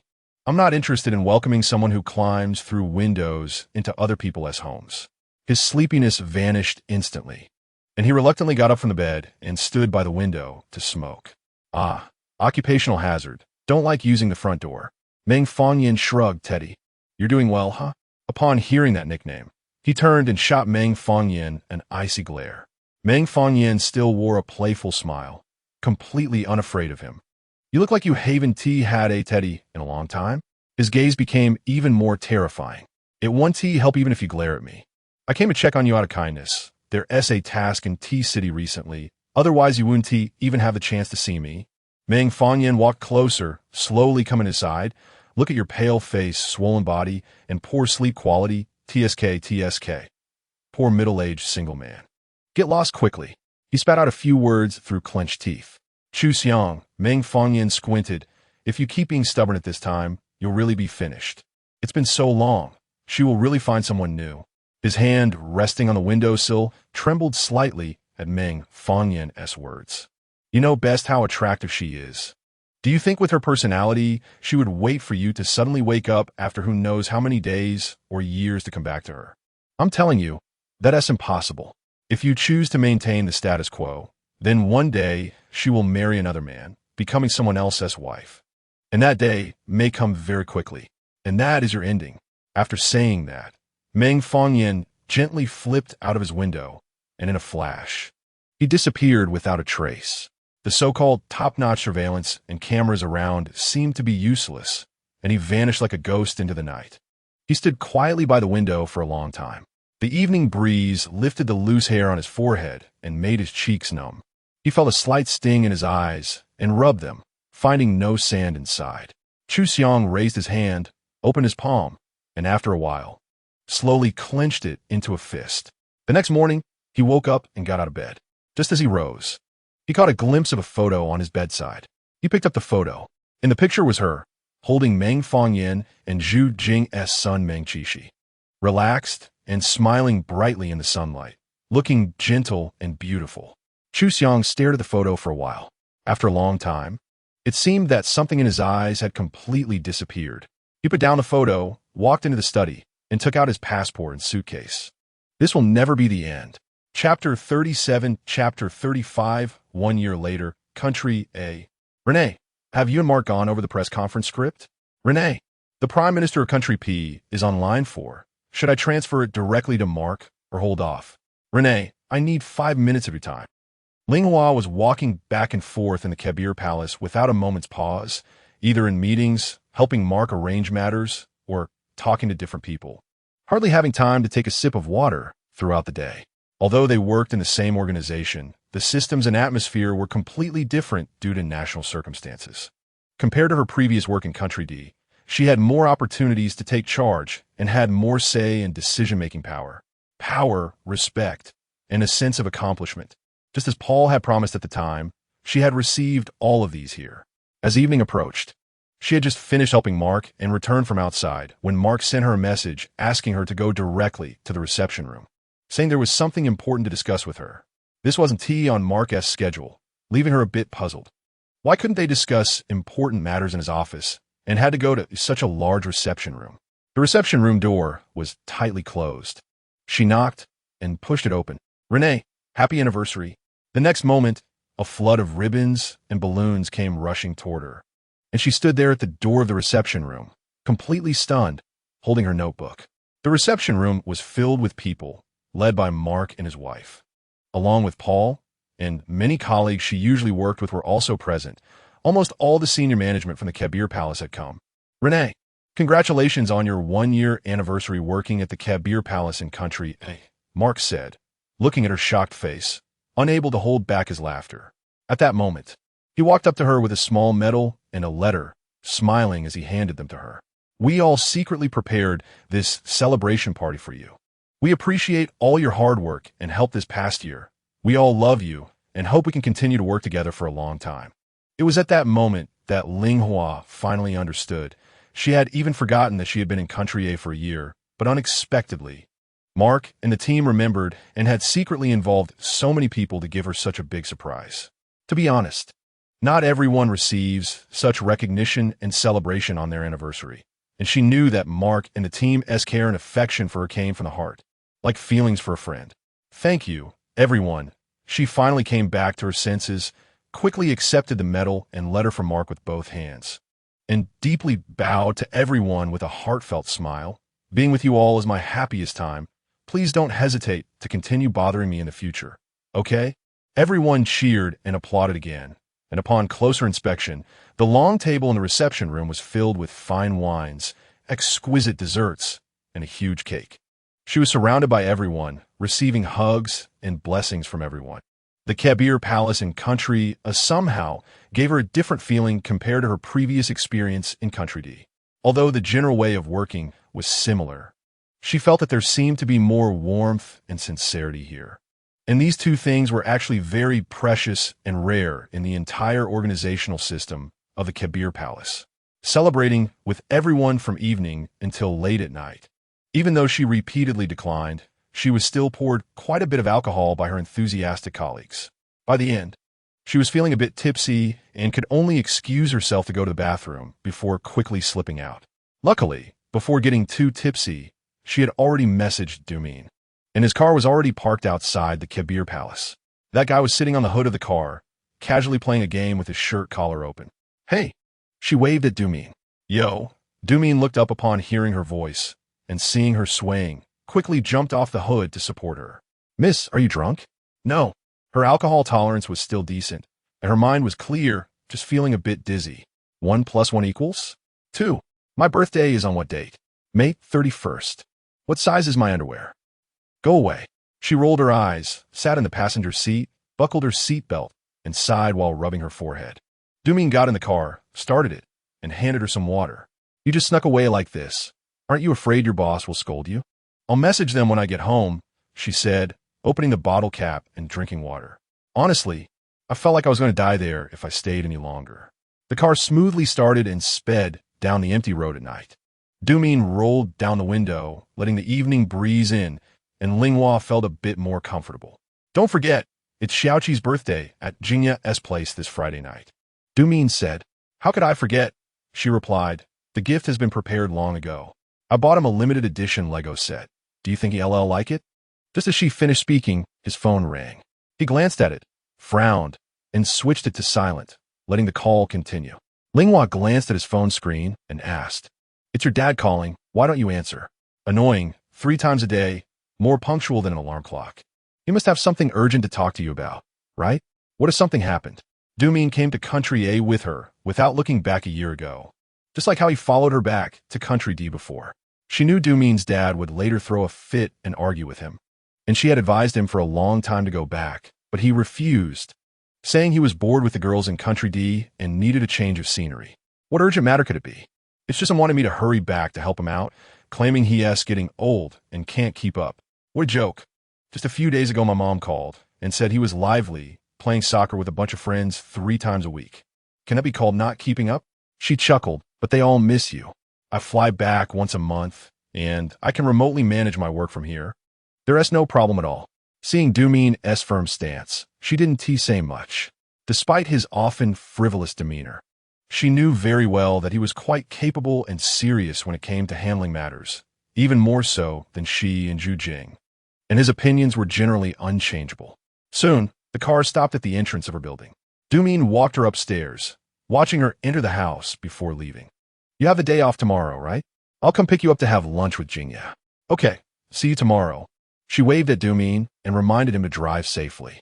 After that, she was too exhausted to even shower or brush her teeth, directly stripping off her clothes and falling back on her bed, wrapping herself in the blanket, sleeping until the world turned dark. Luckily, Mark had already told her that she could take the whole day off the next day as a reward for the anniversary celebration, and she didn't set an alarm, so she could sleep until Dumin came knocking on her door. But the next morning, she was woken up by the incessant ringing of the doorbell. Just opening her eyes, she took out her phone to check, realizing it was barely before 8 in the morning. The hangover headache combined with morning grumpiness put her in battle mode. But the doorbell just wouldn't stop. She quickly realized that the person outside couldn't be Dumin, so she had no choice but to put on some clothes and walk over to open the door. As soon as the door opened, she saw a delivery man wearing a hat with a wide brim, making it difficult for her to see his face. "Ling? It's me," she replied, irritably raking her hair, forcing herself to speak politely. "Do I have a package?" "Yes, 12 of them." The delivery man's voice was deep and pleasant, and it felt somewhat similar to someone she knew. The thought of that person quickly made her dismiss this crazy idea, shaking her head vigorously. This was Country A. She must still be half asleep. Her mind was clearly muddled. "Wait, 12. Suddenly, she realized, frowning, "I haven't ordered that many things. All the recipients are in your name." The delivery man turned his back to her, skillfully opening a large box beside him filled with packages. "Just sign for them. But don't leave yet. What if someone sent the wrong package? You might need to help return it." Puzzled about how these 12 packages came to be, she took a small knife for opening packages from the entrance and watched the delivery man pull out the first parcel from a box. The package only had the recipient's name, no sender's information. She sliced open the packaging and found an art album. The moment she saw the cover, her eyes lit up. This art album was a new limited edition from the D Country Museum this year. She had wanted to ask GAGA to buy it for her, but had forgotten due to being too busy with work. The delivery man looked at her and handed her the second package. Opening it revealed a biography of the 12 Caesars of Rome. She had always loved reading about these kings, just like the story of King Arthur. The third package contained a postcard from Country R, stamped with the postal mark from Country R. She had always wanted to visit Country R, but the distance from Country D was simply too far.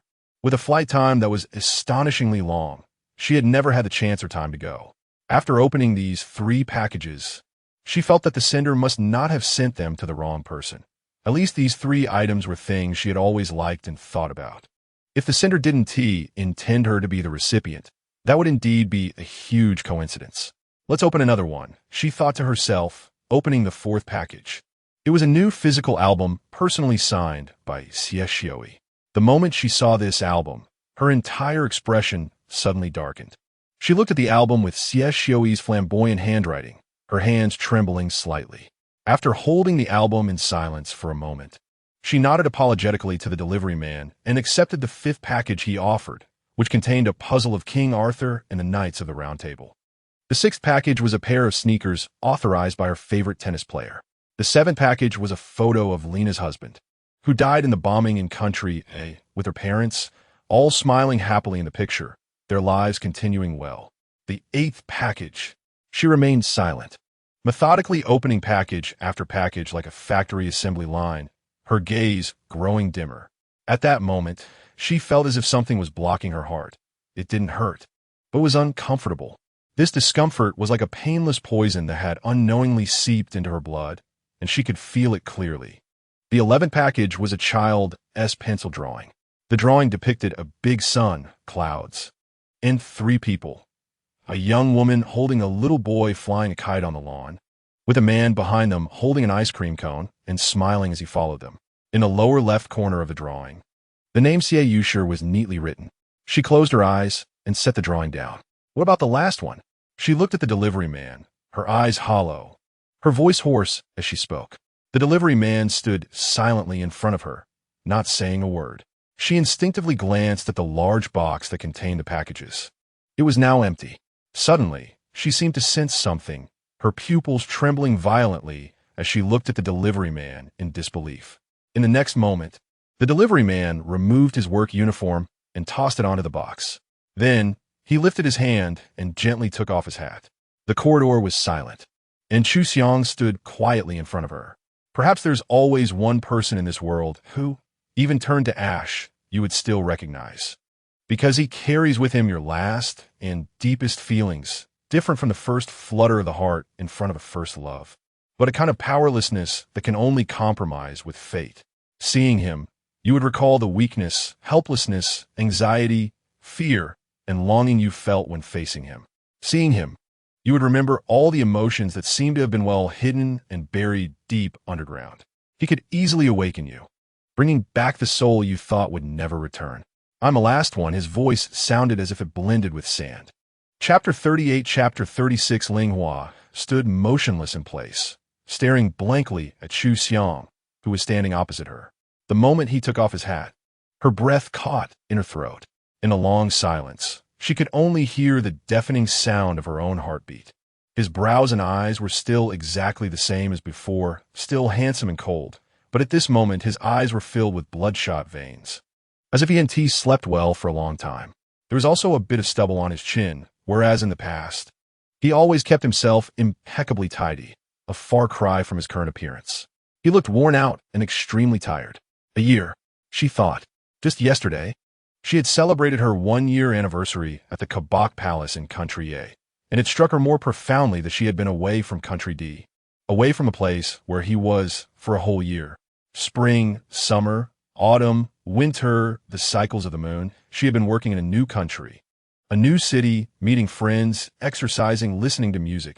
She had done countless things alone, met countless people, and she was living happily and fulfillingly, seemingly without any discomfort in any place. Sometimes she would think, it seemed as if all her experiences from a year ago, all the stories related to this person, were frozen at his award ceremony, and the subsequent memories were all blank. During this year, she forced herself not to think of him. She never expected to see him again. Until a minute ago. After Xiang finished speaking, he fell silent, just looking at her, quietly observing her face. His gaze, completely different from the one she had known, was so focused that she quickly felt uneasy, Her mood had shifted from disbelief to a mix of emotions. Linghua bent down and picked up all 11 gifts she had unwrapped from the ground. She took the largest package and placed everything inside one by one. After putting all the gifts in, she was left holding a warm photo of Lena's husband and her parents. I've accepted the photo. She looked at him and said calmly, as for the rest, including the package from you, I appreciate your kindness, but I don't need it. Xiang's eyes flashed with surprise, as if he hadn't expected her to react this way. Soon, his brows furrowed tightly. What about Xinyuan's album? Your son's painting, you don't want those either? She smiled slightly. I really want them, but I don't need them. His expression darkened further. Mr. Vice President, although this isn't your territory, I think you should pay attention to your safety. After all, I've heard that you are the target of many terrorist organizations in the world. She walked back into the house, preparing to close the door. A small citizen like me simply cannot afford to host such a great Buddha as you. Linghua, just as she was about to close the door, she heard Xiang's intolerable reprimand. What's wrong? She stood in the doorway, looking at him outside. He looked at her, struggling to control his tone. A few words slipped through his teeth. What do you want? She feigned surprise, widening her eyes. I don't want anything. I'm just saying I have nothing to do with you. Even if you were the vice president of Country D, I am not obliged to serve you when you appear, right? Nothing to do with me? He retorted through clenched teeth. She raised an eyebrow, looking at him with a charming smile, exaggerating her understanding of his meaning. I'm sorry. I've never taken a fling seriously, and I believe a person with countless romantic affairs like you wouldn't mind that much. Although in reality, he was her only fling. However, her effect was achieved. She felt Xiang's entire face turn green. I know you're holding a grudge against me. After a long time, he raised his hand to block her door and coldly said, but when I appeared here with these things, you should have already known my intentions. Your intentions? Linghua shrugged. I'm not as smart as you. I've never been able to understand your thoughts. You, little Hua. Suddenly, a lazy and clear male voice came from behind them. Dongmin walked out of the elevator, seemingly ignoring Xiang, and affectionately hugged Linghua. Did you just wake up? She glanced at Xiang's increasingly grim face and returned Dongmin's hug. Yes, I was woken up. Oh. Dongmin wrapped his arm around her shoulder and turned back to look at Xiang. Ah, isn't this our Country D's second in command? Your arrival has truly brightened our whole building. Xiang pressed his lips together and remained silent, his gaze fixed on Dongmin's hand around Linghua's shoulder, wishing he could burn a hole through it. You should go wash up and change clothes. I'll wait for you, Dongmin gently said, stroking Linghua's hair. Okay. She didn't spare Xiang another glance and turned to enter the house. At this moment, the hallway fell silent again, with only a pile of packaging boxes and two tall men standing opposite each other. Dongmin glanced at the packaging boxes on the ground and the open large box. Instantly understanding, he stroked his chin and said with a smile, So, care to share who taught you these flirting skills? The gift delivery technique to win hearts. Where did that old I'm the best in the world look of yours go? Heh. Xiang scoffed coldly, simply saying, Dongmin, don't overestimate yourself. Oh. Dongmin shook his head. I'm overestimating myself? I really don't know who used to insist on not needing women in love, but now has finally come back to reality. Do you really think she still cares about you? You should go take a look in the mirror first. No need to look. I know I'm better looking than you. Dongmin was momentarily speechless, then shook his head and sighed. Xiang, I've always admired how you could be so confident in yourself. She has been gone for a whole year. Do you know how many things and changes can happen in a year? Your child could start calling me Dad. The moment those last words were spoken, Xiang's expression changed drastically, disbelief evident on his typically impassive face, and upon closer inspection, his hands were slightly trembling. In the next second, he fiercely grabbed Dongmin's arm, his voice sharp. She is a child. Dongmin shook off his hand and patted his sleeve. Aren't you the world's information hub? Can't you find out about such a small matter? Meng Fangyan has ways to help her hide it.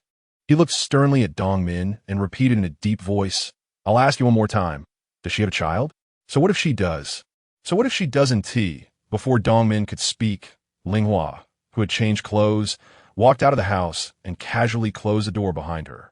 She looked at Xiang as if he were a stranger. Do you think I don't know what you're thinking? You are so cautious that you control almost 100% of the possibility of this happening. If it doesn't exist, then that's fine. All is well. But if it does, would you even want it? You'd probably bet your life against it. After saying that, she didn't even want to hear his answer and dragged Dongmin's hand into the elevator. Once in the car, she leaned back in her seat, saying not a word. Dongmin quickly started the car and pressed the accelerator. After driving for a while, he turned his head to glance at her, feeling that as soon as he appeared, her entire aura changed. How does it change? She turned her head to look at him, transforming from a docile rooster into a fighting rooster. If you insist on calling yourself a rooster, I'll 1T stop you. She rolled her eyes, recalling Dongmin's brilliant performance in front of Xiang just now. What a drama queen. Shut up. Wasn't he at all to help you vent your anger at him? Dongmin said irritably, if this goes on, I could win an Oscar, okay? Dongmin, I really don't want to provoke him like this. It makes it seem like I still care about him. Her eyes were vacant, mixed with various emotions. I don't want him to disrupt my current life. Leaving the city and country she loved and was familiar with, coming back to country and where she had spent so much time.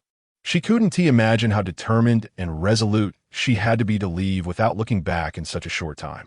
She used to fear coming to country, because it was filled with memories of her and Lu Xinyuan. But she had long since completely let go of the past with Lu Xinyuan, so she felt very comfortable staying here. However, deep down, she knew the main reason she stayed here was still to escape from him. After a year, when she saw him again, she was even clearer in her heart that no matter how strong she was, she still couldn't remain unperturbed upon seeing him. They arranged to meet Jing at their favorite CAF. After sitting down and placing their orders, she didn't say much more. Jing complained for a while about how Meng Fangyan had fought with her son on the sofa this morning, then patted her arm, asking, what's wrong? Did work make you dumb? She raised her face, exchanged a glance with Dongmin, shook her head. Nothing. I drank too much last night. I have a headache. Jing, being a clever person, immediately coldly laughed and said, you better confess honestly what happened. And Dongmin, stop helping her hide things from me. Do you believe I'll delete your contact list later? Unsurprisingly, one of them received a good scolding. She rubbed her temples and sighed. Xiang is here. Jing's eyes darted around, replying immediately, tell him to go back. Ha, look at how prepared he is. He probably can't get back anytime soon, Dongmin said coolly from the side. Then I'll have Meng Fangyan deal with him. Jing took a sip of coffee, her tone very serious. Ling knew her well. This woman would definitely follow through on what she said. Forget it. He and Meng Fangyan are basically evenly matched. If she had him killed, her husband would end up half dead too. Are you still feeling sorry for him? Jing immediately seized on her slip of the tongue. Miss Ling, please don't tell me that the moment he appears, you're ready to take him back. The right move is to step on his face even if he kneels down begging. No, you're wrong. She shook her head. If I express my desire for revenge more, it means I care about him more, and I don't want that. However, asking herself honestly, she had already lost her composure with the words she just said to him. She stirred her coffee quickly, unable to suppress her growing agitation. Just then, her phone suddenly rang. The screen showed an unfamiliar number. She picked up the phone, stood up, and walked outside to answer. Hello, Renee? A crisp female voice came from the other end. She felt she had heard this voice before, but wasn't quite sure. Who are you? It's Molly. The girl on the other end laughed, Chase's sister. As soon as she heard that name, she instinctively frowned. But after all, this wasn't him. It was his cute and innocent sister, and she really couldn't bring herself to speak harshly. Is there something you need? I don't know if this is right or not. My brother doesn't know I'm calling you. Molly lowered her voice. He just got home and looks very unhappy. She lowered her eyes, unsure how to respond. My brother has never told me about your relationship. But there's one thing I want you to know. The 11 gifts he brought you today are actually things he's been sending to me from Country D every month. I said I wanted to give them to you, but he said no. These gifts are all things he found according to your preferences in his own life over the past year. He even came to Qianqiu once just to find Lena's family from the explosion case, wanting you to know that they're all doing well. He is a good brother, but not a good man. I know he has always treated women poorly. He has a bit of a patriarchal mindset, but I've never seen him treat any woman the way he treats you. Molly paused for a moment. I didn't want to pressure you as a messenger. But it turned into this. Forget it. I'll stop here. I just think you should know this. Actually, he is a coward because he doesn't even know what you mean to him. Chapter 39. After Molly finished speaking, she hung up the phone. Linghua looked at the phone in her hand and let out a soft sigh.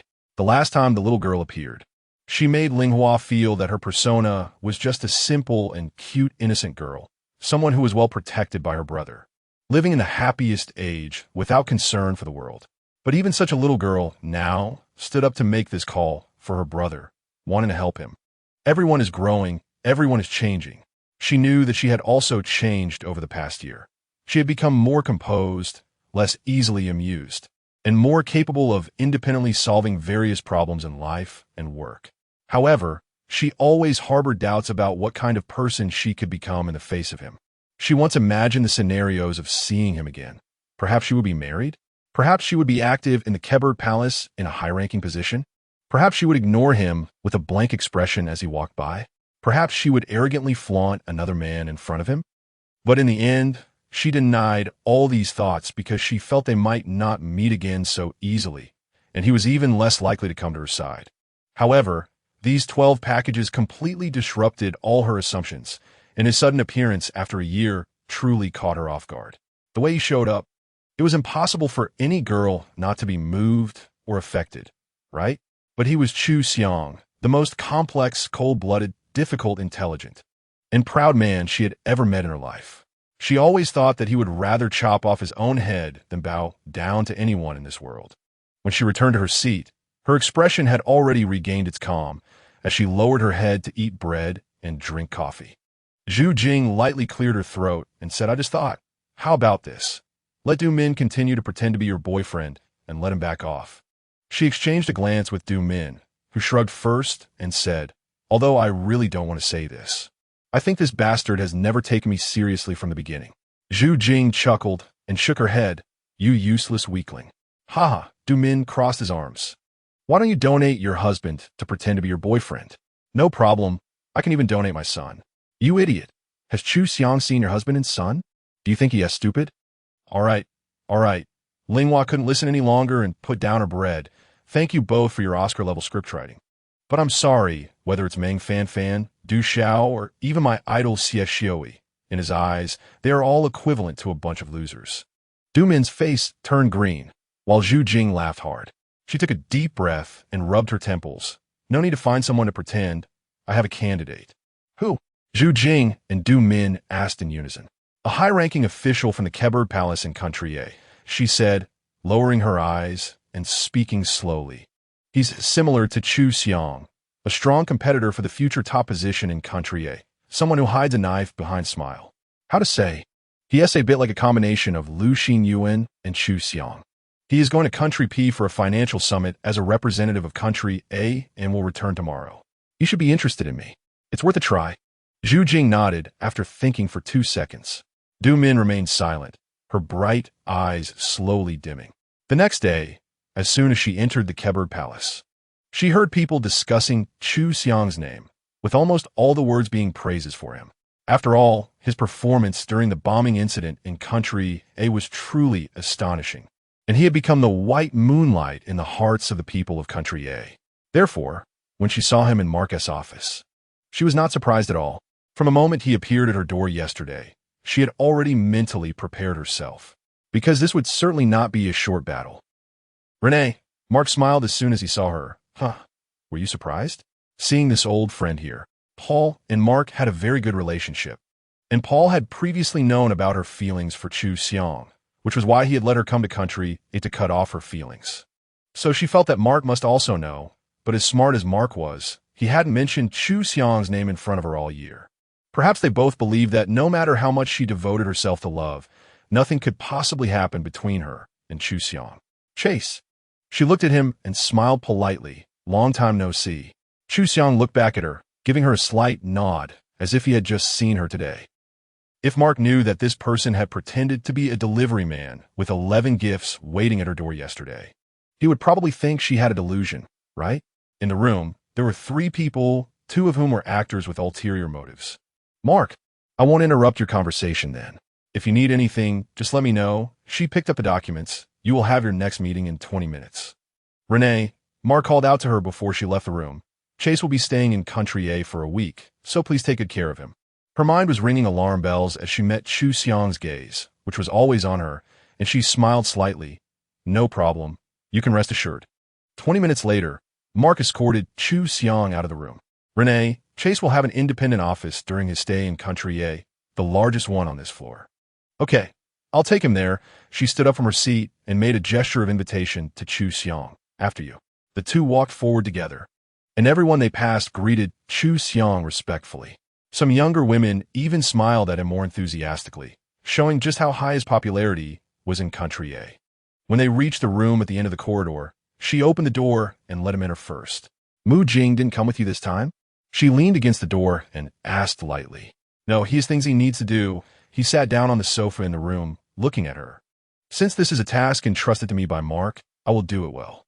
I also take back what I said yesterday. Out of my work responsibilities, during your week here, I will try to meet your reasonable requests as much as possible. She took the initiative to assert her authority. What is the definition of reasonable?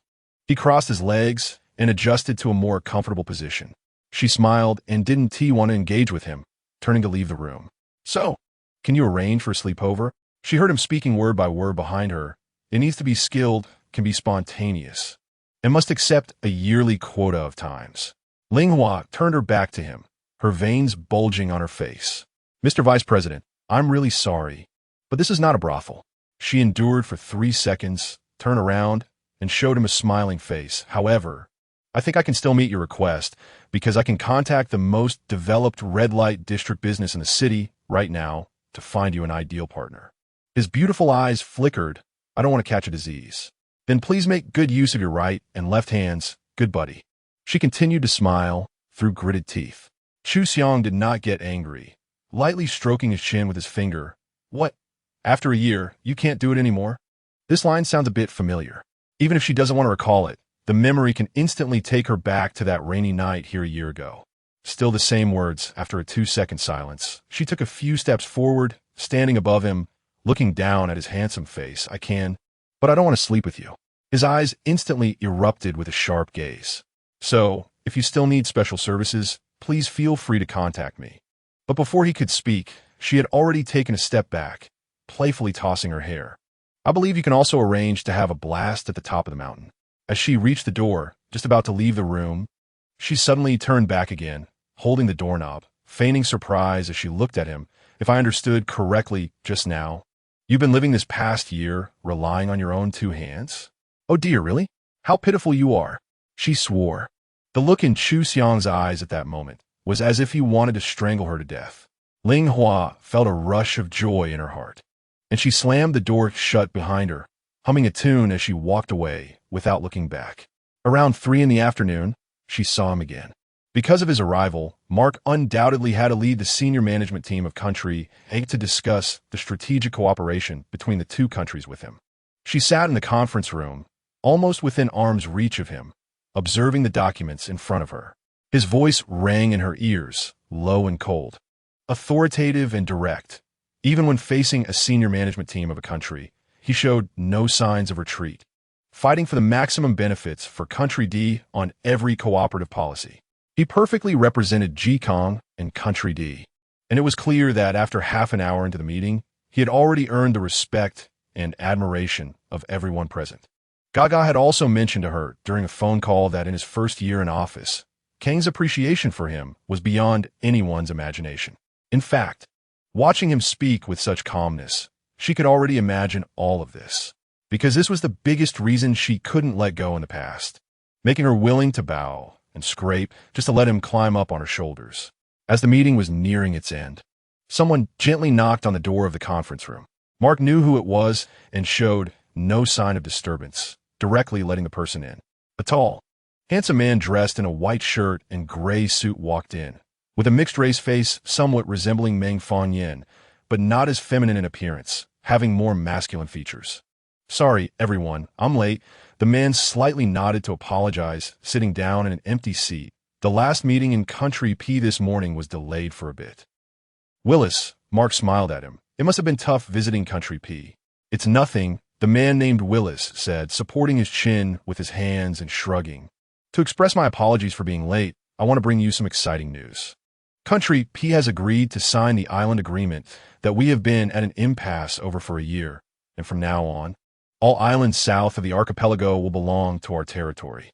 Instantly, everyone in the conference room cheered and applauded, and Mark looked quite pleased, giving him a thumbs up. This trip is worth it. Tomorrow morning, we will hold a press conference as planned to announce this news to the public.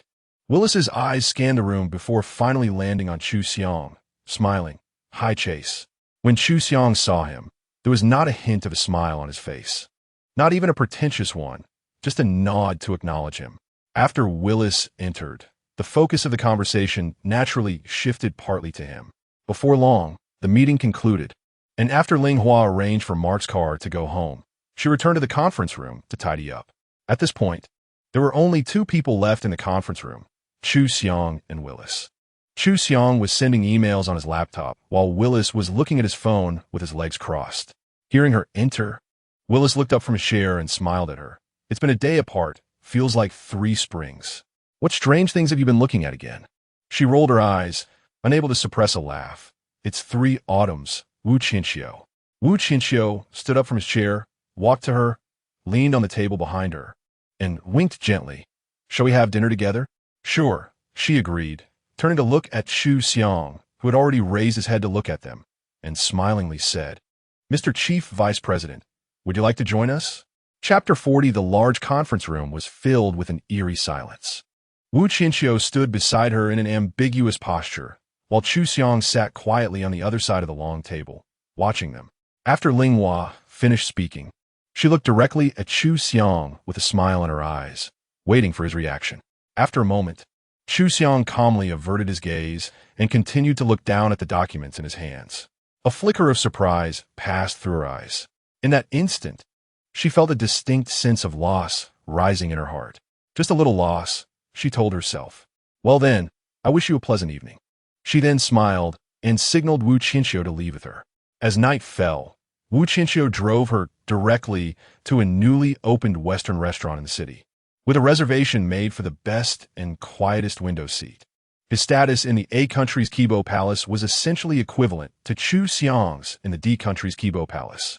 So one could imagine how popular he was and the numerous rumors surrounding his romantic escapades.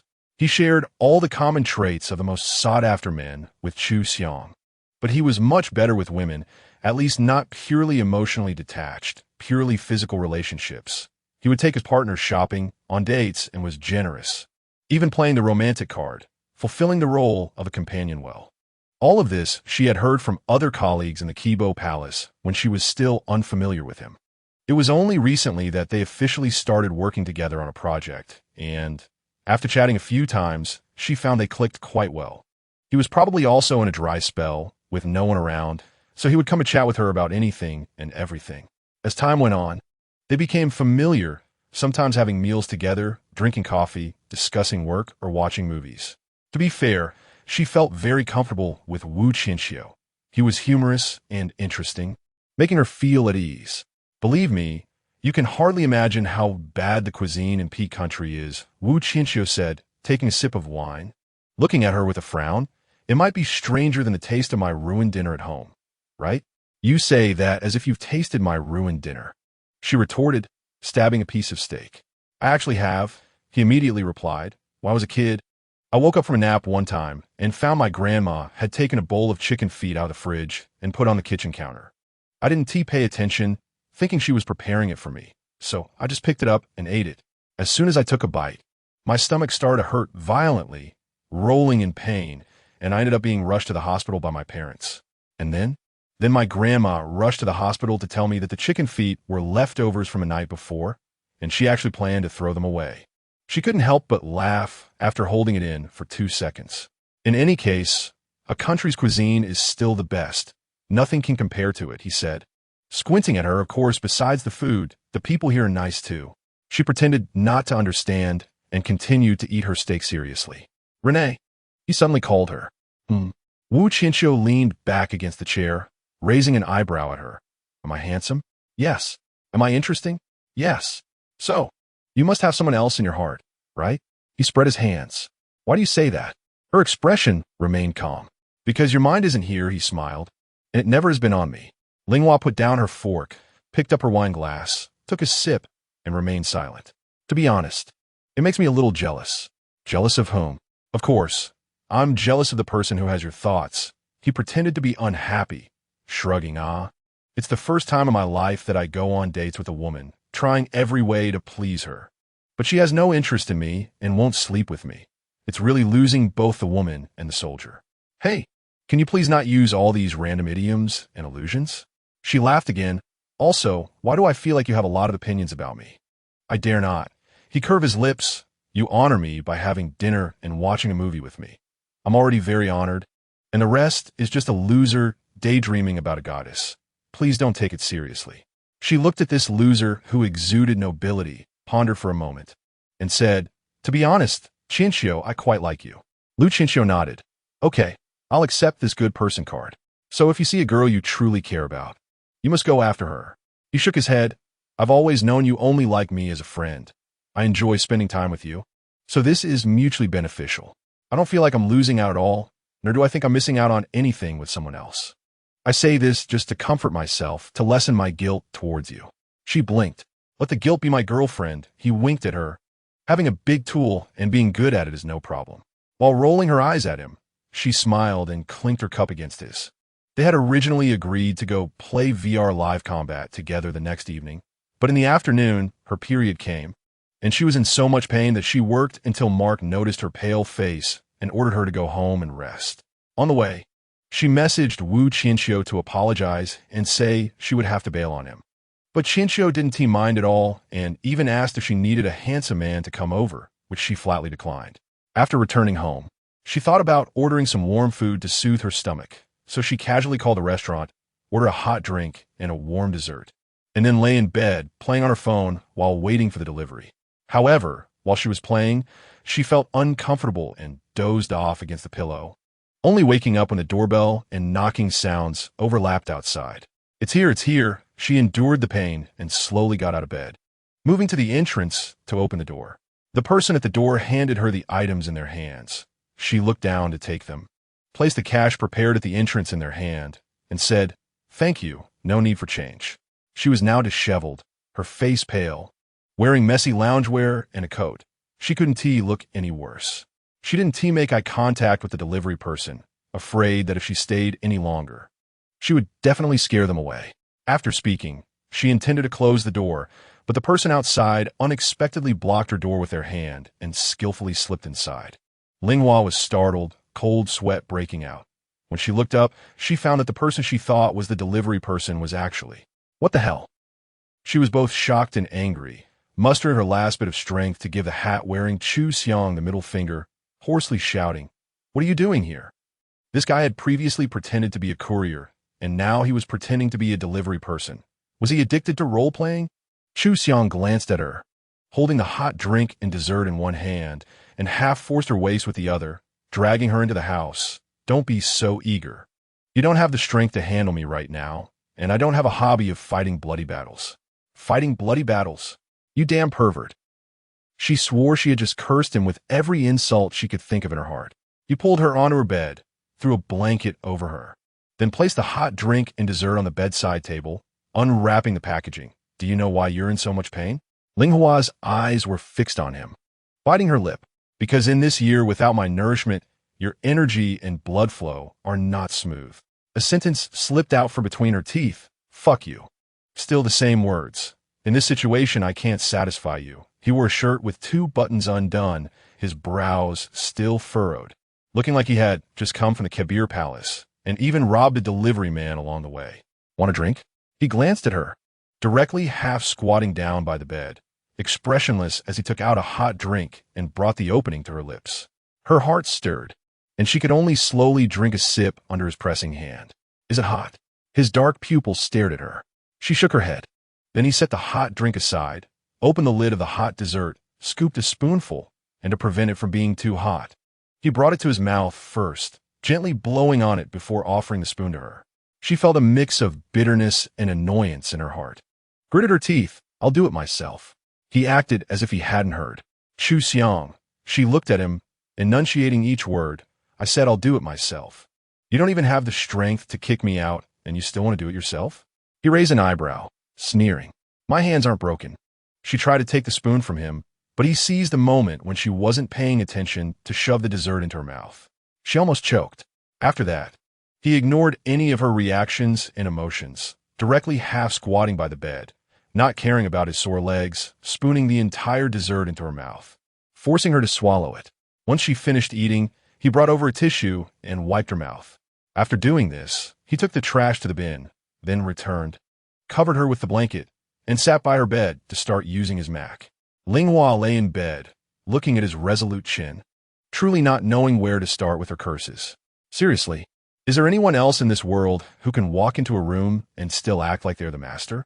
Do you have anything to say? After a long mental preparation, she finally spoke sarcastically. He answered while working now. Then he really didn't pay her any more attention. Ling, furious, turned over and fell asleep. When she woke up again, he had already put away his computer, leaning against the headboard with his eyes closed. The moment she moved slightly, he opened his eyes. He reached for the cup on the headboard and handed it to her. Drink this. She sat up slightly, sniffed, and found it was brown sugar water. After she finished drinking, he looked at her and asked lightly, "Feeling better?" She nodded with little expression. Then he surprisingly leaned back against the headboard, closing his eyes again. This time, Ling was completely enraged. Gritting her teeth, she picked up the pillow and threw it at his handsome face. In the next second, Xiang raised his hand to catch the pillow, remaining silent as he calmly stared at her. Xiang, are you out of your mind? She widened her beautiful eyes to scold him. Who do you think you are? Why is it always your way or the highway? Just because you give gifts, I have to accept. Just because you want to sleep with me, I have to let you? You can barge into my house just like that? You want to take care of me, and I have to let you? Are you my ancestor? Why is it still like this?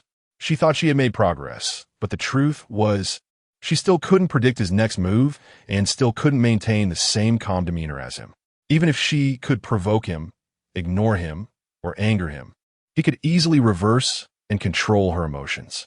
She thought she could use some tricks to turn the situation around, but from beginning to end, he never mentioned what happened with Qianqiu yesterday, just like he saw Du Min pretending to be intimate with her. It seemed that no one could disrupt his pace. She thought at least he might express his dissatisfaction, jealousy, or anger, but in the end, nothing happened. And from the moment she wanted to provoke him, she had already lost. She still wanted him to care. So, after a whole year, she was still standing still easily played in his hands. This is the truth. This is the bloody reality. I tell you, the person I hate the most in this world is you arrogant bastard, stud, jerk, pile driver. Her eyes were red, breathing heavily from anger.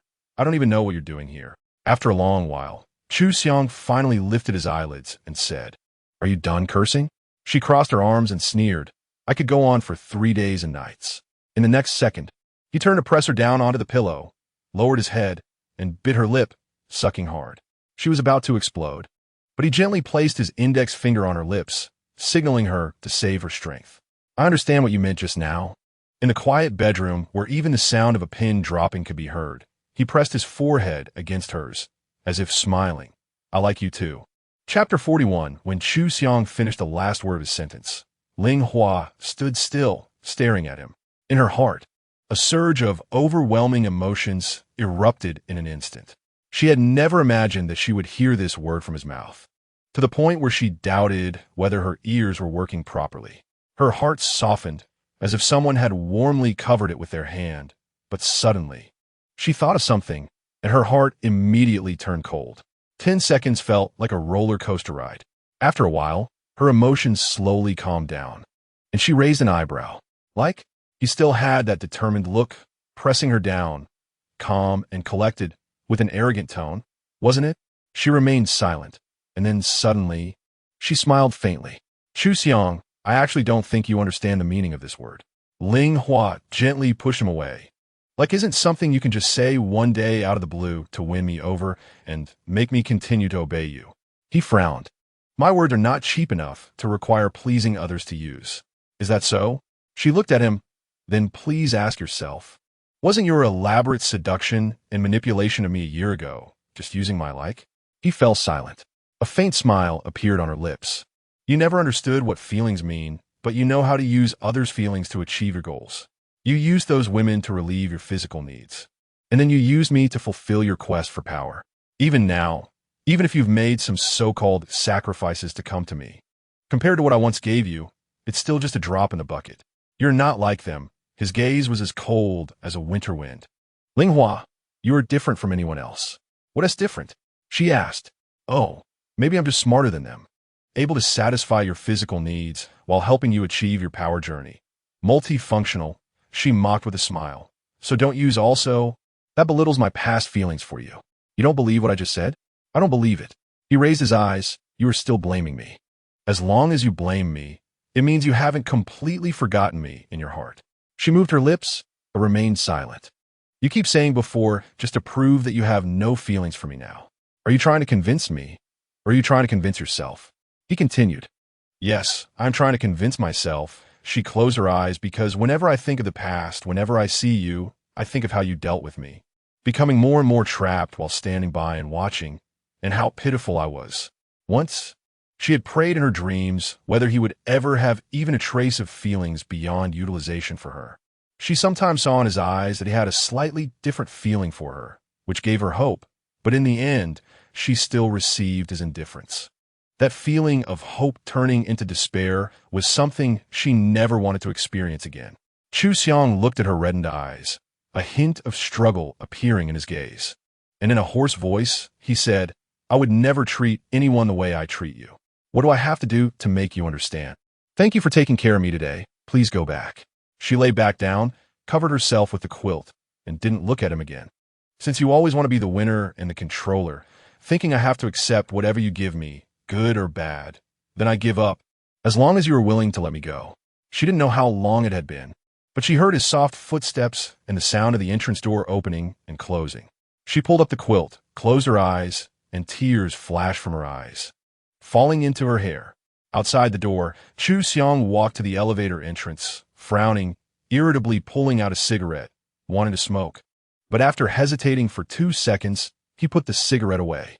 He paced back and forth at the elevator entrance, finally unable to hold back, pulled out his phone, and heavily dialed a number. After a while, the call was answered, and a lazy, pleasant male voice came through the phone. What is up? Meng Fangyan. Your tricks don't work on me. His voice was cold as frost. I said what you wanted me to express in sweet words, but instead of being happy, she became even angrier. Meng Fangyan on the other end of the line paused for a second, then suddenly burst into laughter. What are you laughing at? Xiang's frown deepened.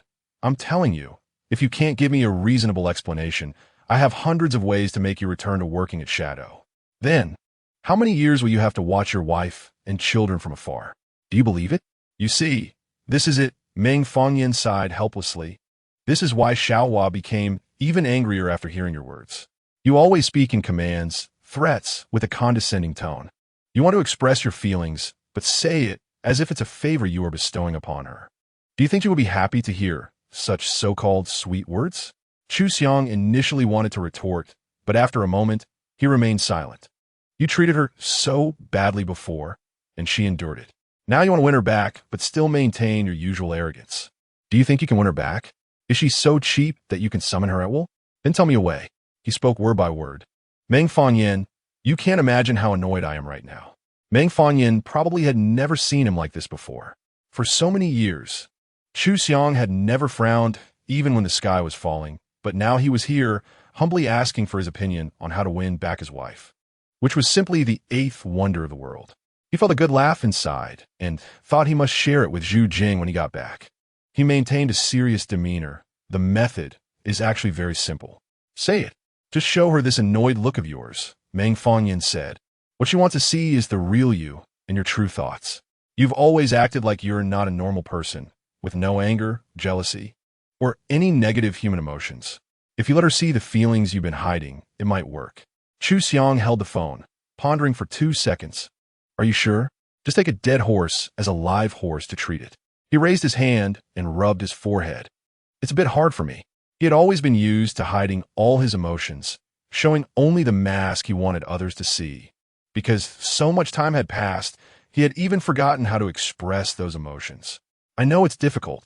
Meng Fangyan hung up the phone. But you're facing the one you trust the most, aren't you?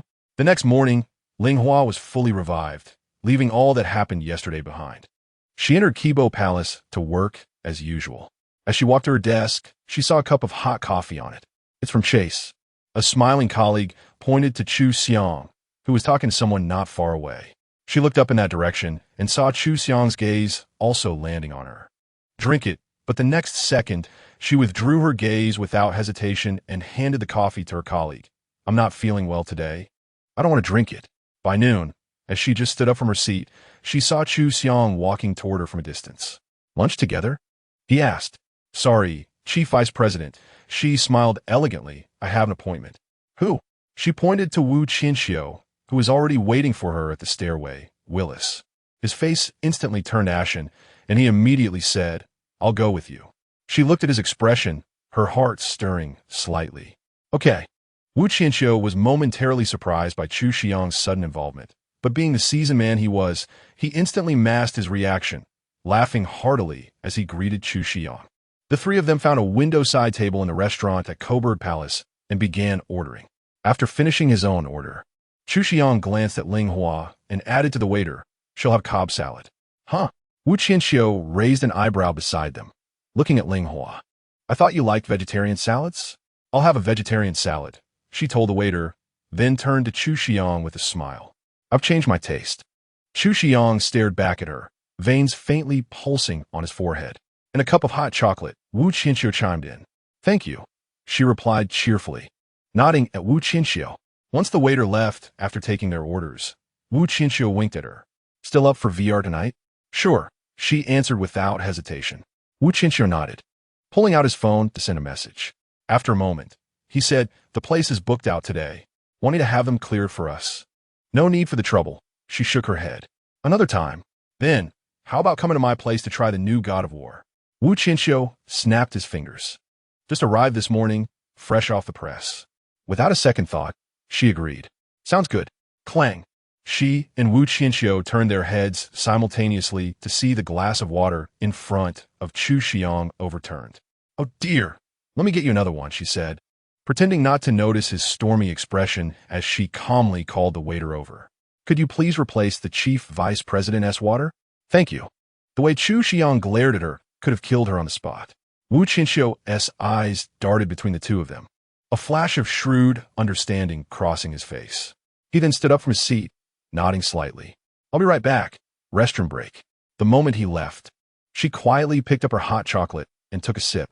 I never knew you were into gaming before. She heard his icy voice beside her. Setting down her cup, she smiled sweetly at him. There are many things you don't know about me. Such as me liking video games. He pointed at Qianqiu's empty seat. And you have to go to his place to play? He single. I'm unattached. What is the problem? She said leisurely. Are you worried about workplace gossip? Don't worry. Country A is more open-minded than Country D. No one cares. You think this playboy is a good match? What is wrong with him? She counted on her fingers. Good-looking, smart, generous, knows how to charm women, sweet talks. And I bet he is good in bed, too. Ling Hua, don't push my limits. Que Xiang et sa dame et sa peur bobed visibly. She wasn't the least bit phased, raising her hands in mock surrender. I don't have the power to push your limits. Then let me make this clear. He leaned slightly forward, his striking eyes locking onto hers. If you're angry or resentful, take it out on me. But if you get involved with another man, you're crossing the line. Ling Hua's lips parted slightly, a flicker of surprise and something indescribable flashing in her eyes. After saying this, Xiang stood up and left the table without another word. Not long after, Qianqiu returned. He glanced at the now empty seat opposite him and raised an eyebrow. He left. Yeah, Ling Hua murmured, fiddling with her phone. Qianqiu leaned back in his chair, hands behind his neck, legs crossed. You two have history. She didn't deny it. No wonder. Qianqiu was entirely surprised, rubbing his nose. The way he looked at me earlier, like I murdered his father. She burst into laughter. What is so funny? You've really screwed me over. Qianqiu rolled his eyes. Had I known your white moonlight was him, I'd never have suggested you come to my place. Even you're scared of him? I can handle any rival, but him? No way. Qianqiu spread his hands. The guy used to be a spy. And even in mind games, he crushed me. Ling Hua rolled her eyes, massaging her temples. I overestimated you. Honestly, Wu Qianqiu tapped the table with his fingers. You should stop giving him the cold shoulder, tie yourself up in a bow, put on some lingerie, and just get into his bed already. Chapter 42. After listening to Wu Qianqiu's words, Ling Hua almost choked on her breath. Yet this guy was still rambling on, seemingly amazed by his own brilliant idea. Let me think, bunny girl? Or maybe a nurse costume? TSK. No, I think Chase looks very creepy at first glance. Otherwise, why would there be a female prison guard, holding a whip and all that? She bared her teeth at him with a grin, dared to say one more word. And I'll play drip the candle with you, believe it or not. Here, he spread his arms open, licked his sexy thin lips, and said, I love playing hardcore. The waiter brought the dishes and left with a flushed face, glancing back at Wu Qianqiu every few steps. Ling Hua sighed, thinking this demon was really no different from Dumin, both drowning in a sea of romantic debts that even a lifetime couldn't repay. Thank goodness I didn't fall into your hands, she muttered, giving Wu Qianqiu a once-over before disdainfully lowering her head to eat her salad. Honestly, given your current situation, falling into my hands might been the easier way out, Wu Qianqiu teased. She glared at him, but couldn't muster a single word in rebuttal. I've heard the legends about Chase for years. Rumor has it he's a staunch bachelor, but from what I just saw, he's just another mortal tangled up in love. Miss Ling Hua, you must be something special, dragging a man like that down from his pedestal. Impressive, he said, clapping sarcastically. Ling Hua kept her head down, focused on her meal. I don't deserve the praise. Seriously, though, he has already humbled himself to this extent. Aren't you going to give him an out? Why should I? Make it that easy for him? She shrugged nonchalantly. Just because he was Chu Xiang? Why should his life always be smooth sailing? Can I just put a big cross on his history notebook? Wu Qianqiu looked at her, hugging her shoulders and shivering. The most poisonous heart belongs to a woman. We're all being forced, she smiled. I'm not a soft persimmon. Once you squeeze me, I won't be so easily squeezed again. So, will you come to visit me tonight? He snapped his fingers. If you're not afraid of both me and yourself getting our legs broken, then come. She almost didn't hesitate. Raising her head, she wiped her mouth with a tissue. Why not? At around 8 p.m., she got into Wu Qianqiu's car in the underground parking lot. Surprisingly, Chu Xiang didn't lie in wait at the entrance to catch her, as he had hinted that morning. She hadn't seen him since the afternoon, nor had she received any messages from him. Of course, she had to admit that his sudden disappearance was a huge relief to her. Yet, for some reason, she couldn't shake the feeling that he might be lurking somewhere, already having everything about her under control. The memories of him planting bugs and tracking devices on her were still vivid in her mind. While in the car, she even nervously checked herself from head to toe, paranoid that he might have slipped another mobile bomb on her when she wasn't paying attention. Wu Qianqiu glanced back at her while driving and joked, starting to feel yourself up? To be honest, if you absolutely refuse to sleep with Chase, I can reluctantly help relieve your 30-year-old woman's fierce passion. She turned her head and simply said one word, get lost. Wu Qianqiu's luxurious apartment has direct elevator access from the underground parking garage to his home, so they didn't have to worry about being seen and smoothly arrived at his place. As soon as they entered the house, Wu Qianqiu went to the kitchen to grab some wine and snacks. She put down her bag and wandered around the spacious living room. When Wu Qianqiu came out of the kitchen with the wine and glasses, he saw her pinching a yellow magazine with 2 fingers, and she gestured with her chin. You're at least a male god. Isn't it better to act than just talk? You don't get it. Wu Qianqiu gave her a flirtatious glance. Under the sofa you're sitting on, there are dozens more, and my computer is full of porn. Lately, I've been more interested in these than in real women. She shot him a disdainful look. Stop making excuses. I think it's just that you've overdone it before and now you're drained. That makes sense. He actually tilted his head and pondered seriously for a moment. I remember the last time was with a girl from Country P, from 11 p.m. until the next morning. I might really be worn out. Ling Hua turned on the TV and connected the game console, cutting him off impatiently. Stop.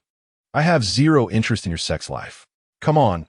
Wu Qianqiu poured 2 glasses of wine and handed one to her. Here, est you coming to play God of War with me instead of sleeping with Chase. Cheers. Upon hearing his words, she rolled her eyes so hard they nearly left the stratosphere. Snatching the cup, She clinked it against his with visible irritation before downing the drink in one gulp. Sigh. The long night had only just begun. The two connected their controllers and started gaming.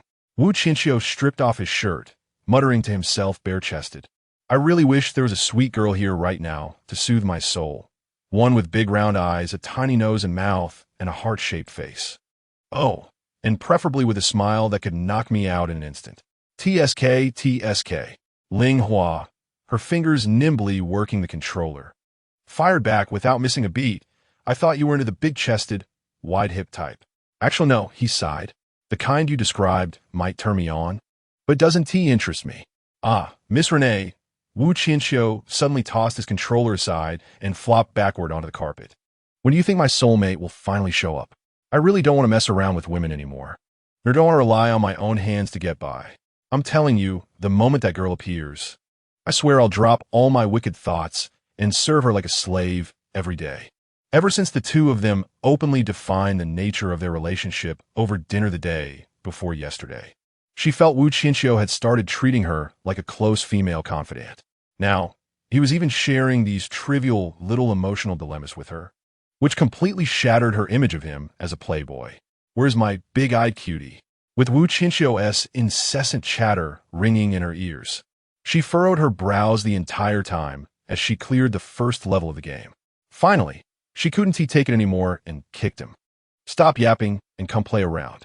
Qianqiu sighed dramatically as he rolled over and sat up, grabbing the controller. She turned away, took a sip from her glass, but suddenly heard her phone vibrate. Picking it up, she answered, "Run? It's me." She recognized the other person's voice right away this time. Molly? Molly's voice actually sounded a bit urgent at this moment. My brother is sick. Her heart tightened, and her fingers instinctively clenched. What's wrong with him? It seems like he has a fever. I told him to take medicine, but he refused and wouldn't call a doctor either. Now he's lying in bed without even changing his clothes. I think he's seriously ill. Molly's words are even a bit incoherent. Sister Renee, could you come and check on him?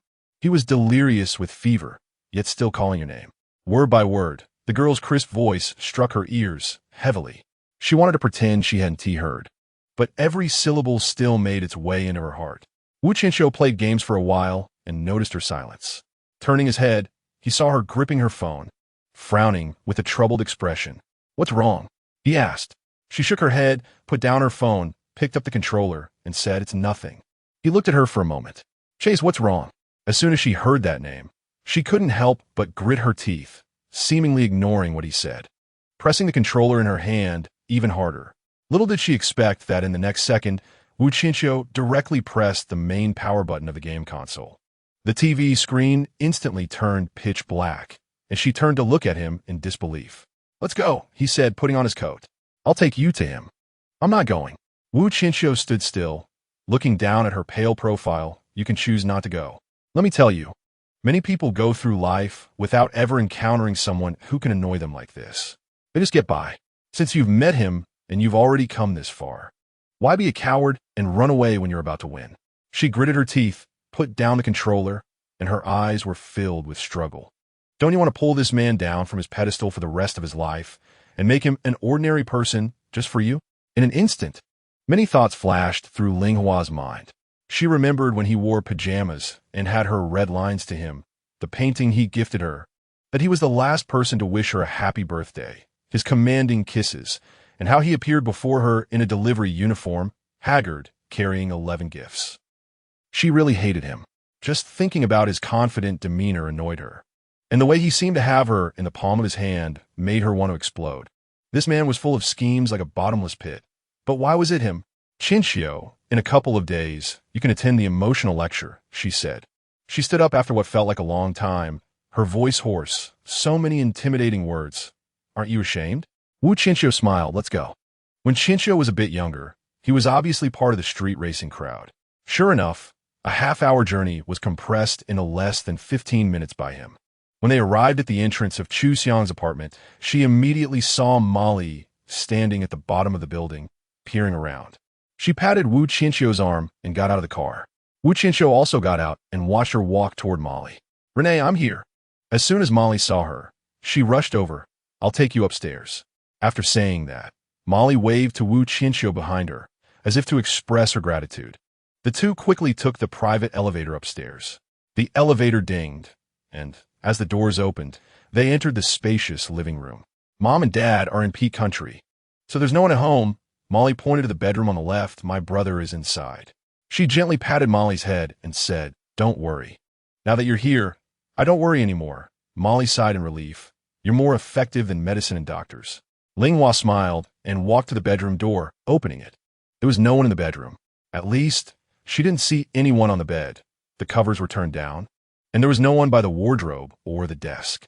She frowned, just about to turn and ask Molly, when she noticed Molly had already slipped into the elevator, and the doors gently closed in front of her. Her heart suddenly tightened, and she took 2 steps into the bedroom. It was so quiet inside that there wasn't a sound. Her heartbeat thudded loudly. His bedroom connected to a private bathroom, and hearing some noise from the bathroom, she walked over, knocked on the bathroom door, and then pushed it open. The next second, she gasped, only to be forcefully pulled inside. "Gah!" Before she could finish a word, Xiang's lips swallowed hers. It was hot, an overwhelming heat. He held her hands up high against the bathroom wall, gripping her chin and kissing her fiercely, his tongue making her mouth ache. After what felt like an eternity, she finally mustered the strength to push him away, angrily saying, "What are you doing?" Xiang, with several buttons of his shirt undone, looked somewhat terrifying with his red eyes, breathing heavily, his hands still wandering around her waist, trying to slip under her skirt. "Do you have a fever or not?" she coldly asked, pinching his hand. He didn't respond, but his breathing was indeed heavy. She impatiently touched his forehead and found it was burning hot. "If you have a fever, why are you hiding in the bathroom instead of lying down?" "I feel like throwing up," he said in a hoarse voice. "With a fever that serious? It's no wonder you feel nauseous." She still didn't give him a good face, wanting to drag him out to take his temperature first. But he pulled her back into his embrace, pressing her against the wall and kissing her desperately. "Xiang." She kicked him several times before finally managing to push the thin man off her. "Are you out of your mind?" He panted heavily, his deep eyes fixed on her cheek, suddenly asking, "Did you go to Qianqiu's place?" She remained silent, shaking his hand off her waist. "With your powers, what is there that you don't know? I want to hear you say it yourself." His voice still held a sense of pressure, even in his sick state. "I went." She met his gaze, unafraid. Xiang looked at her face, and after a while, he suddenly curved his lips into a slight smile. The next second, he raised his hand and violently tore down her skirt, as if it were a rag, and she watched as he roughly threw the skirt to the ground, then turned her body around, pressing her against the wall with her back to him. Ling was genuinely a bit panicked now, fearing he was feverishly driven by lust and wanted to take advantage of her. She pushed him desperately. "My period is here." "I know," he said, tearing open his shirt and unbuckling his belt, his toned chest pressed against her smooth back. "Let's try something different." Chapter 43. Ling was heavily pressed against the cold bathroom tiles by Xiang, his heavy breathing filling her ears. His masculine aura enveloped her completely. Even after not seeing him for a whole year, facing him at such a close distance now, her body surprisingly began to relax and soften towards him. She cursed herself thousands of times for being useless, desperately thinking of a way to make the person behind her calm down first. She knew he was angry. In fact, very angry. She could clearly feel that anger even with her back turned to him. When she mentioned that she had gone to Qianqiu's house, she sensed the sudden tension and anger radiating from his muscles. Xiang. She tried to move but found herself completely immobilized. "I warn you, don't mess around with me. You have a fever, and I'm on my period. If you act recklessly, it'll be a lose-lose situation." "Huh?" She heard his low, hoarse voice behind her. "Did you ever consider the boundaries I repeatedly emphasized when you went to Qianqiu's house?" He still spoke from a position of superiority, which only fueled the frustration that had already built up inside her, and she retorted sarcastically, "Who do you think you are? What does your boundary have to do with me?" She heard him chuckle coldly, followed by the sound of his zipper being pulled down. Xiang, in a panic. She struggled desperately, but couldn't break free from his iron-like grip. Then, she felt something hot pressing between her legs. It was both burning and hard. Her face flushed bright red. Although it was still separated by her underwear, he wickedly began to move, repeatedly rubbing against her most private area. It felt just like the motions and intensity when he entered her before. Although she wasn't an innocent girl who knew nothing. She had never engaged in such actions before and could hardly imagine what kind of repressed and perverted person would think of such a play. Now do you know who I am to you? He pressed tightly against her, gently nibbling her ear. Who else could do this to you? You bastard. Her ears turned red from shame as she angrily turned her head, biting down hard on his hand that was gripping her shoulder. You filthy, perverted bastard. She knew she bit down hard, but he didn't even flinch, continuing his movements at an even faster pace. His actions became quicker and more skilled, and after a while, he surprisingly reached down, gently touching her underwear, whispering in her ear, "Looks like you enjoy this. Go to hell." She was so furious she felt like she could explode, her whole body trembling, unsure if it was from anger or because of his actions. Her eyes were slightly red. If she had to tell the truth, she indeed felt something, but she still didn't want him to succeed. Because this damned man could ignite her desires in an instant, making her unable to extricate herself. Then I want to die inside of you. The next second, she heard that extremely seductive phrase in her ear, feeling him thrusting forcefully against her, releasing himself between her legs. His heavy breathing brushed against her ear, causing her to tremble all over, and as soon as she sensed his strength relax, she immediately pushed him away. Her eyes reddened as she pointed to the door. "Get out." He looked at her, his whole body flushed pink, as if he had just had his way with her. Having released some pin-up frustration, he didn't argue with her anymore and turned around in disarray, slowly walking to another bathroom outside. Ling tidied herself up a bit in the bathroom, put on a skirt with a broken zipper, barely fastening it with a belt, and after patting her still flushed cheeks in front of the mirror, she gritted her teeth and opened the bathroom door. Xiang had already cleaned himself up and was now resting against the headboard in pajamas and sleep pants, eyes closed. Upon closer inspection, his brows were still tightly furrowed. She knew he was feeling unwell due to the fever. She could tell by just touching him that his temperature was high. But thinking about how sick he was and still had a presser in the bathroom made her angry. She snapped at him. "Where's the thermometer?" He kept his eyes closed and pointed to the bedside table.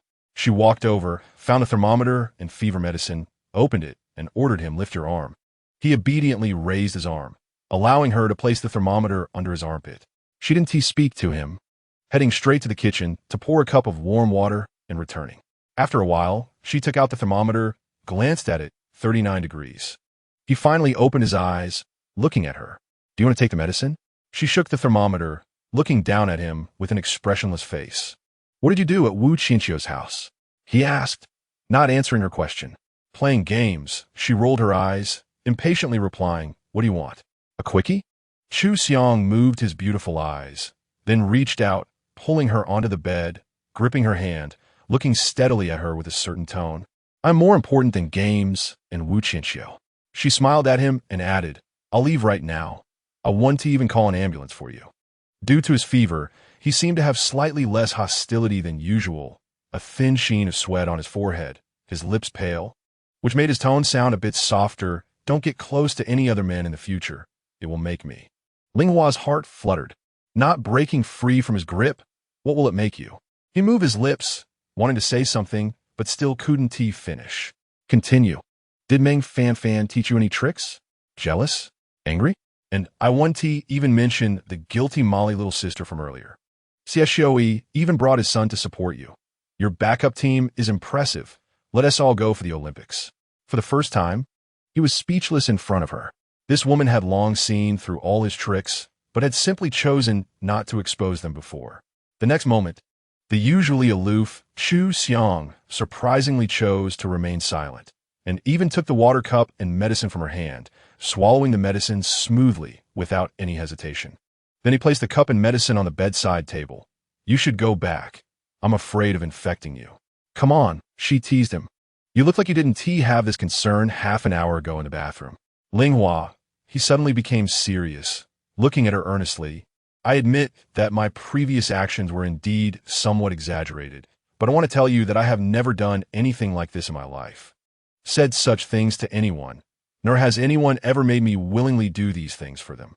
The room fell silent. His eyes looked clearer than ever before. She had always feared looking into his eyes because they contained too many complex emotions. She just wanted to ignore it, so she wouldn't suffer from the boundless darkness behind him. Do you still hate me? After a long pause, he asked. Yes. Do you dislike me? Yes. He curled the corners of his mouth, a smile appearing in his eyes. That's good. Are you going to torment me forever? She asked through gritted teeth.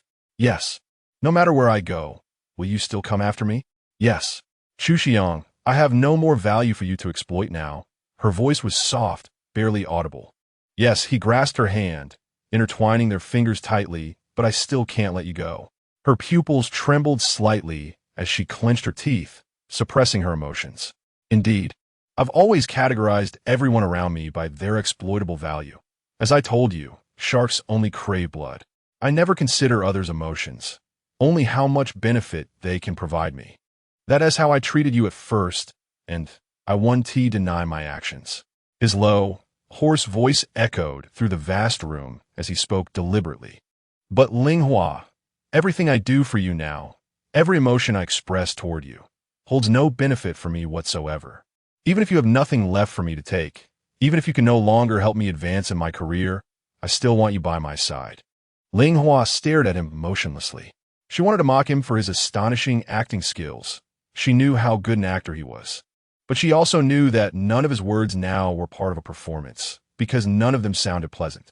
You're truly pathetic, she finally said after a long pause, her tone slow and deliberate. What should have been sweet nothings under the moonlight turns into something so unbearable when it comes from your mouth. The faint smile at the corner of his lips grew even subtler. He tightened his grip on her hand. Come back to me. Keep hating me, despising me. I'll take it all. I'll make it up to you, slowly. She lowered her gaze, neither giving a clear answer nor reacting with the anger she had shown earlier. Let us sleep was all she said. He watched her before obediently slipping under the covers, docile as a 5 or 6-year-old child, letting her tuck him in. For a moment, Ling wondered if she was taking care of Qianqiu's son.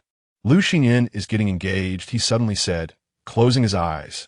I know, she nodded slightly. She had received the news from Xinyuan the week before, and Min had later confirmed it. His fiancée, he was the eldest daughter of a prominent family, graceful, well-mannered, and gentle. By all accounts, they were a perfect match. I truly loved you once, and now I truly want to spend the rest of my life with this girl. I hope you'll come to the wedding. That was what Xinyuan had written in his message. Hearing the news, she hadn't felt shocked or even sad, just a faint sense of melancholy. They had once believed they couldn't live well without each other, but reality proved otherwise. Some people once missed are truly gone, destined to never cross paths again in this lifetime. But others, no matter how far they wander, always seem to circle back, as if an invisible red thread ultimately pulls them together. She hadn't replied to Xinyuan about whether she would attend the wedding, only wishing him happiness with his future wife. I know your chapter with him is over. Xiang still hadn't let go of her hand. But I still want to say, your taste in men is questionable. Right, because everyone in this world except you is a wimp. She propped her chin on her hand, rolling her eyes as she finished his sentence for him. He closed his eyes, neither confirming nor denying, his brows relaxing as if finally at peace. Just as she thought he had fallen asleep, he suddenly spoke again in a low voice. I'm not like him. She froze for a second before realizing he meant Xinyuan. Not as gentle? Not as considerate?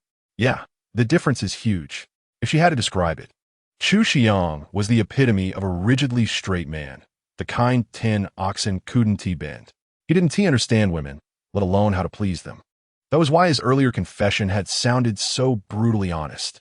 What I mean is, you and him are the past. But you and me, he cut himself off there, just as he had a year ago. Back then, his unfinished words had been followed by a year of silence. Time had frozen, and she had never dared to imagine what he had left unsaid that night. Hearing this now, Ling Hua's heart trembled, but she stayed silent. Yet the next second, his raspy voice sounded beside her ear, but you and me were the ending. It was the gentlest sentence she had ever heard from him.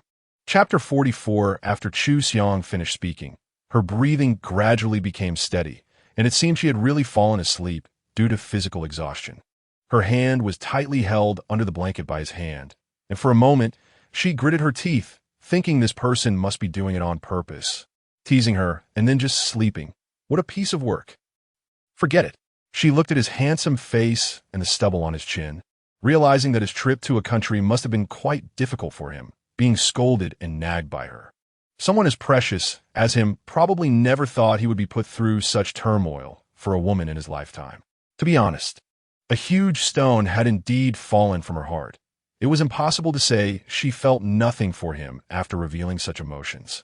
After all, she had never forgotten him for a moment, whether it was suffering, hatred, or dislike. It was precisely because these strong feelings still existed that they confirmed the truth of the matter. She still loved him. She used to think she was being reckless, falling in love with a heartless man, enduring torment without learning her lesson.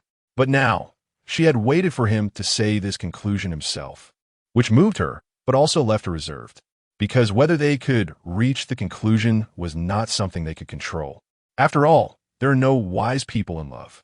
It was difficult for her to remain rational when facing him, and he was well aware of the impact she could have on him. For now, they could only be evenly matched, move by move. She stayed with him until midnight, took his temperature, and found that his fever had dropped to 37.5 degrees Celsius, which made her slightly relax. He was sleeping soundly and had not woken up at all. She took the medicine and placed it on the bedside, boiled hot water, and poured it into a thermos, then quietly left his home. Before leaving, she messaged Molly, telling her not to create a romantic atmosphere for them anymore and that she could come back to take care of her sick brother. Little Molly replied quickly with a thank you and a series of apologetic emojis. She understood the little girl's thoughts perfectly, but because she was so adorable, she didn't want to point it out. However, the next day, when she entered the Kebir Palace, the real shock was yet to come. She had barely sat down and worked for a few minutes when she felt a figure floating to her desk. Looking up, it was Qianqiu. Today, his facial expression was quite unusual.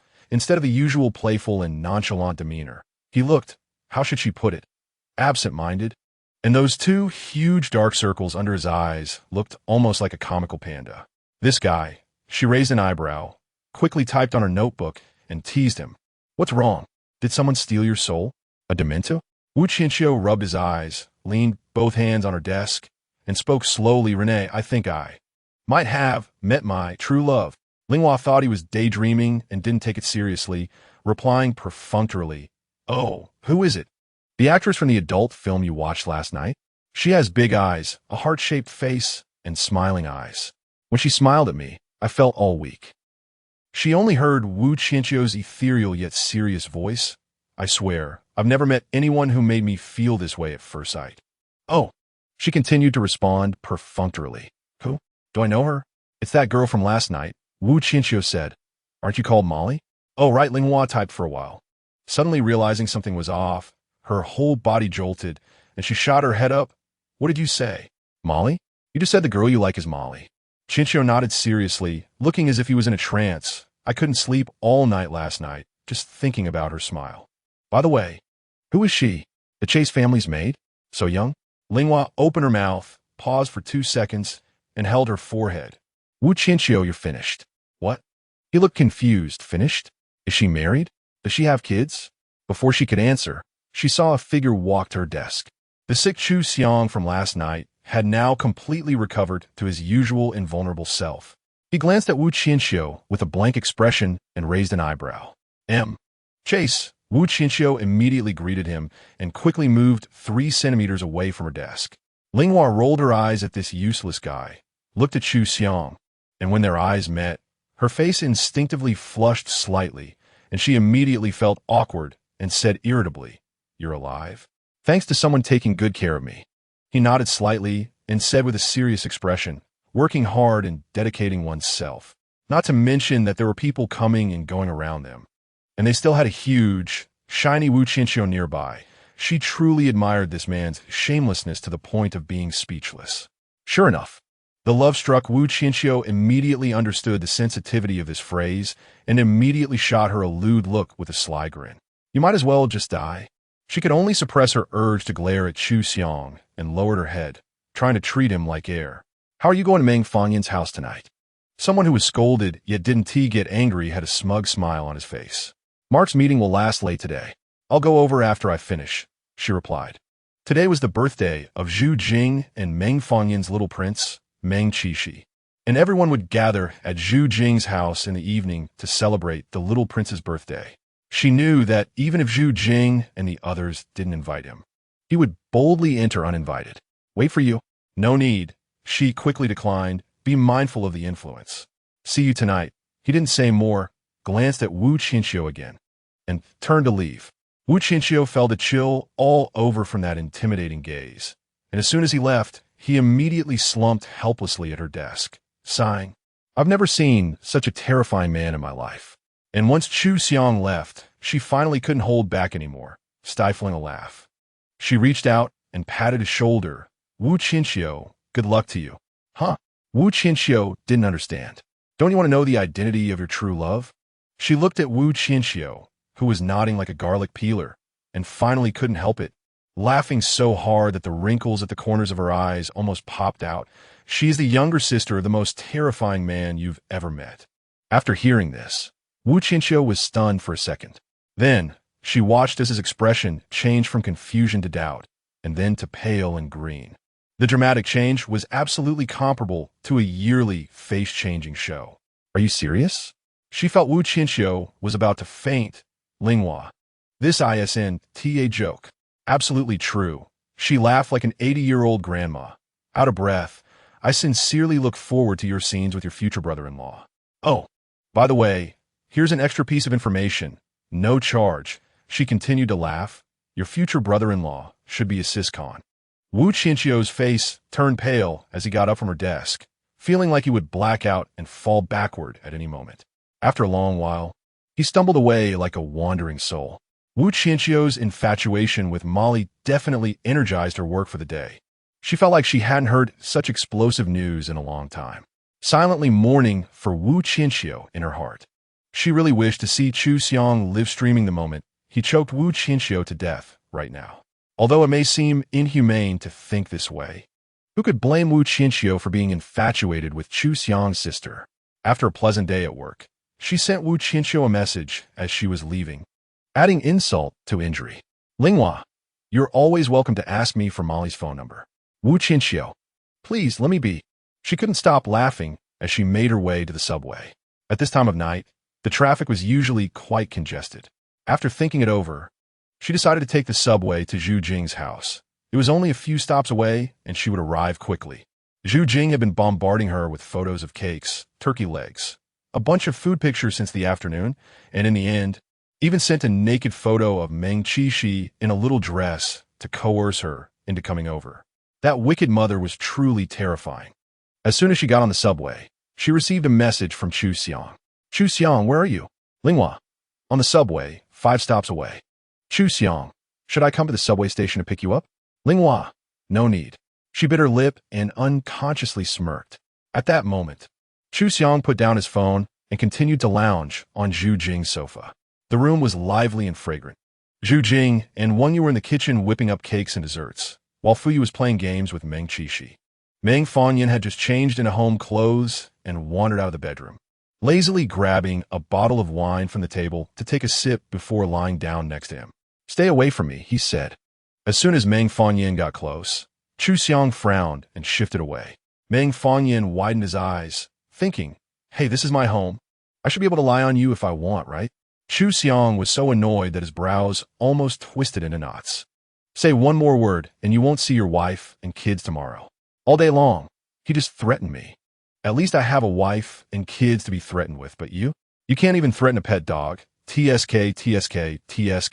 Meng Fangyan leaned sideways and fearlessly continued. Isn't Xiao Huahua avoiding even looking at you? You still have the nerve to come to my house. Be careful. She might kick you out when she arrives. Before Meng Fangyan could finish, Xiang kicked him off the sofa. Wife. Meng Fangyan let out a tragic scream and immediately called for Jing. Jing came out from the kitchen, glanced at the situation by the sofa, and pretended not to see it as she returned to the kitchen. Xiang elegantly crossed his legs again, while Meng Fangyan lay on the floor, feeling like he wanted to cry. Before long, the doorbell rang. I'll go open the door, Meng Fangyan said as he scrambled up from the carpet to get the door, only to find that Xiang had already jumped up from the sofa and was ahead of him in opening the door. "Look at you so eager. Like a high school kid with no hair," Meng Fangyan teased from behind. As the door opened, Xiang's previously gentle expression instantly froze, and the next second, he turned cold, turning back and returning to the sofa. Dumin walked in with a bag from outside, pointed at Xiang, and said to Meng Fangyan, "Why is he here? Who dares not let him in? He could level my house." Meng Fangyan whistled. "What else would he come for besides pestering Xiao? I thought it was her who came, which is why I went to open the door." Dumin's expression subtly changed in a matter of seconds, but then quickly returned to her usual playful demeanor. "Xiao hasn't arrived yet. She should be here soon," Meng Fangyan said, glancing at the clock. Jing said she's on her way, at most 20 minutes. As the time approached, Jing and Wang Yu began bringing out the dishes and pastries from the kitchen to the long table in the living room. Meng Fangyan and Fu Yu helped out while Du Min took apart the Lego to play with Meng Qishi. Xiang, however, continued to sit on the sofa like a lord. His brows remained furrowed as he kept looking at his phone and watch, feeling inexplicably uneasy since earlier. For a moment, he felt the water cup on the coffee table shake slightly, accompanied by a rumbling sound in his ears. "Did you hear that noise?" he asked Meng Fangyan. "No." Meng Fangyan shook his head. More than half an hour passed, and he looked at the message interface between him and Ling, where she had not replied. Unable to hold back, he directly called her. The other end of the line was busy. She did not answer. "What's wrong?" Jing, sitting at the dining table, noticed and asked sharply. "Ling isn't answering your call?" He nodded. Jing took out her phone and dialed, but after a while, it also went unanswered. "Maybe it's too crowded on the subway. She can't hear it. Or maybe she's walking and her phone is in her bag," Du Min said from the side. Xiang silently clenched his fist and looked at his phone again. The looming sense of foreboding was almost overwhelming his heart. He forced himself to close his eyes, barely suppressing the sudden wave of discomfort that washed over him. "Why is this happening? Why do I have such a bad feeling?" The next second, a message notification popped up on his phone. He glanced at it, and his face turned pale instantly. "What happened?" Jing saw his expression and immediately asked, "Is it Ling?" There was an explosion at the subway station near GAGA Palace. He could barely contain his shaking. So far, 52 people have died and over 700 are injured. Du Min threw her chopsticks onto the table, her voice trembling. "You mean Ling just took that subway?" Everyone's faces changed dramatically. Jing's legs went weak, and she nearly fell to the ground, only to be caught by Meng Fangyan beside her. With a loud crash, Xiang accidentally knocked over the small table next to him, and without saying another word, he grabbed the car keys from the table and rushed out the door. Chapter 45. Xiang was speeding down the road at a speed far exceeding the limit. Upon closer inspection, his hand gripping the steering wheel was trembling. If anyone else saw him like this, they would never believe that this terrified man was the same person who made national decisions without batting an eye. At exactly 8 o'clock tonight, 6 individuals from Country A, instructed by a terrorist organization, detonated suicide bombs at the T subway station in the city center of El City. Country A, resulting in 52 passenger deaths and over 700 injuries. The death toll was still rising. The voice of the news broadcaster on the radio constantly echoed in his ears. He had called his informant in Country A before getting into the car, asking them to immediately check on the injured and deceased, but so far, they had not provided any news about her. Indeed, the pain he felt earlier could all be explained. He prayed that she was not in the center of the explosion, prayed that she was not injured at all, and prayed that she would call him back soon to tell him she was safe. As he got closer to the explosion site, he saw thick smoke, ambulances, fire trucks, and special forces. He took a couple of deep breaths, forcing himself to jump out of the car steadily. He ran over to the special forces, tapping one of the officers on the shoulder.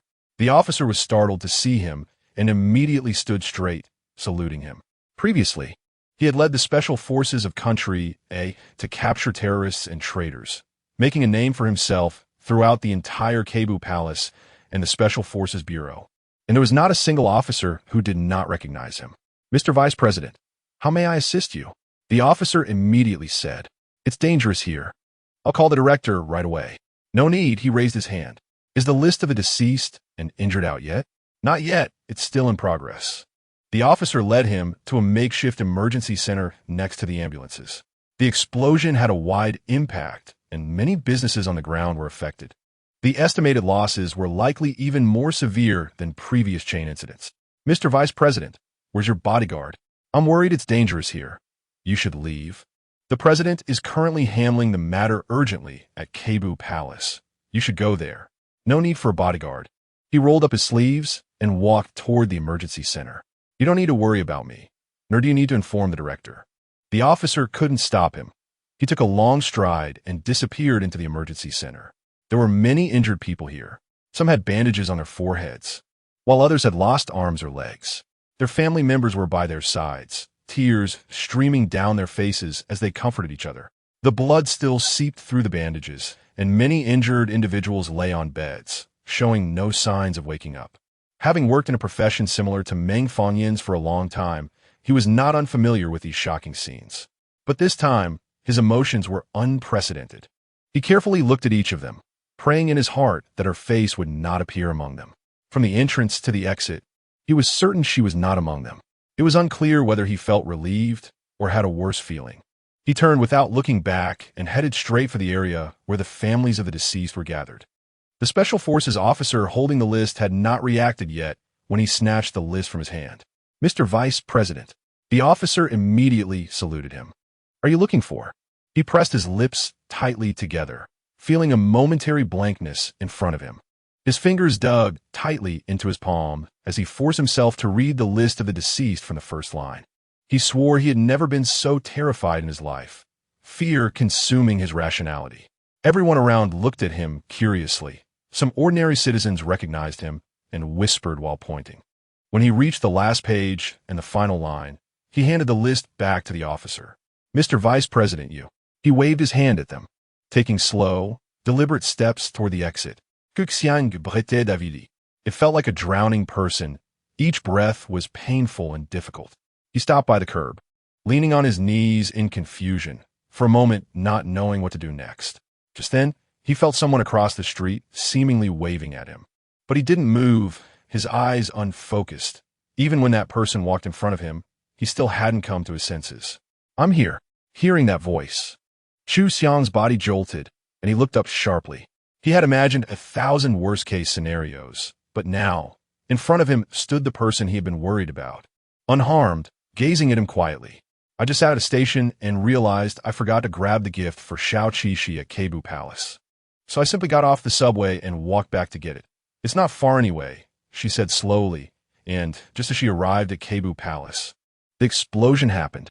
I left my phone on the table and didn't have time to check it before Mark called me over. As she spoke, she watched him. The expression on his face was one she had never seen before, making her hesitate whether to continue. Then while I was still dealing with it, someone came to tell me that you were desperately looking for me, so I rushed over. She hadn't finished her sentence when, suddenly, darkness enveloped her as he fiercely pulled her into his arms. His embrace was so strong, it felt as if she was embedded in him, unable to move. She felt his hands tightly gripping her back, his chin resting on the top of her head, hurting her. She couldn't tell if it was her imagination, but she sensed his chin was trembling. In an instant, she understood his earlier expression and his current behavior. Xiang. She was muffled in his embrace. Trying to raise her voice, I'm here, I'm fine. You don't have to worry. She felt him loosen his grip slightly. She lifted her head and saw his eyes were bloodshot. In just those few seconds, he hugged her tightly again, not saying a word. The street was bustling with people. Rescue teams, medical staff, family members, ordinary citizens. Some glanced at them, and a few recognized him, but he seemed oblivious, completely ignoring everyone, just holding her tightly, his palm stroking her back, then her hair, repeating the action. Ling held in his arms, felt her heart soften in that moment. She thought, this must be the most terrified moment of this man's life. Putting herself in his shoes, she could imagine how he must have felt during the time they lost contact. I'm sorry. She raised her hand to gently stroke his back. I'm sorry for making you worry. I should have contacted you to let you know I was safe. No, he immediately responded, his voice hoarse. It's not your fault. She lifted her head from his embrace, seeing his pale face, not knowing how to respond, clumsily trying to comfort him. "Don't worry, I'm here, alive and well. I tell you, surviving this disaster means there will be blessings ahead." He forced a smile, but his expression still looked grim. "I might not be able to go to Jing's place today." She turned to look at the explosion site, frowning. "This matter is very serious. I still need to go back to help Mark. I was with you." And he almost unreasonably let go of her, took her hand, and walked toward his car. "We're all human," she whispered, shaking the hand he was holding. Xiang seemed to not hear, bringing her to the car, watching her sit down, fasten her seatbelt. Before going inside, once in the car, he didn't start the engine, but sat quietly. She looked at him in this state, feeling somewhat at a loss, biting her lip and silently watching him. After a while, he seemed to recover a bit, leaned over to help her fasten her seatbelt, and started the car. "Tell Jing I said hi." "Yeah, I already informed them earlier," she said. "I'll update them on the situation and apologize again." When they arrived at the Cebu Palace, he accompanied her to Mark's office, where all the high-ranking officials from a country's Cebu Palace were gathered, including Qianqiu. Everyone was around the long table, discussing urgent policies and press conferences. Xiang quickly offered several suggestions, all of which were immediately approved. He would also assist the special task force in investigating which terrorist organization was responsible for this heinous incident, thus extending his stay in a country. They were busy until midnight, and the Cebu Palace was still brightly lit. Ling went to the restroom, and when she came out, she found Qianqiu waiting for her at the door. "Tired?" he asked. "Not really." She rubbed her forehead. "A new wave of meals just arrived. You should eat some." "I noticed you didn't touch the first wave," Qianqiu said. "It's really been unsettled lately, worrying." She sighed. "But I have to say, my future brother-in-law's workability is truly astonishing every time I see it." Qianqiu weakly shook his head. "It makes me feel even more anxious." Ling couldn't help but laugh. "You should have a little confidence in yourself. Who knows, maybe Molly's wires got crossed, and she has a crush on you? By the way, do you want her phone number or not?" Qianqiu frowned and hesitated for a while, then said, "Just give it to me." As soon as he finished speaking, they saw Xiang standing at the conference room door, watching them. Qianqiu's hair stood on end, and he immediately jumped back 2 meters away from Ling to distance himself. But Xiang's gaze still carried an indescribable meaning, most notably disdain. When he walked up to Xiang, Qianqiu raised his hand first and said in a language only the three of them could understand, "Hey, don't look at me like I'm a class enemy. I'm no longer interested in her, and I'm not your rival anymore, okay?" Ling couldn't help but turn away and chuckle. If Xiang knew this guy had shifted his attention from her to Molly, he would definitely explode. After saying that, Qianqiu slipped into the conference room. Xiang lowered his head and looked at her for 2 seconds, saying, "I'll send someone to take you home." "I'm not going back." She rubbed her eyes. "I still have a lot to do. I will take care of everything for you. And I've already informed Mark," he said, blocking the conference room door. "You need a rest. I'll have someone bring snacks for you to eat in the car." She moved her lips, wanting to argue back. He always arranged everything for her without consultation. But when she looked up into his eyes, she thought of how close he had come to breaking down this afternoon. "All right," she thought, and finally acquiesced. He seemed quite pleased with her compliance, immediately sending the special task force and informants who had been waiting nearby to escort her home.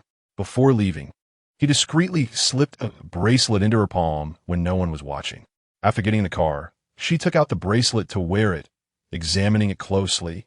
Both its color and design were beautifully exquisite, but she knew from the moment she received it that it was likely not just a bracelet, but probably some kind of locator or recording device. After returning home, her tightly wound nerves finally relaxed, and she felt genuinely exhausted. She ate the refreshing snacks he had prepared for her and then took a shower. After drying her hair, she thought for a moment and went to the entrance to unlock the door. Back in bed, she turned off the light, lay down, and almost fell asleep in no time. In a daze, she didn't know how long had passed when she heard the sound of the door opening at the entrance. Then, she heard soft footsteps coming into the bedroom. She closed her eyes, perked up her ears, and felt that person take off their coat, lie down on the bed, and wrap his arms around her and the blanket from behind. The familiar scent, mixed with the chill of the outdoor wind, made her feel his embrace tighten around her, then quickly loosen, as if afraid of waking her. Then he kissed her forehead and hugged her again. She was actually already awake, but continued to pretend to be asleep because his somewhat clumsy actions made her want to laugh. But the next moment, she suddenly heard him whisper in her ear, "You're awake." She had no choice but to hum in response. The city was almost waking up, with faint light seeping through the window. She felt the strong arms and warm body of the person holding her, making her feel inexplicably secure. She had once chosen to leave this city without looking back, solely because of her failed love with Xinyuan, yet she had returned without hesitation, only to escape Xiang's deadly attraction, which felt like poison. Now, Xiang had come here, holding her tightly, unwavering. I just carefully contemplated my feelings throughout the day. It seems I have never experienced this feeling in my life until now. At first, I didn't want to admit that this feeling truly exists. But now it seems I really have to acknowledge that this is the fear I once scoffed at. After so many nights and days, he has faced gunfire, dealt with the imminent threat of death, and endured the cruel power struggles that don't show blood. He was never afraid. But only after meeting her did he understand that the existence or absence of one person in this world could make him feel such fear. Linghua, I was once fearless until I met you. His voice was like a handful of sand rubbing against her heart. Now I am filled with fear, a fear that will accompany me for a lifetime until I leave before you do. Chapter 46. The room was utterly silent. She leaned against him with her back turned, a faint ache rising in her nose. For a moment, she even wondered, was this person holding her the one who had just spoken those words? Truly the man she thought she knew? Linghua turned around in his embrace and looked up at his face. His cheeks were etched with deep exhaustion, lingering fear, and a multitude of complex emotions. The faint redness at the corners of his eyes reminded her of the bloodshot gaze he had when he found her that afternoon. She parted her lips, intending to tease him, perhaps mocking how his carefully crafted persona had crumbled so drastically after a year, or joking about whether he felt embarrassed after saying such sentimental words. So many sarcastic remarks came to mind, yet when they reached her lips, she found herself unable to utter a single one. After a long pause, she raised her hand and gently touched the corner of his eye. Que ange? I can't help but feel like you've aged a little. People grow old faster when they're weighed down by worries, he replied pointedly. What? Do I seem too old for you now? She raised an eyebrow. Who could resist youthful flesh? He didn't speak, and the hand that had been holding her subtly slipped under the blanket. Before she could react, his movement drew a gasp from her. Qianqiu. She blushed and quickly grabbed that wicked hand, saying, if you keep doing this, I'll kick you out. Why aren't you questioning how I got in? Didn't you notice that my door was unlocked? She said irritably, it's been so long. There should be some understanding between us. Xiang faintly curled the corner of his lips and wrapped his arm around her waist again. How are things going? Meng Fangyan just came by and has already identified 2 suspicious organizations. There should be some leads by noon today. She sighed, feeling terribly sorry for little Qi. Not only did she fail to accompany him, but she also took his father away. The greater good comes before personal concerns, he said. Meng Fangyan knew from the moment he chose his profession that a day like this would come, and even Jing understood it clearly. They were already luckier than many others.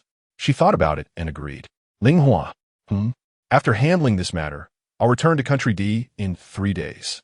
She was taken aback, a sudden bitterness rising in her heart, but then she inwardly scorned herself. His trip here had already completely disrupted his own plans and schedule. Now that he was leaving, it was only natural. He couldn't stay in Country A indefinitely without any official reason. Could he? Claiming it was just a visit to Country A? The days he came to see her felt like a dream, and now that the dream was over, everything should return to its origin. Xiang looked at her expression and added, after I go back, I'll apply to GAGA for a transfer to Country A. She was startled and immediately asked, where's there a vacancy in Country A's chief delegation? The last time I came to Country D, there are no vacancies either. He raised an eyebrow. Vacancies are something you create for yourself. She shook her head, but your career prospects in Country A are nowhere near as good as in Country D. This year, you already have the chance to run for election directly. Before she could finish, he gently pressed a finger to her lips. I've already made this decision, he said, enunciating each word. Like I just told you, I've already grown fearful. As long as the thought of losing you lingers in my mind for even a day, I want to be able to live well alone in country D. Ling Hua could hardly imagine when exactly such an idea had taken root in his mind, but she knew very well that he had seized him as position, driven Paul away, and step by step climbed to where he was today, all for the ultimate goal of taking over Ji Kong's seat. Yet now, at this critical juncture, he was willing to abandon the very foundation of the grand vision they had built together. Chu Xiang, she said after a long pause, shaking her head at him, I can't bear the responsibility for this decision of yours. You might find it hard to imagine the torment of insomnia. The day I had a fever was the only good night's sleep I've had in over a year. His eyes flickered faintly. Over a year ago, I scoffed at Meng Fangyan's words, believing that something as trivial as love could never affect me in this lifetime. But now, I have to admit that his first-hand experience as a veteran has indeed come true. Your appearance has branded me as an ordinary man. I cannot escape it. I can only surrender. Through the joint efforts of Chu Xiang and Meng Fangyan, the terrorist organization responsible for the heinous and inhumane bombing was finally exposed. The leader of the organization publicly released a video online, expressing grievances over country's racial discrimination issues and declaring his intent to vent his anger on its people. From the moment the video was posted, Chu Xiang and Meng Fangyan directly utilized counter-surveillance tracking to locate the organization's hideout, while also identifying several other suspicious locations through additional communication devices. Shadow and the Special Task Force were simultaneously deployed to apprehend the culprits. This time, Chu Xiang did not go in person. Instead, he remained in the Coburg Palace to prepare for a series of other matters. It wasn't until around 9 o'clock that evening that he finally received the triumphant news from Meng Fangyan. The organization's leader had been captured at suspected Hideout B. In the conference room, the entire chief team, who had been busy at work, set down their materials and rose to their feet, cheering and applauding. Mark removed his glasses, shaking hands with each member of the team in excitement. Chase, on behalf of the Coburg Palace and the people of Country A, I once again extend our deepest gratitude to you, Mark said, gripping Chu Xiang's hand firmly. Your assistance has enabled us to bring the criminals to justice in the shortest time possible. It was my duty, Chu Xiang replied with a slight nod. We are all part of one global family. No thanks are necessary. Standing beside Mark, Ling Hua gazed at the man across from her, feeling an indescribable sense of relief in her heart. Though he had always been so confident that it could make one grit their teeth, there were many times when that very confidence made her feel the strength of a protective shield. As long as he was there, every problem could be perfectly resolved. Over the next 2 days, she assisted Mark with follow-up relief efforts, press conferences, and public announcements, while Chu Xiang and Meng Fangyan went to the prison in the city's outskirts. She barely caught a glimpse of him until the afternoon of the 3rd day, when he sent her a message saying he would pick her up that evening to visit Jing's home. It was past 9 when she finally got into his car. Did you bring the gift for their son? He helped her fasten her seatbelt and asked, got it? She knew he was still a bit shaken by the explosion incident that day. Got it early. It's in my bag, she replied. He nodded and started the car. And you? Have you prepared anything for Xiao Qi? Although she thought that, given his temperament, he wouldn't do something as considerate as buying a gift for Meng Fangyan's son, she still casually asked. I'll owe it for now, but I'll get it to him soon. He replied lightly, glancing at her. This piqued her curiosity. What could it be? Is it a limited edition toy that takes a particularly long time to make? Chu Xiang's beautiful eyes shimmered with emotion. It is indeed a limited edition, and the craftsmanship took quite a while, 10 months, I believe. 10 months? She was startled. What kind of limited edition toy takes 10 months to make? A red light appeared ahead, and he stepped on the brake, turning to look at her, his daughter, his sister. Ling Hua noticed the faint smile in his eyes and only reacted to his meaning after a couple of seconds. Her face flushed instantly as she glared at him and muttered under her breath, Go have one yourself. I don't have that kind of ability, he said, catching every word of her grumbling. His hand naturally grasped hers as he added, I'll need your help with that, The damn guy relied on the joke of his limited edition toy to tease her all the way. When they arrived at Jing's house, she was so angry that her face turned red and her neck thickened. She jumped out of the car and ran ahead, completely ignoring him. Jing had left the door open for them. She pushed the door open and saw Jing sitting cross-legged on the sofa watching TV, while Fangyan was sitting behind her, diligently giving her a back massage. She was asleep, and when Jing looked up and saw her, she asked, "Are you hungry? Do you want me to get you something to eat?" "No need." She hadn't had a chance to speak when Xiang, who came in behind her, said, "I prepared something for her at home." "What did you prepare?" Fangyan, while playing the sycophant to his wife, asked with a sly grin. "Milk?" Everyone present was smart enough to understand Fangyan's meaning immediately. Ling really wanted to strangle this lewd guy. Her face flushed as she picked up a cushion from the sofa and threw it at Fangyan. "Wife, they both want to murder your husband." Fangyan nimbly dodged and continued to massage Jing's back. Jing was too lazy to pay attention to him. She looked at Ling and asked, "Are you tired?" "Not too bad," she said, placing the gift from Meng on the coffee table and pointed at Xiang and Fangyan. "They're the ones who are more tired. It's getting late. Let's talk for a bit, and then you can go rest," Jing said, patting Fangyan on the back, signaling him to go cool off. "I want to talk with Ling." She felt a stir in her heart and glanced at Xiang. He spoke lightly without her needing to say anything. "I'll wait for you in the car." Once Fangyan and Xiang disappeared outside, Jing pointed in the direction of the door. "How come this guy is so obedient all of a sudden? He has an early flight back to D country." Ling rubbed her brow and said, "He wants to transfer to a country." Jing didn't seem surprised. Fangyan said, "Xiang is desperately ruining his image. Following you closely every day, and you still don't feel soft-hearted? Weren't you the one who refused to forgive him at all from the start?" She smiled at Jing. "I hope you would torture him well, but later I realized that torturing him is torturing yourself." Jing sighed deeply. "If in the end the result is the same, why go out of your way to take a longer route? Time is really precious." She knew Jing was thinking about her past with Fangyan. After a moment, she reached out and hugged Jing's shoulders. "Don't worry, I know what to do." After leaving Jing's house and getting in the car, she glanced at her watch. "What time is your flight?" "A little after 1. Xiang started the car. "I'll take you home first and then go over." "We have time." When they arrived at her home, he parked the car and went upstairs with her. When she turned on the light, she saw some exquisite pastries on the dining table. Not greasy, very clean, and all her favorites. She went to her bedroom to change clothes and wash her hands. When she came out, she found he had already heated all the pastries. "Let's eat together," she said. They sat facing each other, and after a while, he said, "When I'm not here, be careful." "I will." She raised her arm and calmly shook the bracelet on her wrist. "Isn't there this? Stay away from Qianqiu." She suppressed a laugh. "It's work-related. I can't completely avoid him." "Then don't talk to him too much." After eating, he cleaned up, stood at the entrance, and said to her, "I'm leaving." "Okay." She walked up to him. "Safe travels." Xiang looked at her, his expression devoid of any reluctance, affection, or sadness, as if he finally couldn't help but restrainedly say, "I might need some time to transition. I won't be coming over soon." "All right. Don't you have anything to say?" He frowned. She thought for a moment, shrugged her shoulders. "Nope." She could feel his expression growing increasingly grim. "Why do I feel like you're actually happy that I'm leaving?"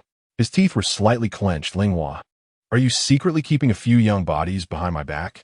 If you don't leave soon, it might be too late if you want to catch your flight." She didn't answer directly and pointed at his watch. He probably really didn't expect her to react this way when he was about to leave. After a moment of silence, he turned around and left in a huff. Once Xiang was on the private plane, his face was still sour. A steward brought him a drink, and he took a sip, pulling up the location system of the bracelet he gave her. She was at home, no movement, and no one else visiting. She should have no one else in her heart, but how could she so calmly accept his departure? Could it be that there wasn't even a hint of longing or reluctance? The more he thought about it, the angrier he became, until he simply threw the newspaper in his hand onto the table, crossed his arms, closed his eyes, and waited for the plane to take off. He didn't know how long it had been when he suddenly heard whispers near the plane door. He assumed it was the local flight attendants reporting takeoff matters to his people and didn't open his eyes. But the next second, he suddenly heard light footsteps approaching him. His heart stirred, and he opened his eyes. Linghua handed her small suitcase to the steward, sat down opposite him, picked up his wine glass, and took a sip. Facing the usually indifferent Chu, at this moment, his expression could only be described as stunned. The air here is nice, she raised her glass to him, smiling with her eyes crinkled. Do you mind if I sit here? Chapter 47. At 1 o'clock in the morning, the plane took off on time.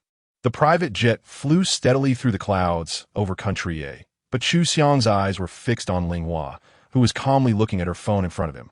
Finally annoyed by his gaze, she helplessly put down her materials. Aren't you afraid of developing cross-eyed vision?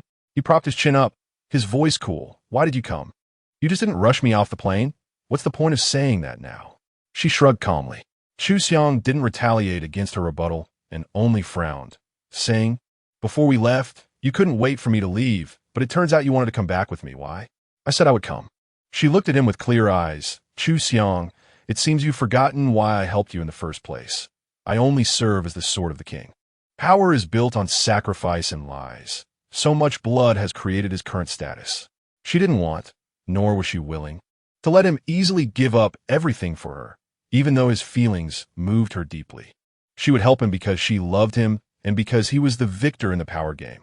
You might also have forgotten that, to me, you are no longer my sword. He returned her gaze. She pondered for 2 seconds. What is that? You'll know soon enough, he said. Linghua awkwardly turned her face away, then turned back. You sent me out to be sharpened, and now I've become sharp. You should let me be of use to you. I no longer want to use you to achieve my so-called power game, he said sternly. I don't want to see you make any sacrifices that mean anything. His resolute attitude softened her heart instantly. She had to soften her tone as well, but I want to accompany you on the last stretch to the Iron Throne. You can have other identities to help me complete it. Just accompanying me is enough. But you forgot that I also like the feeling of having power. You know what I like deep down? You've always been clear about that. The conversation had reached a deadlock. In fact, she had already submitted her resignation to Mark 2 days ago without telling him and had arranged everything in Country A. She had long planned to return to Country D with him, knowing that this trip would be one of no return, and she was mentally prepared for it. But seeing Chu Xiang's firm demeanor, even if she returned with him, it seemed he wouldn't agree to let her become his aide again. The two fell silent for a while, and after some time, he coughed softly, looking at her empty wrist. Where's your bracelet? It's at home in Country A. She didn't hide it at all. Otherwise, wouldn't it make you suspect I came over? This was specially customized to protect her safety. He rubbed his brow, looking helpless. But once we return to Country D, you'll always be by my side. Do I still need to worry about my safety? She raised an eyebrow. Chu Xiang lowered his hand, looking at her with a half-smile. Why do I feel like talking to you now is like talking to myself? She was increasingly reflecting his shadow, not knowing whether it was a good thing or a bad thing. Especially difficult, isn't it? She smiled back at him. The master leads you to the door. The cultivation relies on the individual. He sighed lightly, seemingly at a loss for what to do with her, got up. And want to get a blanket to cover her, sleep for a while. We'll talk when we arrive. The plane arrived in Country D on time, and it was already morning there. As soon as they got off the plane, they saw Mu Jing waiting by the car for them. Chase, welcome back. Mu Jing walked up, shook hands with Chu Xiang, and turned his gaze to her, Renee. Looking at Mu Jing's expression, he seemed unfazed by her returning with Chu Xiang. Surely having been informed by Chu Xiang in advance, she naturally remained calm, smiling at Mu Jing. Jean, long time no see. The three got into the car, and inside, Mu Jing began to report a series of work matters to Chu Xiang. These were classified information, but judging by Mu Jing's attitude, he seemed unperturbed by her presence. The car drove steadily to Chu Xiang's residence. She thought the driver would take her back home, but unexpectedly, after Chu Xiang opened the car door and got out, he reached out his hand to her. She could only extend her hand to him, allowing him to help her out of the car. The driver and Mu Jing took their luggage out of the trunk, and Chu Xiang glanced at her before leading the way into the residence. She stood in place, watching them move the luggage over, and said to Mu Jing, "Thank you." Mu Jing's gaze flickered. No need to be polite. Are you waving a white flag to me? She smiled and said in a voice only the two of them could hear. After all, you used to shout for a fight whenever you saw me with him. Indeed. Back then, I called for a fight because I realized you might influence him, and I didn't want him to be affected by any possible factors in his career. As someone in his position, He shouldn't have any weaknesses or leverage in the hands of others. But for now on, I won't do that anymore, Jing said, shaking his head with a smile. After all, I watched such a powerful man lose his soul for a whole year. Since you've changed him, please take full responsibility for him. She walked up the steps with Jing. Zhou Duiyu should have changed you too. Recently, she had a call with GAGA, and during the call, that guy returned to his carefree self, saying that after experiencing various things, she and Jing confirmed their relationship. She didn't ask much and just said that as long as GAGA was happy, that was enough. Yes, Jing's expression changed slightly, a hint of softness crossing his eyes. She has changed me. Once inside, Jing placed the luggage in the foyer and said to Xiang, who had just come out after washing her hands, "Chase, you take a short break. I'll come and pick you up around noon." "Okay." Xiang raised her hand slightly. The house fell silent again, and she stood in the foyer, looking at him. "I want to go back to my own home." "This is your own home." He took off a shirt in front of her and changed into home clothes. Not to mention the security team outside, the driver, and possibly lurking media, let alone the ears of those who might hear in the Kebir Palace. There are leaks everywhere in this world. She frowned. This guy has always been cautious to the point of being meticulous. How has he suddenly let go like this? "Fine, then I'll go to your house." He prepared to take off the home clothes he had just put on. "I don't care where you live." Ling was taken aback. The dignified vice president doesn't live in his own residence, and it would probably make headlines tomorrow, right? "I don't care," he shrugged, walking up to her and looking down at her. "I can't sleep without you beside me." She felt her face flush, retorting, "How did you manage for the past 20 years? He raised his hand and tousled her hair, his tone firm and self-evident. "Who can give up meat after having braised pork? Don't you think? You're the braised pork." Xiang chuckled softly, reaching out his arms to lift her off the ground, throwing her over his shoulder and walking towards the bedroom. Ling, being carried like a sack of rice, angrily pounded his back. "Let me down, I'm dizzy, I'm dizzy." He ignored her, walking straight into the bedroom, tossing her onto the bed, and then pouncing on her, pinning her down. She felt him pressing down on her, watching his handsome face get closer, then feeling a flurry of kisses like raindrops landing on her face, lips, and neck. "I need to take a shower first." She restrained this lustful wolf in one swift move. "It's fine, I don't mind," he mumbled, starting to undo her clothes. "Aren't you supposed to start working at the Kebir Palace soon? Shouldn't you review the meeting materials for this afternoon?" She fought back with both hands, doing her utmost to defend her clothes. "Do I really need to?" She took a deep breath, her face flushed with anger. "I am hungry." Qianqiu's mouvement posed. Then she saw him narrow his eyes, lean close to her ear, and whisper in a low, seductive voice then, "How about I feed you some milk?" Ling froze for 2 seconds, staring at his lust-filled face before gritting her teeth and snapping, "Milk your ass." Unable to hold back, he bit her earlobe and chuckled lowly. Looking at his relaxed, genuine smile, she felt momentarily dazzled. In her memory, he had always been stern and sparing with his smiles. But now, when he was with her, he laughed more and more. "Xiang, I want to be going back to country A," she said seriously, gazing into his eyes. "This is my home. I still prefer living and working here." He was silent for 2 seconds. "Then don't go back. Let me help you." She added, "This is what I want to do. It has nothing to do with being used or making sacrifices." Xiang studied her eyes for a moment before taking her hand in his and guiding it downward. "How about you help here first?" Ling jerked her hand away as if electrocuted, completely losing her temper. "You damn pervert. I'm being serious." He lowered his head, continuing to kiss her lingeringly. "We'll discuss this later. If you refuse to discuss it, you can spend the rest of your life solving your problems with your left and right hands," she said, getting up from the bed, pushing him aside, and striding out with an alluring sway. Xiang left for the Kebir Palace, and she remained in the guest bedroom the entire time, ignoring him. Having quit her job in Country A and without his approval to work here, she was now an idle, unemployed drifter, lying on the bed playing with her phone and browsing the news. Before long, Min called. She lay flat and answered immediately. "Miss, you left a voice message and then just disappeared?" Min's lazy voice came through the phone. "Actions speak louder than words," she replied. "Nowhere is as good as my great country D. Nowhere is as good as wherever Xiang is, right?" She didn't deny it, only saying, "I'm warning you. If you follow me back again, your dad will kill both of us. Do you think flying back and forth is a game? He can't control me, Du Min chuckled. Don't worry, I'll one T come and be a third wheel. Someone would crush me to death, wouldn't they? She laughed, but said nothing. Xiaohua. Does this count as perseverance prevailing? She thought for a moment, staring at the ceiling. Maybe. The day he almost got caught in the bombing, Du Min said, I saw how worried he was and the look on his face. So, I guess I can rest easy now. She closed her eyes, a faint smile on her lips. MHM, I'll always be here, he said jokingly before hanging up. If you ever need me, I'll come rocketing over. At a little past 7, Chu Xiong left the Kibo Palace without a second's delay, heading straight home. When he arrived, he closed the front door and called out tentatively, Xiaohua. The house was silent. No response, not even a sound, as if no one was there.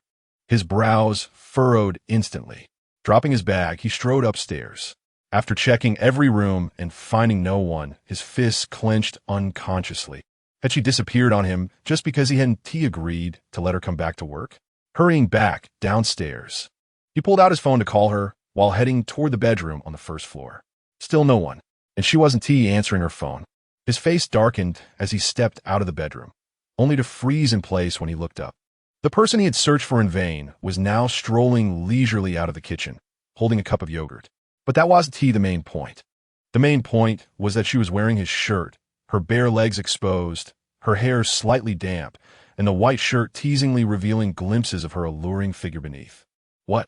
Did you think I left? She blinked at him playfully. The tension on Chu Xiong's face shifted instantly. His eyes slowly lit up with a predatory gleam. After letting his gaze roam over her unabashedly from head to toe, he finally spoke in a hoarse voice. Finished your shower? She nodded. My clothes are all in the suitcase. Too lazy to get them. Underwear?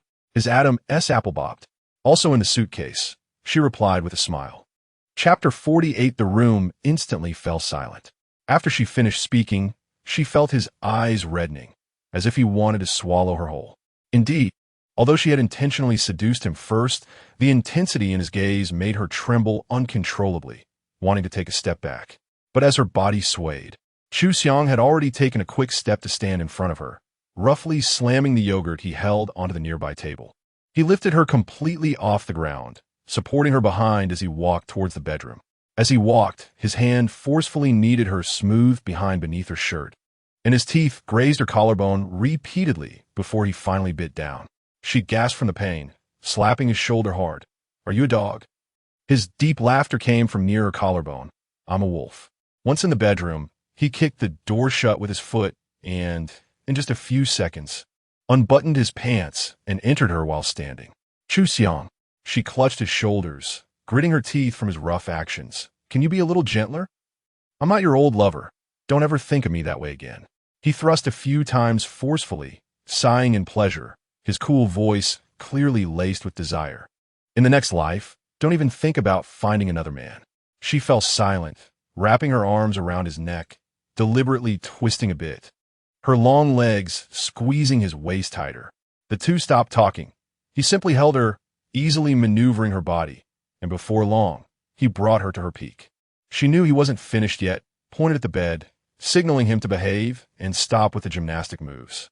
He carried her to the bed, but she wouldn't let him move, insisting that he lie flat while she flipped over to sit on him, looking down at him and lifting her chin. I want to move myself. Chu Xiang's deep eyes held a hint of amusement as he pinched her waist, indicating for her to proceed. She tossed her shirt onto the floor and slowly began to move on her own. He watched her alluring body and her lightly sweaty cheeks, his expression openly revealing his admiration and affection. After a while, she panted softly. Where's the condom? His brows twitched. There isn't one. Ling was taken aback, no? A glimmer flashed in his eyes as he furrowed his brow, speaking slowly. I never bring women home. There haven't been any women in my house for the past year. She froze again. Her heart stirred, unable to help but curl her lips. Oh, so you're declaring that you're keeping yourself pure for me? He coughed awkwardly. Continue. She mischievously winked at him, mockingly grasping his hands. Ah, you must be really tired, you two brothers. Linghua, he reprimanded her in a low voice. Don't rush. She raised her hand to stroke her long, soft hair, raising an eyebrow. How can we continue without a condom? What if something happens? Xiang said nothing. The next second, she felt the world spin as he switched positions, flipping her over and pinning her down, thrusting into her heart. She was pinned beneath him, unable to move, feeling him push deeper with each thrust until he finally pressed down heavily, letting out a deep breath.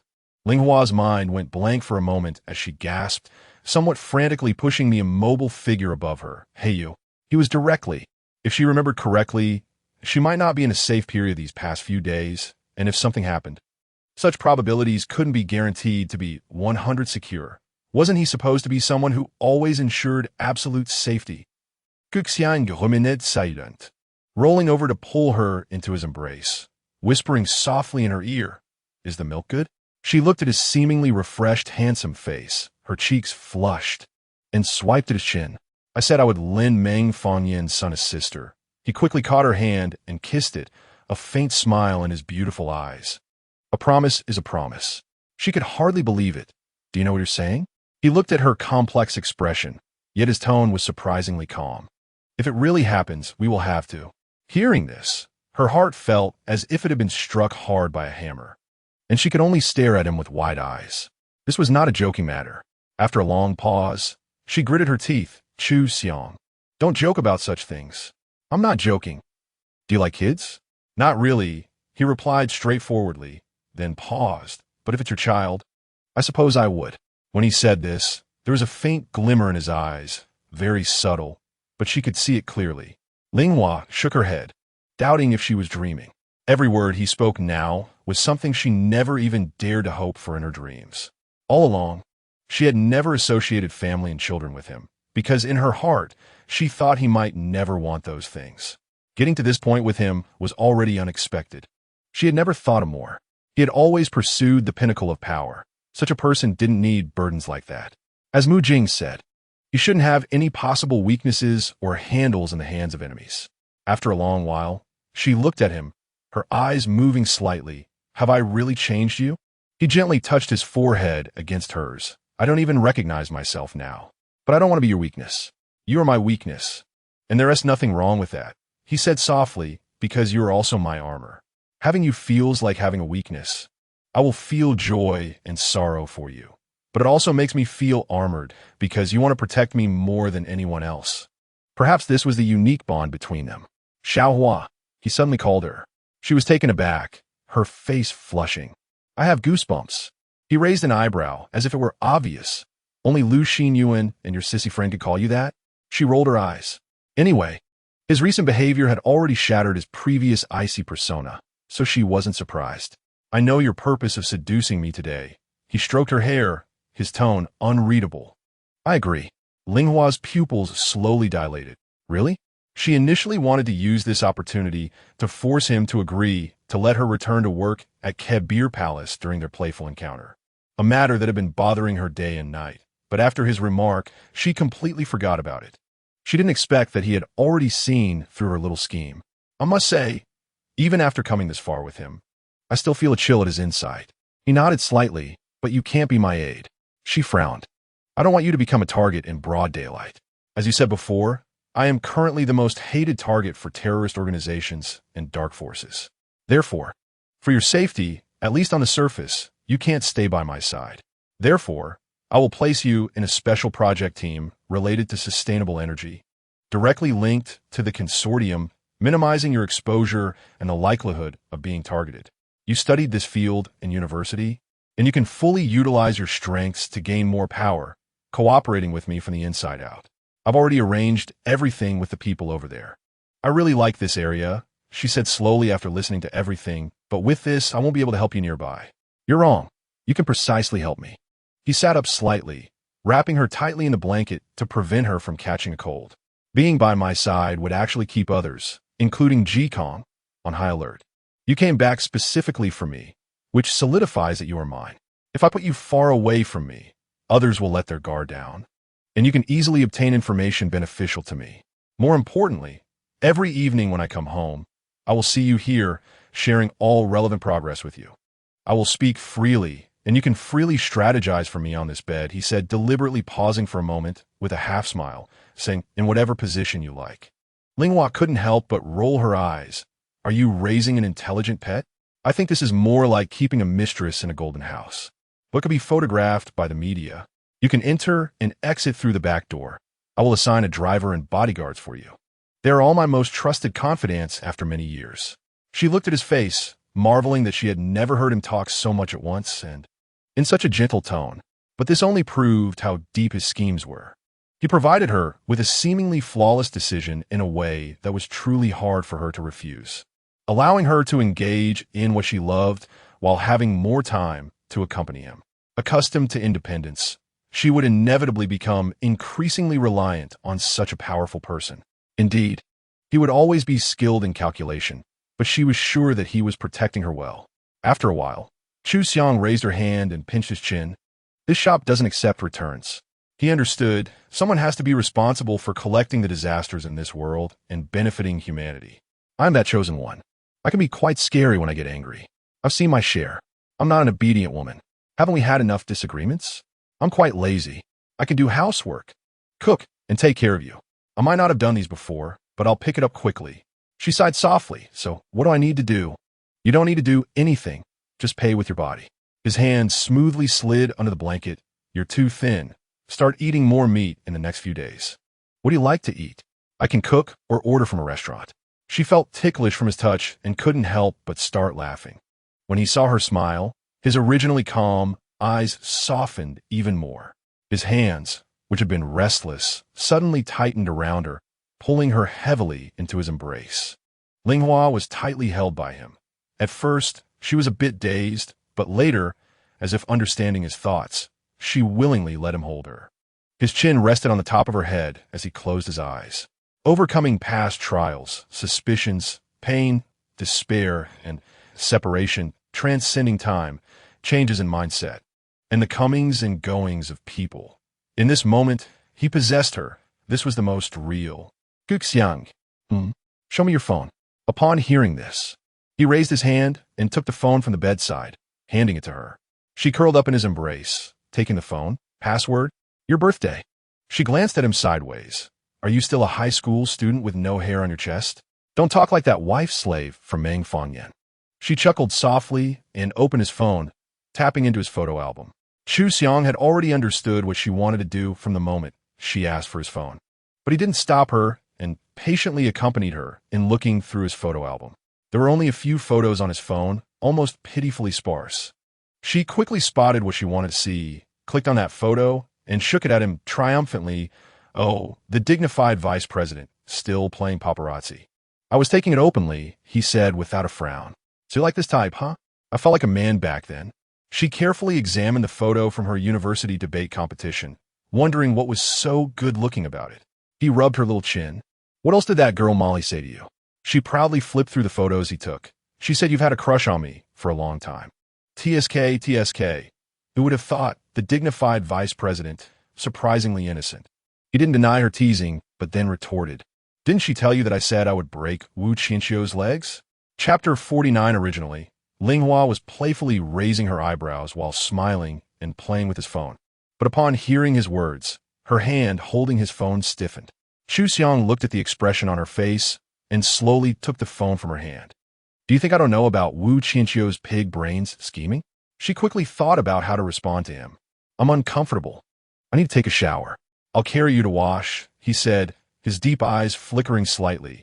Let's continue discussing this matter.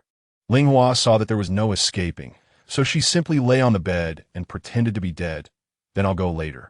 Are you trying to shelter Qianqiu in front of me? Her eyes rolled. Everyone has the right to pursue others. Molly is charming. Are you going to hide her for a lifetime? When did he take a liking to Molly? Xiang raised an eyebrow coldly. It was the day you tricked me to your house. She turned to meet his gaze, her tone quite aggressive. Don't mention Qianqiu. You're a VIP-level scumbag yourself. The person who was called a scumbag didn't seem angry at all. And then? You just gave Molly's phone number to him? She raised her chin. Are you trying to pin the blame on me? He shook his head and said lightly, I can't do anything to you, but I have 100 ways to make him suffer. You sister complex. She couldn't help but yell at him in exasperation. This isn't a slave society. Can't they develop freely? You don't even know if Molly likes him. Xiang didn't speak, but pulled her out from under the covers and carried her to the bathroom. You don't need to worry about their matters. His cunning desire for control surged up again, and she was so angry she couldn't speak. I'm telling you, Xiang, the reason I can lie on your bed now is that you should thank Wu Qianqiu for being merciful. If it weren't for Wu Qianqiu repositioning his identity and helping her out, she wouldn't have chosen to slowly forgive him and return to his side so quickly. Oh, he held her and turned on the water in the bathroom, his voice cool. Are you implying that you really want to choose him? Why not? She sneered. He's good-looking and smart, humorous, and much simpler than you, and I've heard he's quite well endowed. As soon as those last 4 words left her mouth, he immediately bit her lip. Then he gently placed her into the bathtub, took off his shirt and pants, and followed her in. Ling looked at a certain prominent part of him, her cheeks quickly turning red, and then she was swept into his arms. In the gradually rising steam of the bathroom, she thought his face looked unprecedentedly sexy and also incredibly dangerous. Xiang held her, lightly curling his lips. Next, you should watch closely what it means to be well endowed. When Ling opened her eyes the next morning, her entire waist felt as if it were broken. There was no one beside her, and when she touched the bed, it was cold. She couldn't help but marvel at this Mr. Ever-active stamina. After all, last night he had to prove who deserved those 4 words. He must have hardly slept at all, and now he had left early to attend to his numerous affairs. She slowly got out of bed, washed up, opened her suitcase, changed clothes, and started doing her makeup. After finishing, she walked downstairs and saw a familiar figure. Good morning. Jing sat at the dining table, greeting her with a newspaper in hand, calm enough that he didn't even raise an eyebrow. She thought to herself that this guy had now seamlessly integrated her into this place. Previously, he couldn't wait to keep her 1,000 miles away from Xiang, and his change was quicker than the weather. Good morning. She walked to the dining table and saw a delicious breakfast laid out. Did you make this? Jing paused. Chase. She was taken aback, smiled slightly, sat down at the table, and took a bite of toast. I never knew he actually had this function of serving others in his life. Jing put down the newspaper and glanced at her and the sumptuous breakfast. I wasn't feeling well when I walked in this morning. After speaking, he seemed to be dissatisfied, muttering to himself, he is Chase after all. After following Xiang for so many years and knowing his every habit down to the last detail, Jing could never have imagined that one day he would do all sorts of unimaginable things for a woman that he would have never done before. Ling found it quite amusing and said nothing. After finishing the breakfast, Xiang prepared for her and wiping her mouth with a tissue. She thought that there would still be many things that would break your perfect mold. This was just the beginning. Although Jing, who was assigned to escort her to the Kebir Palace, had a face that expressed his son had grown up and was no longer manageable, he still fulfilled the duties of a top aide, silently taking her out the back door of Xiang's house and accompanying her to the car for the trip to the Kebir Palace. As soon as the car started, a message from Xiang popped up on her phone. Chase, are you in the car? Ling did you get a new locator? After sending this message, she instinctively touched her body, while Jing sitting next to her automatically turned his face away. Don't be so anxious. You'll have plenty of time with him tonight. She rolled her eyes and continued to reply to Xiang. Where are you hiding? Chase, inside. Ling pervert. Chase, I'm just getting used to a new department. I'll go to Xinyuan's house tonight. Ling really? Chase, if you keep expressing your excitement, I might just refuse to go. Ling At this point, she really didn't want to reply anymore, but inside, she couldn't help but feel joyful about the meeting tonight. After all, it had been more than a year since she left Country D, and she hadn't seen the Xie family at all, and because of her relationship with Xiang, she hadn't even returned to see Xinyuan's concert. Although this new position was completely different from her previous aide role, she felt very comfortable almost immediately after starting. Most of the team members she recognized and had good relationships with, and since this special group was far from the central power, the interpersonal relationships weren't that complicated. Overall, making it feel quite relaxed and suitable. During lunch break, she and her team members had a meal together, chatting casually, and someone naturally brought up the upcoming elections. I wonder if Ji Kong will be re-elected as the chief president this year, colleague A said while picking at his food. He just came 2 years ago and hasn't even settled in yet. He definitely won't move. If it weren't for Chase, he probably wouldn't have any suspense in being re-elected. But now there's Chase, Kalibi followed up. The chief vice president can never directly participate in the election, right? The Kebir Palace has no such precedent. But this year seems different because several departments and branches can't put forth candidates, and Chase's influence is too great, colleague C said, unable to help but support her face with her hands. Plus, Chase is really handsome. Sister, we're electing a chief president, not a male star. Colleague A rolled his eyes. We don't need a pretty face to lead us. A pretty face? Are you blind? Chase is not only good-looking, but also capable. It's well known that he's the only one from the Kebir Palace background who's like a star. Ling Hua listened silently to their lively discussion without offering any opinion. Even though the man they were praising as a god had acted like an overgrown baby with a heart smaller than a grain of rice in front of her just last night.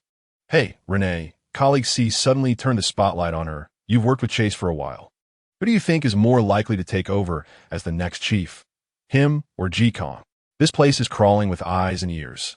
How could she dare to speak carelessly? Immediately, she defused the tension with a particularly smooth joke. Qianqiu holds the highest authority, so of course he is formidable in every way. As for Chase, he is even stricter with me than my own father.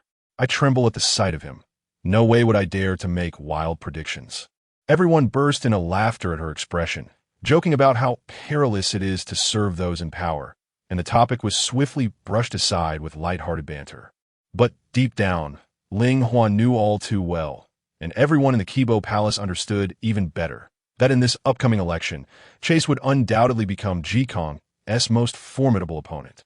The winds of change were blowing unpredictably, and as a rising star, Chase might just have the upper hand. Her work had actually wrapped up a little after 7, and she had slipped into his car early from the underground garage. Yet she ended up waiting for him until 9, worried she might go hungry. He had Jing deliver an exquisitely packaged dinner from the restaurant to her in the car at 7:30, so she could eat first. When he finally got into the car, she sighed, looking at the weary man who was dust-covered and rubbing his temples.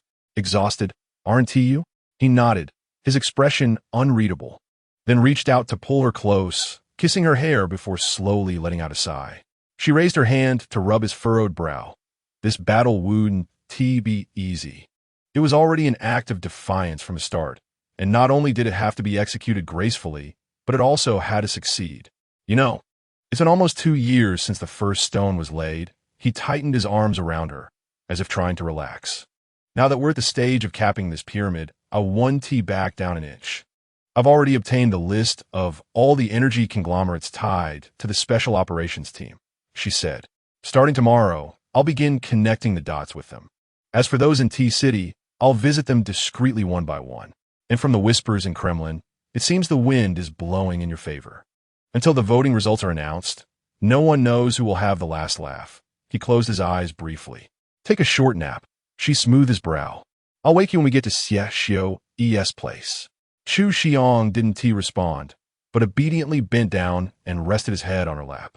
She gently stroked his hair and draped his coat over him. When they arrived at Xinyuan's home, it was Qianqiu who opened the door. As soon as it swung open, the sound of children's lively chatter spilled out from inside. Long time no see. Qianqiu hugged her and said with a smile, Hurry in and have a seat. Are you hungry? Not all. I've already eaten. She walked in and saw that there were 3 boys, including Xinyuan, sitting on the sofa, along with a young couple she hadn't met before. Let me introduce you, Chu Xiang, who had followed her in, said expressionlessly, pointing at the particularly tall man. Rui Yu, nicknamed Lao Chu, and next to him is his wife, Meng. Hello, I heard your name is Xiaowawa. Rui Yu raised his hand towards her. The man was also quite handsome, but completely different from Chu Xiang's cold elegance or Xinyuan's refined charm. His was a rugged kind of handsomeness. Hi, Xiaowawa. Meng also blinked at her and pointed to the 2 boys playing with Xinyuan over there. This is my eldest son, Rui Xn, and my younger son, Rui Fan. Hello, she said, feeling an instant fondness for the couple at first glance. Annie Xiaowa. As soon as Xinyuan saw her, he immediately threw down the toy in his hand and rushed over to hug her. She was also overjoyed to see Xinyuan and quickly bent down to reach out and hug him. But before she could even touch the little one, she saw a large hand swoop in and snatch Xinyuan right from in front of her. Uncle Chase. Poor Xinyuan was effortlessly placed on the other end of the coffee table by Xiang, looking utterly bewildered. Ling Hua turned her head and glared at him in annoyance. But he just acted as if it had nothing to do with him and went to the kitchen to pour himself some water. How terrifying! He wouldn't even spare a child. Xinyuan, who had just walked out of the bedroom carrying his little daughter, glanced at Xiang and shook his head. From now on, is no one allowed to even touch your wife? Wait a minute. Ruiyu immediately chimed in. Are you sure that Xiaowawa is willing to be his wife? Ling Hua listened to their conversation and couldn't help but blush slightly. She greeted Xinyuan and took the soft, adorable little girl from his arms to examine her closely. The baby looked exactly like Xinyuan. Her delicate, finely sculpted little face left no doubt that she would grow up to be a stunning beauty. Do you like girls? She had only been watching for a short while when a deep voice sounded beside her ear. Turning her head, she saw Chu Xianong standing quietly next to her. Gazing at her, she bit her lip and nodded slightly. Then let's have a daughter, he said in a matter-of-fact tone, completely ignoring her furious glare. The Xinyuan couple and the Ruiyu couple, who had been observing them intently, exchanged silent looks of astonishment. Would you like something more to eat? There's still porridge in the microwave, Qianqiu said at this moment. No, Chu Xiang replied coldly. I'm not in the mood. You have to eat. Ling Hua handed the child over to Qianqiu, tugged at Chu Xiang's sleeve, and said, come here, you must eat. Under everyone's gaze the next moment, Chu Xiang didn't say a word and followed Ling Hua to the kitchen. In the living room, Qianqiu. Oh. Ruiyu. Oh. Meng Yun. Oh. Qianqiu turned to look at Xinyuan. Honey, was that just now Chu Xiang? Xinyuan nodded and said, yes, your eyes and ears are fine.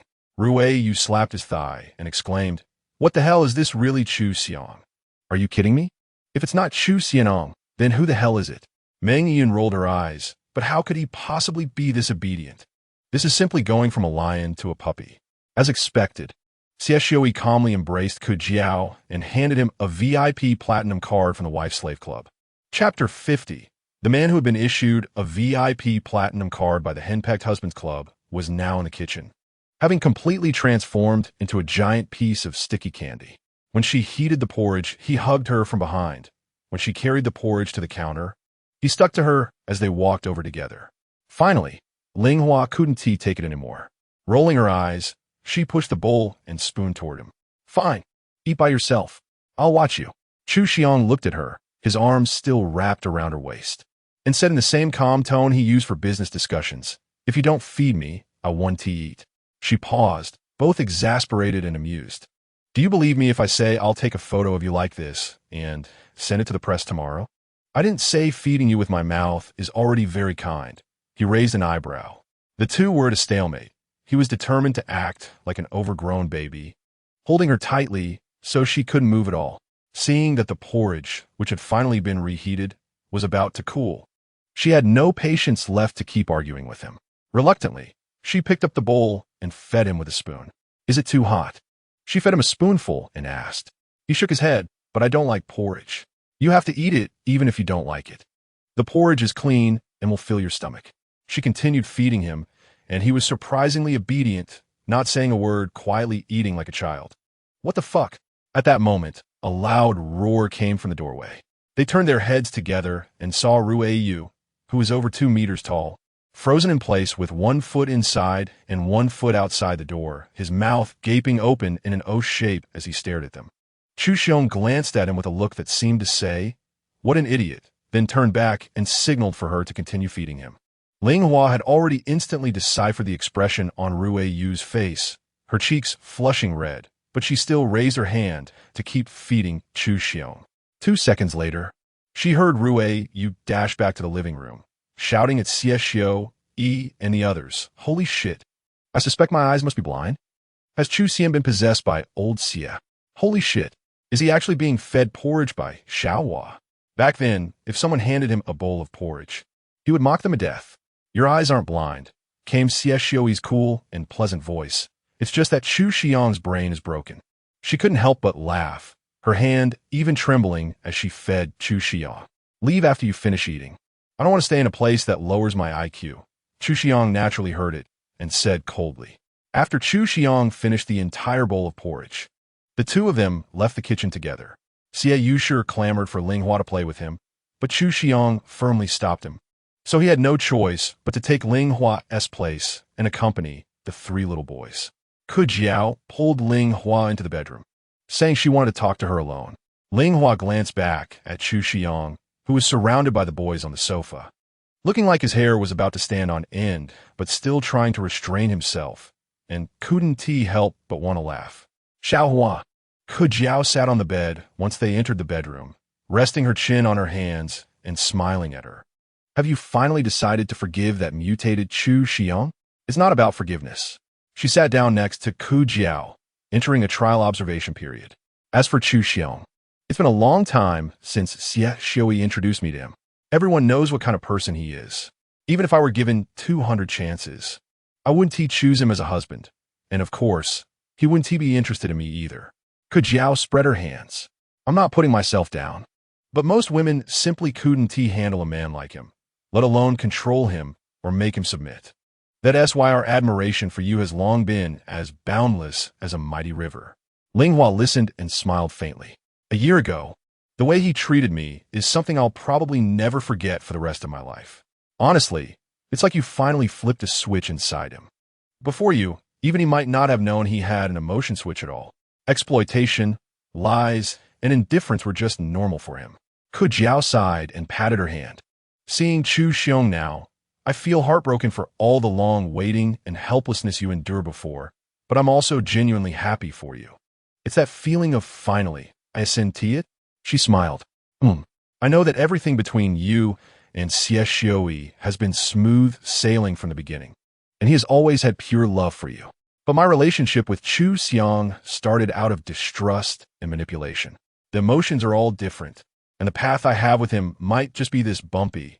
She thought about the past and said, after you went to country A, when I saw him looking soulless, I truly felt a sense of relief.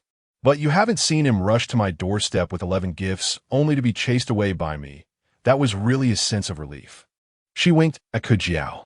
I remember this shameless person even borrowed our Yushi to trick him into painting. Ku Jiao rolled her eyes repeatedly. Ling Hua laughed uncontrollably. Xiaohua, I sincerely hope you both can have a smooth journey. You two have special identities and are not ordinary people.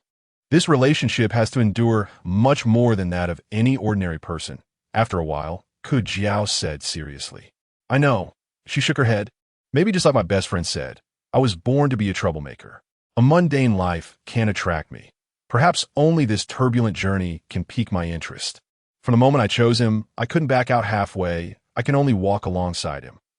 After coming out of Xie Xiui's house and returning to Chu Xiang's house, she suddenly realized that her suitcase was missing.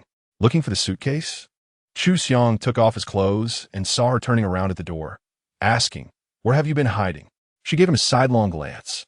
I had my female aide come over to organize everything and put it in the bedroom, he said casually. The boxes are in the storage room. She opened her mouth, unsure even where to begin arguing with him. You'll be living here from now on. You can leave your old place empty or rent it out. I'll go with you in a couple of days to help sort your things, he said, picking up his pajamas and heading to take a shower. How do you know I've even agreed to move in? She was so angry that she laughed. I told you, if you don't come over, I will go to you. He walked up to her, and I don't think you'd want me to go over, since it would be too conspicuous. She was left speechless. Chu Xianong lowered his head and planted a firm kiss on her lips before heading to the bathroom. By the time Ling Hua had finished showering, her face remained stern the entire time, refusing to say a single word to him. He had initially gotten into bed, but, after some thought, left the bedroom again. She focused on her phone emails, pretending not to notice any of his movements. A short while later, he returned carrying a box, placed it by the bedside, and sat down next to her. I know I can be domineering in how I handle things, but everything I do is for our maximum benefit and in the most practical way. He took her phone away, forcing her to look at him. I want you by my side always. The only way I could ensure that was by keeping you in my house. I didn't discuss it with you beforehand because I didn't want you to worry over such trivial matters. But I believe if you had known, you would have agreed to it. You're so sure I want to live with you? He curled the corner of his lips. After all, Shut up. She knew exactly what he was about to say and quickly raised her hand to cover his mouth. A glimmer of tender amusement flickered in Chu Xiang's eyes before he gestured toward the box beside them. I couldn't celebrate your birthday with you this year, but I still hope you'll accept these. Ling Hua leaned forward and peeked into the box, only to find the 11 gifts he had tried to give her in Country A, the one she had refused. It wasn't hard for me to retrieve these, but each one took effort to get back, he said, watching her with deliberate calm. She averted her gaze, crossing her arms in silence. You can do without the album, but you always want Xinyuan's album. You can do without books, but at least you want his son's drawings, right? After he finished speaking, he frowned slightly in dissatisfaction. Although I really don't want to rely on other men to please you. She found this side of him incredibly cute and couldn't help but want to laugh. But he probably hadn't realized that he had completely broken his persona, so she had to hold it in for fear of hurting his pride.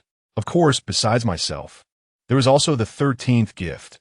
He suddenly produced a beautifully designed and attractive necklace from nowhere, as if by magic. Ling Hua glanced at the necklace, but didn't reach for it. Another listening device, plus a locator? He was silent for a second, saying, "It's better if you don't know. Can I refuse it?" She rolled her eyes. A normal man would comfort a woman by giving her dreamy and girlish gifts, but this person never gives a simple gift. There must be some other twisted purpose behind it. Chu Xiang raised his hand and pulled her closer, carefully brushing her hair aside to help her put it on.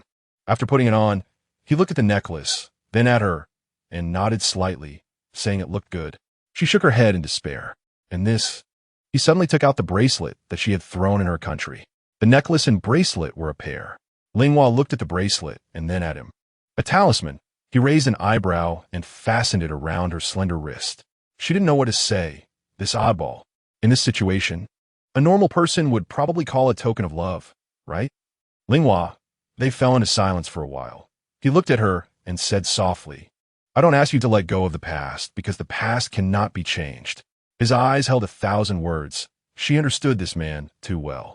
He was truly a novice at expressing emotions, but she knew he deeply understood all the pain she had suffered. And he didn't expect her forgiveness because those scars indeed existed and could not be erased. But I want you to know that in this world, only you can hurt me. His eyes showed fearless calm. You don't need a knife to stab me. If you do it hard enough, perhaps you could destroy me. You know, I wouldn't do that, she replied. But you have that power. He raised his hand and brushed her hair. If one day I hurt you again or disappoint you, then that would be the result I deserve. Ling Hua stood still, watching him. He laid himself bare in front of her. She had always felt he was far away, but now he was right in front of her. And he would always be there in the future. She could feel him more clearly than ever before. He seemed a bit helpless, saying, in terms of emotions, "I might be a beginner." Beginner level, she added sarcastically. Given how he used to treat girls, he was a complete scumbag. Not to mention the parts she didn't know. She had witnessed it once herself, and even when he developed feelings for her later, he was still cold and unresponsive. This person didn't just not know how to love. He fundamentally didn't understand love. Then thank you, Teacher Ling, for your guidance in the future. He held her hand in his. Tuition fees, she shrugged. Qianqiu gaz fliqued. Then he raised his hand and turned off the light at lightning speed. I will pay every night, no matter how much. In the darkness, only his sexy, hoarse voice could be heard. Time passed quickly. In the blink of an eye, a month had passed since she returned to D country. Aside from being busy day and night with matters concerning Kebagong and preparing for the election, Chu had also utilized every minute of his limited free time to study with her, and he worked even harder to pay her tuition. Although according to Jing, her happiness index in life was very high now, she could feel that her physical strength was also improving. One night at home, she was sitting on the sofa watching videos while he rested his head on her lap, reading emails. Suddenly, he asked her out of the blue, "Did your period come this month?" "Huh." At first, she didn't react, but after 2 seconds, she answered, "No." Her cycle wasn't very regular, and it was normal for it to be delayed or come early. She had never paid much attention to it. The next second, he got up and left the sofa. After a while, she suddenly saw a clean, beautiful hand waving a pregnancy test in front of her. Her heart tightened suddenly, and she put down her iPad, looking at him with a blank expression. "Go take a look." He gestured with his chin, a glint of excitement flashing in his eyes. "Is it possible that I have a daughter?" Ling Hua's heart was now in turmoil, and she fell silent for 2 seconds before quietly saying, Are you serious? I've never been this serious in my life. His eyes held a hint of anticipation. Chapter 51. Ling Hua stared at Chu Xiang and the pregnancy test in his hand for what felt like an eternity before finally raising her hand weakly to take it. She got up from the sofa and headed toward the bathroom, only to realize after a few steps that he was following her. What do you think you're doing? She weakly supported her forehead and turned to look at him. Someone shrugged nonchalantly. I'll be with you. She couldn't take it anymore and raised her middle finger at him, her forehead veins bulging. I know you're worried that the next 10 months will be hard for me, but it's okay. I could be self-reliant. And you can also help me, he said shamelessly, crossing his arms. Since she met him, she had never seen him so obsessively serious about anything to an absurd extent. If this kind of behavior were exhibited by Xinyuan and Meng Fangyan, she could still understand, but he was Chu Xiang. Didn't he have any of that former emperor idol burden left? Reaching the bathroom door, Ling Hua paused, turned to face him, and said with a playful smile, If you dare come in, I guarantee you'll be eating wind and drinking dew for 10 months, believe it or not. Chu Xiang raised an eyebrow, pondered for a moment, and ultimately decided not to go in with her. After a while, she came out holding a pregnancy test stick, her face showing little expression. How did it go? His gaze was firmly locked onto her face, as if he wanted to burn a hole through it. Ling Hua raised the pregnancy test stick in her hand and waved it in front of him. Look, how many lines are there? Without a word, he took her hand and carefully stared at the pregnancy test. After 2 seconds, he seemed to restrain his expression. Is this one line? After watching it 3 times, it should be. She shrugged her shoulders, and a pleased expression finally appeared on her face. Sorry, you missed the mark. Chu Xianji remained expressionless as he thought for 2 seconds, then released her hand and turned to walk toward the bedroom. A short while later, he returned holding 2 brand-new pregnancy tests. Go take 2 more, he said, handing them to her. She took a deep breath. Qianqiu, don't push it. Can't rule out the possibility of a faulty test, he retorted firmly. Ling Hua, seeing the look on his face that suggested he wouldn't let her sleep tonight unless she complied, had no choice but to reluctantly turn back toward the bathroom. Chu Xianji paced back and forth outside the bathroom door, arms crossed, waiting until she emerged. She shoved the 2 pregnancy tests, still showing a single line, at him in annoyance. He stared at them in silence for a moment before his voice dropped to an icy tone. I'll contact a doctor now. Qianqiu. She ground out his name through clenched teeth. I just realized my period is here. It's impossible for me not to get pregnant, he said, rubbing his temples with a pained expression. How could it not happen? She found his reaction both infuriating and amusing. Setting aside the 2 pregnancy tests in her hand, she pulled him over and sat him down on the sofa. With a gentle tone, she said, I know you're eager to have a child right now, but this can't be rushed. Some people have tried for 6 months without success. It's all fate. Don't you think I'm the kind of person who can get you pregnant on the first try? He raised an eyebrow. She bared her teeth at him, but in reality, it wasn't. Besides, do you really want a child that much? Otherwise, should I go help you ask for the goddess of mercy to bring you a child? He looked at her, nodded slightly, then shook his head. In fact, he didn't really want a bond to tie up their world of 2. But having a daughter would tie you down, he said with utter certainty, so you wouldn't just up and leave for country A or somewhere else again. His words caught her off guard, warming her heart slightly, yet she also found it somewhat amusing. Do you really think I could just drop everything and go to country A in this state? Every night, he was with her, and she was practically under his watchful gaze every minute of the day. Although they were in different places during the day, at the Kremlin, she knew his spies were everywhere. Sometimes, if she said something or did something during the day, he could recount it to her in detail by evening. So, if a living, breathing person like her wanted to fly to country A again, her legs would probably be broken the moment she stepped out of the Kremlin gates, right? If someone truly wants to leave, there's always a way to hide it, he said lightly. She crossed her arms and laughed. My omnipotent chief vice president. Why do you have so little confidence in yourself? He pulled her into his embrace, kissed her hair, and said in a low, hoarse voice, I'm not good enough. I don't even have much time to spend with you. Their identities destined them to be unlike ordinary couples. They couldn't embrace and kiss freely on the streets, nor could they casually act in ways that might compromise their status. Every move they made was watched by countless eyes, and merely maintaining their small private space was already a struggle for them. Even someone as strong as him feared that she might not be able to endure such a living environment. She comfortingly stroked his back and said, "As you get older, you prefer staying at home. This house has everything, a gym, a home theater, what's not to like?" Qianqiu didn't respond. After a while, he suddenly pulled her up from the couch and led her into the bedroom. "Change into casual clothes. We're going out." "Huh?" She was left utterly bewildered by him. As they spoke, he had already swiftly changed into a sporty casual outfit, pulling out a cap, mask, and glasses, putting them on one by one. She stared at his fully armed disguise, absolutely unrecognizable. "Are we going out?" Without giving her a chance to speak, he pushed her toward the wardrobe. She was no longer surprised by Chu Xiang's tendency to act outside conventional logic. In less than 5 minutes, both of them were out the back door, wearing hats, glasses, and masks. Late at night, two people dressed like that walking down the street would have looked very strange, but their neighborhood was already sparsely populated. Holding her hand, Chu Xiang led her effortlessly through a few quiet paths. "Where are we going?" She finally couldn't help but ask him. He didn't answer her, only turned his head to glance at her, and in the night there was a gleam and a smile in his eyes. They had walked for a short while when they arrived at the most famous amusement park in the city. Since it was late, the amusement park had already closed. She was about to say, "Does he want to climb over the wall to get in?" But he actually led her straight to the side gate of the amusement park. The gate was wide open, and as they approached, she saw Jing inside waving at them. "Have fun," Jing said as he let them in through the side gate, giving them a casual wave. Ling glanced at Jing, who was rubbing his temples with the expression of a father utterly exhausted by his son, then looked at the composed and unruffled Chu Xiang beside her. She couldn't help but laugh.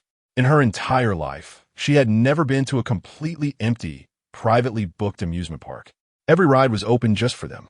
Attractions that usually had unbearably long lines were now completely accessible without any wait. They went from roller coasters to haunted houses, drop towers, all the way to the far end of the park. "Hey, how about the carousel? Want to go?" She was playing with her hair all disheveled, like a little maniac, her eyes sparkling as she pointed excitedly at the carousel not far away. He smoothed out her tangled locks and nodded.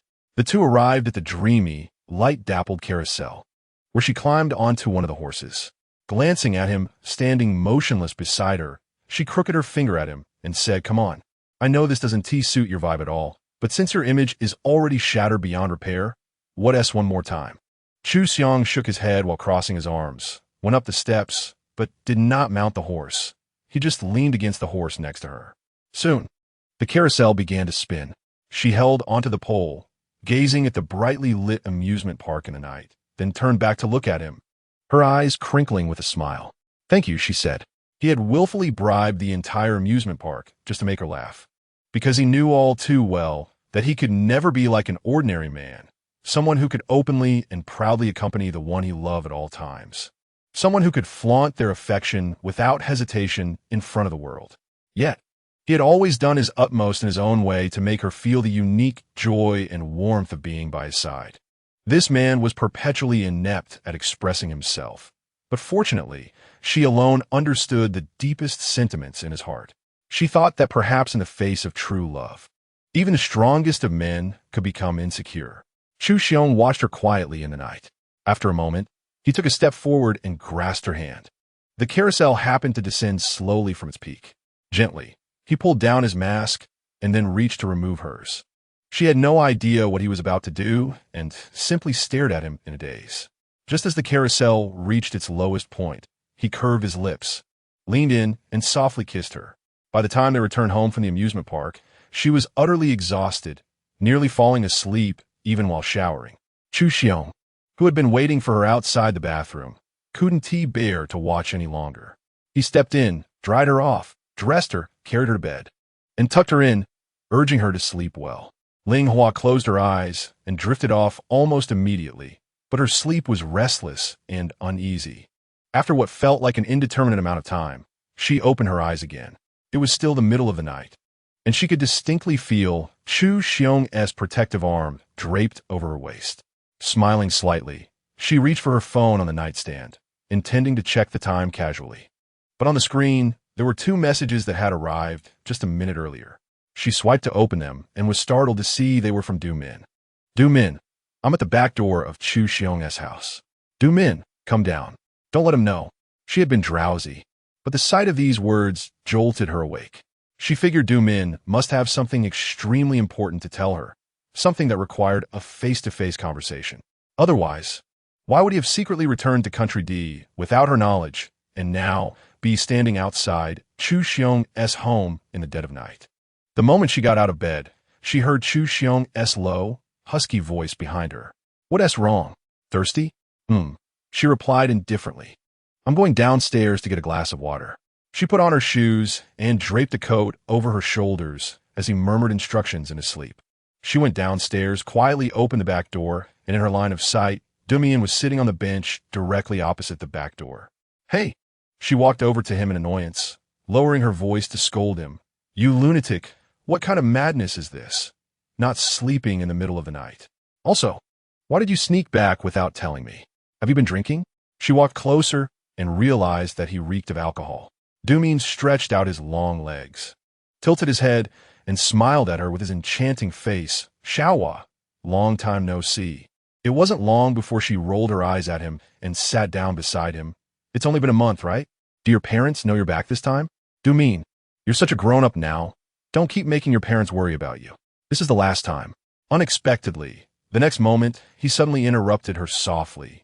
From now on, I won't let them worry about me anymore. Ling Hua froze, turning her head just in time to meet his beautiful eyes. In those eyes, there was so much she had never seen him reveal before. Once I finish this one thing, I'll listen to them. I'll never defy my father again. From now on, if he tells me to go east, I'll never go west. If he tells me to marry someone, I'll marry them. He rested his chin on his hand, gazing at her. Xiaohua, you're happy now, aren't you? She froze for a moment, her heart faintly beginning to race.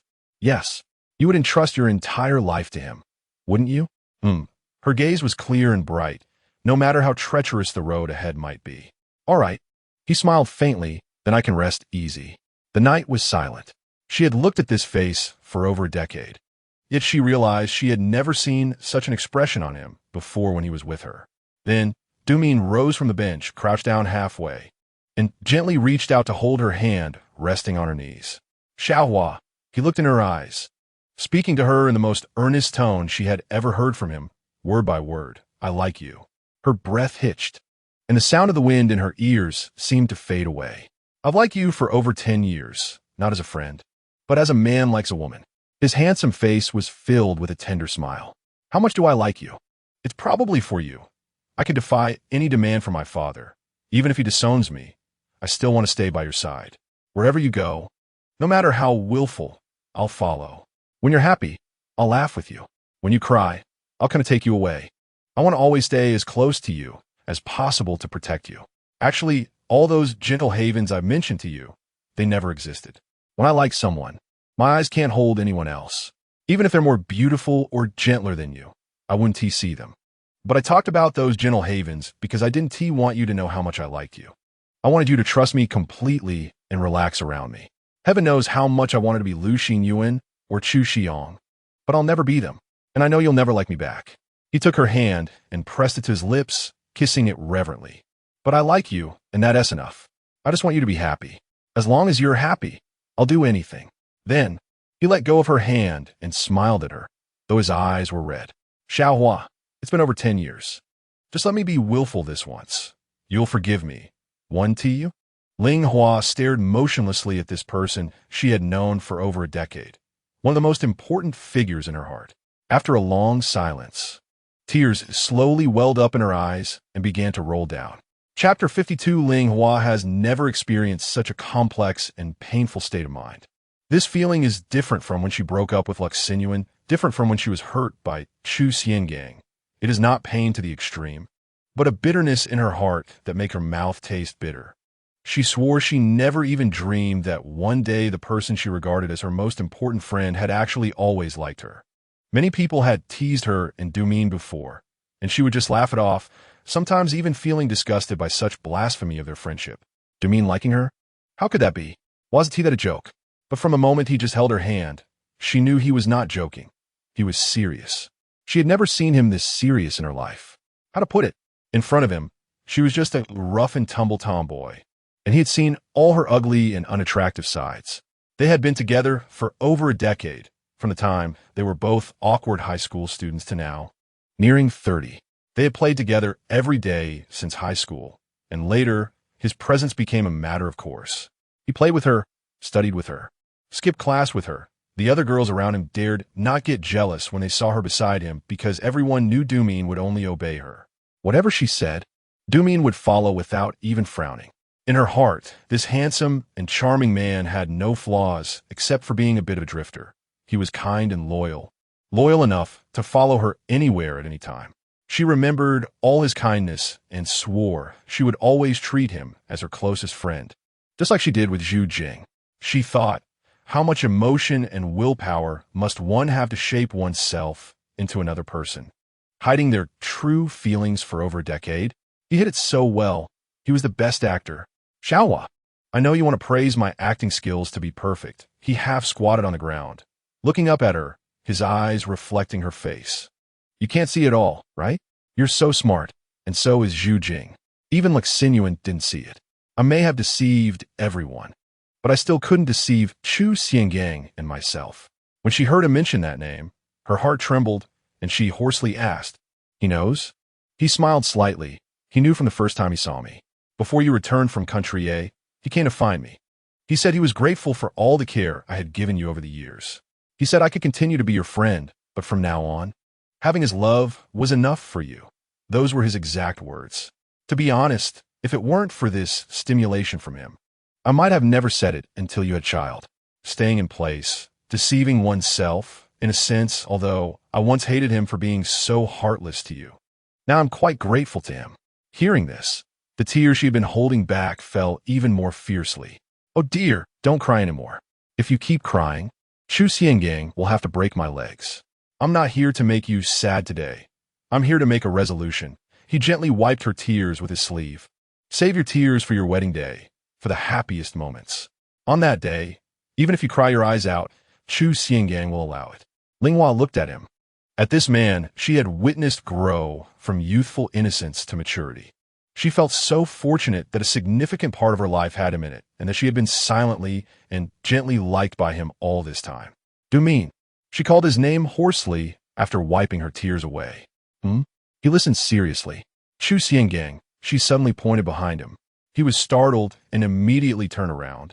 But at that moment, she leaned slightly down and planted a gentle kiss on his cheek.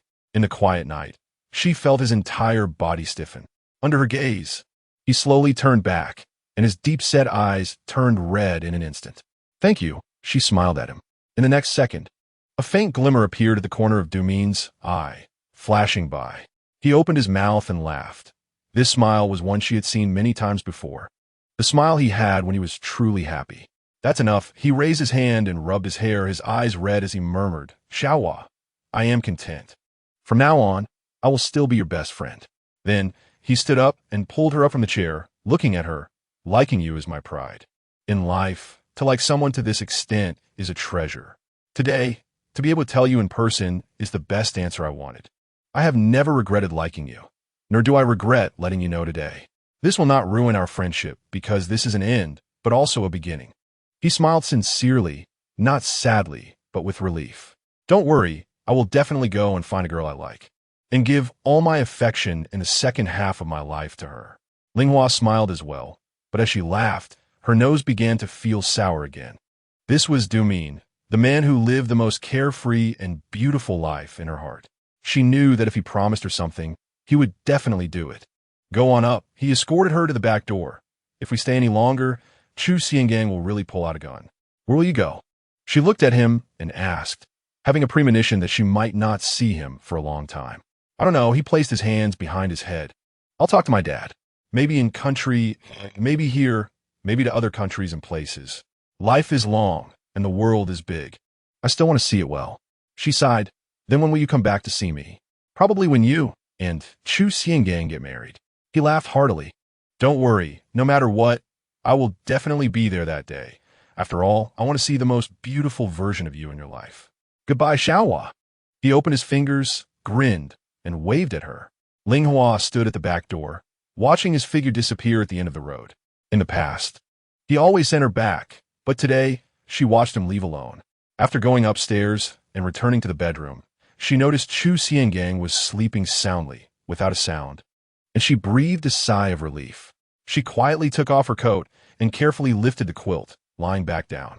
But as soon as she lay down, a strong arm immediately wrapped around her, pulling her tightly against his chest. Ling Hua's heart shouted that it was not good, and in a panic, she immediately pretended to be deaf and mute. Her hands and feet were so cold, and his voice still sounded hoarse and drowsy. It's cold outside, and your coat is not enough. You should at least put on a pair of pajamas before going out. So he noticed? He just thought she went to get water and might not have realized she was gone for a long time in his half-asleep state. I know. She thought, hopefully, quickly climbing up the pole and hugging him. I'm sorry for waking you up. Let's continue sleeping. In no time, she fell asleep again in his arms, while Chu Xiangang, who was holding her, slowly opened his eyes. In the dark, he looked at her sleeping face, then raised his hand to gently wipe away the tears that hadn't fully dried at the corners of her eyes, and kissed her forehead. She thought he was sleeping soundly and was completely unaware, but in fact, he just didn't want to make her feel awkward. At this moment, he truly realized just how deeply he had fallen. Never in his wildest dreams had he imagined that one day in his life, he would willingly play deaf and dumb in front of someone, all because of his love for her. He thought to himself, proud as he was, that perhaps all the tenderness he possessed in this lifetime had been exhausted on her alone. Maybe all the pride he had accumulated in the first half of his life would, from now on, transform into nothing but sweet surrender before her. Chapter 53, the incident when Du Min came to find her that morning felt like a dream in a daze. But upon waking up, she realized there couldn't be a more real dream than this, because Du Min had sent her a message with only 4 words. Gone. Take care. The man in her memory was always lively and talkative, acting like a jumping monkey in front of her. Even if she found him annoying, he would still be by her side. But now, he was solemnly bidding her farewell in the most polite and least like himself way. After much thought, she still didn't bring this up with Chu Xiang. Perhaps there was an innate tacit understanding between them, since he never intended for her to know his intentions. She didn't want to disturb his tenderness. All beautiful feelings deserve to be kept safely in her heart, and let it remain a secret forever. A secret only she and Du Min knew. She hoped that this man who had accompanied her for most of her youth could live better than anyone else. Better than her. Meanwhile, as the election drew nearer, Chu Xiang became terrifyingly busy. He returned home almost every day at dawn, sometimes without even changing his clothes. Just hugging her through the blanket for a short nap of 2 hours before leaving for the Kebir Palace before the sky was fully bright. She knew that after 10 years of hard work, everything he had laid out, parachuting from country, eliminating kin, making Paul retreat, defeating all possible competitors. Others might not even be able to imagine when he started laying these plans, perhaps 3 years, 5 years, or even 10 years. All the hardships and long accumulations were just for this final moment. All the stones and bricks had taken shape, and it was just a matter of placing the final piece on top of the pyramid. She was also doing her utmost to help him. Besides telling him all the rumors she heard in the Kebir Palace, she frequently used her limited free time to visit all possible foundations and organizations that could support him. On the night 3 days before the election, as she was about to turn off the lights, she heard the sound of the door opening at home. Chase. She called out towards the open door, which led to the stairs. He should have heard her as he came in through the entrance. It's me. Chu Xiang's voice came steadily from downstairs, and in a few seconds, his footsteps echoed on the stairs. She withdrew her hand that was about to turn off the light and smiled slightly towards the bedroom door. Oh, you're back. She extended her hands towards him. He put down the bag in his hand, took off his coat, walked to the head of her bed, and hugged her tightly. It's been a few weeks, 2 months? I haven't seen you come back this early. She gently embraced him and whispered, Have you eaten? I have. He took a deep breath of her hair, kissed her ear. I told myself this morning that I must come back before you fall asleep. I urgently need to recharge. Ling Hua was taken aback, then immediately understood the meaning of his words, teasing him. So, our chief vice president hasn't been close to a woman for too long? Yes, he actually admitted directly. facing those things from morning till night. I can only see your sleeping face for less than 2 hours. And sometimes I can't even say a single word to you for days. I can't stand it anymore. He was really rare to speak so frankly, and she couldn't help but laugh. But we can still message or call each other. But those discussions are all about the election. He shook his head, his face cold. Xiaohua, I don't want you to feel as suffocated as I am. Not at all, she shrugged. No matter how busy or tired I am, it doesn't even compare to what you have to do alone. Besides, this doesn't feel tiring to me at all. I even regret that I can't help you shoulder more. That's enough. He looked into her eyes. The coldness from just returning home gradually softened. You've done very well. You've helped me a lot. She raised an eyebrow. I've really never heard you praise me before. Now you have. He shook his head helplessly, although I always feel that just being in front of me is enough. I'm not a vase. She tilted her head deliberately. Didn't you say from the start that I'm your backbone? I have to take on this responsibility. After saying this, she felt Xiang suddenly smile. The expression on his face changed so quickly that she didn't catch it, but the next second, he suddenly scooped her out of the blanket, horizontally carrying her towards the bathroom. Hey, what are you doing? She was startled and clung to his neck. I've already showered. Aren't you my backbone? He held her, casually loosening his tie and throwing it on the ground. Come wash with me. Help me scrub my back. She looked at the fatigue in his eyes that could no longer be concealed and thought for a moment, but didn't argue with him, obediently following his words. But as soon as they entered the bathroom, she completely regretted it. What washing and scrubbing backs? The person who spoke so nicely stepped into the bathroom, initially washing his hands and undressing. Just when she thought he was about to enter the shower, who would have thought he suddenly turned around, directly pulled off her nightgown, and pressed her against the sink, invading her from behind in a domineering manner. Ling winced in pain, slapped his shoulder, and gritted her teeth, shouting, Are you crazy? But Xiang, on the other hand, was so pleased that his eyes narrowed in satisfaction. After moving a couple of times while holding her slim waist, he leaned down and whispered in her ear, I missed you so much I went crazy. Even though she was facing away from him, she could feel how intense his desire was at that moment. No wonder, because he had been so busy with the election that he didn't know how long it had been since they had an intimate moment. Not to mention being intimate.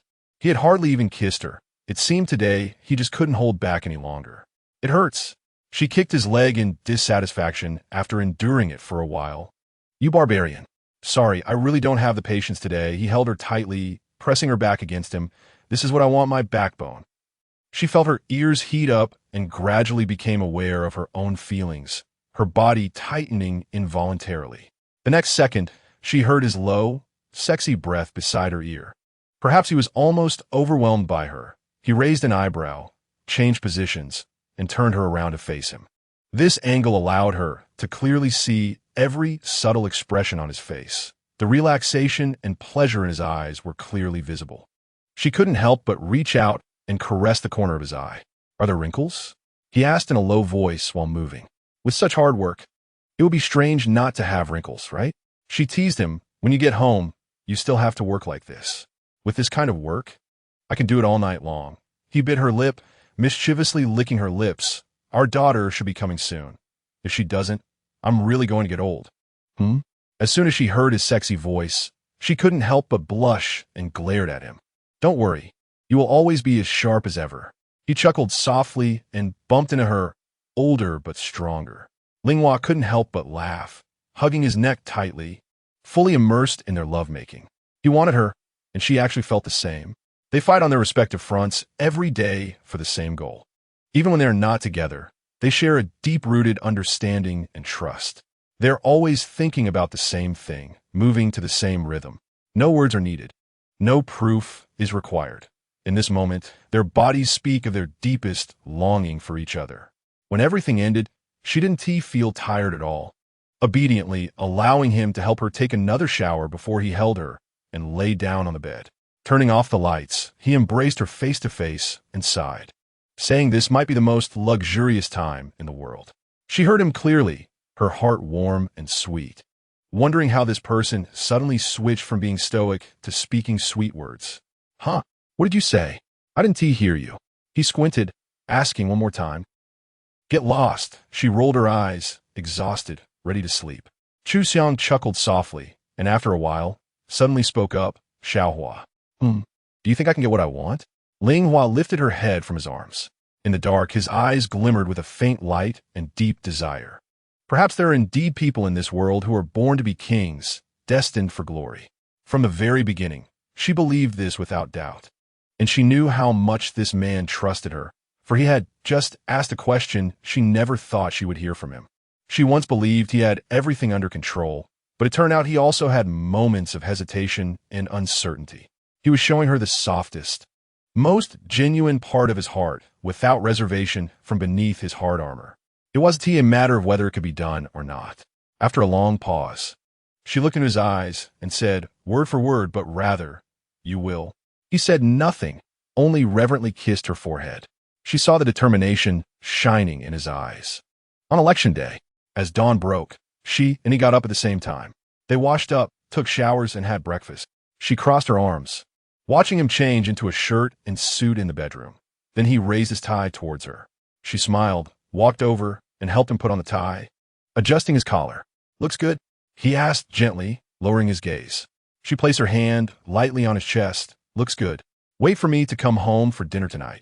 He leaned down and kissed her forehead, or I'll take you to the Kabir Palace for dinner. If he became the chief president, their residence would move from here to inside the Kabir Palace. It should be the latter. She smiled and took a step back, looking at him seriously. Xiang, I wish you get what you want. It's us, he corrected her. She smiled with her eyes crinkling. It's us. They were only one step away from victory. Ling Hua escorted him to the door. He looked at her deeply before closing the door and leaving. Next, he would rush to several districts for campaign speeches, then return to the main venue to give a concluding speech to the people of D country. After the speech, the voting results would be announced on the spot. This was a crucial day in his life. The people at the Kabir Palace were busy with the election. She could rest at home for a moment, taking the opportunity to follow his campaign in several districts. In the afternoon, Jing would come to pick her up and take her directly to the main venue to watch his final concluding speech. As expected, from morning until noon, Xiang's votes consistently ranked above Jing. Especially after giving speeches in several districts, his votes soared even higher. She watched the video of him speaking confidently and steadily, imagining the feelings of the audience below. No one deserved the Iron Throne more than him. Jing indeed had his own unique skills and abilities, but he possessed more unique qualities than Jing, and D country needed someone like him. Around 2 in the afternoon, Jing sent her a message saying he would come to pick her up in 15 minutes. She had already dressed up and was waiting in the living room. Just then, the doorbell rang unexpectedly. The door was strictly guarded by bodyguards. If someone rang the doorbell, they should have already been approved by the bodyguards. Could it be that Jing arrived early? Wasn't he supposed to come in 15 minutes? With doubts, she opened the door and was taken aback. Xiao Di? It was Xiao Di, Kang's chief aide. The bodyguard outside let him in after hearing he was the chief president's aide, which was understandable. Renee. Xiao Di stood at the door looking at her, his expression not looking very good. What's wrong? She frowned, feeling a bit wary. It seemed Xiao Di knew she was living in Xiang's residence, showing no surprise at seeing her, and instead, it seemed he was here to find her. Xiao Di's brows furrowed slightly as he walked into the house and shut the door behind him. I have something very important to tell you. She noticed Xiao Di's hands were tightly clenched into fists, as if he was trying to control something. You say, she instinctively took a step back. The next second, Xiao Di suddenly raised his hand and, with a blank expression, swung it at her cheek. Ling Hua's eyes widened, wanting to step back, but it was too late. A strange gas suddenly surged towards her, permeating her breath. She felt darkness engulf her, and her consciousness faded away in an instant. Chapter 54, when Ling Hua regained consciousness. She felt her hands tightly bound behind her back. Her head was still dizzy, but she quickly pieced together what had happened before she blacked out. Strangely, her mind was eerily calm, calmer than ever before. With her eyes closed, she roughly deduced the entire sequence of events. In the world of Kibo Palace, especially during the election season, the dirty tactics humans could employ always exceeded the limits of one's imagination. Throughout history, threats like shootings, kidnappings, and intimidation had been rampant. To achieve their ultimate goals, sacrifices and bloodshed were inevitable. This time was no exception. Jing had ultimately failed to endure a fair competition for the leadership and had resorted to such extreme measures to strike at his formidable opponent. Steadying her nerves, she opened her eyes. She found herself in a small, nondescript room with plain white walls and nothing else inside. The only other presence besides her was a chair positioned opposite her, near the door. She had no idea what time it was or what Xiang's current situation was. Had he finished his regional campaign and was now preparing for his closing speech? Would Jing tell him if he couldn't find her? Would he know about her current situation? So many thoughts swirling in her mind, yet she didn't feel afraid. She had to admit, she was quite impressed with herself. Staring blankly at the ceiling for a while, she heard the sound of a key turning in the front door. Xiao walked in from outside and closed the door behind her. The same Xiao who had always seemed so kind and amiable in the Kabul palace now appeared utterly unrecognizable, without a trace of expression on her face. She sat down in the chair opposite her. "You're awake," Xiao said, her eyes flickering. As expected of Chase's woman, still so composed at a time like this. When she received no response, Xiao added mockingly, "I wonder what GAGA would think if she saw you like this." Ling looked at Xiao and spoke calmly. GAGA and Xiao had always had a good relationship. The two of them had known each other longer than GAGA had known her, and by extension, she actually had a decent impression of Xiao, finding her personality quite gentle and harmless. But honestly, someone who could work in the Kabul palace for so long, let alone serve as the chief advisor to the leader of country D, how could such a person possibly be a harmless good person? Xiao's expression changed slightly, but then she sneered. "In this place, everyone serves their own master. Perhaps if she were in my position today, she would have done the same thing without hesitation." "I don't think so," she said. "It has nothing to do with any system. We are friends." "Friends?" Xiao shook his head. "Can friends be eaten like food? Can friends give you power? Choosing friends can make you lose everything. Would you still choose friends? This is the Kremlin, not a kindergarten. And Renee, do you want me to bring up kin's matter? Don't act like a whore and still want to set up a monument. Do you think you're any cleaner?" Xiao looked at her with a gaze as cold as that of a stranger, not to mention getting involved with her own superior. "Did you really think your affair with Chase was seamless, that none of us had eyes to see? Jing had been planning today's scheme for a long time. So whether you want to do this or not today, I think you played this move quite well." Ling wasn't provoked by her words and spoke calmly. "Thanks." Xiao feigned a smile at her. "However, I'm afraid both Jing and your clever calculations are mistaken." Ling shifted her tone, her gaze sharp and confrontational. "Kidnapping and trapping me here won't change the final outcome of the election in the slightest." Xiao froze for a moment, then immediately shook her head. "How is that possible? Chase has no idea what we're going to do to you. If we were to kill you, do you think he'd still have the leisure to continue with his closing speech?" "Of course," she chuckled softly, "you all still don't understand him." Xiao frowned. "Are you saying whether you live or die wouldn't affect his actions or judgment at all?" She shrugged. "Do you think he's a high school student who has just fallen in love and hasn't even grown all his hair? Just because of me, a woman? To throw away the Iron Throne that was within his grasp? Have you worked with him for so long without realizing how cold-blooded and ruthless he is? A quick search on any search engine will reveal his attitude and stance toward women. I'm truly impressed that you'd still place your bets on me. I should feel deeply honored. But you're different from those women to him." Xiao immediately retorted. "He has never treated any woman the way he treats you. Whether it's leaving for country A for your sake or settling you in his mansion, he wouldn't do such things for anyone else. Everyone knows he is flawless, without a single weakness. But the special treatment he has shown you is more than enough reason for us to place our bets on you. So, just because you can't find his weakness, you've decided to imagine me as one?" Ling curled the corner of her lips, acknowledging the effort they had put into such an elaborate setup. Xiao seemed somewhat provoked, standing up from the chair and looking down at her with a cold gaze. "There's no use continuing this conversation with you," he said. "Just wait and see. In 30 minutes, the concluding speech will officially begin.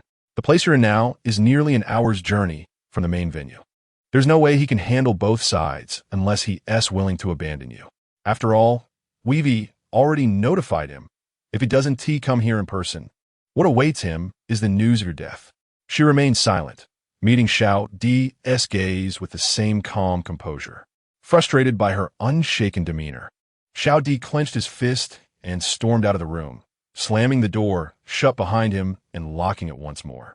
The cramped room fell back into silence. There were no windows, no connection to the outside world, just darkness with no sense of time. Leaning against the wall, she thought to herself, 30 more minutes, and he will begin his concluding speech before the entire nation, even the world. Originally, she should have been sitting in the audience, eagerly waiting to watch him take the stage. Handsome, poised, his eloquence and confidence captivating her and everyone else. She should have been there to witness the moment he attained the highest honor and power, sharing the joy they had both longed for. She wasn't afraid of what Xiao Di might do to her. The only thing she regretted was missing out on such an important day. For Xiang, for both of them. Little flower? At that moment, she suddenly heard a very faint call beside her ear. It was so soft that she almost thought it was her imagination.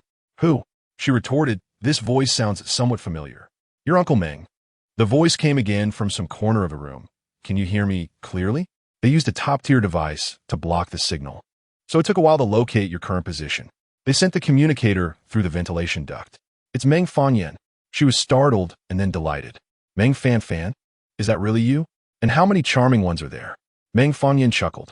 There was no time for idle chatter now, as her system might reboot in just a few dozen seconds.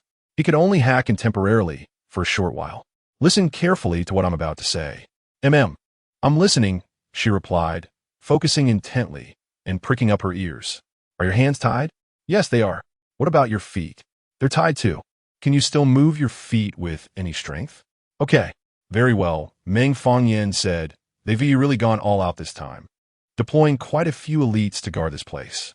I'll lead a team to break through and get in, but it'll take some time. When you hear an explosion that sounds like fireworks, kick the door of your room as hard as you can. I'll rescue you then, because the hallway outside your room has over a dozen identical rooms, and once we're inside, my tracker won't work anymore. I'll need your help to identify which room you're in. Got it, she responded immediately, then began to slowly and painfully drag herself toward the door. Good, Meng Fangyan replied. Then before he could finish his sentence, his voice was abruptly cut off, as if severed. Her heart skipped a beat. Likely the signal jamming device had reactivated, but at least she had already received Meng Fangyan's instructions and knew what she needed to do. Time passed minute by minute. Finally, through sheer willpower, she managed to reach the door. The friction against the ground had left many parts of her body aching. She took a shallow breath, sweat dripping from her forehead. At the same time, she faintly heard the distant sounds of gunfire and shouting. Meng Fangyan must have broken through. Just as she thought this, she suddenly heard the sound of a key turning in the lock behind her. The door was flung open, slamming hard into her back. She gasped in pain and collapsed to the side, catching sight of Xiao Di. Her face twisted with panic and fear, and the gun clutched in her hand. Xiao Di stood by the door, her beautiful features contorted as she stared at her, trembling as she raised the gun. For the first time in her life, she found herself staring down the barrel of a gun at such close range.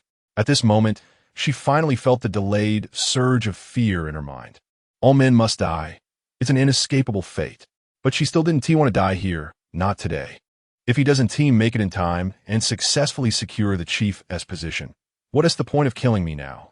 She took a deep breath, looked at Xiao Di and the gun in her hand, and said. Xiao Di twisted into a smile. At least it can make him suffer in agony later. I don't believe for a second that whether you live or die has nothing to do with him. You love Qianqiu, don't you? Ling suddenly spoke up coldly. The next second, Xiao Di's expression changed drastically. She could clearly see a flicker of softness and pain flash through Xiao Di's eyes before it twisted back into ferocity. Xiao Di, you can't fool me, she said weakly but firmly from the ground. From the moment I first saw you with Qianqiu, I knew you loved him. A woman's gaze doesn't lie. If it weren't for love, you wouldn't have gone this far for him. Because you know very well, once you do this, you'll be brought to justice and you'll never be able to stay by his side again. But for the sake of his throne, you have no choice but to make this sacrifice, and you're willing to do it. Xiao Di's pupils trembled violently, her eyes turning red. You're willing to kill me for Qianqiu, and I'm willing to fight you to the end for Chase, she said, word by word, resolute and unwavering. You don't understand. Xiao suddenly screamed hysterically, tears slowly sliding down the corners of her eyes. How can you understand my feelings for him? Who can understand? He loves me, so I'm willing to die for him too. Does he love you? Ling smiled and said, silly girl. The moment he asked you to do this, it already showed he was determined to sacrifice you. If he truly loved you, would he be willing to let someone he loves make such a sacrifice for him? Take his wife, for example. So even if you die, he won't show a hint of emotion. You're lying.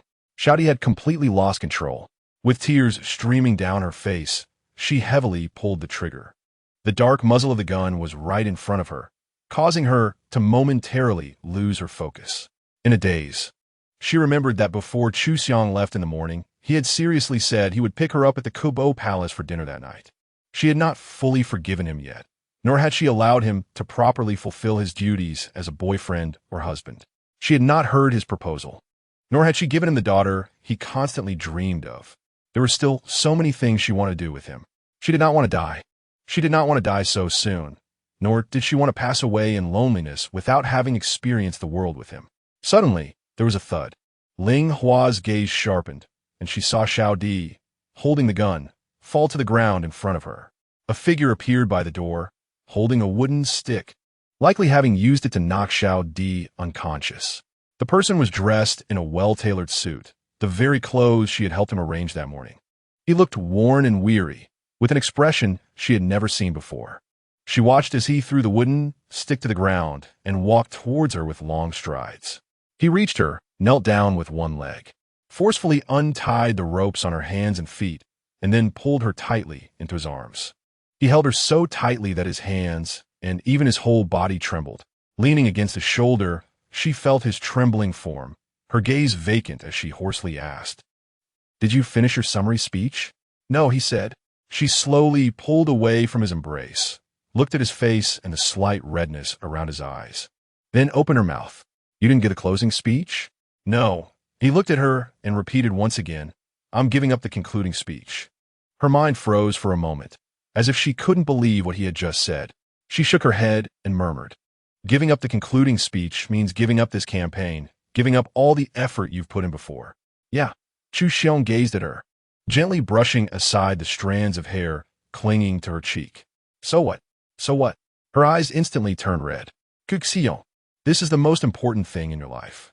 You've put in so much effort, staying up night after night, researching every constituency, every consortium. You've laid the groundwork for so many years, stepping over so many corpses just for today, and now you're giving up just like that? Aren't you supposed to let Meng dialect come? Why are you still here yourself?" In his dictionary, there have always been only two words, power. She knows very well how much he values this position, and precisely because she is so aware of this, when she was just faced with Xiaoti's questioning, she told Xiaoti, "How could he possibly give up this position for me?" She doesn't lack confidence in herself, but even if his feelings for her are profound, she doesn't want to place herself on the same scale as that position in his heart, forcing him to make such a cruel choice. She has always known that the one she fell in love with is a king, which inevitably entails sacrifice, inevitably makes their love different from others, and inevitably means she would never expect him to lean toward her on such a scale. No. The next moment, Xiang looks at her, his gaze filled with a tenderness she has never seen before. "This isn't the most important thing in my life." Ling Hua's heart skips a beat, as if it might stop altogether. "Ling Hua, this has indeed been the most important thing in my life. I wanted to attain this position, thinking I couldn't stop moving myself, couldn't stop sacrificing others. However, when I was just backstage and received their message, I realized that this matter was no longer the most important thing to me." In his eyes, there was a gentle warmth that resembled an iceberg slowly melting, a love that she had never dared to hope for, the most genuine and straightforward affection. "If obtaining that position meant losing you, I would rather not have that position, because for me now, you are the most important thing in my life." She looked at him, her eyes slowly becoming moist. "I love you, more than a shark loves blood. I love you, more than shark loves blood." Chapter 55 Epilogue. Ling Hua had heard sweet words and so-called heartfelt confessions before. However, she never imagined that one day she would hear them from Xiang's mouth. In the past, he had told her that sharks only love to drink blood, and that he had only ever used her. There was not a shred of emotion beyond utility in his heart. She had thought about trying to change him, but she understood the nature of sharks. So she accepted it and chose to leave. Perhaps because she had never held too many fantasies about him, even after deciding to stay by his side. Receiving his care and affection every day, he had never shown any signs. She thought perhaps he was just such a stingy and inarticulate person, and so she accepted it. After all, she had chosen him. However, he did something far beyond her imagination. After Xiang finished speaking, he knelt on the ground, looking at her with a half-smile. If anyone who knew him saw him like this, they would surely question if their eyes were deceiving them. Sorry to interrupt your idle drama time. At that moment, a familiar, lazy, yet pleasant voice came from the door.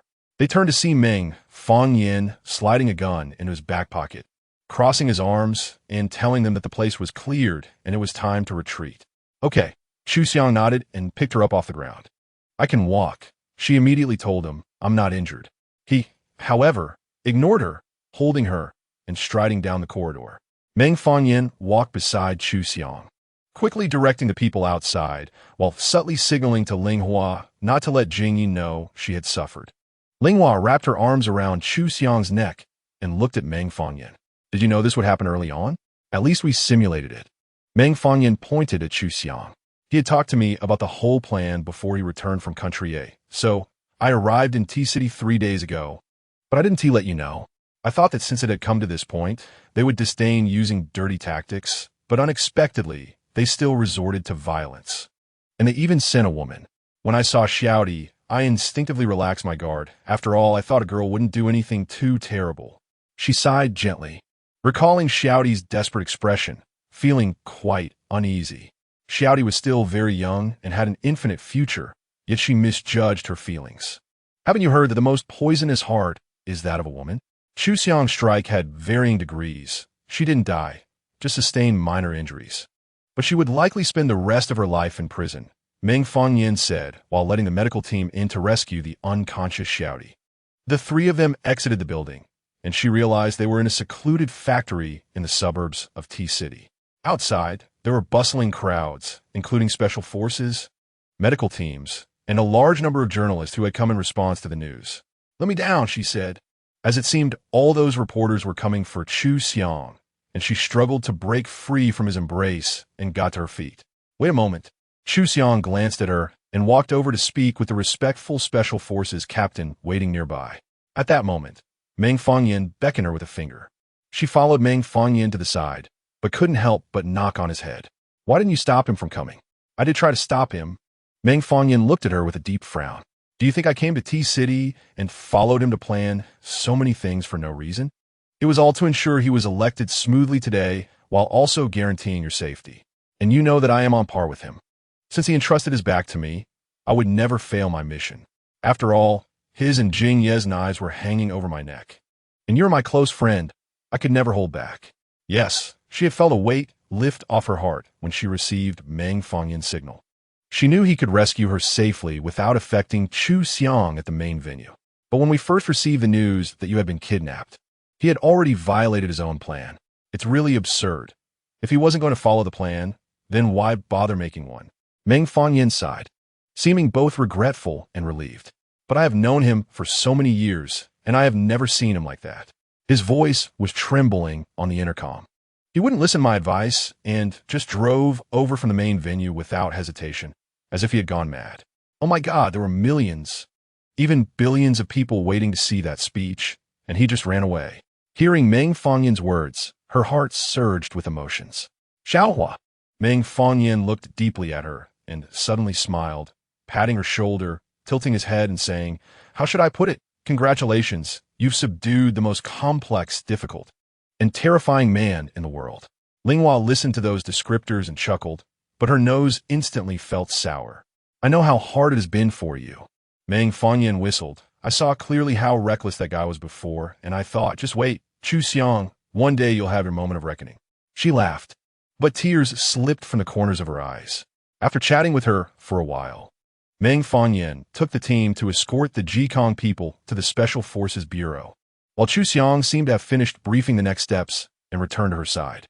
"We're going home," he said, taking her hand without giving her a chance to refuse. They walked forward together, but after only 2 steps, the reporters waiting ahead swarmed around them, encircling them completely with no way to retreat. Ling felt a twinge of nervousness, but seeing Xiang beside her, calm and composed, he did not shy away. "Chief Vice President," the leading reporter looked at him and inquired, "May I ask if you are giving up this election?" "Yes," he replied. "There are rumors that Chief President Mr. Jing used illegal means to interfere with your election, and a special investigation team will be filing a case against him. Is that correct?" Another reporter quickly followed up. He remained silent. "Chief Vice President, it is said that due to your withdrawal from the election and the current suspension investigation of the Chief President, this election will be voided and restarted in a year. Is this the true situation?" "Chief Vice President, then before the election restarts in a year, will the country operate in a disorganized state without leadership?" "Chief Vice President, referencing past history, if the Chief President is dismissed, the Chief Vice President will directly succeed him, so you might be elected without needing to campaign. What are your thoughts on that?" "Chief Vice President." Countless noisy voices and flashing lights surrounded them. His hand tightly held hers, and she seemed to feel his stable and clear pulse from his palm. "The questions you raised will have clear answers in a few days, but not now." After a long pause, he replied lightly, "Chief Vice President, may I ask what your relationship is with the woman beside you? She is your former aide, correct? It is said that you gave up the election for her. Is that true?" At this moment, a female journalist suddenly posed a sharp question. In an instant, all eyes, flashlights, and focus fell on her. Ling took a gentle breath in response to those gazes, but did not avoid them. "Yes." Just when she thought Xiang would avoid the topic like he had with all the previous questions, he opened his mouth and gave a different answer. Everyone, including her, turned their heads to look at him. "I did indeed give up my campaign for her, because if I win the election, I hope she will be safely by my side to welcome this moment with me," he said slowly, facing all the cameras. "Without her by my side, I cannot walk this path alone." This was an explosive statement. After hearing Xiang's words, the journalists immediately began to whisper excitedly to each other. It's important to note that it is incredibly difficult to extract anything related to his private life from this high-ranking official of the Qibo Palace, who has always maintained a serious demeanor in public, but is immensely popular. His public image has always been aloof. But who would have thought he would say something like this? Additionally, to answer your initial question, she was indeed my former aide, but from now on, she will walk into the Qibo Palace with me, on any path in this world, as the woman on the ladder. After saying this, Xiang seemed to smile, then took her hand and walked through the crowd of reporters towards the car parked ahead.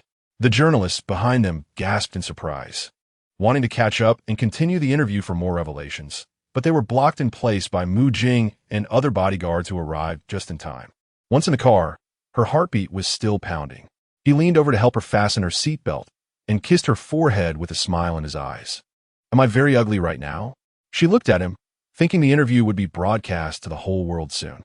After being kidnapped, she had struggled on the ground with all her might, and now she was a total mess, probably looking like a dirty dumpling. "Not ugly," he raised an eyebrow. "You look good." She rolled her eyes but smiled.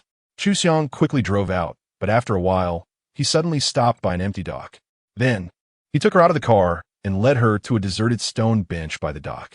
"Aren't we going home?" After sitting down on the stone bench, she raised an eyebrow suspiciously, looking at him. "Wait a moment," he said. After a whole day of hustle and bustle, the sun had slowly begun to set, and the whole city seemed to be draped in a layer of fluffy light. She looked at the calm river surface, thinking that since they started preparing for the election, it seemed like they hadn't sat down quietly like this for a long time, carefully looking at the city where they had begun to draw closer to each other. All stories began here. Xiang. Will the election really be held again in a year under disorganized conditions? I don't know yet. After Jing is dismissed, will you really take his place? Not sure. She said impatiently, "Are you still hiding things from me? What do you know?" "What do I know?" He turned to look at her and smiled. "I only know that I have a wish that has not yet been fulfilled." Ling Hua's breath caught as she saw him pull out a small brocade box from his pocket. In the warm dusk, the man she had admired, longed for, and deeply loved, suddenly stood up from the stone bench, facing her seriously, then knelt down on one knee in a standard motion. Linghua, Xiang looked at her, speaking word by word, "Will you marry me?" All the sounds around her and all the thoughts in her mind instantly felt like they had been paused. She stared at him, looking at the diamond ring in his hand, feeling as if her heart was about to stop. "You know, my only wish for all these years has been to reach the pinnacle of power. I am selfish, impatient, cold-blooded, and put interests above all, treating everyone as chess pieces, including you. The harm I've done to you could make you never forgive me, but I am a shameless person. Even so, I still want to force you to forgive me, to claim you as my own, to keep you by my side, and let me slowly make amends. Maybe you should stop talking." She covered her mouth and laughed, shaking her head. "It's too unpleasant to hear. I'm not like Meng Fangyan.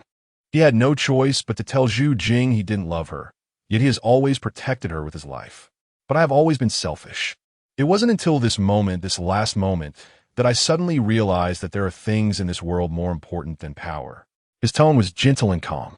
"I believe Meng Fangyan will take good care of you, but I still can't step onto the podium without knowing if you are safe. I've never experienced this feeling, as if a hole has been drilled in my heart, blood flowing out endlessly, and I can't stop it. All rationality, reason, and indifference have disappeared. If I don't see you with my own eyes, I can't do anything. Xiaohua, I can't imagine what my life would be like without you. After the sun sets, it's a time that even candles cannot replace." She looked at him. The tears she had just barely held back were now pooling in her eyes, ready to spill over with just a slight movement. "So, can I ask you to stay by my side every evening and daytime from now on? I want my weaknesses and incompetence to be seen by you, and I want my strength and courage to be seen by you. As long as you are by my side, I can continue to move forward. I'm not afraid to wait for a year, 2 years. As long as you are with me, I will work hard to attain that position. Is it going to take 2 years to become the chief? Is that long?" She teased him. "I might find it too long. Then I'll focus on being a good dad during these 2 years, he smiled. "After all, that is no longer the most important thing to me." As he spoke, he opened the brocade box, revealing a ring that lay quietly inside. At a glance, she realized that this ring was actually custom-made along with the bracelet and necklace he had given her before. "Xiaohua," he said in the softest voice she had ever heard. "The position of Chief Vice President's wife is currently vacant. Are you interested? What are the benefits of being the Chief Vice President's wife? Let me think." He tilted his head, "Probably having someone to serve you for a lifetime, not being afraid of being homeless, not being afraid of working without anyone to understand or share with, not being afraid of not being loved by others, not being afraid of coming home to no hot meals, not being afraid of not receiving flowers on holidays, not being afraid of your daughter not having a father, and not being afraid of growing old without anyone to walk into the grave with. That sounds okay, but I wonder if it's worth it in reality. Then how about we sign a contract first and talk later? Can I breach the contract?" "Sure," he smiled, taking out the ring and gently placing it on her left ring finger. "Then I'll present an even better contract for you to review." He was a king whom everyone hated and feared, navigating the game of power, stained with blood without wielding a knife. But even the greatest king has his weaknesses and armor. He will ultimately meet someone who will become his strongest shield and his softest heart. In this world, no matter how sharp the sword, there will always be a sheath to keep it safely. In this world, there's only one her, who can walk alongside him until the end of life. The world is unpredictable. Right and wrong are reversed. I've done this cup of hopelessness. My destiny is my destiny. End of text.